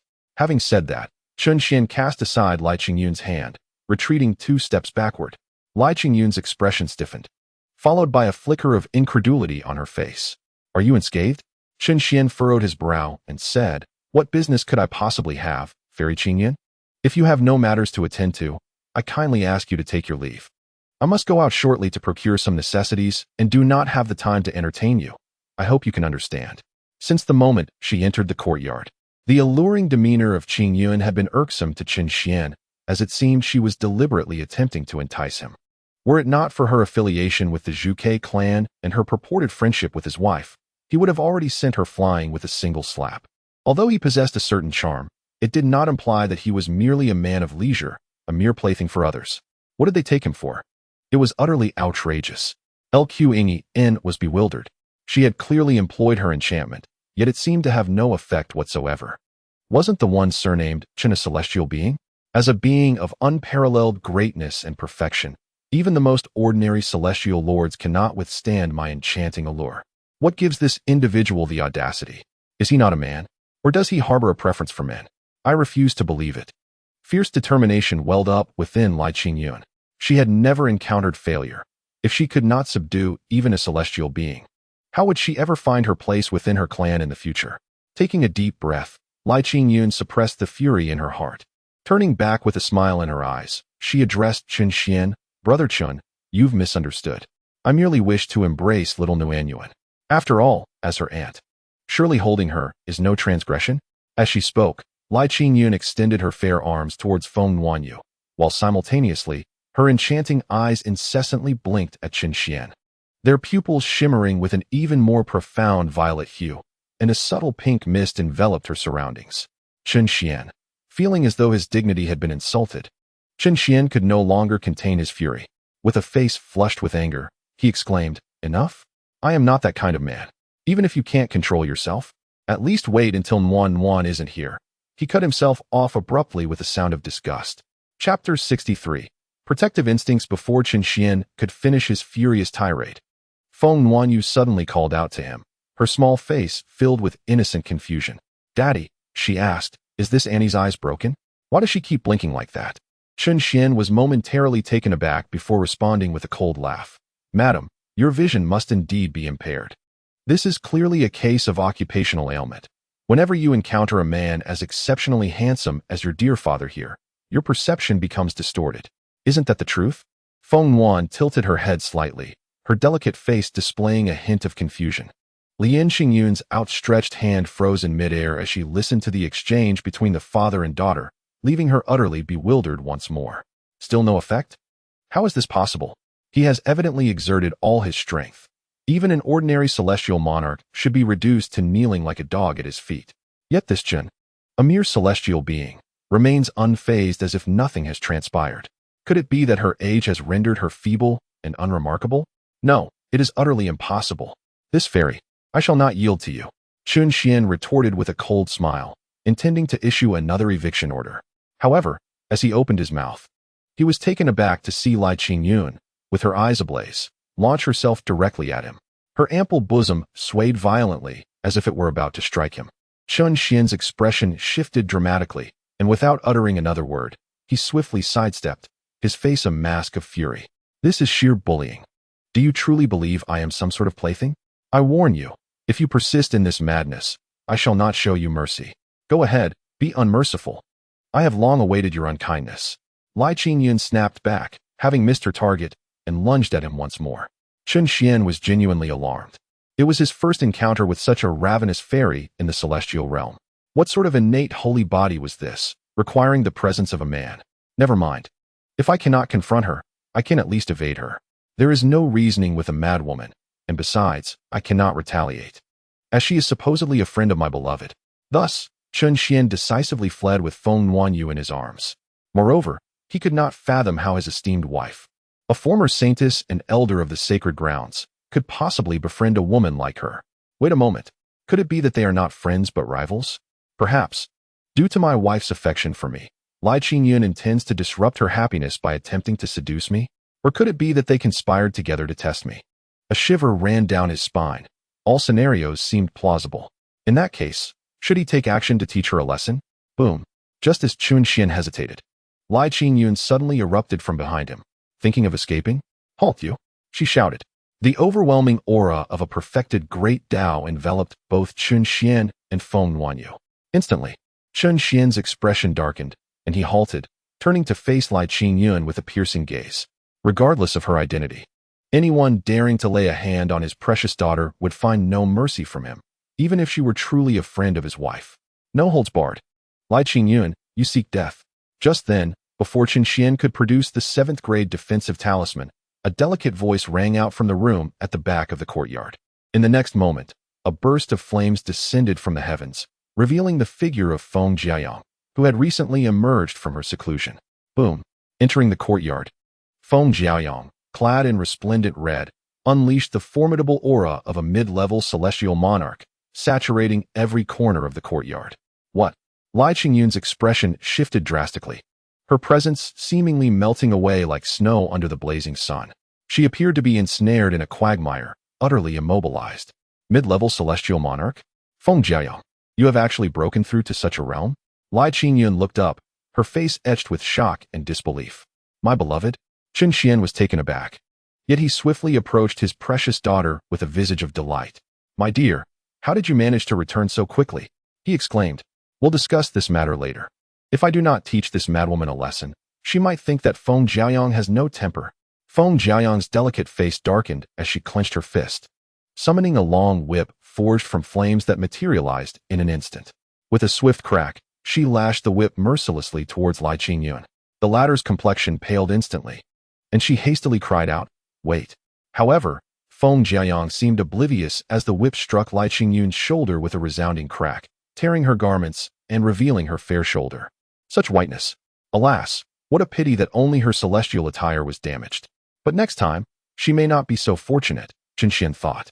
A bead of sweat trickling down his brow. Fortunately, his wife had not overheard. Otherwise, he would be in dire straits. How dare you strike me? Do you forget where you are? Lai Qingyun exclaimed, her eyes brimming with fury, taken aback that Feng Jiayang would truly resort to violence. Even within your Zhuke clan, do you think I would be afraid? I, Feng Jiayang, have never succumbed to anyone's threats.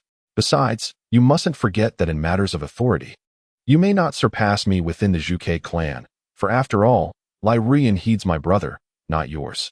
Feng Jiayang scoffed, raising her fiery whip once more without a hint of hesitation. Chun Xian silently praised his wife for her astuteness. She had deftly woven a tale of authority, transforming her timid brother-in-law into a figure of power. Lai Qingyun, witnessing Feng Jiayang's unwavering resolve, felt her composure falter. Feng Jiayang, I apologize. It was my fault this time. Is that sufficient? She implored, fearing another lash would land upon her. A glimmer of disdain flickered in Feng Jiayang's eyes as she coldly replied. The one who ought to apologize is not me. Lai Qingyun's expression fluctuated, her lips pressed tightly together. After a moment's deliberation, she steeled herself and, through gritted teeth, addressed Chen Xian. "Brother Chun, it was merely a jest. Please forgive my younger sister." Chen Xian chuckled and retorted, "Ah, so Miss Qingyun was jesting with me. I wondered how a dignified Zhuge clan fairy could stoop to the level of a desperate courtesan." Lai Qingyun's face flushed crimson, humiliated by the public mockery. She wished for nothing more than to vanish into the earth. "Enough of this nonsense. Our daughter is still present," Feng Jiayang interjected, her brows furrowing as she reproached Chen Xian. Chen Xian's smile abruptly froze, and he awkwardly replied, "It is my fault. I was momentarily careless." Feng Jiayang shook her head in exasperation, then turned her gaze back to Lai Qingyun. "Considering your sincerity, I will spare you this time. However, should there be a next occurrence, it shall not be resolved with a mere lash." With that, Feng Jiayang dissipated her imposing aura, causing Lai Qingyun to almost collapse. But fortunately, she reacted swiftly and steadied herself. Nonetheless, the fright left her drenched in cold sweat, her complexion pale and ghastly. "Feng Jiayang, you truly live up to the reputation of being the strongest prodigy of the Fire Phoenix sacred land at such a tender age. You have already reached the mid-stage of the celestial monarch. It is indeed admirable. However, I cannot fathom how a woman of your caliber could be interested in an ordinary human cultivator of the celestial realm." Chapter 64. Feng Jiayang's apology. Upon hearing Lai Qingyun's words, Chen Xian, unable to contain his displeasure before Feng Jiayang could respond, retorted, "A human cultivator is simply a human cultivator. What do you mean by ordinary? Do I appear ordinary?" Just moments ago, he had boasted of possessing a handsome visage. Yet in an instant, he was relegated to being an ordinary human cultivator. How could this woman change her tune so swiftly? Feeling insulted, Chen Xian, in a fit of anger, addressed Feng Jiayang, "My dear, this Lai Qingyun not only slanders me, but also belittles your judgment. Grant her 2 more lashes to teach her a proper lesson." Lai Qingyun's expression shifted instantly, instinctively retreating a couple of steps. Fortunately, Feng Jiayang refrained from indulging Chen Xian's antics, replying tersely, "You are always so frivolous. She merely stated that your cultivation is lacking. When did she comment on your appearance?" "Is that so?" Chen Xian blinked in surprise, then sighed in relief that his appearance had not been questioned. "Feng Jiayang." Lai Qingyun could not help but chuckle. "Feng Jiayang, is this truly the husband you have chosen?" Feng Jiayang's countenance darkened immediately. "Lai Qingyun, it would be prudent for you to speak with respect. I am merely stating the facts. A man who only knows how to hide behind a woman is hardly worthy of any praise." As she spoke, a mocking smile curved at the corner of Lai Qingyun's lips. "Feng Jiayang, while you may far surpass me in cultivation when it comes to finding a man, I fear you cannot hold a candle to me." "That remains to be seen," Chen Xian remarked, a hint of disdain on his lips. In the entirety of the celestial realm, it would be no easy feat to find a man more exceptional than himself. Lai Qingyun let out a cold laugh, disregarding Chen Xian, and tossed a parting remark to Feng Jiayang before vanishing in a streak of light from the courtyard. "Feng Jiayang, if I were you, I would promptly divorce your husband and seek another. Otherwise, prepare to become the laughingstock of the entire celestial realm." At her words, Chen Xian's expression changed dramatically, barely suppressing the urge to retaliate. What a venomous woman. Even in her departure, she sought to sow discord between himself and his beloved. Wait. Could it be that she intended to say such things to usurp him from his wife? Hiss, that is indeed a possibility. Thus, she did not intentionally seek to provoke herself, but rather genuinely developed feelings for him? This Lu Qingyun would not have come here in a frenzy without reason. Just as Chen Xian was lost in his thoughts, Feng Jiayang suddenly spoke, turning to Chen Xian with a solemn reminder. "This woman must have been sent here by Lu Xiaobai. You stay here to take care of Nuan Wan, and I will pay a visit to Lu Xiaobai." "Lu Xiaobai?" Chen Xian was taken aback for a moment, then questioned with curiosity, "How did you deduce that, my dear?" "There are 2 reasons," Feng Jiayang elucidated. "First, Lu Qingyun is Lu Xiaobai's cousin. Second, she possesses the art of seduction. If she is here to enchant you at Lu Xiaobai's behest, intending to drive you away, I cannot fathom any other reason for her presence." "Seducing art?" Upon hearing Feng Jiayang's words, a look of astonishment crossed Chen Xian's face. Is it possible that Lu Qingyun knows such techniques? Yet, I feel nothing amiss. Feng Jiayang hesitated for a moment before addressing Chen Xian with a peculiar expression. "Could it be that you are lacking in that regard?" "Impossible, absolutely impossible." The moment the words left her mouth, Chen Xian's face flushed crimson. akin to a cat whose fur had been ruffled, as he exclaimed, "My dear, do not speak such nonsense. I am quite capable, without any issues. If you doubt me, I could prove it to you right now." Upon hearing this, Feng Jiaoyang's cheeks instantly turned beet red, and she could not help but retort, "Humph. Who wants to verify anything with you? I was merely speculating. Even speculation is unacceptable. You are insulting my character, my dear. You have gone too far. And now I am truly upset, the kind of upset that cannot be easily appeased." Chen Xian turned his head away, nearly bursting with indignation. How could he, the illustrious and invincible immortal sovereign, endure such humiliation? Especially when this humiliation stemmed from the woman he adored. It left him not only feeling wronged, but also smoldering with anger, as he found himself unable to vent his frustrations, forced to bear it all alone. "I did not mean it. Please do not take it to heart." Seeing that Chen Xian appeared genuinely angry, Feng Jiaoyang's expression flickered with an uncharacteristic panic. Resembling a remorseful young girl, feeling somewhat at a loss, Chen Xian ignored her, still glaring elsewhere in anger. Feng Jiaoyang bit her lip, feeling an inexplicable guilt welling up within her. Unable to resist, she reached out to grasp Chen Xian's hand. "Please, do not be mad at me. I truly did not intend to. I apologize, I am sorry." Feeling the tension in her grip, Chen Xian's body stiffened, and his heart began to race uncontrollably. His dear had taken his hand. She was nervous around him. Oh, heavens, is this what love feels like? Chen Xian's heart soared with joy and excitement. This was the moment of happiness he had yearned for over the years. Who could understand? He felt as if he might faint from sheer delight. "Father, please do not be angry with mother. She did not mean it." Just as Chen Xian's face was about to turn red with embarrassment, Feng Wanyu, seeing her mother looking somewhat pitiful, could not help but plead on her behalf. Chen Xian's expression suddenly stiffened, and in that moment, his restless heart nearly ceased to beat. He almost forgot that his precious daughter was still present. Fortunately, he managed to regain his composure. Otherwise, if he were to show an unseemly demeanor, the grand image he had painstakingly built over the past few days would be utterly ruined. Taking a deep breath to suppress his excitement, he cleared his throat and, utilizing the opportunity provided by his beloved daughter, said, "Father is not angry. I was merely teasing your mother." After a brief pause, Chen Xian cast a slightly melancholic glance at Feng Jiaoyang and remarked, "My dear, you must refrain from such wild guesses next time." Feng Jiaoyang, under Chen Xian's gaze, felt an increasing sense of guilt and instinctively lowered her head. However, her expression soon shifted as if a thought had occurred to her. She abruptly raised her head and said to Chen Xian, "This is all the mischief of Lai Xiaobai. I shall teach him a lesson on your behalf." Feng Jiaoyang felt a surge of anger. Had it not been for Lai Xiaobai's meddling, she would not have hastily provoked Chen Xian's ire. Thus, Feng Jiaoyang immediately summoned her celestial sword, ready to storm towards Lai Xiaobai's courtyard. Fortunately, Chen Xian was quick-witted and swiftly pulled her back, saying, "My dear, do not act impulsively. I have my own methods to deal with Lai Xiaobai." Feng Jiaoyang, who had just taken a step forward, froze in her tracks, turning back to look at Chen Xian with a puzzled expression. "What method do you have? The mountain man has his own clever schemes. Please do not worry, my dear. Neither of us needs to seek out Lai Xiaobai. I can assure you that before tonight, he will surely come to apologize on his own." Chen Xian said with a gentle smile, exuding confidence. "Is that true?" Feng Jiaoyang regarded Chen Xian with a mixture of skepticism. Lai Xiaobai is not a fool. How could he possibly come to apologize on his own? Leave that to me, my dear. However, if we wish for Lai Xiaobai to come forth and apologize, I implore you not to create any trouble for him. Otherwise, my plan will falter, and it will inevitably provoke the displeasure of the Zhuge clan. Chen Xian held a piece of leverage against Lai Xiaobai.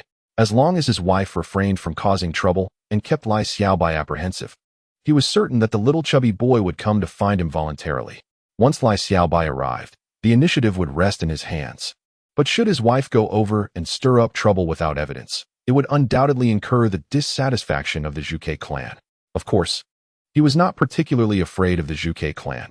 He simply wished to avoid unnecessary complications.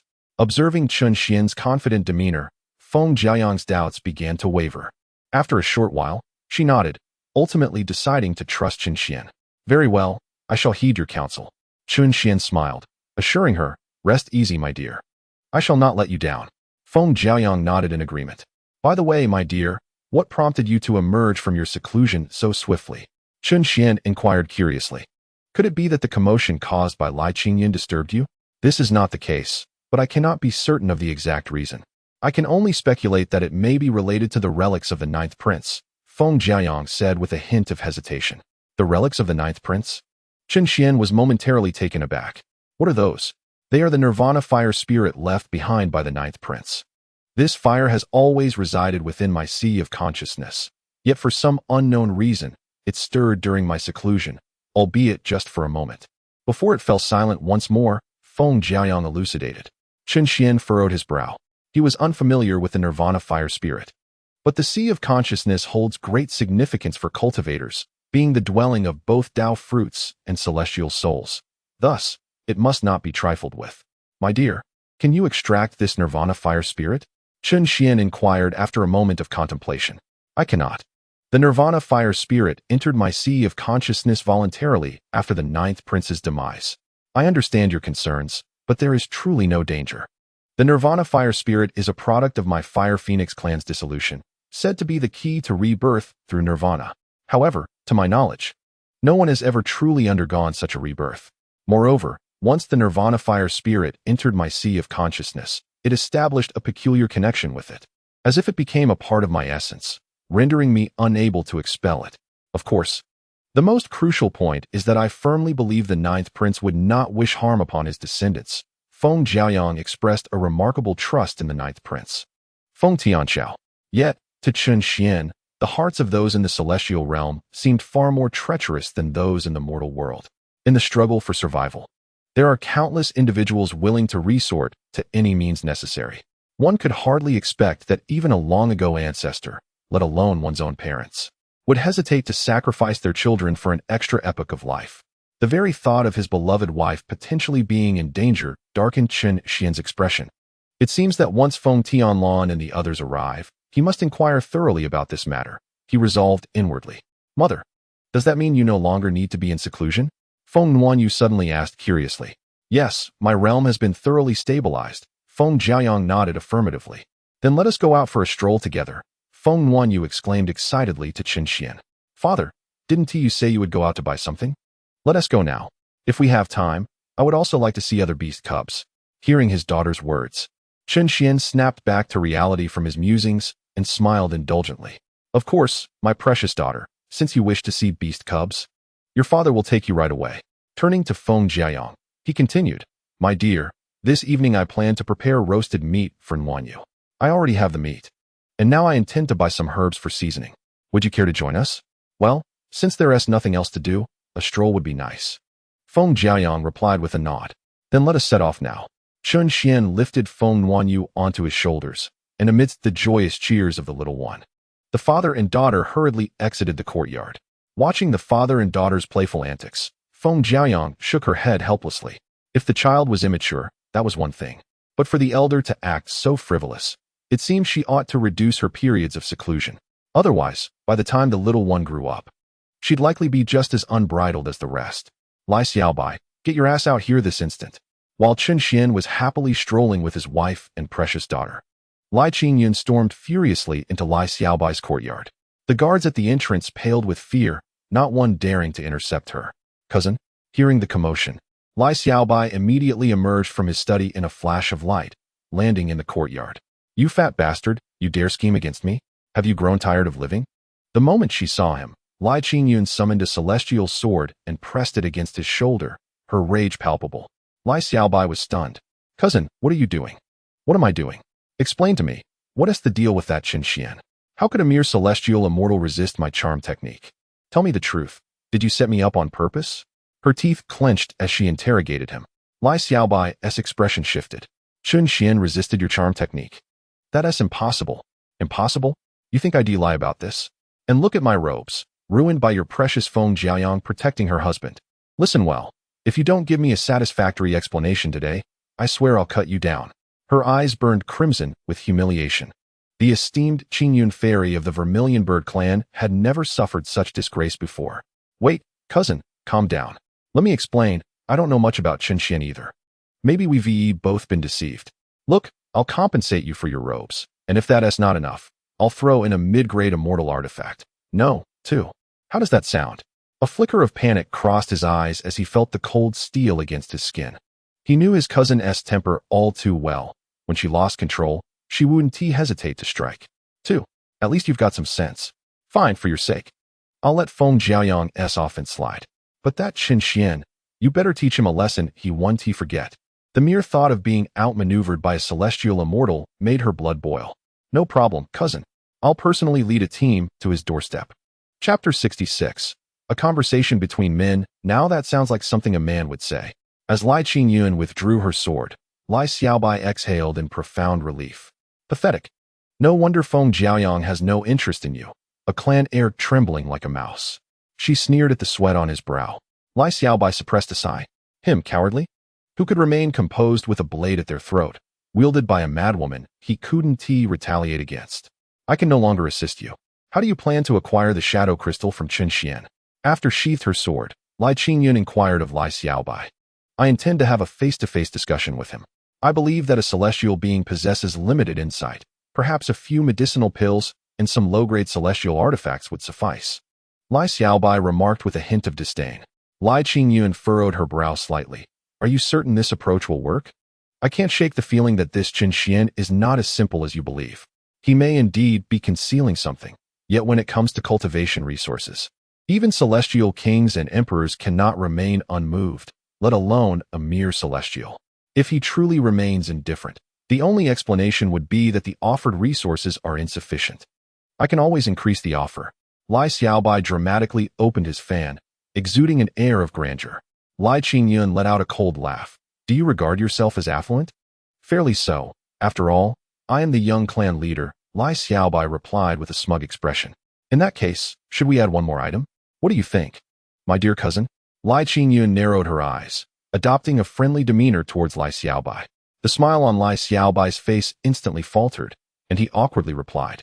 I was merely boasting, dear cousin. You know I have no authority as the young clan leader, only a meager monthly stipend. Lai Qingyun scoffed. I knew you would talk big. Regardless, I shall spare you further banter and offer a piece of advice. If you truly wish to win over Feng Jiaoyang, then confront Qin before her, defeat him thoroughly, exposing him to ridicule and shattering his resolve. This way, Qin will undoubtedly be cast aside, and your opportunity as the victor will arise, Lai Qingyun said with a subtle smile, her words laden with significance. Lai Xiaobai's expression shifted, and he narrowed his eyes at Lai Qingyun. Are you suggesting I challenge him to a duel? Precisely. After all, you are both celestial beings now. Once you propose it, Feng Jiaoyang will certainly not intervene, and Qin Xian has no reason to decline. Of course, this is contingent upon you reclaiming your leverage from him, Lai Qingyun cautioned. After contemplating Lai Qingyun's words, Lai Xiaobai suddenly smirked and declared, Initially, I intended to merely persuade him to retreat out of respect for Sister Feng. But since he dares to threaten me, then I shall not hold back. Father, what meat shall we roast tonight? Returning to the Forbidden City after shopping, Feng Wanyu, nestled in Qin Xian's embrace, asked him excitedly. The beef you had for lunch, sourced from a beast I captured in another celestial realm. In the future, I shall take you to hunt as well, Qin Xian replied, his eyes filled with affection. Yes, yes. Warm wants to go hunting in other celestial realms with father. The little one exclaimed joyfully. To other celestial realms? Feng Jiaoyang's heart stirred at the mention. She contemplated the predicament she and her daughter currently faced. If the fiery phoenix sacred land pursued them too relentlessly, perhaps seeking refuge in another celestial realm would indeed be a wise choice. Is that not the carriage of the illustrious Lai Xiaobai? Could it be that he has already arrived?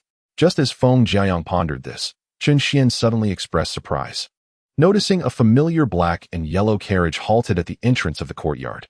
Upon extending his celestial senses, he beheld the petite figure of Lai Xiaobai seated in the yard, leisurely fanning himself with an ornate folding fan, exuding an air of tranquility. To his astonishment, he had truly taken the initiative to visit. Feng Jiaoyang also recognized this, and her face instantly reflected a hint of surprise. She turned to Qin Xian, her voice tinged with disbelief. How on earth did you manage this? This is a matter of celestial secrets, and as the saying goes, celestial secrets must not be divulged. Qin Xian replied with a slight smirk, teasing Feng Jiaoyang, which promptly caused her expression to darken. Qin Xian burst into laughter and, cradling Feng Wanyu, strode into the courtyard. Back already? Upon hearing Chun Xian's laughter, Lai Xiaobai, who had been reclining in a rattan chair, instantly opened his eyes and rose from his seat. Oh, is this not the esteemed Lai Xiaobai, the young patriarch? What brings you to our humble abode? Chun Xian jested, delivering a rather pointed remark upon their first encounter. Lai Xiaobai's expression faltered momentarily, a flicker of coldness flashing in his eyes. I have come to seek you out. Do you have a moment? We should converse privately outside. Ah, I must apologize, but shortly I shall be preparing a feast of barbecued meat for my precious daughter, so I am quite unable to step away. If you have matters to discuss, I believe it would be best to do so right here in the courtyard, Chun Xian replied with a gentle smile. Turning to Feng Jiayong, who had followed him in, he instructed, My dear, please tend Nuan Yu for a while. I shall converse with the young patriarch in the courtyard. Is there something that I cannot hear? Feng Jiayong took Nuan Yu in her arms, and then gazed at Lai Xiaobai. A hint of discomfort crossed his face as he responded. Well, Sister Feng, you are certainly not an outsider, but I wish to discuss matters that pertain to men. Matters between men? Feng Jiayong wore an odd expression, her curiosity deepening. Chun Xian had always mentioned that Lai Xiaobai would come to apologize, and though she had initially been skeptical, it now appeared that Lai Xiaobai was somehow under Chun Xian's thumb. Matters between men? Could it be that Lai Xiaobai has been seen in a brothel and Chun Xian uncovered it? With such thoughts swirling in her mind, Feng Jiayong's gaze towards Lai Xiaobai grew increasingly peculiar. Sister Feng, why do you look at me so? Unaware of the strange light in Feng Jiayong's eyes, Lai Xiaobai felt his cheeks flush and instinctively turned his face aside. Upon hearing L Xiaobai's words, Feng Jiayong finally withdrew her gaze. Realizing that L Xiaobai might need to apologize to Ch and Suen, aware that her presence might hinder the situation, she decided to take her leave, offering Ch and Su in a few polite remarks before retreating into the room with New York. Make sure to treat Xiaobai well. Don't neglect her. As soon as these words left her lips, Ch and Su in displayed little reaction, but L Xiaobai's entire chubby face flushed crimson. Chapter 67. From now on, you must call me brother-in-law Feng Gg. She said she wants to treat me well. She holds me in her heart. Listening to L Xiaobai's excited musings, a series of dark lines appeared across Ch and Suen's face. Damn it, what a young patriarch. Turns out he is just a hopeless sycophant. Observing L Xiaobai gazing adoringly at his wife's retreating figure, Ch and Suen felt a surge of displeasure and coldly interjected, rousing L Xiaobai from his daydreaming. I say, El She is Huchang. Now that it's just the two of us, if you have something to say, there's no need to keep it hidden. I need to start a fire for the barbecue and don't have time to waste here. At these words, L Xiaobai's expression darkened instantly, and he shot a piercing glare at Ch and Suen. With a swift flick of his folding fan, 3 black flags emerged from his sleeve, quickly forming a barrier that obstructed celestial perception. Speak. What conditions must be met for you to hand over the item? Once the formation was set, L Xiaobai coolly demanded. The item? Ch and Suen feigned ignorance, a slight smirk gracing his lips. What item could the esteemed young patriarch be referring to? The shadow crystal. Within this formation, Feng Gg would remain oblivious to our conversation, so there is no need for you to pretend. You sent Ming Jiang to convey a message, which was merely to request cultivation resources from me, correct? Just say it, whether it's elixirs, celestial artifacts, or some divine techniques.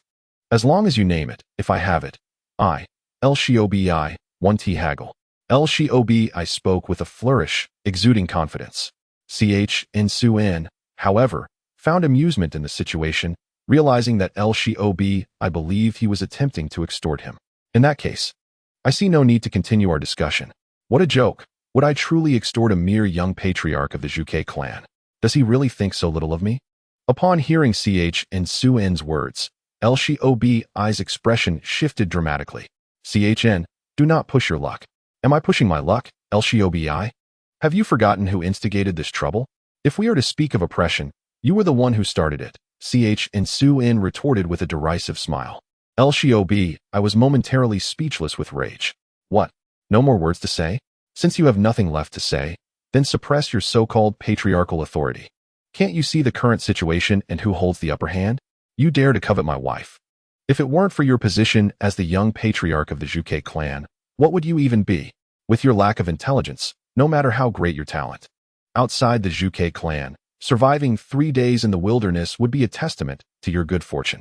Upon encountering the situation with the brash Lai Xiaobai, Chun Xian immediately ceased to show any leniency, directing a barrage of scorn towards him, completely overshadowing him with his commanding presence.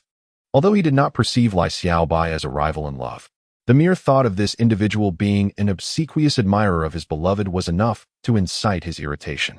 Seizing this opportunity, he unleashed all his pent-up displeasure. Of course, the crux of his confidence lay in the belief that Lai Xiaobai would not harbor any resentment towards his cherished one due to his actions. As for any potential retaliation, he thought it laughable. Standing firm, he would allow Lai Xiaobai to make his move. Even if he managed to inflict a minor injury, it would be deemed a victory for him. You dare to insult me? Lai Xiaobai was taken aback, utterly unprepared for Chun Xian's sudden assertiveness. However, it did not take long for his eyes to redden in fury, gritting his teeth as he spat. Chun, do you truly believe I wouldn't dare to kill you? You are not but a freeloading celestial being. How dare you insult the young master of my clan? It seems you are tired of living. Let me assure you, with my capabilities, should I wish to eliminate you, my sister Feng would never suspect me. He continued vehemently, if not for my desire to spare Sister Feng's feelings. You wouldn't even have had the chance to enter this Fire Feather City.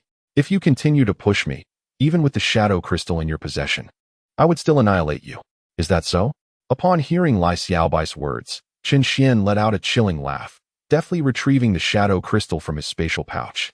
Since you, the young master, possess such bravado, I shall unveil the contents of this shadow crystal to my beloved. Let her see how your underlings have treated me and her precious daughter. With that, Chun Xian turned to exit the formation. Wait. However, after only a couple of steps, Lai Xiaobai, now panicked, called out to him. Chun Xian smirked inwardly. To threaten him was a display of utter foolishness. Halting his steps, he turned back, regarding Lai Xiaobai with an icy demeanor. Young Master Lai, do you have further instructions? Lai Xiaobai, feeling embarrassed, realized that after making such bold threats, he was now backing down, a rather humiliating turn of events. Yet, the thought of allowing Chun Xian to present the shadow crystal to Feng Jiaoyong was beyond his courage. With a resigned sigh, he ultimately conceded to Chun Xian. Fine, I admit defeat. Speak your terms. I shall agree to anything as long as you do not show the shadow crystal to Sister Feng. Now, that is more like it. Chun Xian replied with a cold smile. My demands are simple, consisting of but two, and they are not arduous. First, you must apologize to me in 1-1. And it must be done quite vocally. Can you manage that? Impossible.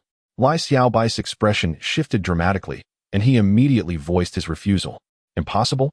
Chun Xian raised an eyebrow, a mocking smile gracing his lips as he inquired, Are you certain?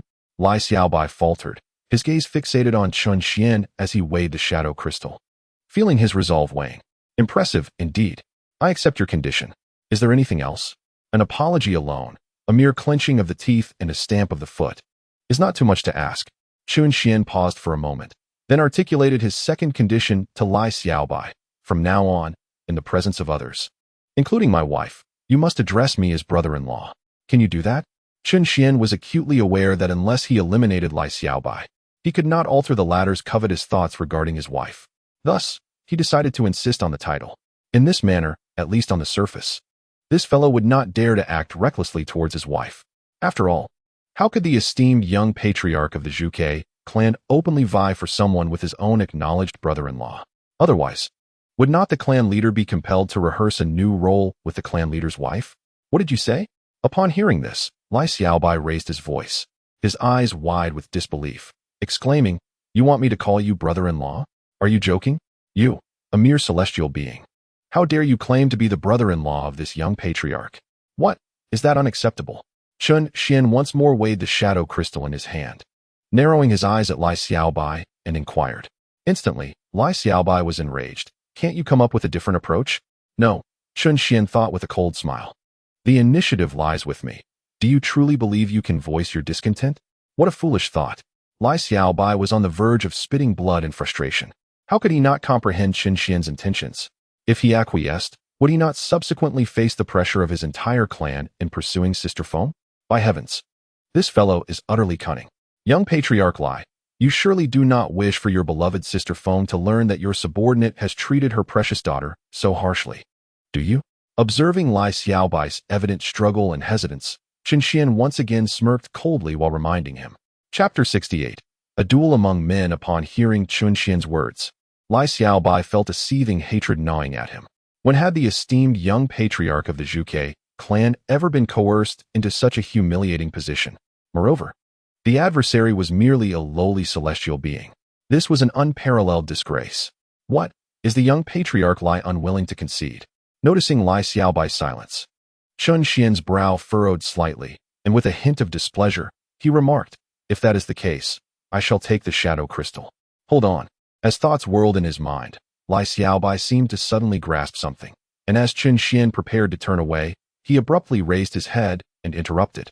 Chen Xian halted, arching an eyebrow, and turned back to inquire, "Have you agreed?" "I can agree, but you must first consent to one condition of mine," Lai Xiaobai coolly stated. "You want me to agree to a condition?" Chen Xian chuckled. "Young patriarch Lai, do you still not grasp your circumstances? Why should I agree to your condition? I seem to owe you nothing. Do not be so hasty to refuse. Are you not curious about what my condition entails?" Lai Xiaobai stood with his hands behind his back, coldly smiling as he addressed Chen Xian. "What condition?" Chen Xian raised an eyebrow, intrigued by the unfolding scenario. "It is quite simple," Liao Xiaobai declared with a sneer. "If you defeat me in a duel, I shall acknowledge you as my brother-in-law. Should you lose, you must surrender the shadow crystal to me and vow never to see Sister Feng again. What do you think?" "Not much," Chen Xian replied, a hint of amusement lacing his voice. "You are rather astute. However, consider this wager. The stakes of victory and defeat are hardly equitable, are they? What do you propose?" Liao Xiaobai inquired, his brows furrowing in concern. "I propose you either accept my terms or brace yourself for a rift with Sister Feng. The choice is yours," Chen Xian stated nonchalantly. He had little desire to engage in futile banter. The initiative rested firmly in his grasp, and he would be foolish to engage in a duel. Indeed, while he could easily secure a victory, the matter at hand transcended mere winning or losing. It was a question of intellect. Liao Xiaobai's face flushed with indignation, trembling with rage at Chen Xian's unyielding demeanor. "You coward!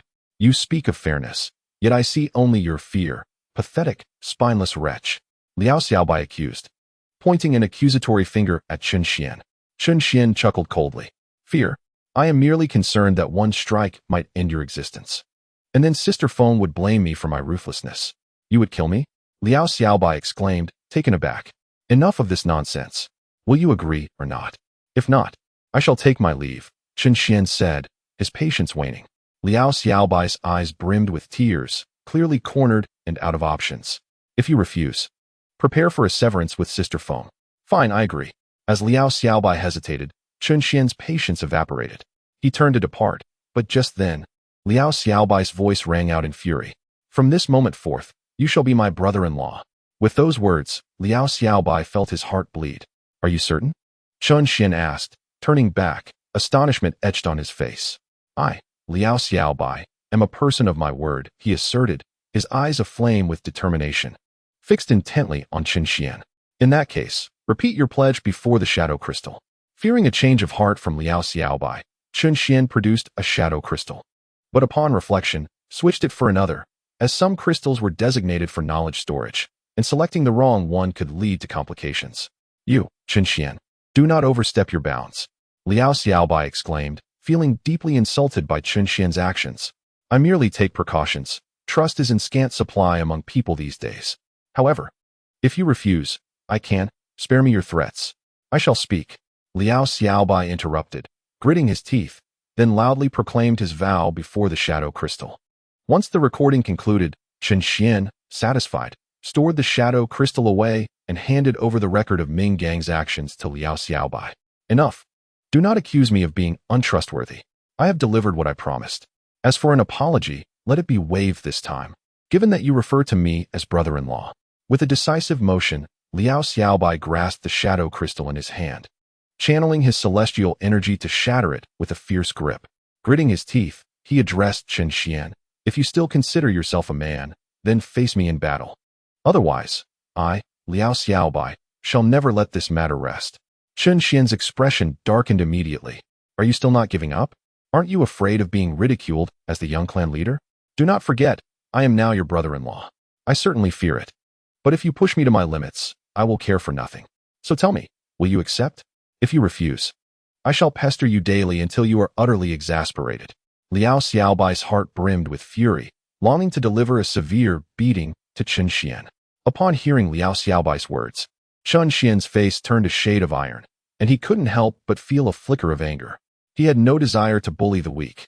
Yet Liao Xiaobai was simply too bizarre, a true troublemaker. It seemed that without a proper confrontation, this would never settle. Very well, since you insist, I shall entertain this challenge. However, let it be clear that if I lose, you must refrain from troubling me in the future and abandon any ill intentions towards Sister Feng. With that, Chen Xian produced another shadow crystal, asking, "What do you think?" "Absolutely no problem." Liao Xiaobai responded with a smirk, declaring, "This time, I will demonstrate just how vast the disparity between us truly is. Additionally, let me make it clear that if I win, I do not demand your departure from Sister Feng. I only require you to shout 3 times that you are worthless, with Sister Feng present as a witness, lest I worry you might flee and deny your defeat." "Ah, clever boy, your calculations are astute. What fear of denial? It is evident you wish for your beloved to witness your disgrace." Chen Xian chuckled inwardly, fully aware of Liao Xiaobai's intentions. Yet he was unconcerned and readily accepted the latter's terms. "Agreed. Let us set the date for 3 days hence. Do not say I have not given you an opportunity. As for the location, to spare you from embarrassment in front of too many people, we shall convene in the central square of the Forbidden City. In consideration of Sister Feng's reputation. How does that sound?" "Absolutely fine, though I hope you do not regret it when the time comes." Chen Xian narrowed his eyes and smiled with a meaningful expression. "Rest assured, if anyone were to regret this, it certainly would not be me." Liao Xiaobai replied with a disdainful grin, turning to leave. However, at that moment, Chen Xian, hands behind his back, suddenly called out to him, "Hold on. Do not rush away." Liao Xiaobai halted, turning back with a hint of confusion in his gaze. "Is there something else? Are you afraid and seeking to backtrack?" "Not at all. My only concern is that I might truly injure you in our duel, but I fear nothing else," Chen Xian replied with a light chuckle. "Then why have you called me?" Liao Xiaobai inquired, furrowing his brow. "Nothing much. I'm just not in a good mood right now," Chen Xian remarked with a cold smile. "So I suddenly feel inclined to forego the matter of your apology." Liao Xiaobai's expression changed instantly. "Are you having second thoughts?" "Apologies depend entirely on my mood. There is no such thing as backing out, unless you, the esteemed leader of the Liao clan, wish to leave an impression of untrustworthiness with my wife," Chen Xian retorted, flipping his hand to produce the crystalline recording of the 2 conditions Liao Xiaobai had previously agreed to from the depths of his spatial realm. Upon witnessing Chen Xian's intimidation tactics once again, Liao Xiaobai nearly spat blood in anger. "Fine, Chen, you are ruthless. I will repay this humiliation tenfold in 3 days." Liao Xiaobai's only desire was to vacate the premises swiftly. He feared that remaining any longer would either lead to his demise from frustration or compel him to unleash his pin-up aggression and strike Chen Xian down in front of Feng Jiayang. Taking a deep breath, Liao Xiaobai steeled himself and bowed, saying, "Brother-in-law, I apologize." With that, he swiftly dispelled the formation, transformed into a streak of light, and darted into the inner chambers. Moments later, he re-emerged in a flash, hastily departing the courtyard. "That fellow is remarkably swift," Chen Xian mused, his expression somewhat peculiar. "If I were unaware, I might have thought he was being pursued." "What did you say to him? Why did he suddenly come in and apologize to Wan?"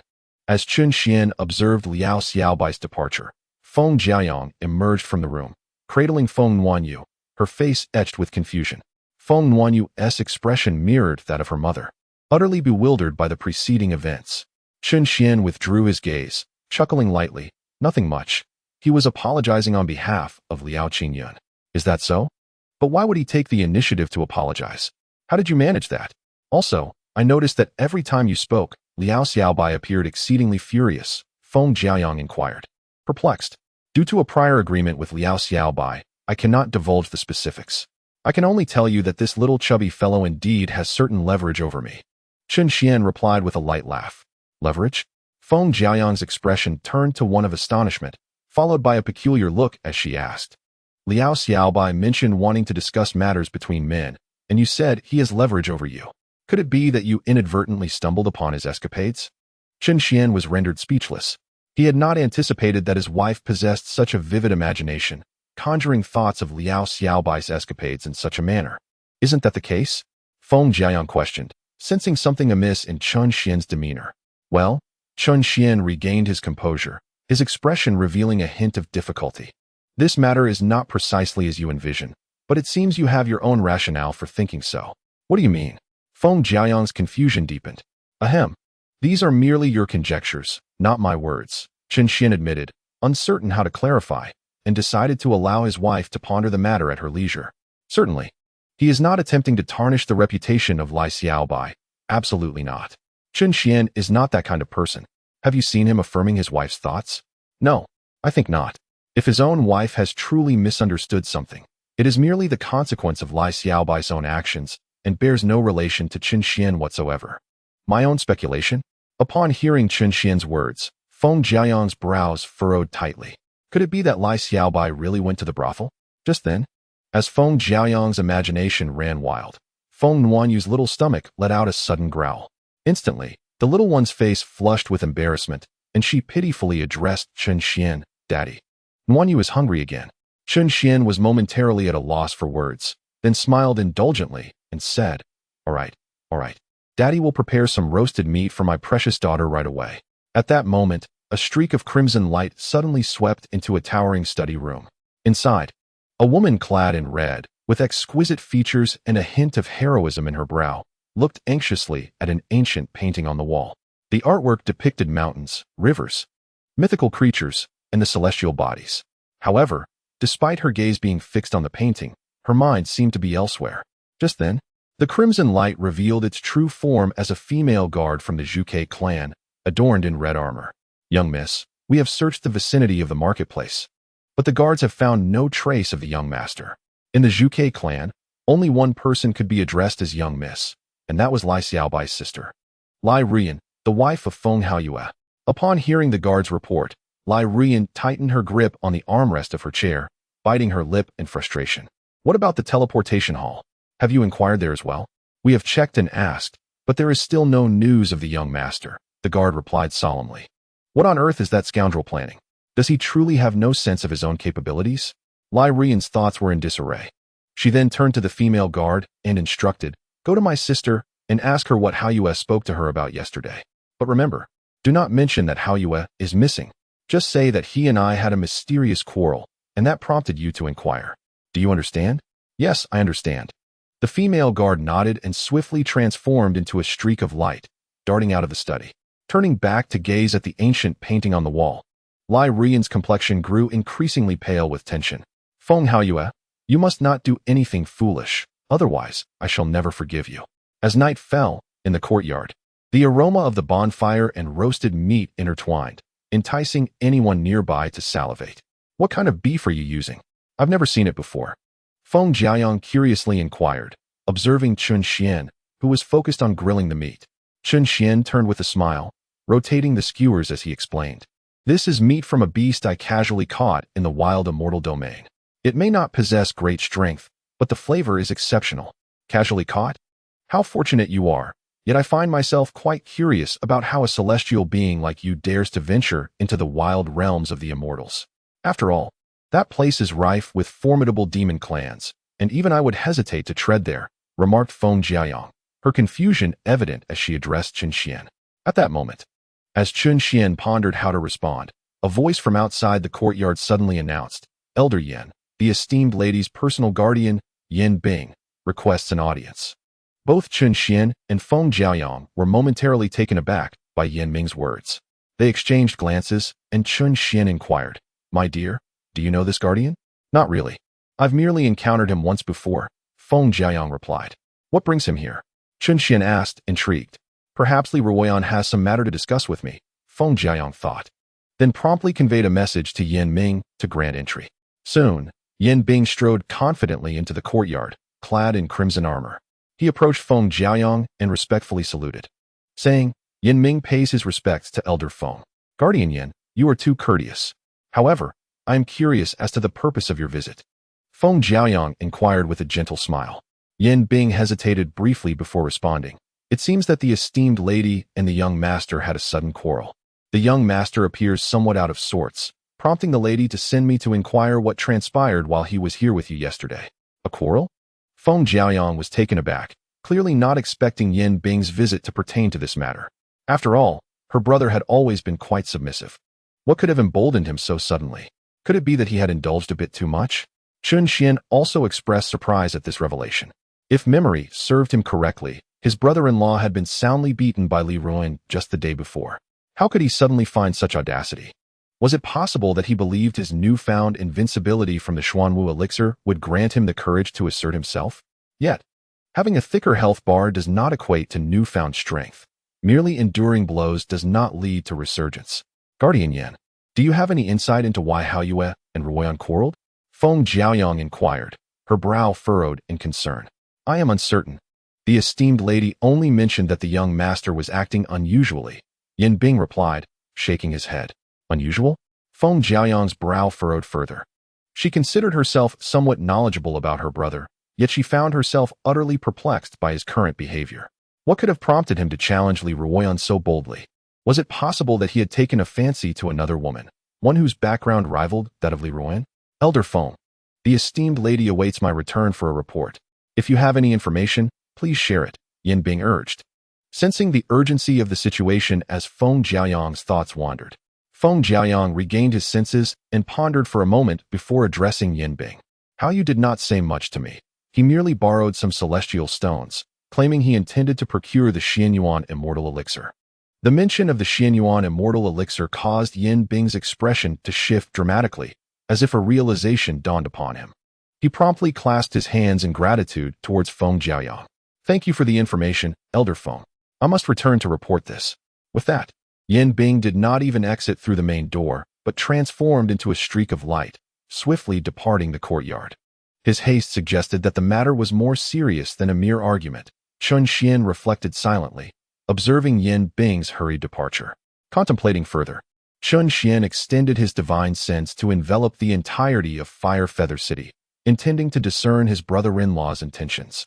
However, to Chun Xian's surprise, he could not locate Feng Haoyue within the city. Not in the city? Has he truly run away after their quarrel? After a moment of contemplation, Chun Xian expanded the range of his divine sense to encompass several hundred miles around Fire Feather City. It was then that he finally pinpointed Feng Haoyue's location. What could this young man be doing alone in the valley outside the city? There appears to be another person in the valley. Curiosity piqued. Feng Jiaoyang suddenly voiced a question to Chun Xian. Do you think how you might have another woman outside? Chun Xian was momentarily taken aback, but quickly shook his head. I doubt it. I have faith that Hao Yu is not that kind of person. Why do you believe that? Feng Jiaoyang inquired, clearly perplexed. By the way, there's something I neglected to mention to you. Chun Xian recalled that he had yet to inform Feng Jiaoyang about his duel with Lai Xiaobai while observing the situation regarding Feng Haoyue. What is it? Feng Jiaoyang asked with curiosity.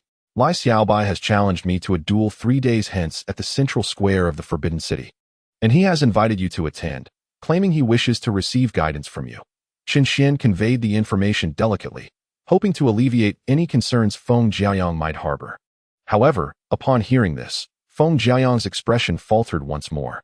A junior from the Zhuke clan seeks to spar with you in front of so many people? Is he not deliberately trying to humiliate you? This cannot stand. I must teach him a lesson. His behavior is utterly intolerable. Feng Jiaoyang, seething with indignation, turned to confront Lai Xiaobai. Fortunately, Chun Xian was quick to act, swiftly blocking her path. My dear, do not act impulsively. I will handle this matter with discretion. What discretion? Lai Xiaobai is clearly attempting to belittle you. If it were anyone else, it might be acceptable, but not for you. I must teach him a lesson today. Let us see how bold he truly is for daring to bully the man of Feng Jiaoyang. Feng Jiaoyang's fury ignited as she summoned her celestial sword. Yet, just as she was about to unleash her escape technique, she suddenly sensed something amiss. Turning back, she discovered Chun Xian standing frozen in place. As if ensnared by a binding spell, utterly motionless. Feng Jiaoyang paused, waving her hand in front of Chun Xian's eyes. What is wrong with you? Chun Xian regained his composure, his eyes fixed intently on Feng Jiaoyang, a flicker of fervor evident in his gaze. My dear, what did you just say I am to you? Upon hearing this, Feng Jiaoyang was momentarily taken aback, but quickly collected herself. Her cheeks flushed with a rosy hue as she stammered, I didn't say anything. You must have misheard. Chen Xian replied, My dear, you have already spoken. What is there to shy away from? Could you perhaps repeat it? His eyes brimmed with expectation as he gazed at Feng Jiaoyang. Feng Jiaoyang's cheeks reddened further, feeling a pang of regret for her thoughtless words. Under the weight of Chen Xian's almost incendiary gaze, she wished for a crevice to hide herself away. My dear, if you remain silent, it would truly sadden me. And should I be saddened, during our sparring, I might very well lose to Lai Xiaobai. You wouldn't want to see me humiliated in public, would you? Chen Xian tugged gently at her sleeve, his voice tinged with feigned sorrow. You mustn't jest. And besides, is a single phrase truly that significant to you? Feng Jiaoyang, her face aflame, bit her lip, clearly troubled. Of course it is significant. This is your expression of affection for me, and nothing could surpass its importance, Chen Xian insisted, his gaze unwavering and ardent. In truth, Chen Xian held no doubt regarding Feng Jiaoyang's feelings for him. However, he believed that his beloved was far too bashful, and thus he seized every opportunity to encourage her to express her emotions more freely. Over time, he was certain she would grow increasingly unreserved, ultimately revealing her heart to him. Feng Jiaoyang hesitated at his words. For her, expressing her feelings through actions was effortless, yet voicing them aloud felt unbearably embarrassing. Nevertheless, upon meeting Chen Xian's fervent gaze, she felt a twinge of guilt, pondering whether she had been overly stingy with her affections, to the point where he cherished her words so dearly. As this thought coursed through her mind, Feng Jiaoyang's resolve began to waver. After a moment, it seemed she made a decision. Taking a deep breath, she looked earnestly at Chen Xian and declared, I, Feng Jiaoyang, have always been one to stand by my word. It's merely a sentence. There is nothing I cannot acknowledge. Indeed, you, Chen Xian, are my man, and as long as I am by your side, I shall not allow anyone to bully you. Listening to Feng Jiaoyang's heartfelt declaration, Chen Xian was nearly moved to tears, overwhelmed by the profound emotion of the moment. His beloved had finally found the courage to speak boldly. It appeared that with continued encouragement, triumph was close at hand. Yet, the latter part of her statement felt somewhat awkward. Nevertheless, he brushed it aside, thinking it fortuitous, as he had not been feeling well lately and could use some gentler nourishment. Mother, father, what are you discussing? One can't understand a word. As Chen Xian was touched deep within, a voice filled with confusion suddenly reached his ears. Feng Nuanyu's. Instantly, the expressions of both individuals stiffened. It's all your fault. You've made me, as a mother, the subject of my daughter's ridicule. Had I known, I would have been indifferent to you. Feng Jiaoyang's delicate face flushed crimson, as if scalded, and she shot Chen Xian a fierce glare. Chen Xian rubbed his nose and, with an awkward smile, reassured her, It's nothing. After all, our daughter is still young. She will forget it soon enough. Besides, my dear, you need not worry. I possess numerous treasures. Feng Jiaoyang's brows knitted slightly. Are you truly confident? Though Liao Xiaobai was indeed a celestial being, few could best him within the same realm. Rest assured, I am confident. Moreover, if I truly cannot prevail, I still have you, my dear, Chen Xian replied with a broad grin, somewhat shamelessly. Feng Jiaoyang, upon hearing this, shot him a disapproving glance. I wonder how you dare to accept the challenge. It seems you intend to exploit me for an unfair advantage. Just you wait. Chen Xian, however, remained unfazed. He touched his nose and chuckled. I trust you will not stand idly by. Just as he was about to utter another word, Chen Xian's countenance suddenly shifted. What's wrong? Are you unwell? Feng Jiaoyang, sensing something amiss, asked with a hint of concern. No, it's nothing. Chen Xian regained his composure and smiled at her. I just remembered something. I must head to the alchemy hall presently. The alchemy hall? Feng Jiaoyang replied, somewhat surprised. Didn't you just go there yesterday? Indeed, but when I went to purchase some elixirs, they informed me that one had run out yesterday and would only be available today, remaining in the alchemy hall for just one day. If I do not go now, I shall have to wait a considerable time, Chen Xian explained. Is that so? Then you should go at once. By the way, what about this roasted meat? Feng Jiaoyang looked at the skewers over the fire with a troubled expression. Though her mind told her it was not difficult, she felt uncertain about attempting it herself. Much like the previous day when she had to gut fish. My dear, there is no need for you to worry. It will be ready to eat in just another quarter of an hour, Chen Xian reassured her with a smile. Upon hearing his words, Feng Jiaoyang finally breathed a sigh of relief. That's good. All right, my dear, I shall now head to the alchemy hall. Take good care of our daughter. Father. You must return early. Noanu wishes to hear your stories. Feng Wanyu chimed in sweetly. Certainly. Father will return swiftly. I won't keep my precious daughter waiting for long. Chun Xian said, bending down to plant a kiss on Feng Wanyu's forehead before rising and departing the courtyard. Chun Xian, it's quite late. Are you still going out? Yan Ming, who stood at the courtyard entrance, asked, somewhat surprised. Yes, I'm going out to purchase a few items and will return shortly. Should I have them accompany you? No need. Chun Xian declined Yan Ming's offer, then strode purposefully towards the outer city. As Yan Ming listened to Chun Xian's refusal, he felt a subtle sense of relief. Time rewinds to half an hour earlier. Outside Huiyu City, in a valley located 1,000,000 miles to the northwest, thick fog enveloped the area, occasionally illuminated by flickering flames in the depths of darkness. Upon closer inspection, one would discover that the light emanated from a massive purple-copper alchemical furnace, where the flames of alchemy danced. At that moment, two figures stood beside the furnace. One was the long-absent Feng Haiyue, while the other, clad in white robes, was a young and handsome cultivator at the late stage of the Great Luo. Exuding an air of pride, the two stood silently, seemingly awaiting something. After approximately a quarter of an hour, a golden beam of light suddenly descended from the heavens. Boom!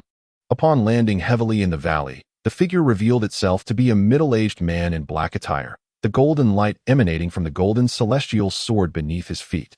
With a swift motion, the middle-aged man sheathed the sword and approached the young man in white, respectfully greeting him. Elder Xing Ju pays his respects to the young master. No need for such formalities, Elder Xing, the young man in white replied with a gentle smile, gesturing dismissively. The reason for your summons is the matter we discussed previously. I am curious to know your thoughts. Elder Xing's expression shifted slightly as he glanced at Feng Haiyue behind the young man. Young master, has this individual truly agreed to assist us? Of course, the young man in white replied, his hands clasped behind his back, a hint of amusement flickering in his eyes. Elder Xing, you may not be aware, but my friend Feng here is a person of profound devotion. Oh, in what manner is he devoted? Elder Xing inquired. His curiosity piqued. The young man in white raised an eyebrow, turning to Feng Haiyue with a teasing glint in his eye. Feng, may I relay the tale of your unwavering affection to Elder Xing? Zhang Ao, I am here to negotiate, not to endure your mockery. Should you continue this banter, I shall take my leave. Feng Haiyue retorted icily, showing no regard for the jest, and preparing to depart. Stop. Zhang Ao's countenance darkened at Feng Haiyue's intent to leave. Feng Haiyue halted, turning back to glare at Zhang Ao. I reiterate, I am here for a transaction, not to plead for your assistance. It would be prudent for you to choose your words carefully. A flicker of cold malice flashed in Zhang Ao's eyes. Young master, should I? Elder Xing began, his face betraying a hint of murderous intent, but Zhang Ao interrupted him telepathically. No need. Before he could finish, Zhang Ao coldly addressed Feng Haiyue. You are quite impressive. Befitting the lineage of the 9 emperors of the Fire Phoenix sacred land, I underestimated you. My previous remarks were somewhat disrespectful. However, allow me to remind you. Now that you have consented to the transaction, it is imperative that we see it through. Should you wish to retract your decision midway, I regret to inform you that a price must be paid. What?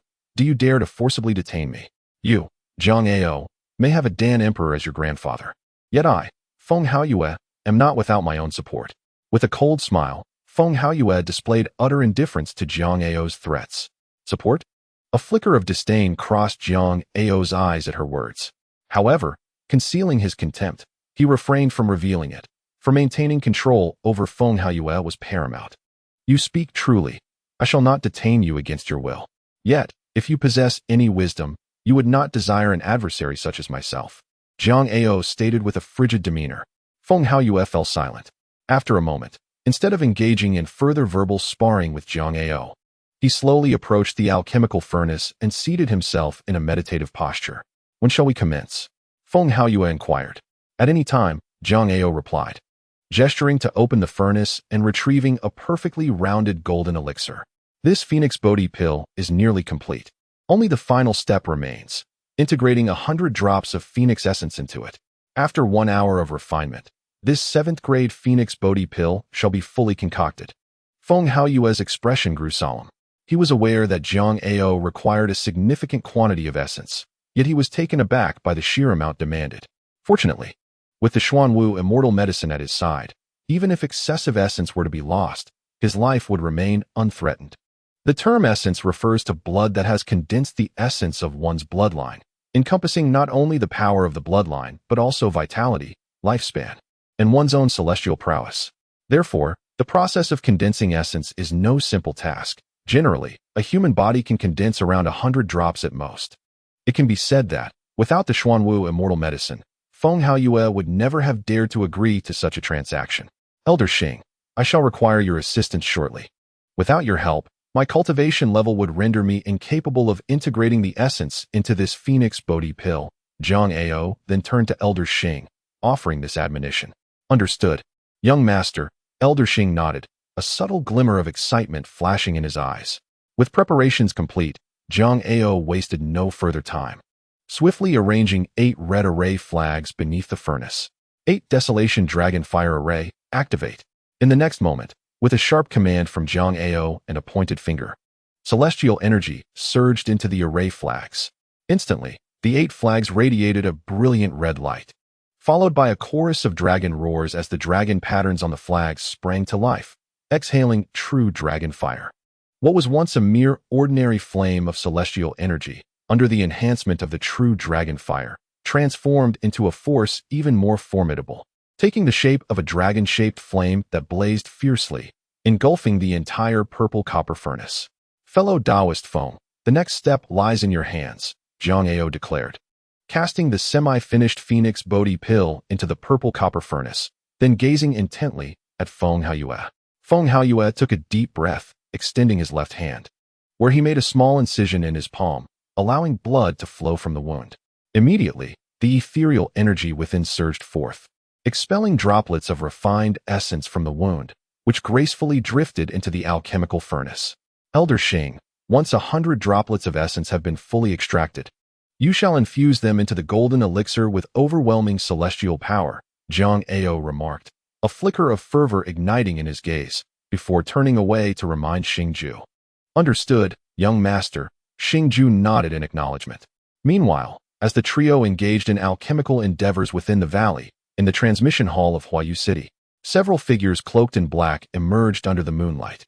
The foremost among them was a woman in black, the very same who had appeared at the sundry shop in the great wilderness Immortal City. Miss, the treasure-seeking mouse of the mouse Immortal has reported that the scent of that person has suddenly vanished from within the city, a burly man in black behind her interjected, furrowing his brow as he approached the woman. Vanished? Could it be that someone has killed him? The black-clad woman's expression darkened. That seems unlikely. After all, the Zhuke tribe resides within Huayu City.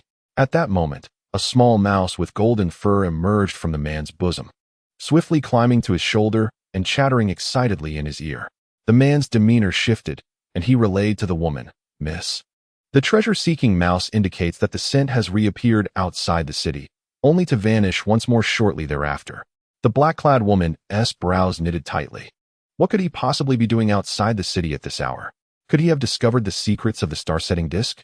A surge of intense, murderous intent flickered in her eyes as she clenched her fists. That mouse Immortal, I should have severed his head. It would have been too lenient. I ought to have extracted his soul and imprisoned it underground to burn for 1,000,000 years to quell my resentment. Sensing the woman's fury, the burly man believed the situation might not be as dire as it appeared and proposed, Miss, perhaps we should split into 2 groups to search. The star-setting disk is fortified. Its secrets are not easily unveiled. Split into 2 groups. The woman furrowed her brow, puzzled by his suggestion. The burly man nodded yes. I will take Shaolin and search outside the city, while you lead the others within. That person must possess a unique means of movement to traverse from inside to outside the city in such a brief span. Should we fail to find him outside, it is likely he has returned within. The black-clad woman pondered for a moment before conceding, You make a valid point. Very well, we shall proceed as you suggest. You and Shaolin will venture outside. Should you uncover anything, notify me immediately through the communication jade. Understood, Mississippi. In the valley, Chapter 73, Emergence. With a sudden expulsion, the 100th drop of essence was forced from his body, and Feng Haoyue coughed up blood, his pallid visage collapsing to the ground. A sense of weakness surged like an unrelenting tide, overwhelming Feng Haoyue with an urge to close his eyes and succumb to rest. Yet, He was acutely aware that slumber was a luxury he could not afford at this moment. To do so might mean an eternal slumber. Glancing at his once vibrant hair now turned ash-gray, he understood that his vitality was all but extinguished. Fortunately, he had prepared for this eventuality. Otherwise, he might have found himself perishing in this very spot. He chewed and swallowed a leaf of the mystical Xuanwu immortality herb hidden beneath his tongue, and a rich azure light emanated from within him, invigorating his being with a burgeoning life force. It was as if he were a parched traveler in a desert, desperately drawing from the life essence contained within the herb. Suddenly, Jiang Ao, who had been intently observing the elixir in the alchemical furnace, sensed a disturbance behind him. He turned, astonished to witness Feng Haoyue rapidly regaining his vitality at an astonishing rate. How is this possible? A hint of disbelief flickered across Jiang Ao's face. Such an overwhelming surge of life force. Could it be some sort of longevity elixir? Or perhaps a divine pill? As the grandson of the alchemy emperor, Jiang Ao quickly deduced the pivotal factor behind Feng Haoyue's transformation. Young master, all your essence blood has been infused into the elixir. What shall we do next? Just as Jiang Ao contemplated the specific nature of the longevity substance, a voice resonated in his mind from Elder Xing.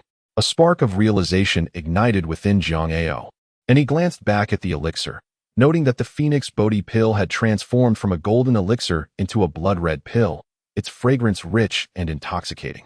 Faintly, he could discern the sound of a phoenix's cry emanating from within. It only required one final auxiliary ingredient for the Phoenix Bodhi pill to be fully perfected. Excitement gleamed in Jiang Ao's eyes as he immediately turned his gaze toward the nearly rejuvenated Feng Haoyue, looking at him with an intensity akin to that of a lover's gaze.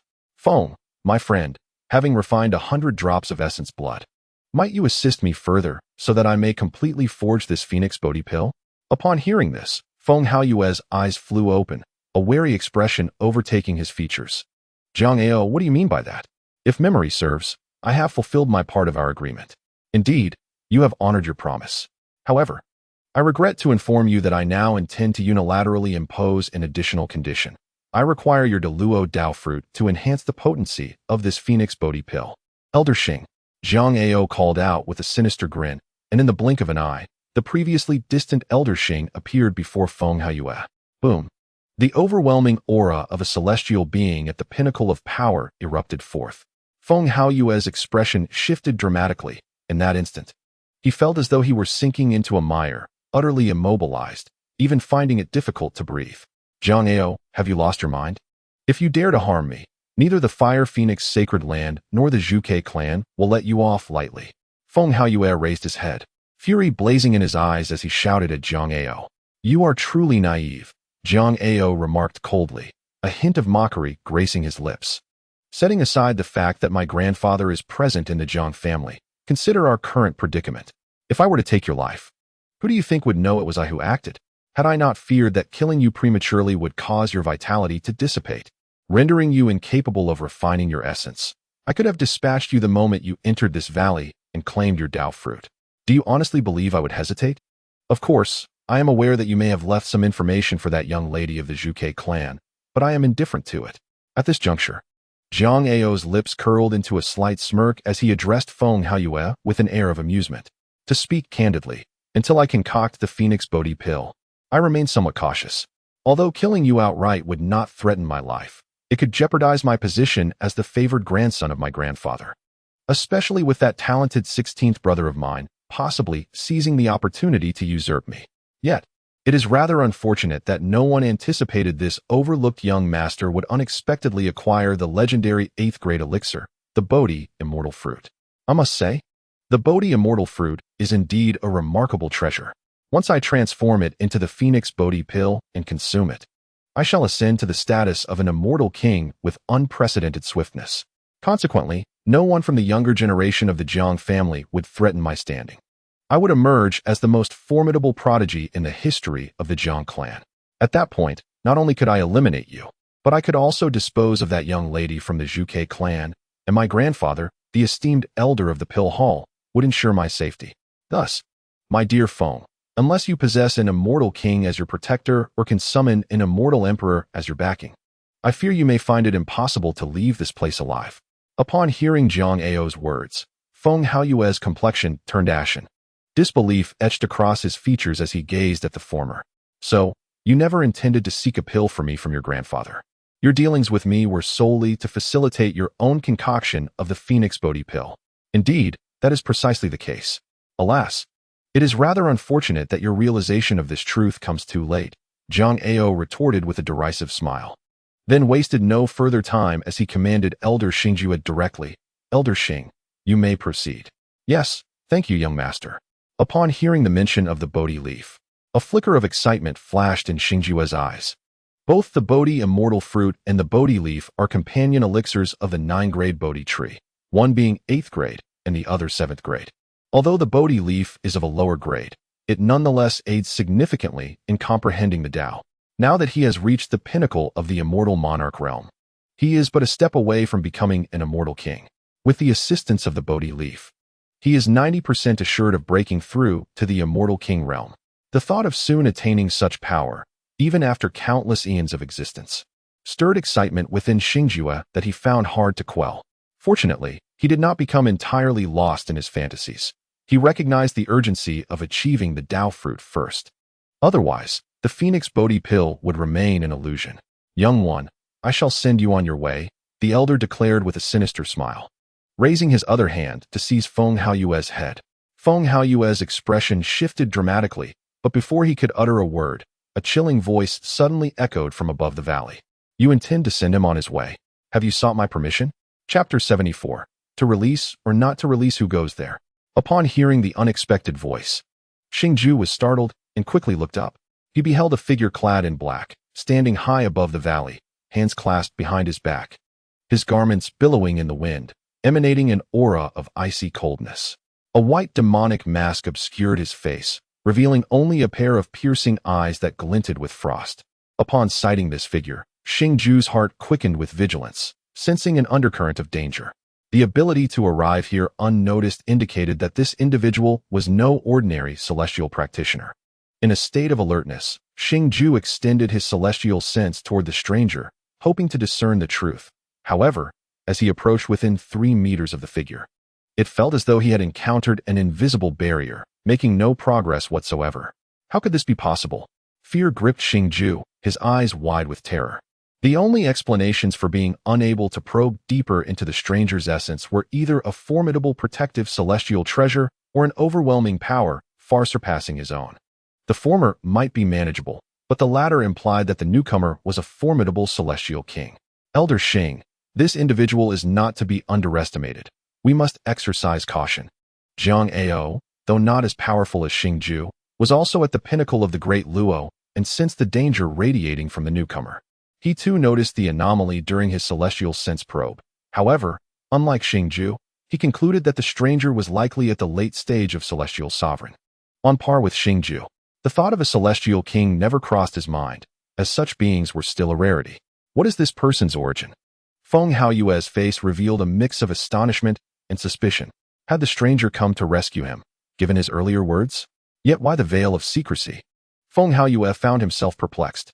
Taking a moment to compose himself, Xingju inhaled deeply and addressed the newcomer. May I inquire, esteemed friend, what brings you to this place? Did you not hear my previous words clearly? The figure behind the mask replied coldly. Xingju's heart sank slightly, casting a glance at Feng Haoyue. He turned back to the stranger and asked, Are you a member of the Zhuke clan, or perhaps an elder from the sacred land of the Fire Phoenix? My identity is of no concern to you, the masked figure retorted. A figure approached coldly, and in an instant, he vanished only to reappear directly before Xingju. Boom. At that very moment, a terrifying aura erupted from the newcomer, an overwhelming pressure akin to a colossal mountain bearing down upon Xingju. Gasp, unable to withstand it. Xingju spat out a mouthful of blood, his face etched with terror as he gazed at the stranger. A celestial being, a celestial king. You are a celestial king. Xingju's eyes widened, his expression one of sheer horror. A celestial king. Upon hearing this, Feng Haoyue and Jiang Ao's faces paled, their astonishment palpable. Yet, the newcomer paid no heed to Xingju's fear. Instead, his gaze shifted to the still somewhat pale face of Feng Haoyue. This foolish child, so easily deceived, is truly a pitiful sight, Chun Xian mused inwardly. Indeed, The newcomer was Chun Xian, who had rushed from within the city to the outskirts. He had initially thought Feng Haoyue was purchasing the Immortal Tortoise-S elixir of immortality for cultivation or to gift it to someone, only to discover that it was meant for his own replenishment. He pondered what mischief his brother-in-law was up to, wandering here alone to engage in some transaction. Fortunately, he had discerned the situation. Otherwise, the Zhuge clan might have been feasting by tomorrow. Esteemed senior, may I inquire about your relationship with this friend Feng? I merely jested with him and had no intention of causing harm. I hope you will not misunderstand, Zhang Ao stammered, his heart trembling despite having a Pill Emperor grandfather as support. The disparity in their strengths was insurmountable, and if the opponent were a rogue cultivator, he could very well meet his demise here. It is known that rogue cultivators lack roots. They could flee thousands of miles after committing a crime, even to other celestial realms. Even the mightiest celestial emperor would find it challenging to track them down for retribution. Misunderstanding? Chun Xian retorted with a chilling smile. I saw everything with utmost clarity. Do you think I am some old fool or a simpleton to believe your claims of misunderstanding? Swish. Upon hearing these scathing words, cold sweat trickled down Zhang Ao's face, his complexion turning ashen. He hurriedly stammered an explanation to Chun Xian. Esteemed senior, you jest. How could I dare to disrespect you? I was merely joking with friend Feng. If you do not believe me, you may ask him. Friend Feng, you surely realize that I was merely jesting with you. For we have been friends for quite some time. Zhang Ao forced a smile as he addressed Feng Haoyue. He then discreetly transmitted a plea, friend Feng. As the saying goes, spare where one can. If I can escape this time, rest assured, I will have my grandfather create a transformation pill for the Zhuge clan's ancestor. If you doubt my sincerity, I, Zhang Ao, will vow upon the heavens. Under the eaves of another, one must bow low. Zhang Ao was genuinely frightened now. To perish here in this valley would render even 100 Phoenix Bodhi pills utterly useless. Feng Haoyue was taken aback. He had not anticipated Zhang Ao would so decisively concede and appeal to him. This indeed took him by surprise. After all, he had always spoken highly of that Grandmaster Dan. It led him to believe that Zhang Ao had become excessively arrogant. Now, upon closer inspection, it appeared that this fellow still possessed the wisdom to discern the worth of others. The young scion of the Fire Phoenix clan. What do you have to say regarding his remarks? Upon hearing this, Chun Xian turned his gaze toward Feng Haoyue. For him, taking a life held little significance. Yet he was reluctant to make decisions on behalf of his brother-in-law, as he was not directly involved and lacked understanding of the circumstances. Should he inadvertently complicate matters, it would certainly lead to trouble. Feng Haoyue fell into contemplation. The pleading look in Zhang Ao's eyes grew increasingly intense. Friend Feng, saving a life is worth more than constructing a grand pagoda. And consider this. If you were to obtain a creation pill, how grateful your wife would be. Upon hearing these words, Feng Haoyue's expression revealed a flicker of emotion, and after a moment's thought, he nodded and said, Indeed, Zhang Daoist, we were merely jesting.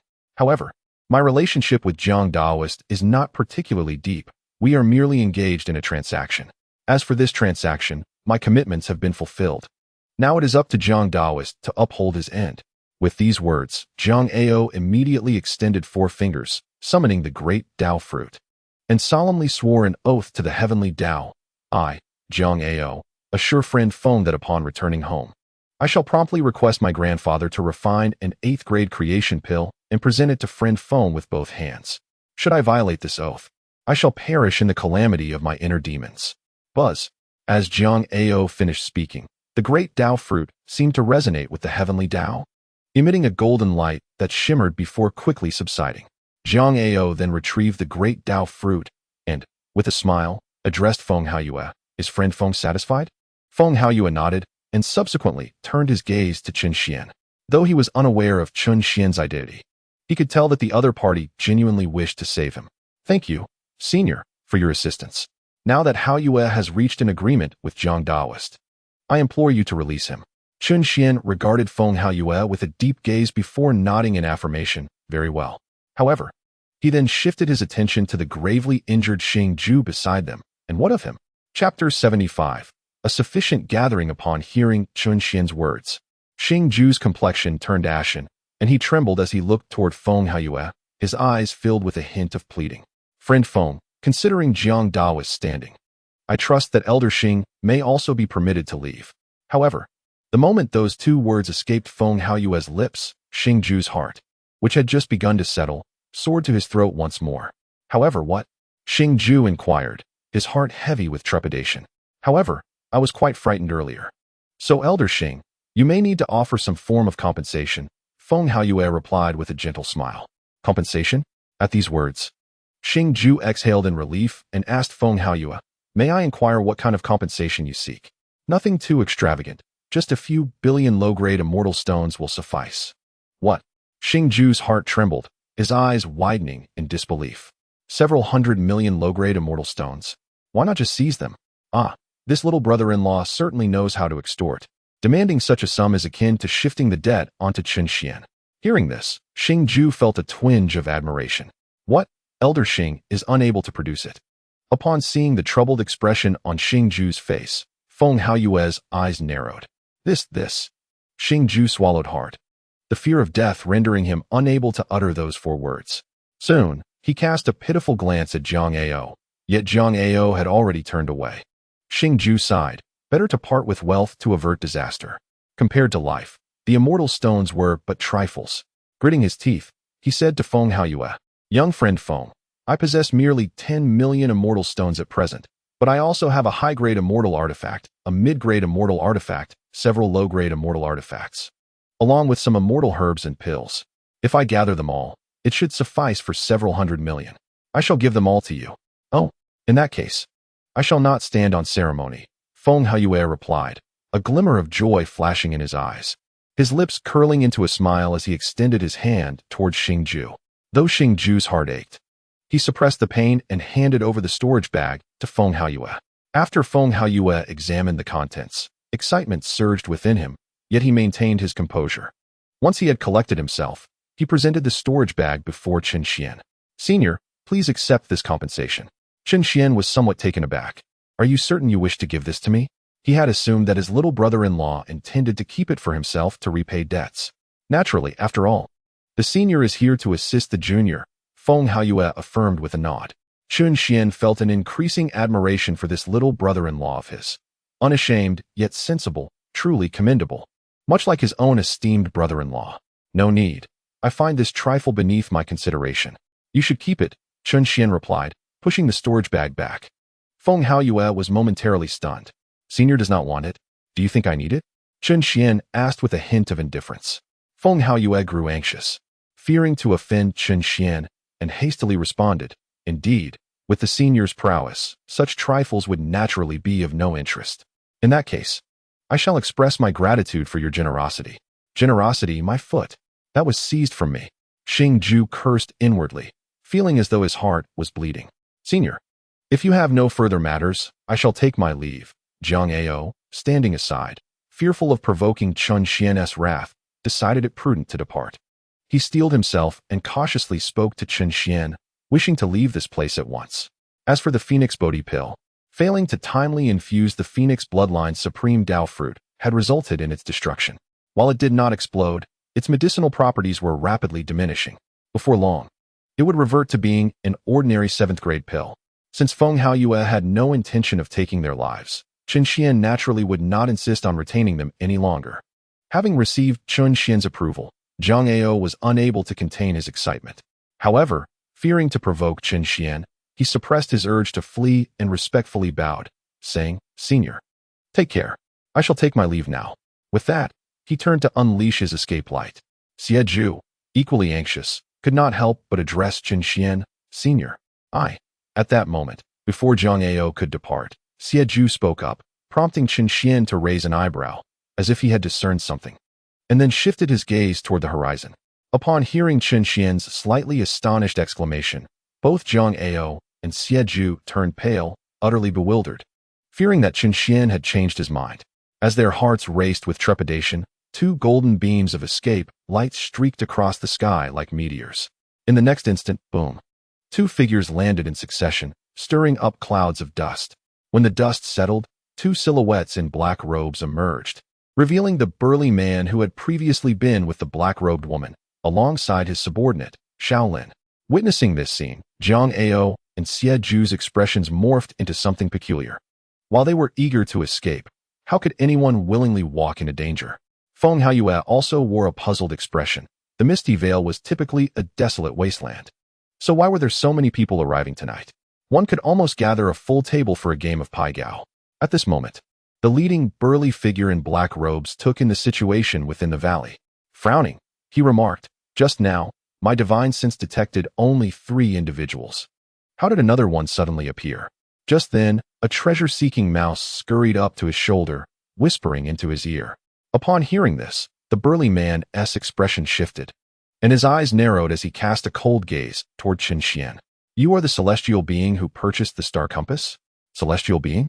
At this revelation, Zhang Ao, Xie and Feng Haoyue were left dumbfounded. They quickly exchanged bewildered glances. Turning to the burly man, Xie could not help but sneer, "Friend, when did you lose your sight? As a perfected celestial monarch, you cannot even discern the realm of this esteemed senior? How dare you speak?" Zhang Ao interjected. "Why does that sound so off? If I recall correctly, you, Xie, also failed to see it at first, did you not?" The mention of the star compass sparked a sudden realization in Qin Xian. He remembered purchasing a star compass before arriving in Firefeather City. But what connection did this star compass have with the individual before him? Could it be that he had unknowingly acquired stolen goods? "Senior?" Hearing Xie words, the burly man furrowed his brow, as if struck by a thought, and then inquired of Qin Xian, "Are you a celestial king? What do you think?" Qin Xian regained his composure and spoke with a hint of coldness in his gaze. The burly man in the black robe fixed his piercing eyes on Qin Xian. After a moment, he suddenly let out a chilling laugh, addressing him as Immortal King. "What of it? Unless you yield the star compass. Even if you truly are an immortal king, you shall still face death." The menacing words from the burly figure left Zhang Ao, Xingju, and Feng Haoyue wide-eyed in disbelief. What of the immortal king? Such audacity, they thought. Could it be that he was an immortal emperor masquerading as an immortal monarch? Or perhaps he was simply mad? Qin Xian, too, felt a twinge of surprise. He employed his celestial sense to assess the two before him, realizing they were merely at the pinnacle of immortal monarch and late-stage immortal monarch. There was no hidden realm to speak of.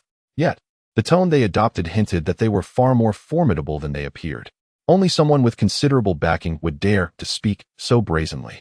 "Are you familiar with the Shao family?" Suddenly, the burly man in black spoke with an air of arrogance. "The Shao family?" Qin Xian furrowed his brow, clearly unaware of what this family entailed. However, Zhang Ao, Xingju, and Feng Haoyue's expressions changed drastically. "Are you referring to the Shao family, the foremost immortal clan of the Northern Realm?" Zhang Ao inquired hastily. "Indeed," the burly man replied, a proud smile crossing his face as he stood with his hands clasped behind his back. "I am a member of the Shao family, known as Shao Jinglong. This beside me is my clan brother, Shao Lin. We are both direct descendants of the Shao lineage." Upon hearing this, Feng Haoyue's complexion turned ashen, her eyes betraying a flicker of fear. Even Zhang Ao, who had a Dan Emperor grandfather, broke into a cold sweat, swallowing hard. Xingju involuntarily took 2 steps back, his expression one of utter shock. "What, is the Shao family that renowned?" Qin Xian inquired, puzzled, raising an eyebrow. "Renowned is an understatement, I dare say. In the entirety of the Chongqing immortal domain, no one is oblivious to the Shao family." Feng Haoyue's voice trembled slightly.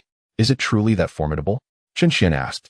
Taken aback, noting Qin Xian's genuine ignorance, Zhang Ao steadied himself and explained, "Senior, you may not be aware, but the Shao family was once an ordinary cultivation clan. However, 50 million years ago, the then head of the family, the Blade King Shao Yuan, unexpectedly became a disciple of the Chongqing immortal sovereign. In a mere 20 million years, he ascended from immortal king to immortal sovereign, earning the title of the revered Blade Sovereign. Although the Chongqing immortal sovereign had many disciples, it is said that this Blade Sovereign was among the most favored. Consequently, the Shao family has expanded at a terrifying pace over the last 30 million years, now standing as the foremost family in the Northern Realm, with an unspoken trend towards becoming the preeminent force in the region. Moreover, what is even more terrifying is that, due to the presence of this esteemed ancestor, the descendants of the Shao family have become utterly lawless." At this point, Zhang Ao suddenly recalled the presence of Shao Jinglong and Shao Lin, causing his expression to shift dramatically. He hastily fell silent, his voice abruptly ceasing. Xiao Jinglong and Xiao Lin both responded with cold laughter. Xiao Jinglong remarked, "So, what you are implying is that all the members of the Xiao family have become reckless and unruly. Is that not your meaning?" "And no, Elder Xiao, you misunderstand." Zhang Ao forced a smile and quickly explained to Xiao Jinglong. However, Xiao Jinglong merely smiled coldly in response. "There is no need for you to be afraid. Although the Xiao family is rumored to be fearsome, in truth, if it were not for some individuals lacking insight, we would not even bother to engage. For our time is far too precious to waste on mere ants. Would you not agree?" Zhang Ao's lips twitched slightly. Had it been anyone else speaking to him in such a manner, he might have erupted in anger. Yet, standing before members of the Xiao family, he would not dare to retort, even if given 10 times the courage. Yes, the rumors are mistaken." Zhang Ao quickly offered a conciliatory smile to Xiao Jinglong. A glimmer of pride flashed in Xiao Jinglong's eyes as he turned his gaze back to Chen Xian. "Do you have anything to say now? Will you voluntarily surrender the stellar compass, or shall I personally search you for it?" Feng Haoyue looked at Chen Xian with some concern. The descendants of the Xiao family were not ordinary cultivators. To them, the celestial kings posed little threat. This was due to the fact that the revered blade master of the Xiao family had become notoriously protective. Were it not for his connection to the eternal green celestial sovereign, the celestial forces of the northern realm would likely have united to eradicate them long ago. Seemingly worried that Chen Xian might act impulsively, Feng Haoyue discreetly communicated with him, "Elder, do not provoke the Xiao family. If the stellar compass is not of significant value, it would be wise to concede it." "Concede?" Chen Xian raised an eyebrow at her words, inquiring through sound transmission, "What if I refuse? No one here can withstand my might." "Then, esteemed elder, you may find yourself in grave trouble, for it is highly likely that the Blade Master will personally pursue you." Feng Haoyue warned, a flicker of fear crossing her eyes. "Personally pursue?" Chen Xian was taken aback. Was the Blade Master truly so idle? Surely, there must be many descendants of the Xiao family. Could he attend to each one? To be candid, esteemed elder, many powerful beings once harbored thoughts similar to yours, some even possessing valid reasoning. Yet, in the end, they all perished beneath the overwhelming pressure of the Blade Master's celestial might. Feng Haoyue said with a hint of a bitter smile. Chen Xian's expression grew peculiar. Was the Blade Master truly a madman? His protectiveness had reached such an extreme. Could it be that there was some hidden transaction between him and the eternal green celestial sovereign? Otherwise, would he not be concerned about inciting public ire? "Have you made up your mind yet?" Seeing Chen Xian remain silent, Xiao Jinglong grew impatient, his countenance darkening. "Both of our times are valuable. We have no leisure to waste on idle chatter with you. I shall grant you 3 breaths. That will not be necessary." Before the word time could be uttered, Chen Xian suddenly interrupted. Xiao Jinglong frowned slightly, and, alongside Xiao Lin, turned to face Chen Xian. With a cold demeanor, Chen Xian declared, "The stellar compass lies within me. Should you desire it, you must kill me. If you fail to do so, then I shall end your lives. Thus, I present you with 2 choices, either perish at my hands or extinguish my life. The choice is yours." Hearing this, Zhang Ao and Xing Ju gazed at Chen Xian in astonishment. They had expected him to bow to the Xiao family, yet he boldly chose the opposite course. This was a blatant disregard for the esteemed ancestors of the Xiao clan. "Senior," Feng Haoyue exclaimed, taken aback, never anticipating that Chen Xian would utter such words. While posturing is one thing, the stakes of this confrontation were undeniably high. "Very well," Xiao Jinglong replied, his expression darkening instantly. "You are not the first to speak to the scions of the Xiao family in such a manner. Yet I believe you will be the one to suffer the most grievously." Xiao Lin, step back. "Yes, brother Jinglong." Xiao Lin retreated, summoning a shield of celestial artifact, adorned with Qilin patterns, radiating a golden hue. Once infused with celestial energy, it hovered before him, forming a layer of protective light. An exquisite celestial artifact? Xing Ju could not conceal his surprise. It was astonishing that a mere descendant of the Xiao family possessed such a formidable item. Zhang Ao, as the heir of the Jiang family, had a fair understanding of the Xiao family's resources, yet this display deepened his respect for their formidable heritage. "What is that?" Feng Haoyue was startled as he observed Xiao Jinglong flip his palm, producing a golden jade talisman seemingly from thin air. This talisman, crafted from an unknown stone, bore no engravings, only specks of golden light and an elusive aura of pressure. Despite being at a distance, Feng Haoyue could still sense the dangerous energy emanating from the talisman. This item is rather intriguing, Chun Xian mused, feeling the peculiar nature of the talisman. Yet he harbored no fear. Instead, a flicker of interest ignited within him. Feng Daoist, let us distance ourselves, Zhang Ao gravely advised Feng Haoyue. Agreed, Feng Haoyue nodded. And together with Zhang Ao and Xingju, they flew to a nearby mountain. This was not a place for them to linger. Neither side could be trifled with. And should conflict arise, the consequences would be dire. You insignificant celestial monarch, to which faction do you belong? After revealing the golden talisman, Xiao Jinglong astoundingly inquired of Chun Xian. Insignificant celestial monarch? Chun Xian was momentarily stunned, unable to fathom that this celestial lord would dare to treat a celestial monarch with such disdain. However, upon reflection, it makes sense. If this so-called Blade Sovereign were truly a madman who shielded his own, then he would indeed possess such audacity. After all, the consequences of being pursued by a celestial emperor versus a celestial sovereign are vastly different. If targeted by a celestial emperor, one might still have a fair chance of survival by fleeing diligently. But if a celestial sovereign sets their sights on you, survival becomes nearly impossible. The weight of karmic retribution from bloodshed allows a celestial sovereign to divine the threads of fate. Yet, fleeting encounters like his and his wife's, shallow and karmic ties, render such divination futile.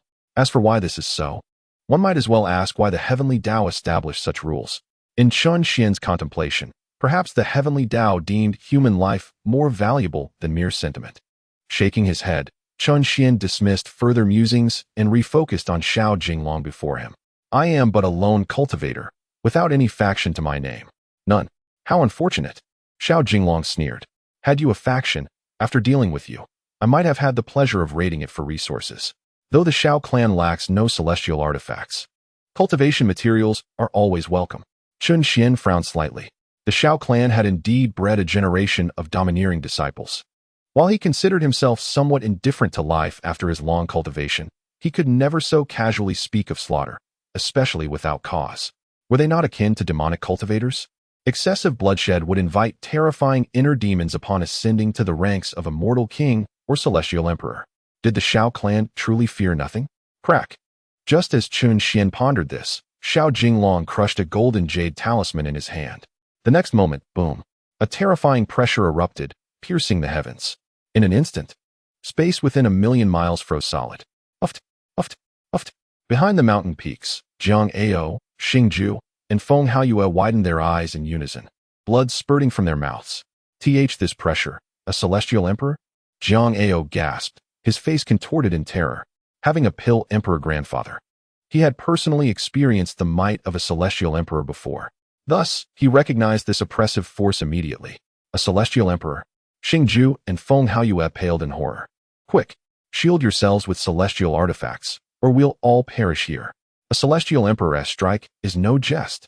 Zhang Ao urgently warned as the pressure intensified.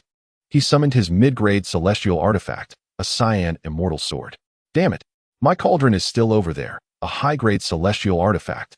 Zhang Ao cursed inwardly, regretting his haste in fleeing without retrieving it. Xingju, meanwhile, nearly wept. He had no celestial artifact at all. He had given away all his celestial artifacts. With a pitiful gaze, Feng Xiaoyu looked towards Feng Haoyue. Feng Haoyue handed him a low-grade celestial sword, saying, use this for now. At this moment, no one dared to act. If the celestial emperor took action, these insignificant creatures would be swiftly eliminated. Xingju was nearly overwhelmed with anger. Gritting his teeth as he conveyed to Zhang Ao, young master, that masked celestial king is surely doomed at the hands of the celestial emperor. Perhaps I should, no? Zhang Ao interrupted him abruptly. Xingju felt a wave of frustration wash over him. Fine. A low-grade celestial sword is hardly better than nothing. I shall make do. Elder Xing, do not forget to return this sword after we are safe, and perhaps add a little interest, just a modest sum of 10,000 low-grade celestial stones. Clang. Feng Haoyue interjected unexpectedly, causing Xingju to tremble, the sword slipping from his grasp and clattering to the ground. His eyes widened in disbelief as he stared at Feng Haoyue, his lips quivering with indignation. 10,000. Why don't you just go and rob someone? If you do not wish to give it, then so be it. Feng Haoyue reached for the sword. Wait. Xingju's expression shifted as he quickly snatched the sword back to his chest, gritting his teeth in humiliation. I will give it. Is that not enough? That is more like it. By the way, I should remind you, Brother Jiang has made a great oath. Therefore, I cannot be harmed. If you dare to withhold, we shall perish together. You may consider your options. Feng Haoyue stated, his tone devoid of emotion. Upon hearing Feng Haoyue's words, Xingju felt on the verge of tears. This was an unbearable humiliation for a venerable elder of the Jiang sect. Yet, he could not retort, for his young master had a weakness in someone else's hands. Very well, I shall endure this. However, once the oath is fulfilled, I will return to Huiyu City and avenge this day's humiliation personally. Furthermore, I shall reclaim all that belongs to me. Buzz, just as Xingju silently vowed in his heart, within the valley, a spectral figure of an elder celestial emperor clad in white emerged from a golden jade talisman. Immediately, before the astonished gazes of the three, he seemed to manifest the very heavens and earth, his form soaring into the clouds. Simultaneously, within Huiyu City, a resounding crash echoed. The celestial statue of the emperor in the central square of the Forbidden City appeared to sense something, erupting with a golden beam of light that pierced the night sky, shattering the ominous clouds and illuminating the city as bright as day. Swish, swish, swish, swish. The 78th chapter of the Ta Ching, Celestial Emperor's Intervention. This extraordinary phenomenon instantly alerted numerous powerful beings of the Zhuge clan, as countless streaks of light shot into the air, their expressions filled with uncertainty as they gazed towards the direction of the Wuyin Valley. A terrifying pressure enveloped the surroundings. What transpired there? Could it be that an immortal king engaged in battle? The force that could rouse the ancestral formation must undoubtedly belong to an immortal emperor. Upon hearing this, the expressions of all present shifted dramatically. In that instant, a blazing fire descended from the heavens, its formidable aura immediately capturing the attention of everyone. As the flames subsided, they revealed a middle-aged man clad in resplendent golden robes, his demeanor grave and his gaze piercing. Upon sighting this man, the crowd straightened their posture and respectfully clasped their hands, exclaiming, "We pay our respects to the clan leader." The newcomer was none other than the leader of the Zhuge clan, Yin Wang Lijiantian, a renowned immortal emperor at the pinnacle of his power within the Eastern Realm. Clan leader. That appears to be the incarnation of the Taiching immortal emperor from the Shao clan. Following Lijiantian's arrival, several other immortal kings flew up from below the Forbidden City, clearly the elders of the Zhuge clan. Among them was an elder named Lai Xingyun, who, like Lijiantian, was at the pinnacle of his power. He was also the grandfather of Lai Qingyun. The primary reason Lai Xiaobai held a sense of trepidation towards his cousin, the Taiching immortal emperor, Lijiantian's brow furrowed.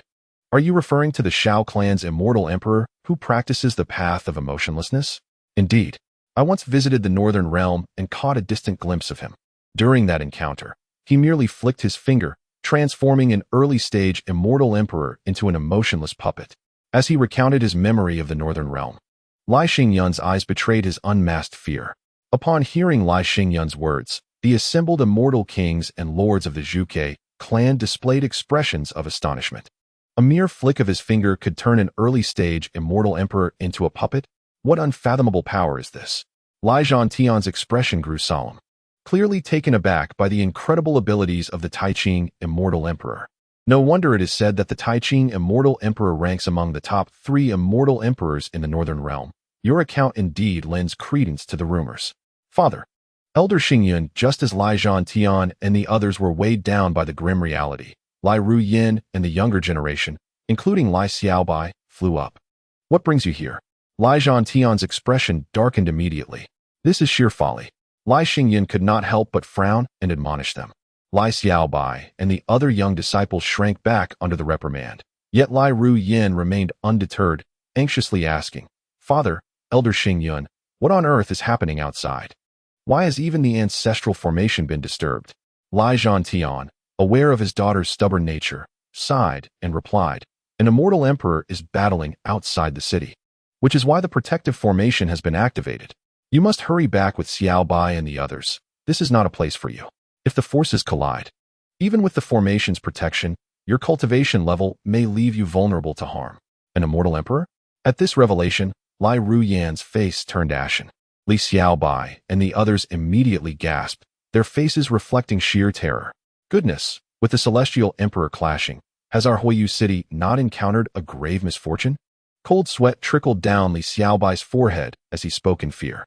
Brother Xiaobai, we must leave at once. This place is far too perilous. A trembling voice from a young girl of the Zhuge clan tugged at Li Xiaobai's sleeve. Yes, let us hasten away. Remaining here would only hinder us. Quickly, everyone. Return, do not venture out. Without a moment's hesitation, Li Xiaobai led the group back to the Forbidden City. However, Li Ruyan remained suspended in midair, her face devoid of color. Ruyan, why do you not leave? Li Zhantian inquired with a furrowed brow. How Yue? He may have left the city, Li Ruyan replied, her voice quaking. What? Li Zhantian's expression shifted dramatically. How Yue left the city? What could he possibly be doing out there? Has he not always remained within the Forbidden City? I am uncertain. It is merely a guess. I cannot find him within the city, and besides, he is always mentioned. Li Ruyan's complexion paled, hinting at an unspeakable concern. Observing her distress, Li Zhantian assumed it was merely a spat between the young couple and promptly sought to reassure her. Ruyan, do not fret just yet. Even if he has ventured outside, he should not encounter any danger. After all, he cannot be foolish enough to approach such perilous regions. Li Ruyan pressed her lips together tightly. It would be best if that were the case, but if an unforeseen accident were to occur. Boom. Just as Li Ruyan's heart brimmed with worry, an overwhelming oppressive force erupted once more beyond the city walls. This pressure was no less formidable than that of the Taiqing Celestial Emperor. Instantly, everyone present felt a profound shock. Another Celestial Emperor? 15 minutes earlier, within Wuyin Valley. Xiao Jinglong pays respects to the ancestor of Taiqing. Upon the apparition of the Taiqing Celestial Emperor, Xiao Jinglong immediately prostrated himself on the ground, overwhelmed with excitement. The Taiqing ancestor's expression was cold and indifferent as he slowly spoke, his voice rumbling like thunder. You summoned my incarnation for what purpose? Returning to the ancestor. This individual is a celestial king rogue immortal who forcefully seized treasures from my descendant without returning them and has shown contempt towards my Xiao family. Thus, my descendant implores the ancestor to teach this person a lesson. Upon hearing Xiao Jinglong's words, the Taiqing ancestor's previously indifferent countenance darkened, and he cast a cold gaze towards Qin Xian. You, a mere celestial king, dare to covet the treasures of my Xiao family's kin and show disdain towards us? Do you not fear for your life? Observing the towering apparition of the Taiqing Celestial Emperor, Qin Xian felt a surge of interest. Entrusting his incarnation within a celestial artifact was not particularly challenging for him. However, one critical point remained. Ordinary celestial artifacts could scarcely withstand the force of his incarnation. This was true in the era of celestial emperors, and even more so in the time of celestial sovereigns. Yet, he noticed that the golden jade talisman crushed by Xiao Jinglong did not appear to be an ordinary item. As Qin Xian scrutinized Xiao Jinglong while behaving as if he were invisible, a flicker of murderous intent flashed in the eyes of the Taiqing Celestial Emperor. What audacity! To dare disregard my presence. Buzz. The Taiqing Immortal Emperor let out a cold snort and pointed a finger at Qin Xian. In that instant, the heavens shifted their hues, and the very fabric of space trembled, rippling with profound energy.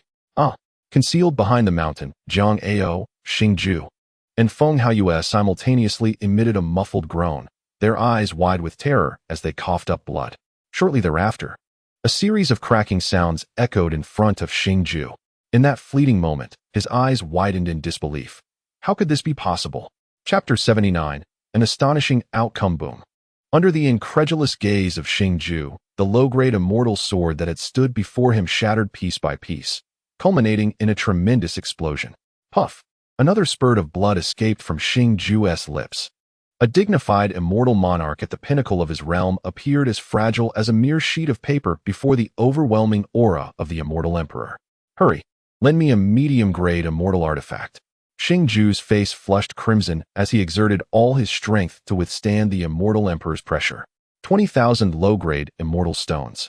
Feng Haoyue raised 2 fingers. Damn it! Xingju could not help but curse. Don't count, fine. Xingju gritted his teeth, resolutely accepting the terms. Here. Feng Haoyue produced a medium-grade immortal artifact for him. Just you wait. Once the young master fulfills his heavenly vow, I will surely kill you. Xingju seethed with rage. silently vowing vengeance in his heart. The power of the ancestor is truly formidable, not to mention an ordinary immortal king. Even a perfected immortal king would struggle to withstand it. Despite the protective might of the Ta Ching immortal emperor, Xiao Jinglong still felt an overwhelming pressure, as if a colossal mountain pressed against his chest, leaving his complexion pale and his breath shallow. However, he quickly redirected his gaze to Qin Xian, a sinister smile creeping onto his lips. An immortal king? Today, I shall slay an immortal king. As the force of the Ta Ching immortal emperor's fingers surged, Qin Xian couldn't help but feel a sense of surprise. This Dao intent bore a resemblance to the soul Dao of the sole sovereign among the 9 great immortal sovereigns, both having a profound influence on immortal souls. If it reached the level of the 9 tribulations immortal sovereign, even I could be affected. Yet, it is somewhat regrettable that you are merely an immortal emperor, and a mere incarnation at that. A smirk graced Qin Xian's lips as he resolved not to waste any more time. Instantly, he unleashed an aura rivaling that of the perfected immortal emperor. Boom! This overwhelming pressure surged toward the heavens. In that moment, the space within a 1,000,000-mile radius seemed to freeze. Even the Ta Ching immortal emperor's finger hung, suspended in midair. Xiao Jinglong's eyes widened, while behind him, Xiao Lin wore a face of astonishment. Zhang Ao, Xing Ju, and Feng Haoyue found their minds blank. In the next second, Qin Xian reciprocated with a similar gesture, pointing a finger at the Ta Ching immortal emperor. As he did, a finger of celestial energy materialized above the heavens, as if traversing eons to shatter the void. Arriving from beyond the immortal domain, a heavy and domineering aura enveloped the scene, causing the Ta Ching celestial emperor to instantly change his countenance. A celestial emperor at the pinnacle of perfection? The previously composed Ta Ching celestial emperor now displayed a profound shock upon his face. Although he too was a celestial emperor at the peak of his powers, the current incarnation possessed only half of his strength. In the presence of a fellow celestial emperor at full capacity, he was utterly outmatched. How dare you? As Qin Xian's finger descended toward him, the Ta Ching celestial emperor, consumed by rage, unleashed a furious roar. Are you anxious? Qin Xian replied with a cold smile, sensing the effort invested in the creation of this incarnation. Unfortunately, you shall not escape today. With that, the celestial finger above accelerated its descent. Impertinent. The unfeeling one, the Ta Ching celestial emperor, ablaze with fury, witnessed Qin Xian's utter disregard and bellowed, channeling the mightiest of his incarnation's divine abilities. Buzz. The essence of unfeeling intent emanated from within his corporeal form, and in that fleeting moment, the temperature plummeted to freezing levels, causing snowflakes to dance across a 1,000,000-mile expanse.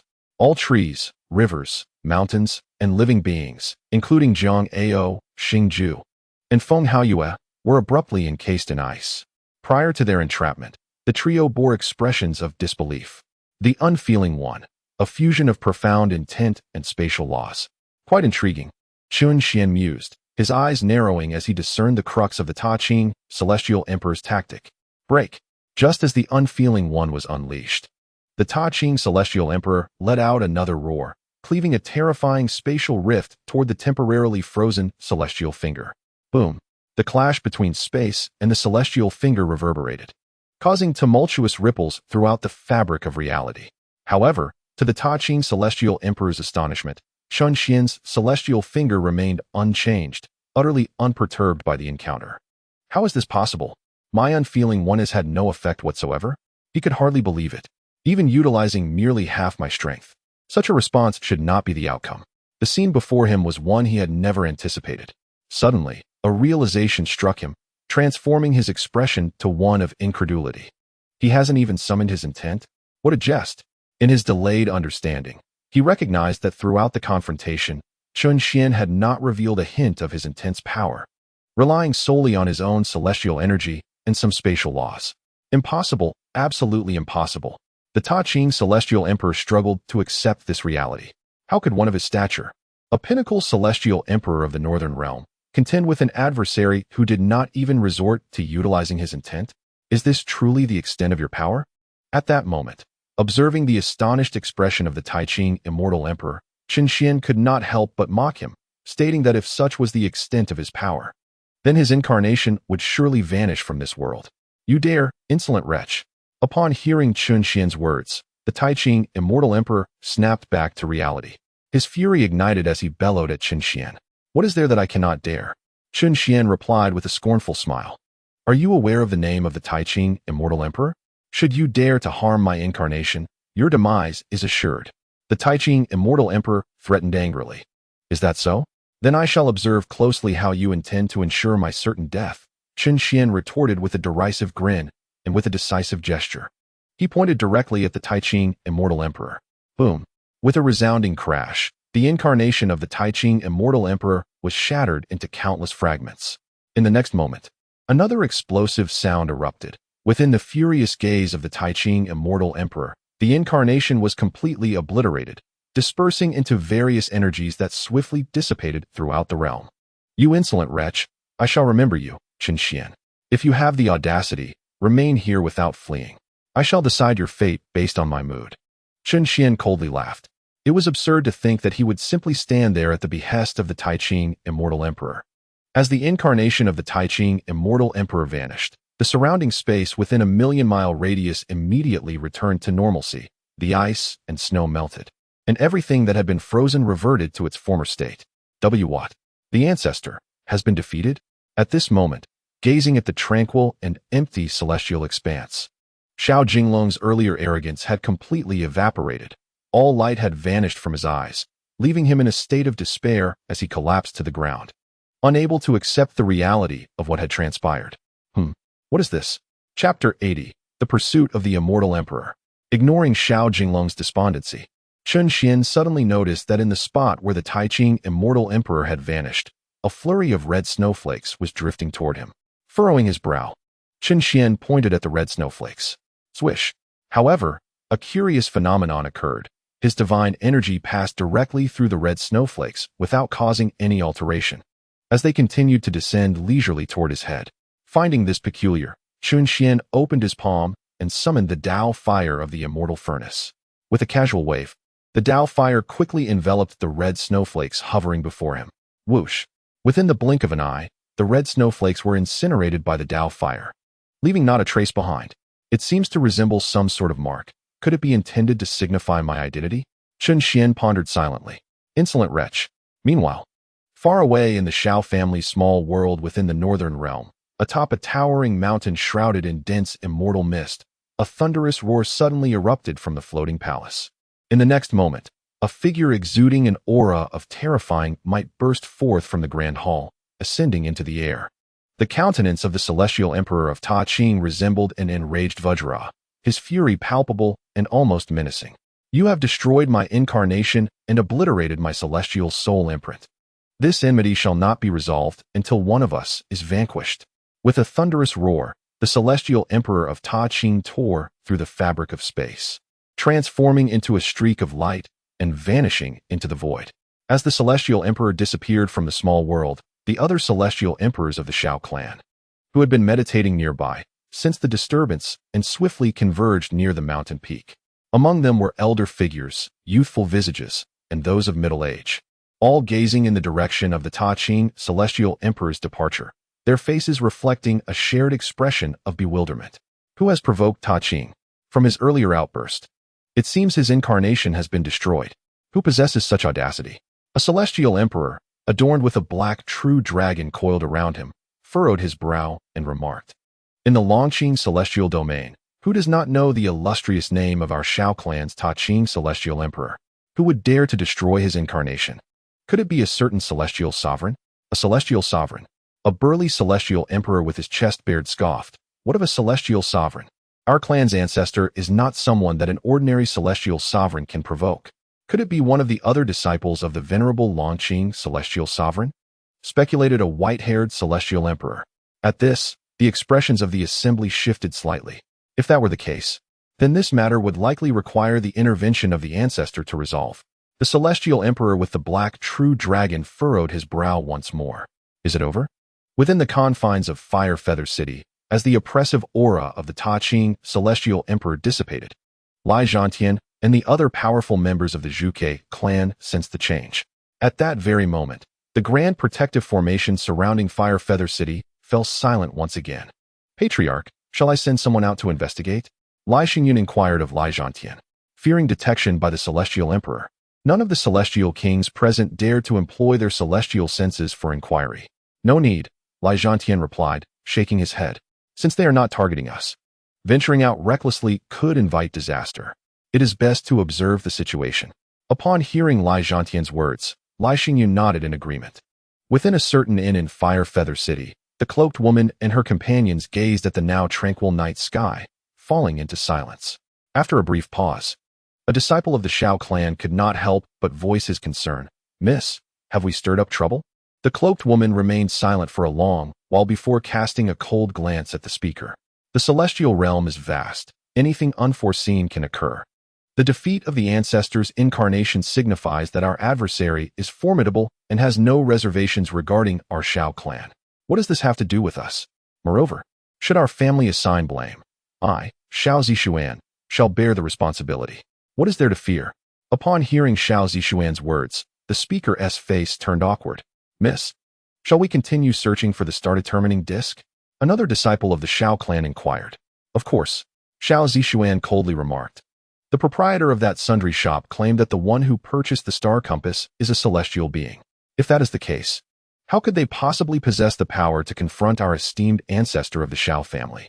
The eldest miss continued. Are you implying that Brother Jinglong did not encounter the purchaser of the star compass, but rather an immortal emperor? This is the sole possibility. Therefore, we must persist in our search for the star compass. After all, let us not forget that the clan competition is merely a year away. If our lineage continues to falter, we shall never be able to hold our heads high within the clan again. Upon finishing her words, Shao Zishuan cast a cold glance at everyone present before turning on her heel and returning to her chamber. The others remained rooted in place, exchanging glances, and after a brief moment, they collectively sighed and retreated to their respective rooms. Within the Misty Shade Valley, after resolving the peculiar mark left by the Ta Qing Immortal Emperor, Chun Xian redirected his attention to Shao Jinglong. If you cannot summon the second incarnation of the Immortal Emperor, it appears you shall not escape this valley, Chun Xian stated, standing with his hands clasped behind his back. His expression indifferent. In an instant, cold sweat streamed down Shao Jinglong's face. He opened his mouth as if to speak, but it seemed as though his throat was constricted, rendering him utterly speechless. It appears you cannot summon the second incarnation of the Immortal Emperor. In that case, you may as well perish. Seeing that Shao Jinglong was clearly out of options, Chun Xian, disinterested in further conversation, waved his hand, unleashing a surge of celestial flames. No, do not. As the celestial flames surged towards him, Shao Jinglong's complexion turned ashen, his face etched with terror. However, the flames did not relent, striking him directly. Boom. No. With a resounding explosion and a roar of defiance, Shao Jinglong was instantly reduced to ashes, with not even a trace of his essence or soul remaining. Although Chun Xian did not employ the alchemical fire from the celestial furnace, the celestial fire he conjured was scarcely inferior to that of the 10 great celestial flames. Given his formidable prowess, thud. Witnessing Shao Jinglong's demise, Shao Lin's legs weakened, and he collapsed in terror onto the ground. Nevertheless, Chun Xian merely cast a fleeting glance at him, refraining from any further action. If your esteemed ancestor from the Ta Qing arrives shortly, relay a message for me. Should he wish to pursue me, he should venture into the depths of the Void Forest. I shall await him there. The Void Forest? Shao Lin's eyes widened in disbelief. Is that not the ancient Forbidden Zone? Could it be that the Immortal Emperor before us is a formidable being who emerged from the ancient Forbidden Zone? Ignoring Shao Lin's astonishment, Chun Xian turned to leave, but paused abruptly as if struck by an idea. Chapter 81. The arrival of the Ta Qing Immortal Emperor. Chun Xian walked slowly to the purple copper alchemical furnace, and with a wave of his hand, he stored it within his celestial realm. A high-grade celestial artifact, the alchemical furnace, alongside a semi-finished phoenix Bodhi pill, treasures that should not be passed up. Having completed this task, Chun Xian, satisfied, transformed into a streak of light, vanishing into the horizon. It is not that he lacks the courage to confront the celestial emperor of Taixing. Rather, he has made a promise to his beloved daughter and must hasten back. Sometimes being a father renders one powerless. Upon witnessing Chun Xian's sudden disappearance, Shao Lin finally breathed a sigh of relief. To be frank, he had been thoroughly frightened, drenched in cold sweat, his garments completely soaked. Even below, well, it should be sweat. Regardless of the nature of it, He is grateful to be alive. This is indeed a rare stroke of fortune amidst misfortune. Victorious? Behind the mountain peak, Zhang Ao, Xingju, and Feng Haoyue, upon Chun Xian's vanishing, finally emerged from their stupor, awakening from the earlier shock. The three exchanged incredulous glances, their faces painted with disbelief. Who would have thought that the esteemed elder was not merely a celestial king, but a fearsome celestial emperor? Gulp. Zhang Ao swallowed hard and could not help but inquire of Feng Haoyue. Pray tell, brother Feng, is your father truly your father? What do you mean? Feng Haoyue's expression darkened instantly. I harbor serious doubts that this celestial emperor might be your biological father, otherwise. How could he have appeared here so abruptly to rescue you? Zhang Ao stated earnestly. Get lost. Feng Haoyue retorted angrily. Am I so ignorant as to not know who my own father is? Do you understand the significance of a pureblood fire phoenix? You have a point. But who exactly is this celestial emperor? Are you truly unacquainted with him? Zhang Ao's brow furrowed, casting a suspicious glance at Feng Haoyue. Feng Haoyue fell silent, and after a moment, said, I might be acquainted with this celestial emperor, but I cannot divulge further details. Acquainted, indeed, merely to instill further trepidation in Zhang Ao. Feng Haoyue feigned mystery. After all, the oath of heavenly law binding them would only last until the elixir was presented with both hands. If he refrained from such theatrics, any future retaliation from Zhang Ao would surely bring him considerable trouble. Zhang Ao nodded in agreement, though he remained somewhat skeptical about the credibility of Feng Haoyue's words. Nonetheless, he believed it wise to endeavor to restore a cordial relationship with Feng Haoyue. After all, regardless of their acquaintance, that celestial emperor had indeed intervened on his behalf. Moreover, based on the earlier display of prowess, Zhang Ao could ascertain that the opponent's strength far surpassed that of his own Dan Emperor grandfather. Should a conflict arise, his grandfather would undoubtedly be no match for the celestial emperor. While Zhang Ao contemplated how to befriend Feng Haoyue, Xingju, after the initial shock, wore a look of defeat. He could not help but sigh inwardly, having initially planned for revenge, but now realizing that retaliation was out of the question.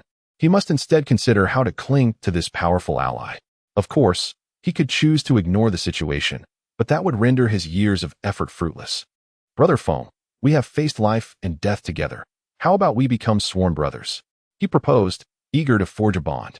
With a gentle sigh, Xingju turned to Feng Haoyue and suddenly broke into a sincere smile, proposing earnestly, Elder Feng, shall we become sworn brothers? Zhang Ao raised an eyebrow, perplexed. Elder Xing, are you jesting? Not at all. To forge a bond with a prodigy like you, Elder Feng, would indeed be a stroke of fortune for me, Xingju responded, his face radiant with joy. Feng Haoyue's expression grew increasingly peculiar. Just moments ago, Xingju had regarded him as an adversary, and now he sought to establish brotherhood. The abrupt shift from hostility to camaraderie was almost comical. Could it be that he intended to cling to his coattails? Perhaps there was some truth to that notion. Wait a moment. Could it be he harbored ulterior motives? As this thought struck him, Feng Haoyue's countenance shifted, and he regarded Xingju with a wary gaze. Elder Xing, your eagerness to bond with me. Are you planning to renege on your debts? I must inform you, even among brothers, accounts must be settled, regardless of our newfound kinship. You cannot shortchange me, he insisted. Xingju replied, Brother Jiang, I have pressing matters at home and cannot linger. I shall await your delivery of the elixirs here in Huiyu City. Feng Haoyue, wary of Xingju's potential trickery, promptly took his leave, swiftly reclaiming his celestial artifact before vanishing in a flash of light. Why the haste? I had no intention of defaulting, Xingju exclaimed in astonishment. Followed by a resigned sigh, Zhang Ao, observing the scene, chuckled. Elder Xing, as a fully realized immortal monarch, how could you be so naive in your dealings? What do you mean, young master? Xingju inquired, furrowing his brow in confusion. Given your current relationship with Brother Feng, if you truly wish to gain his favor, you ought to approach it with subtlety. First, exhibit the demeanor of a strong individual, offer a sincere apology, and return the celestial artifact. Then, promptly settle your debts before discussing the notion of brotherhood. Otherwise, how can you expect Brother Feng not to be suspicious of your intentions at this moment? Xingju found himself momentarily speechless, not necessarily because he found Zhang Ao's reasoning compelling, but rather because he was puzzled by the young master's adeptness in navigating such social intricacies.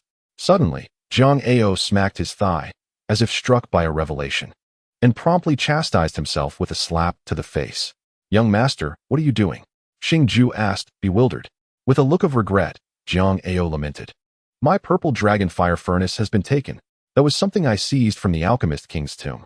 Without it, the potency of the elixirs I create will be severely diminished." Xingju scoffed inwardly, realizing it was merely a celestial artifact that had been misappropriated. What was the fuss about? He had lost several celestial artifacts himself without uttering a word. Ah, youth, still so inexperienced. Boom. As the two conversed, a sudden thunderclap reverberated through the heavens, and in an instant, a rift in the fabric of space materialized above the misty valley. Whoosh. Following this, amidst the tremors of spatial ripples, a cerulean, celestial vessel surged forth like a streak of light. At that moment, a furious roar erupted from within the vessel, and the imposing figure of the Ta-Ching celestial emperor shot up into the air. The terrifying aura of the emperor unleashed a wave of pressure that caused both Jiang Ao and Xingju to spew blood, their eyes widening in disbelief. The Ta-Ching celestial emperor had actually come in person? Gasp. Below, Shaolin's complexion changed dramatically, and he too fell to the ground, bloodied. As he felt the overwhelming weight of the emperor's presence, he hurriedly sent a message to the Ta-Ching celestial emperor. At this moment, the Ta-Ching celestial emperor finally noticed that there was another descendant of the Shao family in the valley. Without hesitation, he retracted his oppressive aura and swiftly appeared beside Shaolin. What transpired? Where is that masked celestial emperor? The Ta-Ching celestial emperor asked coldly. To intercept him, I even utilized the escape vessel lent by my ancestor. Shaolin took a moment to catch his breath before replying. In response to your inquiry, ancestor, he has already departed, stating that you should seek him in the depths of the Void Forest. The Void Forest? The Ta-Ching celestial emperor furrowed his brow, a peculiar expression crossing his face as he questioned Shaolin. Are you certain he said that? Indeed, this is what he specifically relayed to your great-grandson. Shaolin affirmed with a nod. The Ta-Ching celestial emperor frowned in contemplation. The Void Forest was an ancient forbidden zone, one that even his ancestor would not dare to enter lightly. What right did this individual have to go there? After a moment's thought, he deemed the situation rife with possibilities, yet none could be confirmed, so he simply shook his head and dismissed further speculation. Regardless of his reasons for being there, this child shall certainly meet his end today. Grandson, take this healing elixir, consume it, and return home. I shall make a trip to the Void Forest. He tossed a healing celestial pill to Shaolin, and without further ado, the Ta-Ching celestial emperor soared back to his vessel, tearing through space once more, heading towards the Void Forest. Once the Ta-Ching celestial emperor departed, the oppressive tension that had weighed upon Shaolin finally dissipated. After consuming the healing elixir, he lay on the ground, filled with a sense of relief at having survived the ordeal. However, at that very moment, a cracking sound echoed from above him. Shaolin's expression froze, and in the next instant, a ball of flame hurtled towards him from the rift in space. Boom! With a thunderous roar. Before Shaolin's incredulous gaze, he was immediately engulfed by the flames, reduced to ashes. Swish! Witnessing this scene, Jiang Ao and Xingju, who had been hiding behind the mountain peak, turned as pale as ghosts. I instructed you to relay a message, not to spare your life. How dare you show such disrespect to me and expect to live? Do you truly believe I lack temper? In a secluded corner of a long street in Huoyu City, Chun Xian withdrew his hand from the void. Then with a flourish of his sleeve, he vanished in a flash of light. Mother, why hasn't father returned yet? In the courtyard, Feng Jiaoyang held Feng Nuanyu, her heart alert as she surveyed the surroundings. Upon hearing Feng Nuanyu's words, she bent down to comfort the little one, saying, Your father will be back soon, do not fret. Just then, Chun Xian strode back in. Father, the little one, upon spotting Chun Xian, joyfully scampered towards him on her short legs. A doting smile graced Chun Xian's face as he lifted her into his arms. What is this? Did you miss your father so soon after I left? Yes, Nuanyu misses father, the little one replied earnestly, tightening her grip around Chun Xian's neck. However, Feng Jiaoyang interjected. It's not that she misses you. She just wants you to return and continue roasting meat for her. This ungrateful little one is afraid to eat what her mother has cooked. Chun Xian, somewhat amused yet bewildered, responded, Didn't I say that once the meat is cooked, it can be eaten? What is there to be afraid of? The little one pouted. It's true that it can be eaten once it's cooked. But mother added extra fire to make it cook faster, and it turned completely black. Chen Xian was taken aback and turned to look at the roasted meat. The once succulent Qilin beef, now coated in sauce, had become as charred as coal. Feng Jiaoyang's face flushed with embarrassment as she hurried to explain, I was just worried that Nuanyu might be hungry for too long, and besides, I checked the meat inside. It's fine, it just lacks flavor. How can it lack flavor? You burned away all the sauce. You must understand that the marinade not only imparts flavor during the cooking process, but also complements the meat while eating, serving as a dipping sauce. With that fire, what can we dip? Just when Chen Xian felt helpless, Feng Jiaoyang suddenly remarked, It's all your fault. Chen Xian was momentarily stunned. My fault? Feng Jiaoyang huffed. If you had returned sooner, this wouldn't have happened. With a wry smile, Chen Xian replied, I would have liked to, but with all the commotion outside, I thought there might be danger. So I stayed hidden in the pill hall until I was certain everything was quiet before returning. You noticed too? Feng Jiaoyang's brow furrowed. With such a commotion, surely everyone in the city is aware. Indeed, but what exactly is happening outside the city? Could it be that an immortal emperor has appeared? Otherwise, the protective formation of the Zhuge clan wouldn't activate so easily, Feng Jiaoyang speculated, frowning. It should be. But what does it matter to me? My current task is to quickly prepare roasted meat for my precious daughter, Chen Xian said, playfully tapping Feng Nuanyu on the nose, a tender smile lighting up his face. You go play with your little spirit pet for a while. Father will make new sauce for the meat right away. Okay. The little one obediently nodded. And after being set down by Chen Xian, he hurried off to play with the twin-winged python tiger. You appear to be quite relaxed. Yet have you considered that the Celestial Emperor might be targeting Firefeather City? Feng Jiaoyang furrowed her brows, expressing concern as she inquired of Chen Xian. If the intention is indeed directed towards Firefeather City, then it is a matter for the Zhuge clan to worry about. Should the Zhuge clan falter, we can always depart early or find a place to hide. There is nothing to fret over. Chen Xian took out the celestial herbs used for concocting sauces, processing them while smiling at Feng Jiaoyang. Listening to Chen Xian's words, Feng Jiaoyang fell into contemplation, and after a brief moment, she nodded, acknowledging the validity of his points. Just then, a streak of escaping light suddenly descended into the courtyard. Chen Xian and Feng Jiaoyang turned their heads in unison. As the light dissipated, it revealed the figure of Feng Haoyue. Sister, I have something to ask you. As soon as she landed, Feng Haoyue hurriedly approached Feng Jiaoyang. What is it? Feng Jiaoyang asked with a somewhat peculiar expression. Also, shouldn't you be comforting Lai Rian right now? Why do you have the leisure to come here? Comforting Rian? Feng Haoyue was taken aback. Why would I do that? Weren't you two arguing? Feng Jiaoyang questioned, puzzled. No, we weren't, Feng Haoyue replied, looking bewildered. Really? Now it was Feng Jiaoyang's turn to be surprised. Of course not. Forget about Rian for now. Sister, I must ask you, has our father truly passed away? Feng Haoyue inquired with a serious demeanor. Feng Jiaoyang's complexion darkened instantly. What nonsense. Our father has been gone from the fallen god city for many years. I personally collected his remains. Do you even need to ask if he is dead? Feng Haoyue, are you simply trying to amuse yourself? Is your skin itching for trouble? Feng Jiaoyang poked Feng Haoyue's shoulder vehemently. Feng Haoyue paid no heed, instead frowning and murmuring. Then, if that's the case, that Celestial Emperor indeed cannot be my father? Clang. Chapter 83. Let us make a bet upon hearing Feng Haoyue's words. Chen Xian's knife slipped from his grasp and fell to the ground. Feng Jiaoyang and Feng Haoyue stared at him in astonishment. Ahem, just an accident. Chen Xian awkwardly picked up the knife, feeling a slight sweat trickle down his back. Pondering how his little brother-in-law had such a wild imagination, he nearly found himself becoming a relic of the past.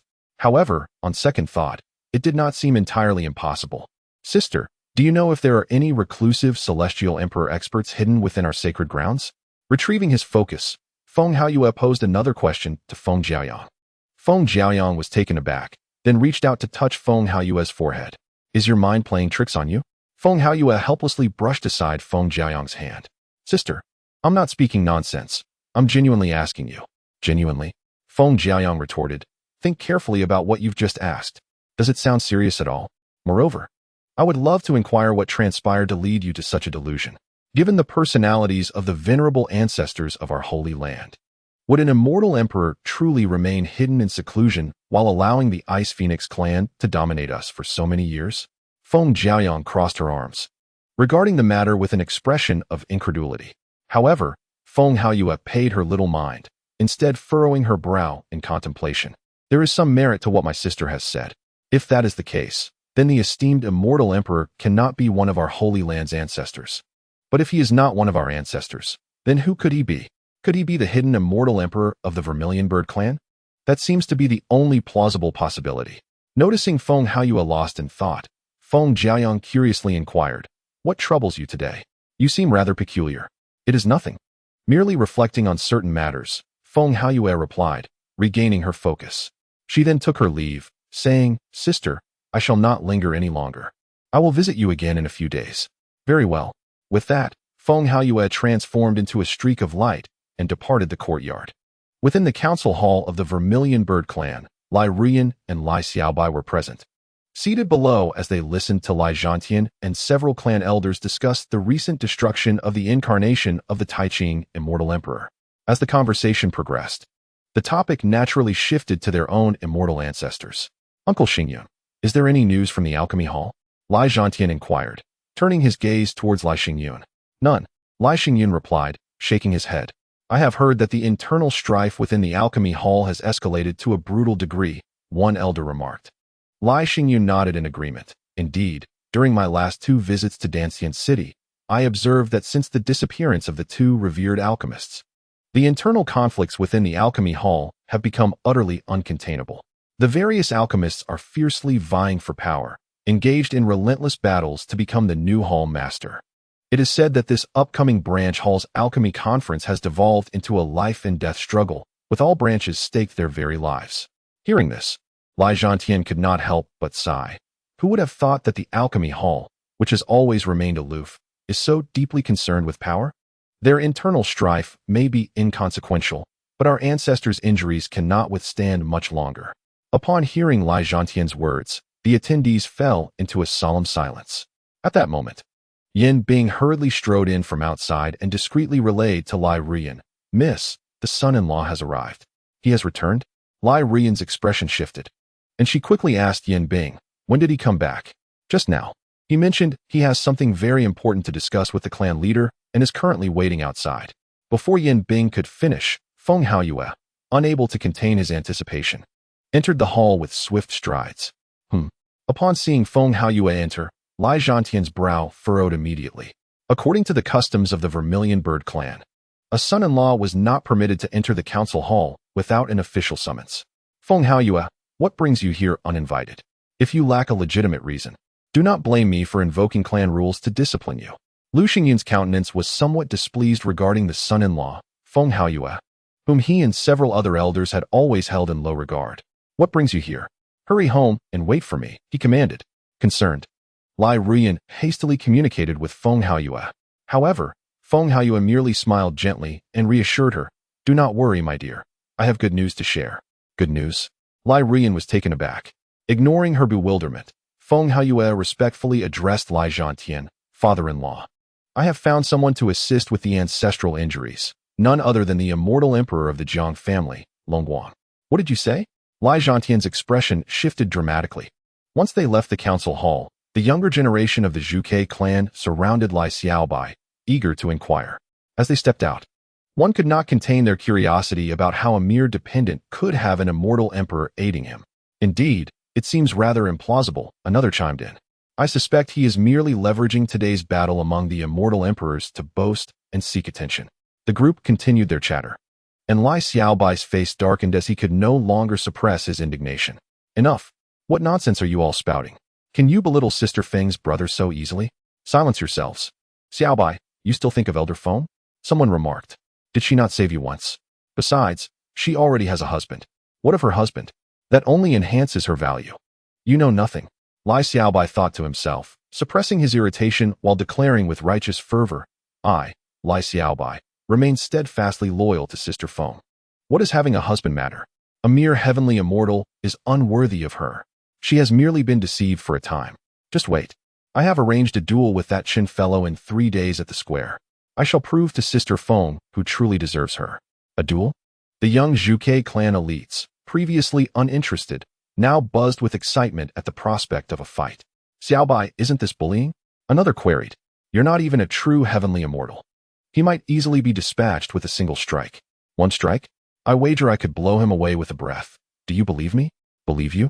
Nonsense. Lai Xiaobai retorted sharply. Do not slander me. I said same realm means same realm. Am I the sort to shy away from a challenge? And let me make this clear. If anyone dares to leak information about me, regardless of who it is, they will become my enemy henceforth. Understood? As he spoke, the group fell silent, their fear palpable.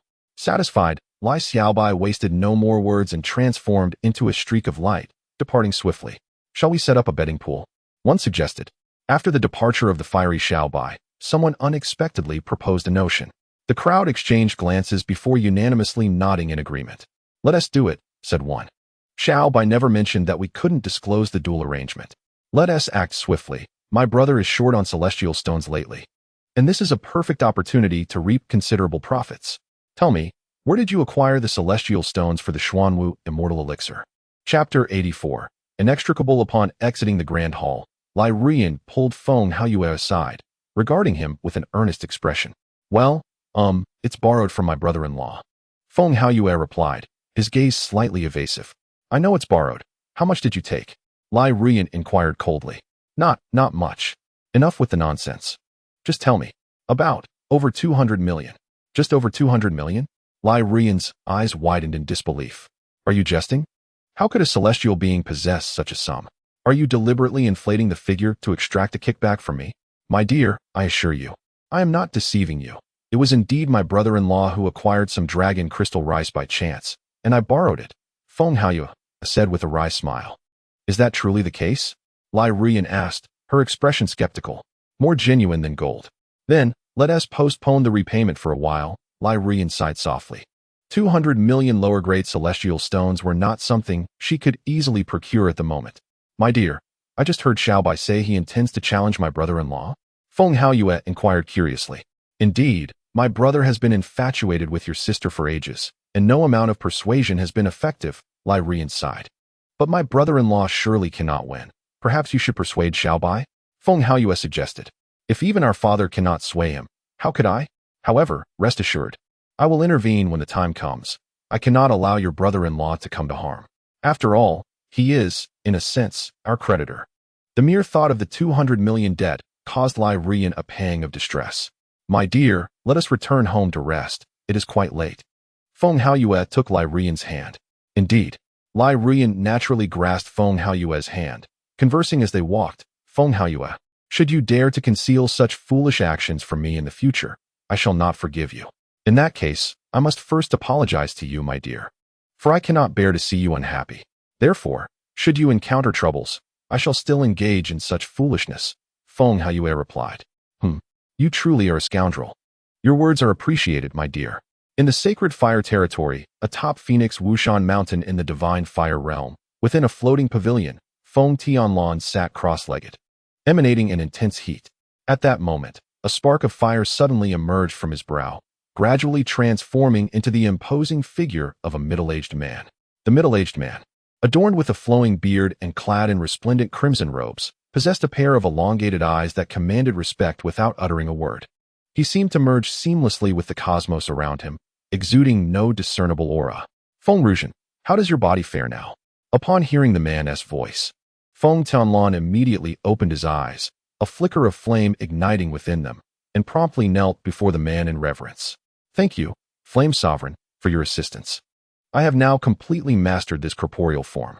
Indeed, it appears my aid was not in vain. Prepare yourself well, in due time. You shall lead a group to Huoyu City. Yes, Flame Sovereign, Feng Rujian replied with a respectful nod. The middle-aged man acknowledged, then transformed into a blaze, merging once more into Feng Tianlan's being. As the man vanished, a sinister smile crept across Feng Rujian's aged visage. With the Flame Sovereign's assistance, I look forward to witnessing how long you, Chen Xian, can remain arrogant. In the South Li Celestial Domain, within a resplendent grand hall emanating radiant and searing light, the Flame Sovereign sat atop his exalted throne. It has been a millennium, Chen Xian, you have finally re-emerged. Slowly opening his eyes, the Sovereign's authoritative countenance briefly flickered with barely perceptible hatred. I initially thought you had hidden beyond the celestial realm. Yet you were found right within the Chongqing celestial domain. Very well. This time, you must meet your demise.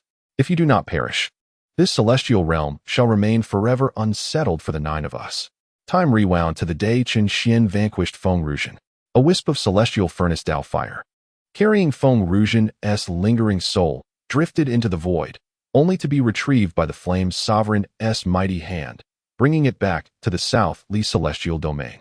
It turned out that many millennia prior, the Flame Sovereign had been aware that Feng Ruxian had appropriated a fragment of his celestial furnace Dao fire, which contained a trace of his deliberately left celestial consciousness. Indifferent to the insignificant Feng Ruxian, he had previously chosen to ignore the matter. However, he did not anticipate that, thousands of years later, he would inadvertently discover Chen Xian's presence through the celestial furnace Dao fire. Thus, the Flame Sovereign intervened to rescue Feng Ruxian's lingering soul, bringing him back to the divine fire realm and seizing control of Feng Tianlan's body, all to seize this opportunity to eliminate Chen Xian. For a millennium, I have sought your weaknesses, yet I have found no leads. I once believed the 9 of us would reach the final juncture together, but little did I know. You have unwittingly forged your own vulnerability. As the Flame Sovereign descended from his throne, his face bore unrestrained disdain and mockery. Ultimately, you, Chen Xian, remain a youthful human cultivator, unable to fully relinquish the frail emotions of your kind. One must wonder what madness has befallen the celestial Dao, allowing one such as you to become a significant threat to the 9 of us. Regrettably, despite the heavens' favor upon you, you are ultimately destined for a path of demise. A flicker of derision passed through Yan Zun's eyes, and with a stride, the space before him parted as if bowing in respect, allowing him to step through. Since Chen Xian had manifested in the eternal green immortal domain, it appeared he was to ally with that old rascal from eternal green. Deep within the void forest, a streak of light vanished, fleeing to the foot of a distant mountain. It was not until reaching the outermost fringes of the void forest that the light came to a halt. Revealed was the Ta Ching Immortal Emperor, who had traversed the depths of the forest aboard his celestial vessel. Yet, at this moment, his complexion was ashen, devoid of his former arrogance. With wary eyes, he glanced back at the place he had escaped from. Even in safety, he remained haunted, for the void forest was indeed fearsome. Within its dark mists lay an overwhelming terror. However, the Ta Ching Immortal Emperor soon regained composure, his rage igniting fiercely within him. Through clenched teeth, he vowed that if he did not slay this insolent fool, he would be unworthy of the title of the Shao family's Immortal Emperor. With a resounding crash, he tore through the fabric of space, propelling his celestial vessel directly toward eternal green Immortal City. With the ancestral wisdom of celestial calculation, even if you sought refuge beyond the immortal realm, death would still find you. The following day, at dawn, a voice called, "My dear, you are holding too tightly. I cannot extract myself." In the courtyard, Chen Xian grasped a superior-grade immortal sword, yet despite his efforts, the sword remained firmly sheathed. "This sword contains my celestial consciousness. Without my permission, you cannot draw it," replied Feng Jiaoyang, emerging from the room, cradling Feng Wanyu. "Then why give me the sword if you do not want me to draw it? Am I to wield it like a club against Lai Xiaobai?" Chen Xian inquired, perplexed. Feng Jiaoyang's expression darkened, and she retorted, "Consider this carefully. With your celestial fairy realm, do you think you can handle my fire phoenix sword? You would likely exhaust your celestial power the moment you unsheathed it. You are truly Navi. I entrusted you with this sword for your protection," she explained. "Protection?" Chen Xian was taken aback. "Indeed, in times of danger, with but a thought, I can unleash the sword's power to shield you from Lai Xiaobai's assaults, sparing you from harm," Feng Jiaoyang elucidated. Upon hearing this, Chen Xian's understanding dawned. However, mere protection from the Fire Phoenix sword is insufficient. To ensure you do not suffer a crushing defeat, I plan to teach you a unique celestial technique of my Fire Phoenix lineage in the coming days, she added. Unique celestial technique? What technique? Chen Xian asked, his curiosity piqued. Ninth Heaven Profound Fire Escape. As Feng Jiaoyang spoke, a layer of flames ignited around her body. In the blink of an eye, she transformed with a resounding boom into 9 separate flames, soaring around the courtyard. Soon, these 9 flames coalesced into one, revealing Feng Jiaoyang's figure once more. In her embrace, Feng Nuanyu's small mouth was agape, her eyes filled with incredulity. "Mother, your celestial technique is so formidable. But what grade is it?" Chen Xian marveled sincerely, then turned to Feng Jiaoyang with curiosity. "This is a mid-grade celestial technique. Once mastered, It allows for both offense and defense. Even if you are not a match for Lai Xiaobai, you should not suffer a crushing defeat, Feng Jiayang explained. No wonder. This is far superior to the mundane techniques I have learned, Chen Xian remarked with a sense of awe. Mother. At that moment, the little one suddenly exclaimed with excitement, then clung to Feng Jiayang, saying, Mother, I want to learn too. I want to learn this. All right, my dear. I will teach you. And you can learn alongside your father, Feng Jiayang replied, somewhat exasperated by the child's enthusiasm. Hooray! I can learn this fun celestial technique. The little one cheered joyfully. Shortly thereafter, Chen Xian and Feng Nuanyu sat on a small stool in the courtyard, attentively listening to Feng Jiayang impart her knowledge of the celestial technique. Half an hour later, after explaining all the critical points, they officially entered the practical phase. Feng Nuanyu learned swiftly, in no time at all. She could transform into two flames. In contrast, Chen Xian feigned clumsiness, barely managing to ignite the celestial fire around him. Feng Jiayang frowned and asked, Is there something you don't understand? Well, I understand, just not proficiently, Chen Xian replied, his expression awkward. Not proficiently. Nuanyu is also inexperienced. How is she learning so quickly? Although this is a mid-grade celestial technique, the difficulty lies solely in controlling celestial power with one's celestial awareness. As a pill refiner, your awareness should be considerable. Shouldn't it?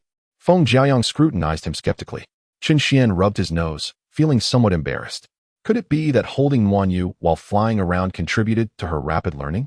Otherwise, dear wife, why not try holding me for a spin? Feng Jiayang rolled her eyes in response. Come on, just give it a try. What if it works wonders? Chen Xian urged, subtly tugging at her sleeve. With a hint of irritation, Feng Jiayang retorted, What nonsense. I merely took her for a brief flight. I did not teach her the specifics. This has nothing to do with it. It's clear that you are simply too slow. That may not be the case. I believe there is a connection. After all, how could I, a distinguished pill refiner, possibly struggle with this? Besides, dear wife, you wouldn't want to see me unprepared when the time comes, would you? Chen Xian blinked his eyes innocently, adopting a pitiful expression as he looked at Feng Jiayang. At the sight of Chen Xian's earnest plea, Feng Jiayang's resolve began to waver. Could it be that this method truly held some miraculous effect? After a brief moment, perhaps unable to withstand Chen Xian's gaze any longer, Feng Jiayang let out a resigned sigh and said, Well, I shall hold you for a moment, but I must insist. Do not act improperly. Suddenly, her fair cheeks flushed, as if a certain thought had crossed her mind. Fear not, my dear. Who in this world does not recognize the honorable reputation of Chen Xian? I genuinely only wish to learn the art of immortality. I harbor no ulterior motives, he proclaimed, thumping his chest with conviction. Seeing Chen Xian's earnestness, Feng Jiayang, though sensing something amiss, chose to trust him. Then, embrace me, she said, her cheeks still tinged with a rosy hue. Certainly. Upon hearing her words, Chen Xian joyfully dashed to the front and enveloped her in a warm embrace. Applying a slight pressure, he was met with a delightful springiness. Ah, this is rather splendid, he mused. What are you doing embracing me from the front? You ought to hold me from behind, Feng Jiayang remarked with a hint of exasperation in her eyes. From behind? Chen Xian paused momentarily before realization dawned upon him. Oh, I see, from behind.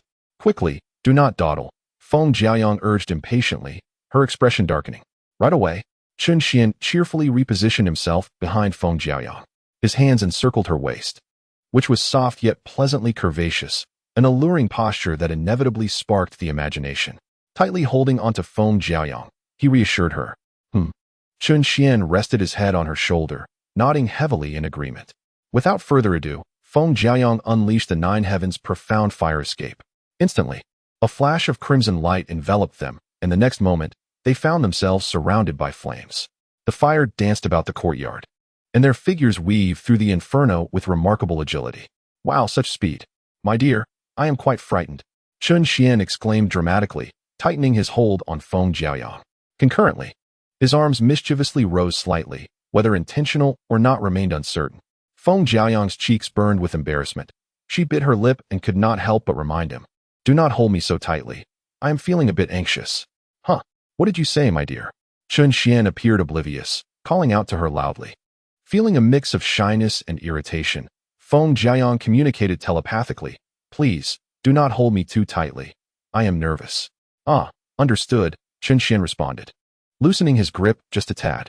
However, at that very moment, Feng Jiaoyang accelerated, and an unforeseen change occurred. Chen Xian, unable to maintain his balance, instinctively tightened his hold on her. In an instant, Feng Jiaoyang froze in place. After a brief squeeze, Chen Xian sensed something was amiss. Why is it so? He inhaled sharply. So large. Boom. Just then, Feng Jiaoyang's raven hair transformed into a fiery red, unleashing a formidable aura. Bang! Sensing the overwhelming force, Chen Xian's pupils constricted, and he hastily released his grip on Feng Jiaoyang. It was as if he had been struck by an immense power. He was sent flying across the yard. With a crack, he collided with a small tree, snapping it in two. Upon hitting the ground, Chen Xian couldn't help but draw in a sharp breath, not from pain, but from the realization that his wife seemed to be enraged. Feng Jiaoyang, her flames dissipating, glared at him, her face flushed as if scorched. Chen Xian immediately sensed the gravity of the situation, realizing he had crossed a line. His mind raced as he sought a resolution. As he watched Feng Jiaoyang approach him with clenched teeth, cold sweat trickled down his back. In a moment of desperation, he suddenly had an idea and, without hesitation, spat out a mouthful of blood. Witnessing this scene, Feng Jiaoyang's expression shifted dramatically, and she rushed to his side. What's wrong? Are you hurt? I didn't apply much force. Seeing Chen Xian's pale visage, she grew frantic. Father, Feng Wanyu, who had been hovering in the yard, quickly flew over, alarmed. What happened? Don't scare Wanyu. The little one nearly burst into tears at the sight of Chen Xian's distress. Cough, cough. Father is fine. Chen Xian managed to cough lightly, forcing a smile for Feng Wanyu. He then turned to Feng Jiaoyang, his expression filled with remorse. My dear, I didn't mean to. I apologize. I realize my reaction was too intense. It was my fault. No, it's my cough. Feng Jiaoyang, visibly anxious, looked at Chen Xian and insisted, stop talking. Don't you have healing elixirs? Quickly, take one out. With a bitter expression, Chen Xian replied, I lack the strength now, my dear. Do you have any healing elixirs? I've run out of my healing elixirs. Feng Jiaoyang exclaimed, her urgency apparent. In that case, please assist me to the room to rest. I assure you, I'm not gravely injured. There's no need for concern, Chen Xian said, taking a deep breath. All right, don't move. I'll carry you inside, Feng Jiaoyang responded, quickly scooping him up and hastening towards the room. Your embrace is truly comforting, Chen Xian mused inwardly, feeling the intensity of her presence. Are you really all right? Do you need me to use my celestial energy to help you? Feng Jiaoyang asked as she gently placed him on the bed, her eyes filled with worry. No need. I just need to rest. My dear, please step outside for a moment. I wish to be alone, Chen Xian said, appearing feeble. Feng Jiaoyang felt a wave of guilt wash over her, chiding herself for being too harsh. It was merely a touch, after all. Then, please rest well. If you need anything, just call for me. I'll be right outside. Chen Xian responded softly, then gradually closed his eyes. Observing that Chen Xian had entered a state of rest and healing, Feng Jiaoyang felt a lingering worry in her heart, yet she still left with hesitant steps.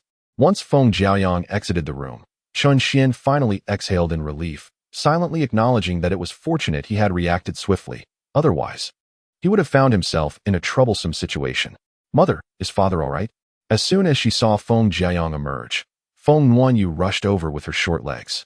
He should be fine now, Feng Jiaoyang said, lifting Feng Wanyu into her arms, though her eyes still betrayed a hint of concern. After a pause, she asked the little one with a hint of remorse, Wanyu, do you think mother has been too harsh on father?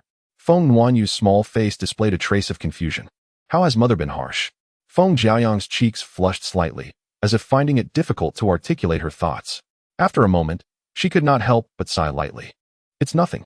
Having said that, she contemplated inwardly. Perhaps it was time for her to muster the courage to confront the situation. The news of Lai Xiaobai and Chen Xian's upcoming duel in the square, propagated by the young prodigies of the Zhuge clan, had spread throughout much of Huiyu City within a mere 2 days. All major markets began to open betting pools, making the already bustling Huiyu City even more vivacious. However, amidst the fervent discussions, a question arose in many minds. Who exactly is Chen Xian? In a certain inn within Huiyu City, Xiao Zixuan donned a white gown. Seated alone in the courtyard, her fingers tapped rhythmically on the table as if awaiting something. Approximately 15 minutes later, a member of the Xiao family entered from outside. Miss, the portraits have been distributed, and the local factions have promised to help us locate the individuals swiftly. Xiao Zixuan rose slowly, clasping her hands behind her back as she addressed the Xiao family member. It's been rather dull staying here lately. Is there any excitement in the city? I overheard the patrons of this in discussing something. It seems that the young clan leader of the Zhuke clan, Lai Xiaobai, is set to duel a celestial being in the square, the Xiao family member replied after a moment's thought. Xiao Zixuan's expression shifted slightly. A celestial being? How could the esteemed young clan leader of the Zhuke clan possibly engage in a duel with a celestial being? It is said that Lai Xiaobai has taken a liking to the celestial being's wife, the Xiao family member remarked with a mocking smile. The Zhuke clan appears to be declining. How laughable that the young clan leader competes with a celestial being over jealousy. I have heard he is a celestial being himself. It's absurd that such a waste could hold the position of young clan leader. Xiao Zixuan pondered for a moment before shaking her head. That is implausible. Even if the clan leader of the Zhuke clan is protective, they would not be foolish enough to appoint a waste as their young clan leader. In my opinion, the young clan leader of the Zhuke clan likely harbors some hidden secret. Secret? What kind of secret could there be? Perhaps only the higher-ups of the Zhuke clan are privy to such information. After a pause, Xiao Zixuan inquired, when is the duel scheduled to take place? It is supposed to be the day after tomorrow. If by then the person has still not been found, then perhaps I shall join in the festivities. Before long, 3 days had elapsed. Chapter 87. A flourishing scene, my dear. I am about to take the stage, yet I find myself feeling rather anxious. Could you possibly offer me some encouragement? In the courtyard, Chen Xian took a deep breath, feigning a look of nervousness, and then turned to Feng Jiaoyang. Feeling a bit bashful, what sort of encouragement do you seek? Feng Jiaoyang regarded Chen Xian with an expression of bemusement. When I am anxious, I tend to crave the comfort of holding someone's hand. If it is not too much trouble, might you allow me to hold your hand all the way to the square? Chen Xian said with a grin. Feng Jiaoyang's cheeks instantly flushed. How is it that you are always seeking to take advantage? Is that so? I think it is quite reasonable. I have always prided myself on being a gentleman. Chen Xian replied, nonchalantly touching his nose, his demeanor unruffled. Feng Jiaoyang retorted, if you are a gentleman, then there are no smooth-talking rogues among the human cultivators. Chen Xian, feeling somewhat aggrieved, responded, is it truly so? Do you harbor such a dismal image of me in your heart? Perhaps you are aware of the truth yourself. As she recalled the day she taught him the 9 heavens' profound fire escape, Feng Jiaoyang felt her cheeks grow warm. Alas, I never imagined that I would be perceived in such a light by you. It appears I have misjudged, and thus I shall face the fierce Xiaobai alone. Carrying this sense of trepidation, Chen Xian sighed deeply, a look of disappointment on his face as he turned towards the gate. Seeing Chen Xian in such a state, although Feng Jiaoyang recognized his pretense, she could not shake a feeling of inexplicable guilt. She bit her lip and finally spoke. Wait a moment. Is there something else you wish to say? Chen Xian halted, gazing at her in confusion. Come here for a moment, Feng Jiaoyang said, her cheeks aflame. Come here? Chen Xian was taken aback. Noticing his momentary confusion, Feng Jiaoyang felt a mix of embarrassment and irritation, yet she said nothing further and instead walked slowly to his side. Then, she took the initiative to grasp his hand. Chen Xian's eyes widened in surprise. My dear, what is this? Consider it your encouragement. Are you satisfied now? Feng Jiaoyang glared at him, her face nearly crimson. Chen Xian was momentarily stunned, but soon he grasped the significance of her gesture and nodded vigorously, satisfied. Truly, I am exceedingly satisfied. Then why are you not moving quickly? Feng Jiaoyang urged, her face still flushed. Under Chen Xian's fervent gaze, she felt an unsettling sense of danger, as if he might seize the opportunity to make even more audacious requests or engage in some other improper behavior. All right. Chen Xian tightened his grip on Feng Jiaoyang's hand and, grinning foolishly, strode confidently outwards. In his arms, Feng Nuanyu looked on in confusion, wondering why her father seemed to be acting so foolishly. In truth, Chen Xian's mind was entirely consumed by the soft and delicate sensation emanating from the hand he held. This was not his first experience of holding hands with Feng Jiaoyang, yet this time, he found himself with ample opportunity to savor the moment. He had often heard others claim that women were made of water, but he had never personally grasped the essence of that statement until now. Grasping Feng Jiaoyang's tender hand, a warm sensation radiated from his palm, and when he gently stroked it, it felt akin to caressing a piece of exquisite jade, so smooth and warm. However, as he continued to hold her hand, A series of inappropriate thoughts suddenly intruded upon his mind. Let us hasten, or we shall miss the prime spots. Just as Chun Xian's attention began to waver, he was jolted back to reality by a loud shout from the distance. Instantly, he snapped to attention, regarding the throng of people flooding into the Forbidden City with confusion. When did the Forbidden City transform into a marketplace? Where did all these people come from? Feng Jiaoyang cast him a peculiar glance. Have you not noticed that they are all heading towards the central square? The square? Chun Xian paused for a moment before bursting into laughter. I was wondering what was amiss. It appears that Lai Xiaobai has spread the news about the sparring event.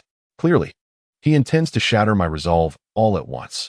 This Lai Xiaobai is becoming increasingly outrageous. Feng Jiaoyang frowned, evidently displeased with Lai Xiaobai's antics. She then instructed Chun Xian. You must take out my sword shortly and hold it in your hand. If Lai Xiaobai becomes too excessive, I shall assist you in teaching him a lesson. My dear, fret not. I shall not be defeated, Chun Xian replied confidently with a smile. You possess great confidence. But do you realize that Lai Xiaobai was not always at his current level? Feng Jiaoyang inquired, her brow furrowed. Oh, was he previously a formidable opponent? Chun Xian asked with curiosity. You are correct in your conjecture. He was, like me, at the pinnacle of the great Tao. Given his talent, he should have advanced to the Immortal Monarch stage even faster than I did. Yet, for reasons unknown, he suddenly ascended to the great perfection of the celestial realm overnight. Feng Jiaoyang explained. Achieving the great perfection of the celestial realm overnight? Upon hearing this, Chun Xian recalled the milky white celestial flame he had discovered within Lai Xiaobai. Could that flame be the cause? I recognize the 10 great celestial flames of the immortal realm, but this is clearly not one of them. Who did you all bet on to win? I have bet on Lai Xiaobai. So have I, me too. Chun Xian scoffed. These individuals are truly timid. If one must wager, they ought to bet boldly. Only then does it align with the true spirit of our path as cultivators. He expressed his disdain for those lacking vision. Feng Jiaoyang, however, retorted with a cold smile. They are cultivators, but not fools. They know which side is destined to triumph. My dear, you don't mean to say that you also placed your bet on Lai Xiaobai, do you? Chun Xian asked, somewhat skeptically. Bah! Feng Jiaoyang, feeling somewhat exasperated, retorted, do you take me for someone else? If I were to wager, I would bet on your victory. Chun Xian then chuckled. Ah, my dear wife. It seems I have misjudged you. Please do not hold it against me. Suddenly, amidst their conversation, 3 streaks of light descended from the heavens, landing before Chun Xian and Feng Jiaoyang. As their forms became clear, it revealed Feng Haoyue, Lai Ruyan, and Lai Xiaobai's cousin, Lai Qingyun. Dear sister, brother-in-law. Feng Haoyue greeted them with a smile. Lai Ruyan and Lai Qingyun followed closely behind. Upon nearing, Lai Ruyan politely addressed them. Dear sister, brother-in-law. I have been quite occupied and couldn't visit you sooner. Please forgive me. Family is family. There is no need for such formalities, Feng Jiaoyang replied with a smile. Then turned to the child in her arms, saying, call her aunt. Aunt. Feng Wanyu obediently greeted Lai Ruyan. A slight blush crept onto Lai Ruyan's cheeks as she turned her hand over and produced a carefully prepared gift. It was a longevity lock, yet not an ordinary one, but rather one of medium-grade celestial artifacts. Crafted entirely from precious golden jade, it was adorned with intricate phoenix engravings, exuding an air of exquisite luxury. Dear sister, this longevity lock is a special gift for Nwanyu, infused with my father's power, Lai Ruyan explained. Hearing her words, Feng Jiaoyang's expression softened slightly, but she quickly pushed back. This is rather too extravagant. Regardless of its value, nothing surpasses the importance of life. I believe Elder Feng should accept it. It would serve well for your favored suitor. Lai Qingyun interjected mockingly. As Feng Jiaoyang hesitated, her countenance darkened at Lai Qingyun's remark, but before she could respond, Lai Ruyan, visibly displeased, retorted, cousin. Both sister and brother-in-law are not outsiders. You ought to be more courteous in your words. Am I not being courteous? I am merely stating a fact. Is that not permissible? Lai Qingyun shot back, raising an eyebrow in defiance.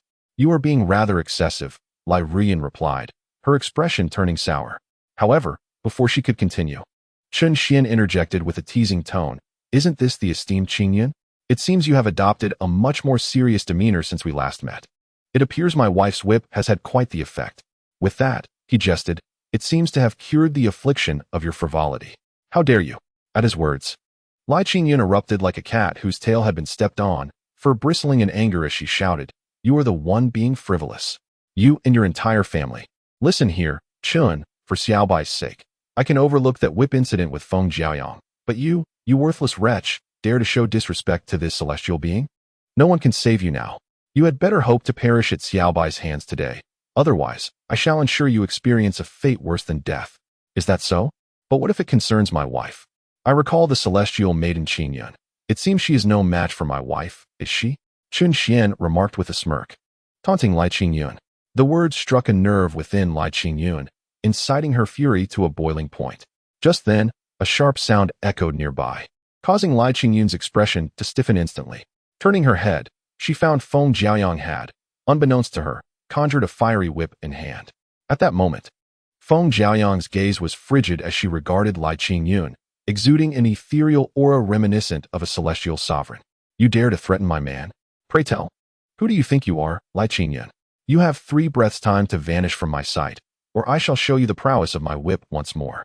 Upon hearing this, Lai Qingyun's countenance shifted dramatically, and she instinctively took 2 steps back. Feng Jiaoyang, do not overstep your bounds. Overstep? Speak for yourself. Who was the first to provoke? Feng Jiaoyang retorted coldly. Lai Qingyun, filled with indignation yet unable to voice it, shot a fierce glare at Qin Xian. I shall see how you meet your end.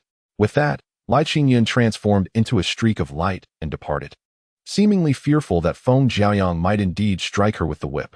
Sister, brother-in-law, when did you have a conflict with Lai Qingyun? After Lai Qingyun's departure, Feng Haoyue inquired curiously of the two. A few days ago, it was nothing of consequence. You and Ruyin need not concern yourselves. Lai Qingyun merely possesses a sharp tongue. Feng Jiaoyang dismissed the threat entirely, confident that Lai Qingyun was no match for her in any regard. Lai Ruyin furrowed her brow, seemingly holding a differing opinion. Yet seeing Feng Jiaoyang's unwavering confidence, she hesitated to speak. Sister, please accept this longevity lock. It is a token of affection from Ruyin and me to Wan. Feng Haoyue, finding the matter trivial, redirected her focus to the longevity lock. Feng Jiaoyang hesitated, but upon seeing their insistence, she ultimately accepted the lock after some deliberation. Brother-in-law, take this storage pouch. It contains some protective celestial talismans that may prove useful to you. After presenting the longevity lock, Feng Haoyue flipped her hand and placed a storage pouch before Qin Xian. Celestial talismans? Qin Xian expressed surprise. Are you concerned that I am not a match for your esteemed brother-in-law? Ahem, that is not the implication. It's merely a small gesture. Especially since you have borrowed so many celestial stones from me. Feng Haoyue said with a gentle cough, subtly addressing Qin Xian. Very well. I shall accept these talismans as a partial repayment for the celestial stones. Qin Xian acknowledged Feng Haoyue's goodwill and did not decline further, taking them with gratitude. Feng Haoyue breathed a sigh of relief, genuinely worried that Qin Xian might refuse out of pride. Seeing his willingness to accept eased her concerns. By the way, brother-in-law, I shall repay you those celestial stones once I sell the celestial artifacts, Feng Haoyue added promptly. Sell celestial artifacts? Feng Jiaoyang was perplexed and inquired. How many celestial artifacts could possibly fetch 200 million? Have you resorted to killing and plundering? No, Feng Haoyue replied, shaking her head. I merely collected some debts from others, having already disclosed the matter of the celestial artifacts to Lai Ruyin the previous night. Feng Haoyue's words did not come as a surprise to her. Feng Jiaoyang was taken aback. Debts? How much do others owe you? That's not for you to inquire about.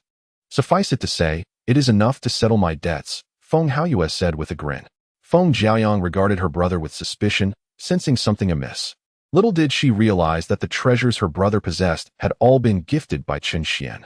In the central square of Huiyu City, a platform had been erected to the east of a golden stone statue, surrounded by a throng of onlookers eager to witness the spectacle. Most of the members of the Zhuke clan present were from the younger generation, as the elders deemed the event merely childish antics.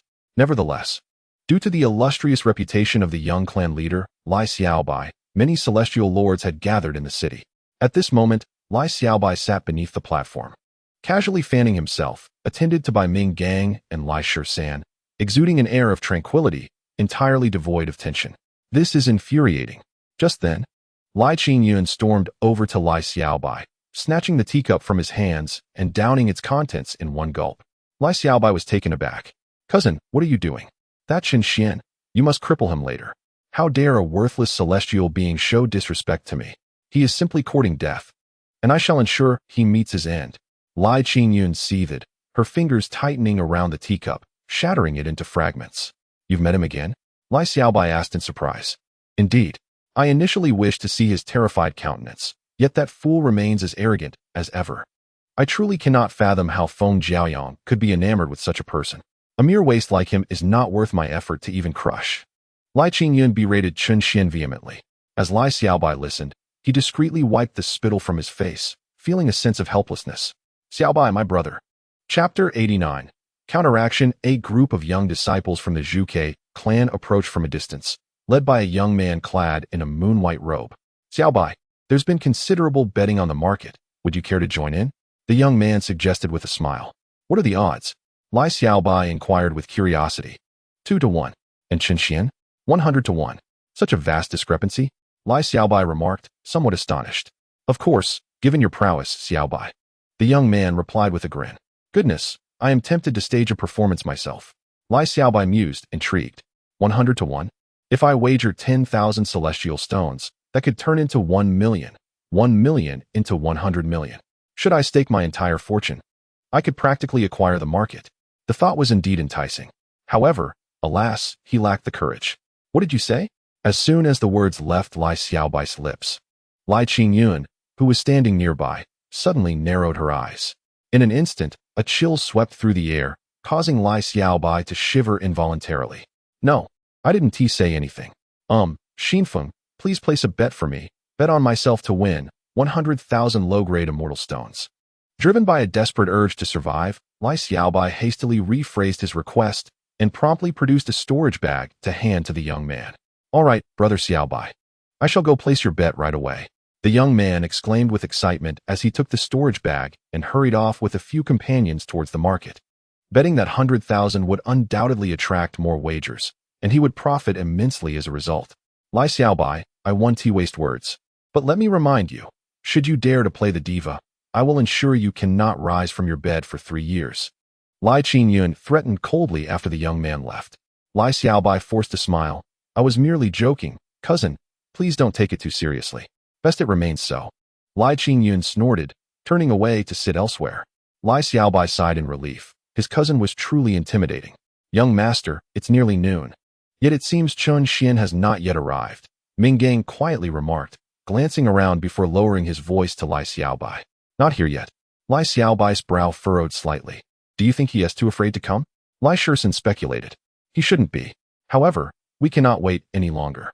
Otherwise, others might think I am toying with them. Lai Xiaobai gradually stood up and, with a flash, appeared on the platform that had been erected. He's on stage. The crowd gasped as they laid eyes on Lai Xiaobai, their expressions shifting to one of excitement. This young master indeed defied appearances. If you say that, then you are rather uninformed. It is said he did not always look this way. Is that true? Many agreed with this sentiment. So, who do you think has the better chance of winning?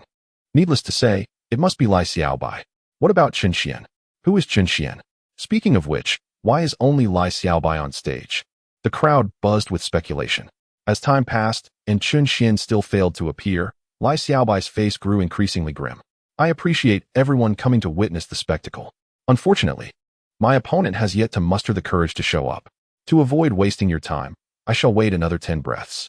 Should he not appear by then, this contest shall be deemed a victory for me, Lai Xiaobai. Lai Xiaobai spoke coldly, inwardly seething with anger as he thought, you dare to toy with me, Chen Xian? Just wait until today is over. I shall make you witness the might of the young master of the Zhuke clan. Still not here? At Lai Xiaobai's words, the entire assembly was momentarily taken aback, after waiting for an eternity, only to witness such a brief commotion. It turned out that the main character had only made a single appearance. Wasn't this a sheer waste of their time? Goodness, who exactly is this Chen Xian? He is utterly cowardly.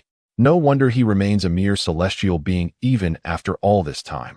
With such a lack of courage, he will never ascend to true immortality in 100,000 years. Damn it, I had considered placing a substantial bet on him, wagering a significant portion of my fortune. If he fails to show up, wouldn't that be a disaster? Huh, what a fool, unable to seize such an obvious opportunity to make money.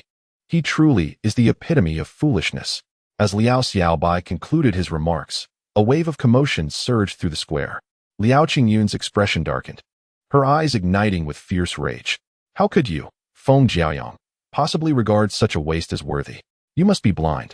With mere moments left, Liao Xiaobai clenched his fists, gritting his teeth as he said, "My apologies, everyone," but the person named Chun, before he could finish. A familiar voice suddenly resonated from the fringes of the crowd. Instantly, everyone's attention was drawn to the source. There stood Chen Xian, hand in hand with Feng Jiayang, who cradled Feng Wanyu in her arms. The trio gradually made their way through the parting crowd towards the stage. Liao Rian and Feng Haoyue, meanwhile, utilized their light-escaping techniques to land near Liao Qingyun. Upon seeing Chen Xian approach, Liao Xiaobai's expression shifted to one of surprise, but it swiftly morphed into intense anger as he observed the couple holding hands. "Chen Xian, I have awaited your arrival for far too long. Today, I shall thoroughly experience your celestial arts." Liao Xiaobai nearly ground his teeth as he addressed Chen Xian. "Is this really Chen Xian?" The onlookers exchanged bewildered glances. He appeared to be just an ordinary celestial being. Does anyone recognize him? No one seemed to know him. He looked like just another pretty face. However, the person beside him exuded an extraordinary aura. Could it be that he is yet another man living off a woman's success? TSK, what a role model we have here. Hearing the murmurs around him, a frown formed on Chun Xian's forehead. "Be cautious. Do not forget to draw your sword," Feng Jiaoyang advised him in a hushed tone. Chun Xian nodded in acknowledgement, then clenched his hand and summoned Feng Jiaoyang's Fire Phoenix sword from his storage pouch. "My dear, please take care of our precious daughter for now. Once I have dealt with this little chubby fellow, we shall return home for a grand feast to celebrate." Feng Jiaoyang's mouth twitched slightly. She truly could not fathom the source of Chun Xian's overwhelming confidence. With that, Chun Xian swiftly ascended to the stage, positioning himself opposite Liao Xiaobai. As I gazed upon the furious expression of Liao Xiaobai, who appeared as if he were on the verge of committing murder, Chun Xian remained entirely unfazed. With a gentle smile, he remarked, "Lai clan's young patriarch, it has been a few days since we last met. Yet you remain as broad-minded and robust as ever. Pray tell, how many celestial stones have you wagered in the market? If the amount is considerable, I advise you to hasten to hedge your bets against me. Otherwise, you may very well face misfortune in both the arena and the gambling den today." Chapter 90. Breaching Defenses Nonsense. In response to Chun Xian's provocation, Lai Xiaobai erupted with a furious exclamation, pointing his fan at Chen Xian. "If you manage to defeat me today, then I shall gladly accept being your grandson." Chen Xian was taken aback. Could it be that this young man had uncovered his true abilities? How else could he dare to utter such audacious words? A collective gasp arose among the onlookers upon hearing Lai Xiaobai's vehement declaration. Whispers circulated that the young patriarch had taken a liking to another's wife. Yet now it seemed the roles were reversed. Could it be that this young patriarch was the one who had lost his beloved? Nevertheless, I sensed that Lai Xiaobai's fury stemmed from matters beyond mere romantic rivalry. The crowd buzzed with speculation, while Lai Qingyun and Lai Rian exchanged looks of disbelief. How could the esteemed young patriarch of the Zhuge clan behave so undignified in public? If the elder clan members were to learn of this, he would surely face severe repercussions. Meanwhile, Feng Jiayang's expression darkened, her gaze towards Lai Xiaobai growing increasingly frigid. Yet, Lai Xiaobai disregarded the stares of those around him. Fixating his gaze upon Chen Xian, gritting his teeth, he declared, "Initially, out of respect for Sister Feng, I intended to allow you a few moves. However, I have now resolved to engage you with my full strength as a mark of respect." With that, Lai Xiaobai surged forward, the air around him crackling with energy as he unleashed his full power.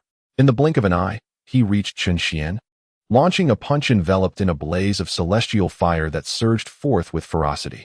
Feng Jiayang's expression shifted dramatically as she cautioned, "Be careful." However, before her warning could fully escape her lips, Chen Xian vanished from his original position. He reappeared behind Lai Xiaobai. Lai Xiaobai's brow furrowed as he halted. Turning to regard Chen Xian, "You managed to evade my attack? Was it truly so difficult?" Chen Xian replied with a light chuckle. Lai Xiaobai's countenance darkened instantaneously. "Do not become too complacent, Chen. I was merely testing you, and have yet to unleash my full power." With a swift motion, Lai Xiaobai clenched his fist, igniting flames that enveloped his entire being, raising the temperature in the vicinity. Chen Xian's evasion technique was indeed impressive, but regrettably, it seemed he lacked the courage to confront me directly. He was destined for defeat.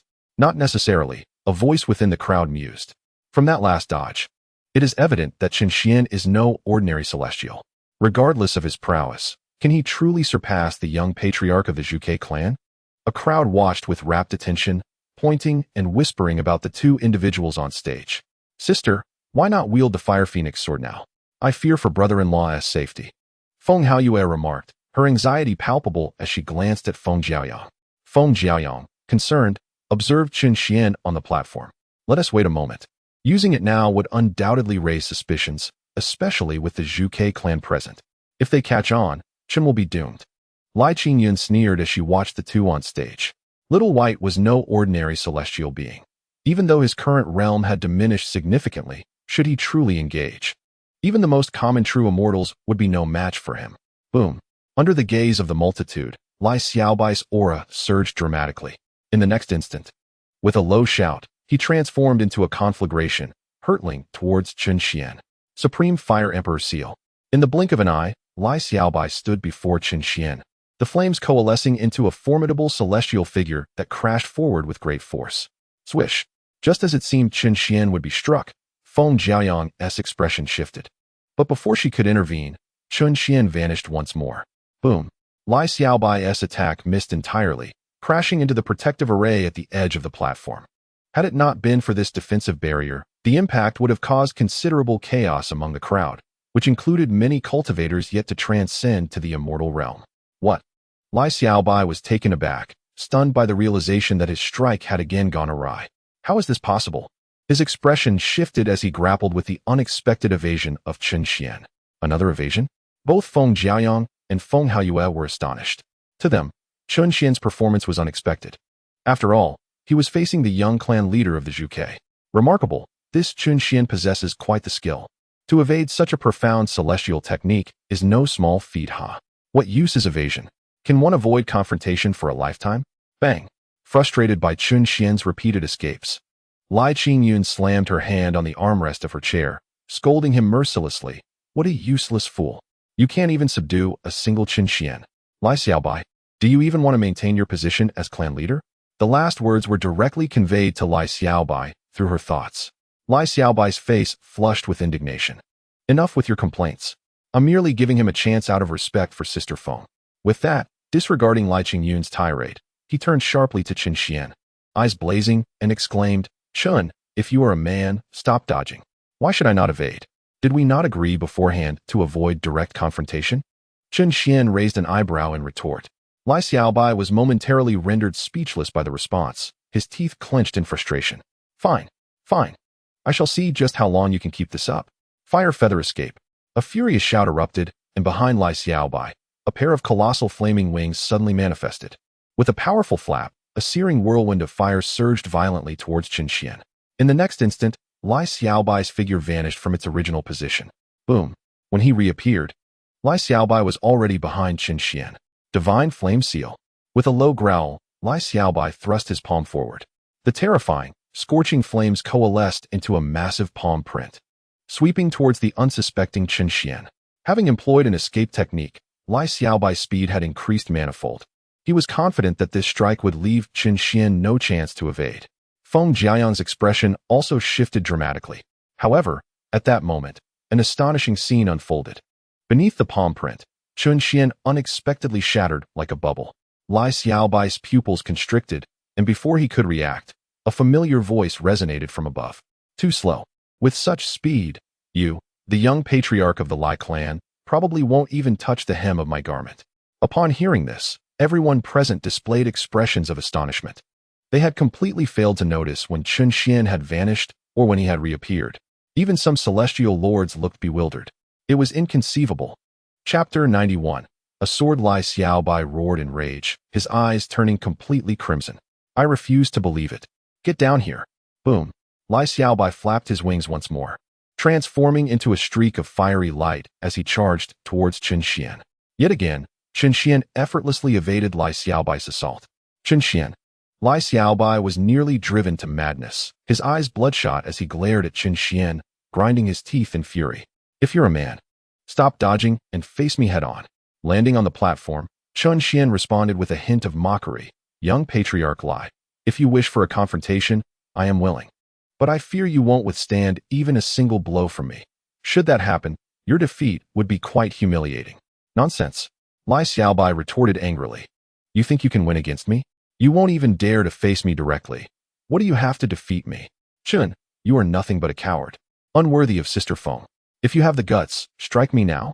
If you don't, kneel and admit your defeat. Gasp. At Lai Xiaobai's words, the spectators collectively inhaled sharply. It turned out the rumors were indeed true. No one expected that the esteemed young patriarch of the Zhuke clan would be vying for a woman with a mere celestial being. Moreover, it appears that there has not been a contest yet. Sighing at the sight of Lai Xiaobai, Lai Ruyun could not help but express his dismay. Oh, my brother, you have truly brought shame upon yourself. This foolish child, why waste your breath on him? Continue to fight, and if necessary, employ your hidden cards. As Lai Xiaobai has yet to touch Chen Xian, Lai Qingyun is now filled with impatience, wishing she could take his place in the arena. This Lai Xiaobai is becoming increasingly reckless. Upon hearing Lai Xiaobai's insults directed at Chen Xian, Feng Jiaoyang's expression darkened, a flicker of anger flashing in his eyes. Beside him, Feng Haoyue could not help but sigh. Alas, this brother Xiaobai, with such emotional intelligence, even my sister, let alone any other celestial maiden, would hardly take a liking to him.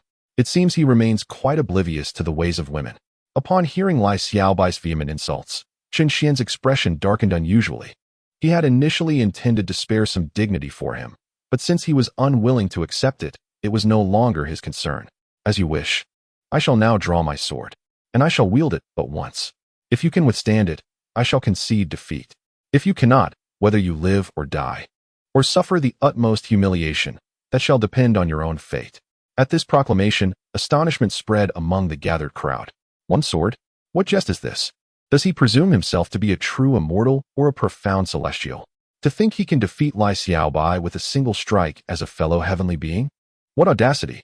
Lai Xiaobai, infuriated yet amused, retorted, Very well, I shall witness how you intend to defeat me with a single sword. Come, I will stand here motionless. If you possess the skill, draw your sword, and let me see the prowess of this so-called sword immortal. With that, he stood with his hands clasped behind his back, regarding Chen Xian with palpable disdain.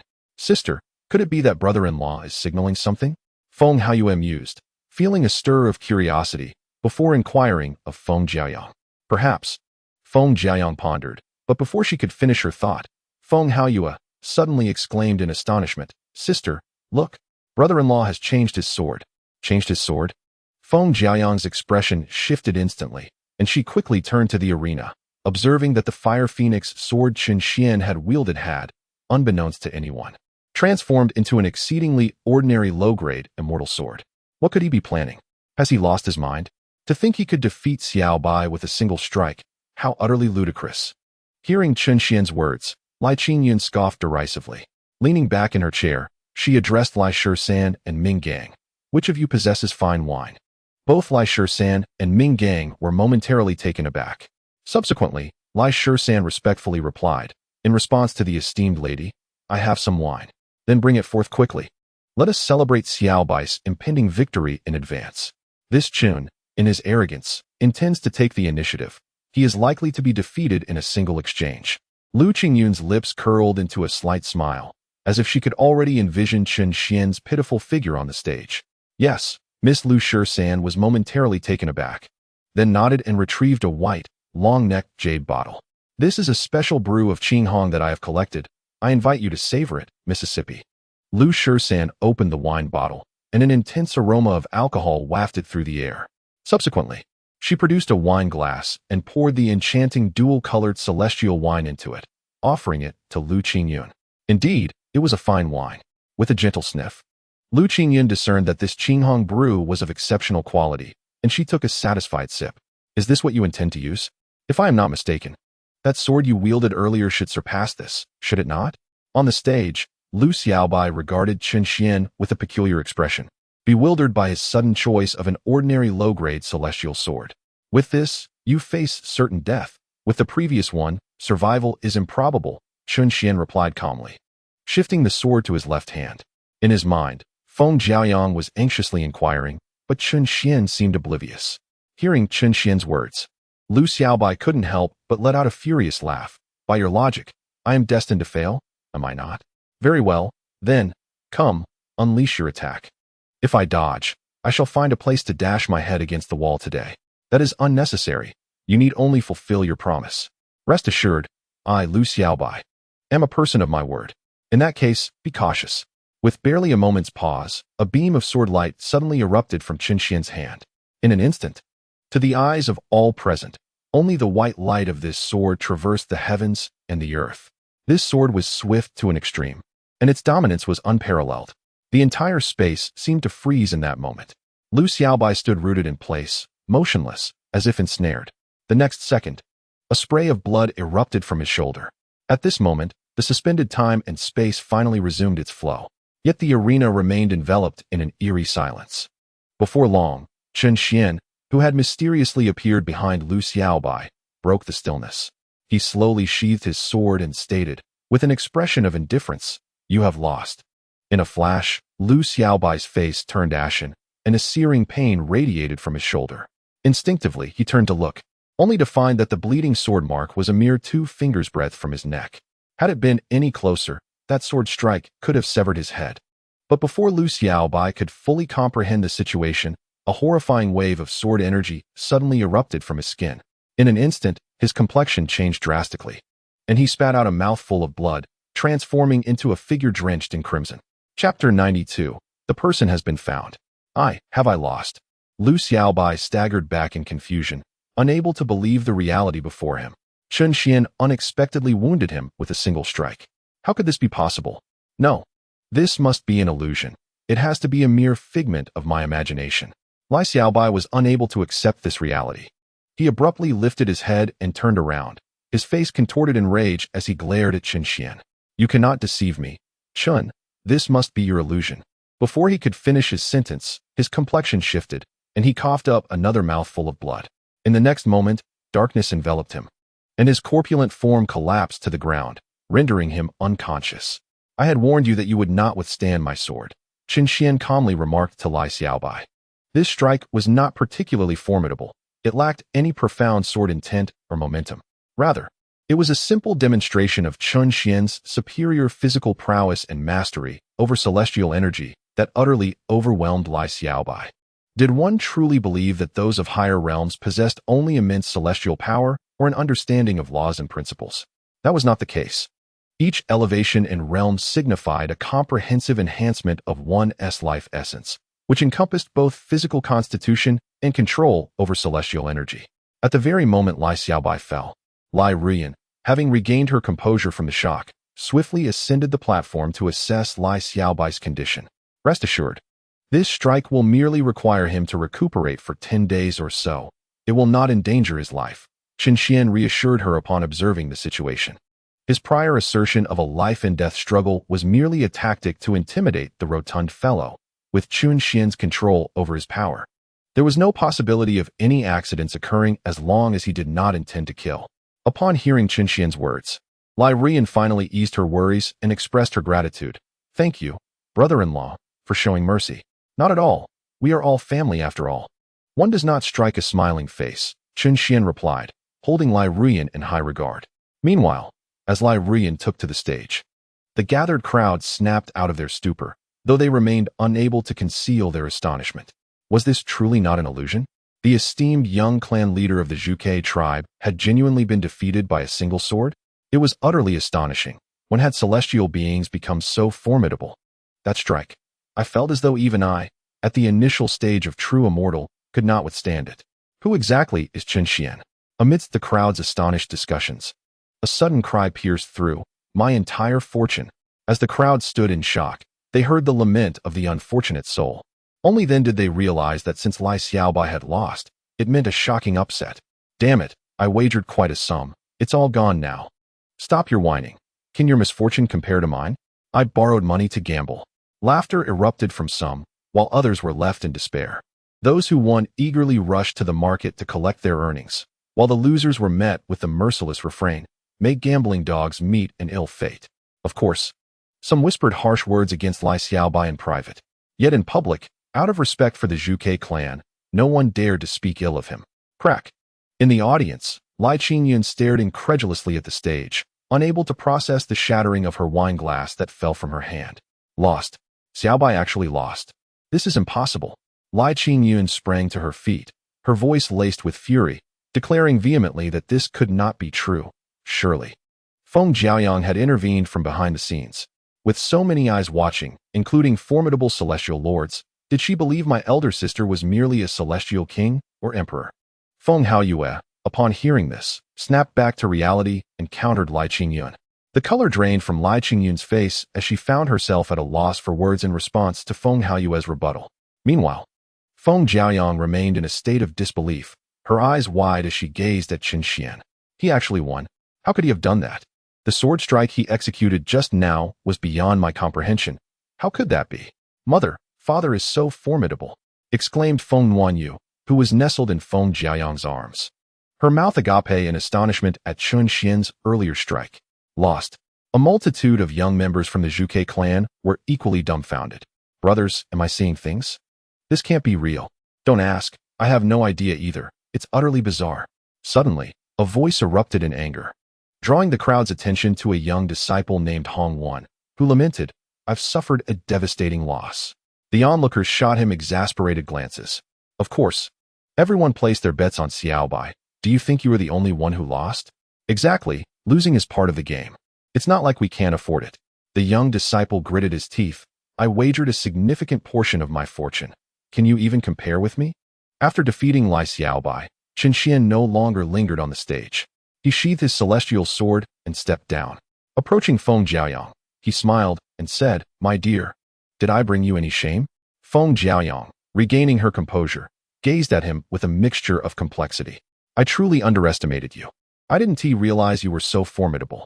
Tell me honestly, besides alchemy, are you also a sword immortal? Well, I suppose so, Qin Xian replied, scratching his nose. He hardly considered himself a sword immortal, but to deny it would leave him without excuses. What? Upon hearing Feng Jiaoyang's words, Feng Haoyue looked at Qin Xian with surprise. Brother-in-law, you also practice alchemy? I understand a bit, Qin Xian chuckled lightly. A bit? What level is that? Feng Haoyue questioned, her gaze skeptical. Huh, you practicing alchemy? You really can boast, Lai Qingyun interjected with a mocking smile directed at Qin Xian. Qin Xian raised an eyebrow and retorted with a hint of sarcasm, Fairy Qingyun. Didn't you previously assert that you would teach Lai Xiaobai a proper lesson? What is this? Unable to succeed, now resorting to mere words? Or would you care to try your hand at it? Oh, I almost forgot. You are no match for my dear. Lai Qingyun's anger flared instantly. Qin Xian smirked disdainfully, paying no heed as he turned to Feng Jiaoyang. My dear, let us return home. This evening I shall prepare a sumptuous feast for you and our precious daughter. Feng Jiaoyang's face blossomed into a radiant smile as she nodded gently. Father, you're truly remarkable. Moi? Feng Nuanyu exclaimed excitedly, planting an affectionate kiss on Qin Xian's cheek. Instantly, Qin Xian broke into a foolish grin, his heart swelling with joy as he clasped Feng Jiaoyang's hand and strode confidently through the dispersing crowd. The young clan leader. Actually lost? How is this possible? Lai Shisan and Ming Gang remained frozen in shock, exchanging bewildered glances before realization dawned upon them. Their expressions darkened abruptly as they swiftly ascended the platform. Young clan leader, quickly, summon the alchemist at once. How intriguing. To think I would find the person I sought right here. A woman's voice, laced with amusement, drifted calmly from the crowd. Yet in the blink of an eye, she and several shadowy figures vanished without a trace. Chapter 93, Divining the Heavenly Secrets, Elder Sister. Brother-in-law, wait for me. Just as Qin Xian and his family stepped beyond the throng, Feng Haoyue's eager voice rang out behind them. Pausing, Qin Xian and Feng Jiaoyang turned to see Feng Haoyue sprinting toward them, his face alight with excitement. Your elder brother is injured. Shouldn't you be attending to him instead of following us? Qin Xian inquired curiously. Feng Haoyue chuckled sheepishly. Well, I missed out on your exquisite cooking last time. Since we're celebrating, an extra pair of chopsticks wouldn't hurt. As for elder brother Bai, Rian alone is sufficient. Besides, as an outsider by surname, it's south hardly my place to interfere. Are you certain? Qin Xian arched a brow. Absolutely, Feng Haoyue affirmed with a nod. Very well, then let us return together. With that, Feng Haoyue fell into step beside Qin Xian and Feng Jiaoyang as they made their way toward the courtyard. Brother-in-law, what technique was that sword strike of yours? How could it be so formidable? Feng Haoyue inquired eagerly from behind. Hearing this, Feng Jiaoyang also turned her gaze toward Qin Xian, her curiosity mirroring her brother's. There was no particular technique, merely greater strength and refined control over immortal energy. Chun Xian replied with a light chuckle. Feng Haoyue gaped in disbelief. That is all. What else did you expect? Chun Xian countered. Aren't sword immortals supposed to cultivate sword intent? Wasn't that strike of yours imbued with it? Feng Haoyue pressed, perplexed. Certainly not. Sword intent exists on the same plane as Dao intent.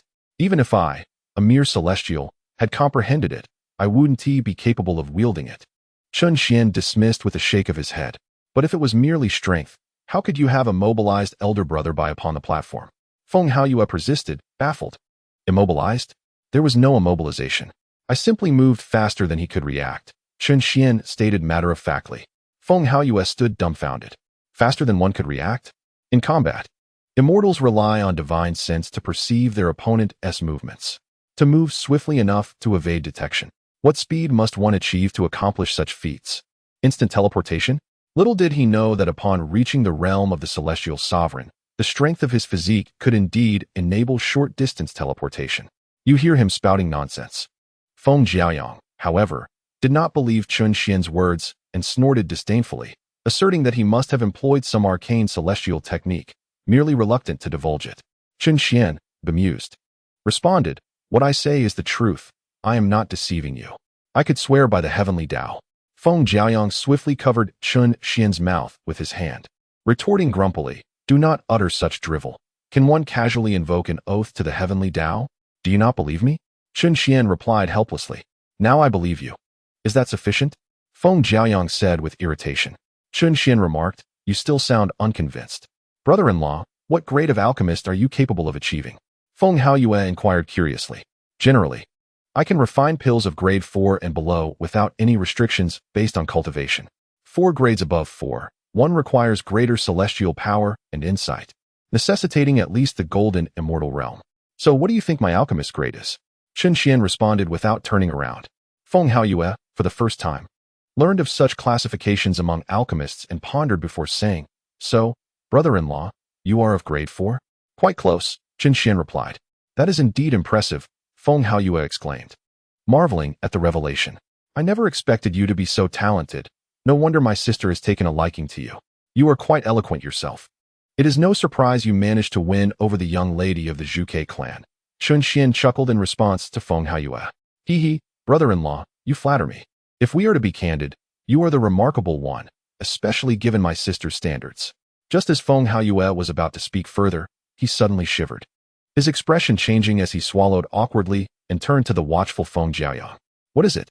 Speak up. Feng Jiaoyang glared at Feng Haoyue unkindly. Feng Haoyue laughed awkwardly. I meant to say she is more beautiful, sister. I did not intend to speak ill of you. You have some sense, at least, Feng Jiaoyang scoffed, finally allowing Feng Haoyue some reprieve. Feng Haoyue sighed in relief, wiping the cold sweat from his forehead, feeling as though he had narrowly escaped death. In the eternal green celestial city, within the cloud palace, a dignified man sat cross-legged in a courtyard amidst the clouds, emanating an almost imperceptible yet overwhelming aura.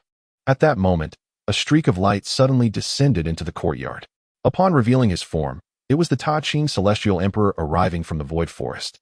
Ta Ching greets the ancestor, the Ta Ching Celestial Emperor said, approaching the man with reverence and kneeling before him. The imposing figure was none other than Xiao Yuan, the revered ancestor of the Xiao family and the Blade Sovereign. Why have you come to seek me? Xiao Yuan inquired, slowly opening his eyes as he retracted his formidable aura, appearing at that moment as an ordinary person. This exemplified the unique state of Taoist naturalness and unity with the heavens attained after reaching the realm of the celestial sovereign. In response to the esteemed ancestor, it was revealed that the incarnation of Tai Ching had been destroyed by an unknown individual who also slaughtered members of the Xiao family. This individual has since vanished without a trace, and thus, I implore the ancestor to divine the secrets of heaven, after which Tai Ching shall immediately pursue him. The Tai Ching Immortal Emperor, without raising his gaze, addressed Xiao Yuan. Upon hearing this, a flicker of ferocity flashed in Xiao Yuan's eyes. Is it possible that, in this day and age, anyone still dares to show disrespect towards my Xiao family? Who is this person? Xiao Yuan inquired coldly. In response to the ancestor, it was said that this individual was also a consummate immortal emperor, but he wore a mask, preventing Tai Ching from discerning his true appearance. The Tai Ching Immortal Emperor spoke candidly. A consummate Immortal Emperor, Xiao Yuan scoffed. How dare such a mere being show disrespect towards my Xiao family? He must be tired of living. Please wait a moment. I shall conduct a divination on him. After uttering these words, Xiao Yuan closed his eyes slightly, and a faint azure light emanated from his being. Soon, a shadowy figure of his true self began to materialize above his head. This was the Tao Soul, a manifestation birthed from the transformation of the immortal soul within the fruit of the Tao. Upon mastering the great path and becoming an immortal sovereign, one would cultivate a Tao soul, which could then resonate with the heavenly path, enabling the divination of celestial secrets. However, after several breaths, Xiao Yuan remained unable to glean any results. Strange, he muttered. I cannot discern any trace of this person. Could it be that he is shielded by an immortal sovereign, obscuring the heavenly secrets? Moments later, Xiao Yuan opened his eyes, his brow furrowed in contemplation. Upon hearing this, the Tai Ching Immortal Emperor could not help but express his astonishment. Ancestor, you are unable to trace this person's whereabouts? How is this possible? Xiao Yuan's expression darkened, and he then asked Tai Ching, where did your incarnation encounter him? In the Eastern Realm, at Huoyu City, replied Tai Ching. The eldest young lady has gathered all the necessary information. Chapter 94, First Courtesy. Then conflict in the courtyard of the inn, a young disciple of the Xiao family entered. Xiao Zixuan and the others turned to look at him. Who exactly is this Chen Xian? Xiao Zixuan inquired of the young disciple. It is said that he is the husband of Feng Jiaoyang, an elder of the Fire Phoenix Sacred Land. The woman we saw today beside Chen Xian is Feng Jiaoyang, and the child she carries is their daughter. She also has a brother named Feng Haoyue, who is the son-in-law of the Zhuke clan. They are currently residing in a villa within the Forbidden City. The young disciple informed Xiao Zixuan. The Fire Phoenix Sacred Land, Xiao Zixuan mused, tapping the table as she frowned. I have heard of this place. How could a dignified immortal Lord Elder take a celestial being as her husband? Is your source of information reliable? Xiao Zixuan questioned, filled with doubt. It should be credible. I bribed a member of the Zhuke clan for this information, the young disciple affirmed with a nod. Xiao Zixuan fell into deep thought. Beside her, a robust young disciple could no longer restrain himself. Eldest miss, it's merely a minor elder of the Fire Phoenix Sacred Land. I suggest we don't waste any more time and simply storm in to seize what we desire. Who's he? I can't believe you are so oblivious, the young disciple retorted, exasperated. Do you even comprehend what the Forbidden City is? That is the Forbidden City of the Zhuke clan. Do you understand that there is an immortal emperor stationed there? Unless we summon the avatar of our ancestor, the issue is, if we bring the ancestor's avatar here now, what shall we do if we encounter trouble in the immortal emperor's cave next time? Our lineage has limited opportunities to utilize the avatar. Brother Jinglong has already used one. If we use another, how many chances will remain? The immortal emperor's cave is not merely a paradise, based on our realm and strength. Without the assistance of the ancestor's avatar, we will most likely perish within. Hearing the words of the young clansman, Xiao became increasingly agitated. Nothing seems feasible. What do you suggest we do? I believe we should adopt a diplomatic approach before resorting to force. Perhaps we can attempt to acquire the star-determining disc. The young clansman proposed, turning to Xiao Zixuan with a suggestion. Miss, Chen Xian is merely a celestial being. Although he has an immortal lord as his spouse, he likely lacks significant insight and has probably not yet discovered the secrets of the star-determining disc. Why not pose as buyers and approach him, offering a slightly higher price to procure the disc? This would save us considerable trouble. Upon hearing this suggestion, Xiao Hu and the others exchanged glances, seemingly finding merit in the idea, and they all turned their attention to Xiao Zixuan. Under their scrutiny, Xiao Zixuan swiftly reached a decision and rose to address the young clansman. You have a point. In that case, let us proceed as you suggest. If it does not work out, we will consider other options. Brother-in-law, your culinary skills are truly remarkable. Missing out on your cooking last time was a significant loss for me. In the evening, within the courtyard, Chen Xian had prepared a lavish feast. Feng Haoyue was devouring her meal with great enthusiasm, completely disregarding etiquette. Feng Nuanyu, her small face adorned with astonishment, could not help but quietly ask Feng Jiaoyang, Mother, has uncle been starving for a long time? Did Annie not feed him? Feng Jiaoyang, exasperated yet amused, replied, Children should not speak carelessly. That is not the case. Just enjoy your meal. Oh, Feng Nuanyu responded, somewhat dissatisfied. continuing to eat, while occasionally casting doubtful glances at Feng Haiyue. Clearly, she still believed that Feng Haiyue was being mistreated within the Zhuke clan. You borrowed so many dragon crystal rice. How can you claim to have suffered a significant loss?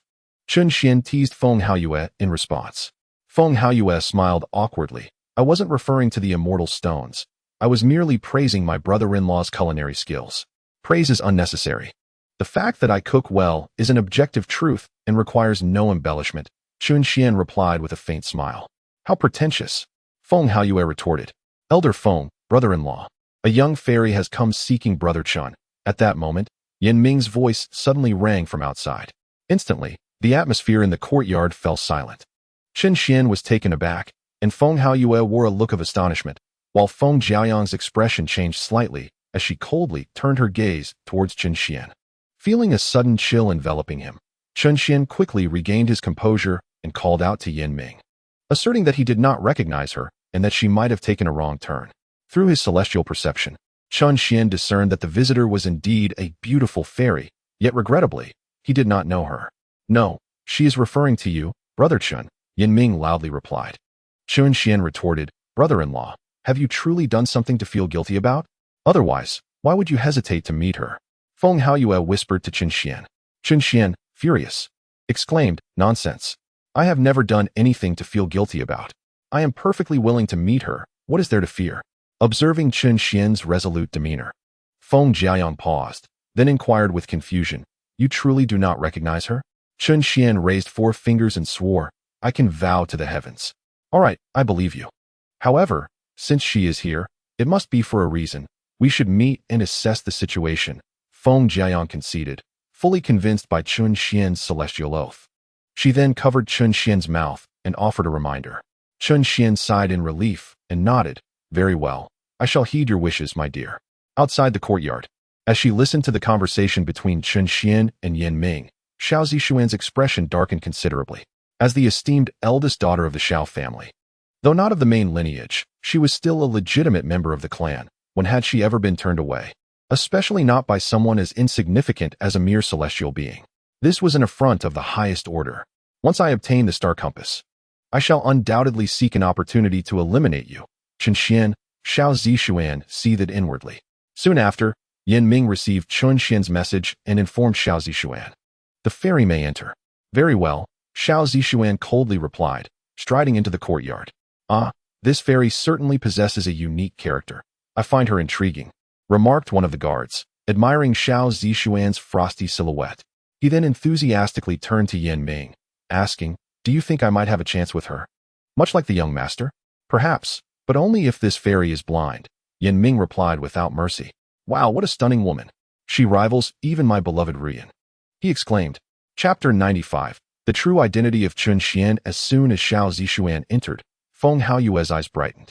She had encountered many beautiful fairies, yet few could compare to her own wife. However, Chun Xian scoffed, disdain etched on his face, declaring, With such looks, she is merely average. She pales in comparison to my wife, who is in an entirely different league. Feng Haiyue remarked, Such a strong will to survive. Feng Jiaoyang's cheeks flushed slightly as she retorted, Do not speak nonsense. I am not that beautiful. Chun Xian grinned. Of course you are.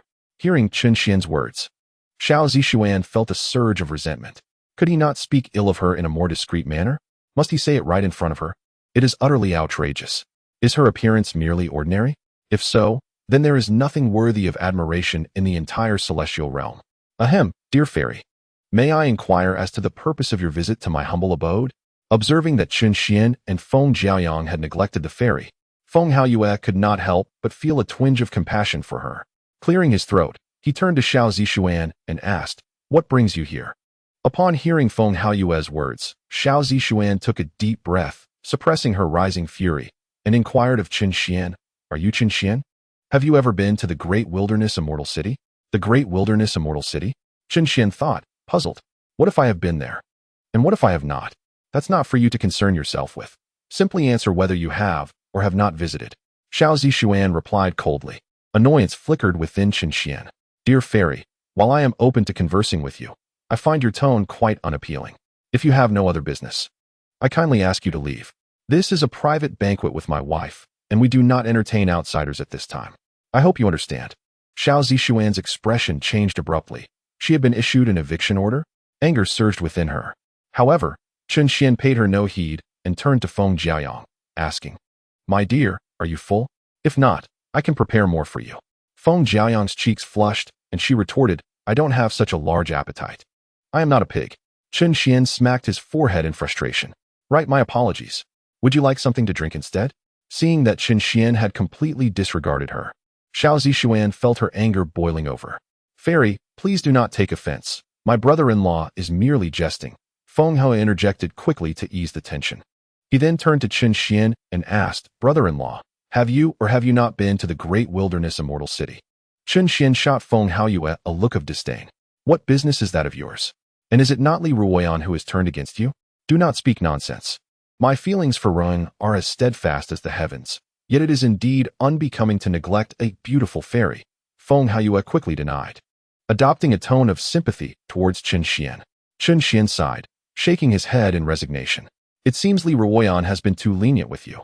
Relenting for the sake of his brother-in-law, he addressed Xiao Zixuan.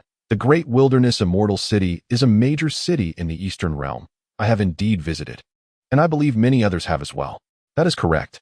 With Chen Xian's acknowledgement, Xiao Zixuan felt certain of his identity. She continued, "I lost a star-fixing plate in a general store in the great wilderness Immortal City. The owner later informed me that you purchased it. I have come to retrieve it. Of course, I am willing to compensate you double the amount of the celestial stones you spent. How does that sound?" Upon hearing this, Chen Xian initially froze, seemingly unable to comprehend her words.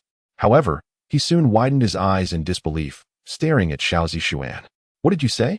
Xiao Zixuan furrowed her brows. "What? Do you think what I offered is insufficient? No, you. How could you?" Chen Xian was nearly driven to madness. Another person has come to demand the star chart, and right in front of Feng Haoyue no less. This is utterly ridiculous. As he probed with his celestial perception, he realized that his brother-in-law initially failed to comprehend the situation. However, it soon dawned on him, and he was left agog, eyes wide with astonishment as he stared at Chen Xian. Chen Xian felt a chill run down his spine, fearing that his brother-in-law might inadvertently expose him. He hastily transmitted a message to him. "Do not speak recklessly to your sister. I will discuss this with you shortly." Gulp. Upon hearing Chen Xian's words, Feng Haoyue, who had merely been astonished, was rendered utterly speechless, instinctively swallowing hard. He had only harbored doubts moments earlier, yet Chen Xian's sudden transmission confirmed his suspicions. Heavens above! His own brother-in-law was actually a consummate celestial emperor? Who would believe such a tale if it were spoken aloud? It felt like a jest. Slap. Feng Haoyue gave himself a resounding smack across the face. Hiss. The pain. This was no mere illusion. What madness is this? Feng Jiaoyang looked at Feng Haoyue with a perplexed expression. "Why are you hitting yourself?" Regaining his composure, Feng Haoyue took a moment to steady himself and replied to Feng Jiaoyang, "It's nothing, just a mosquito on my face." Seeing that Feng Haoyue, though still visibly shaken, had not spoken indiscreetly to Feng Jiaoyang, Chen Xian finally breathed a sigh of relief. Then, suppressing his fury, he addressed Xiao Zixuan. "I do not possess any star chart. Even if you offered 1,000,000,000, I could not provide one. You may leave." Upon hearing Chen Xian's words, Xiao Zixuan's expression darkened instantaneously. "You are lying. The proprietor provided me with your likeness, and you acknowledged your visit to the great wilderness Immortal City. Therefore, you undoubtedly have a star chart on hand." Chen Xian's anger flared. "Are you finished? I have said I do not have it. Why do you persist with your superfluous words? Is your family in the business of collecting murals or something? What did you say?" A glint of murderous intent flashed in Xiao Zixuan's eyes. Although she did not fully grasp the meaning behind Chen Xian's words, she clearly heard the reference to your family. To insult the Xiao family was to invite one's own demise. Feng Jiaoyang furrowed his brow slightly, feeling a twinge of dissatisfaction with Xiao Zixuan's aggressive questioning. He then spoke in a deep voice, "Esteemed fairy, I am unaware of what you refer to as a star chart. However, since my husband has declared he does not possess one, he certainly does not. Even if he did, you mentioned that he purchased it from the shopkeeper. Thus it rightfully belongs to him. The decision to sell or not rests solely in his hands. If he does not wish to sell, no one can compel him. Therefore, your continued pursuit here is futile. It would be wiser to seek the star chart you seek elsewhere. If you persist in causing a commotion, I assure you, the one who ultimately suffers will be you." Upon hearing Feng Jiaoyang's words, Xiao Zixuan felt her anger intensify, causing her to clench her fists in defiance. Chapter 96. A favor from the brother-in-law. How could Xiao Zixuan, the esteemed eldest daughter of the Xiao family, ever be threatened in such a manner?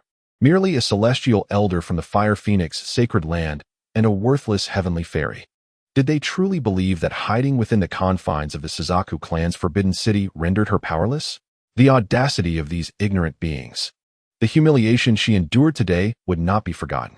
With fury surging within her, Xiao Zixuan bit her silver teeth and decisively turned to leave. After her departure, Feng Jiaoyang furrowed his brow, glancing at Chen Xian with confusion. What exactly was that celestial compass?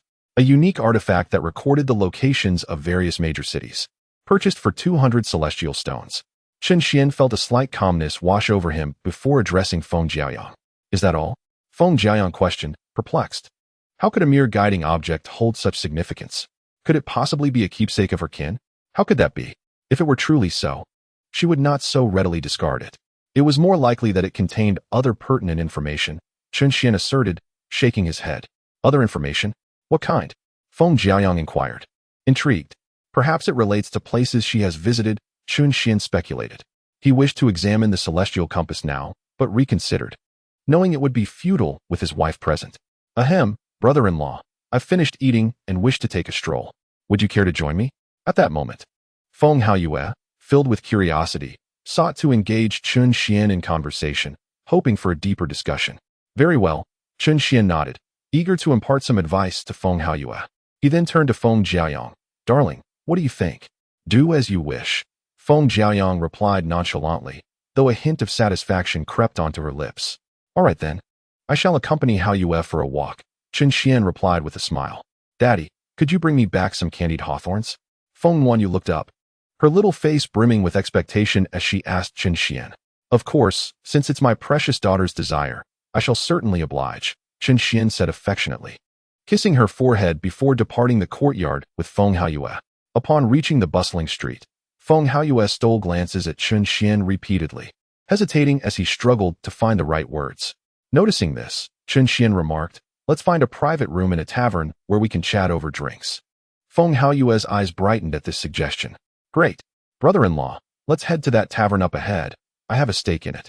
Chen Xian nodded in agreement. Soon, they left the Forbidden City and entered the Feng Lai Lu Tavern. Ah, young Master Feng, what brings you here? The tavern keeper, an expert in the Xian realm, greeted Feng Haoyue with a broad smile as he hurried over. I've brought my brother-in-law for a drink. Please serve us your finest bamboo fairy brew, Feng Haoyue said, having produced a fan from seemingly nowhere, embodying the demeanor of a young gentleman. Understood, please wait a moment, the innkeeper said with a beaming smile to Feng Haoyue. Shortly after, Chen Xian and Feng Haoyue ascended to the second floor, entering a finely adorned private room. The innkeeper was swift. Scarcely had they settled in when a servant promptly brought up the wine. Once the attendant departed, Feng Haoyue waved her hand toward the array of flags on the wall, unleashing a surge of celestial energy. In an instant, an invisible soundproof barrier enveloped the room. As soon as the formation activated, Feng Haoyue eagerly took a seat beside Chen Xian, her excitement palpable as she asked, Brother-in-law, I'm dying of curiosity. Was it you who rescued me that day? Chen Xian expanded his celestial consciousness, ensuring no one was probing their thoughts, before replying to Feng Haoyue, it was indeed me. Oh my, it truly was you. Brother-in-law, you are indeed at the pinnacle of the celestial emperor realm. Feng Haoyue exclaimed, jumping up in elation, gripping Chen Xian's arm, her voice trembling with fervor. Well, not quite. Chen Xian unexpectedly shook his head. Not quite. How could that be? I saw you annihilate the avatar of the Xiao family's celestial emperor. Feng Haoyue was taken aback. Can the mere ability to destroy that avatar of the Taiqing celestial emperor definitively indicate that I have attained the pinnacle? Chen Xian raised an eyebrow in inquiry. What else could it mean? Feng Haoyue queried, bewildered. Could it be that I am at a level even above the pinnacle of the celestial emperor realm? Chen Xian replied with a teasing smile.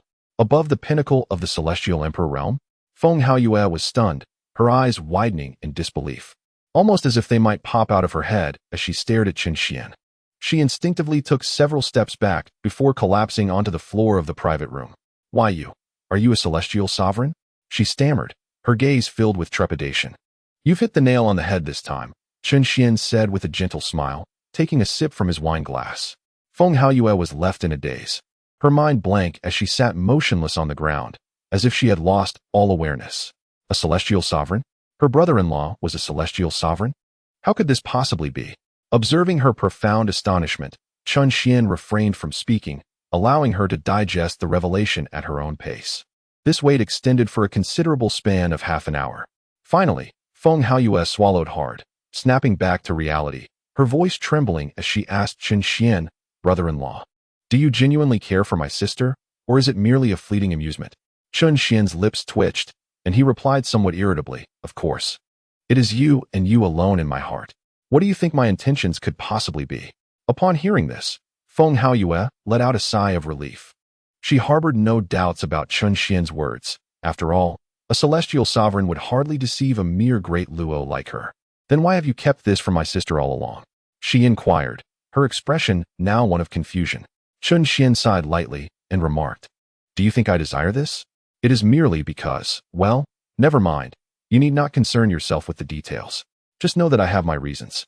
He could not disclose the indirect involvement in the demise of the ninth prince to anyone until a proper resolution was found. Otherwise, if Feng Jiaoyang were to discover it, he would be in grave trouble. Reasons? What troubles could you possibly have as an immortal? Feng Haoyue expressed her bewilderment.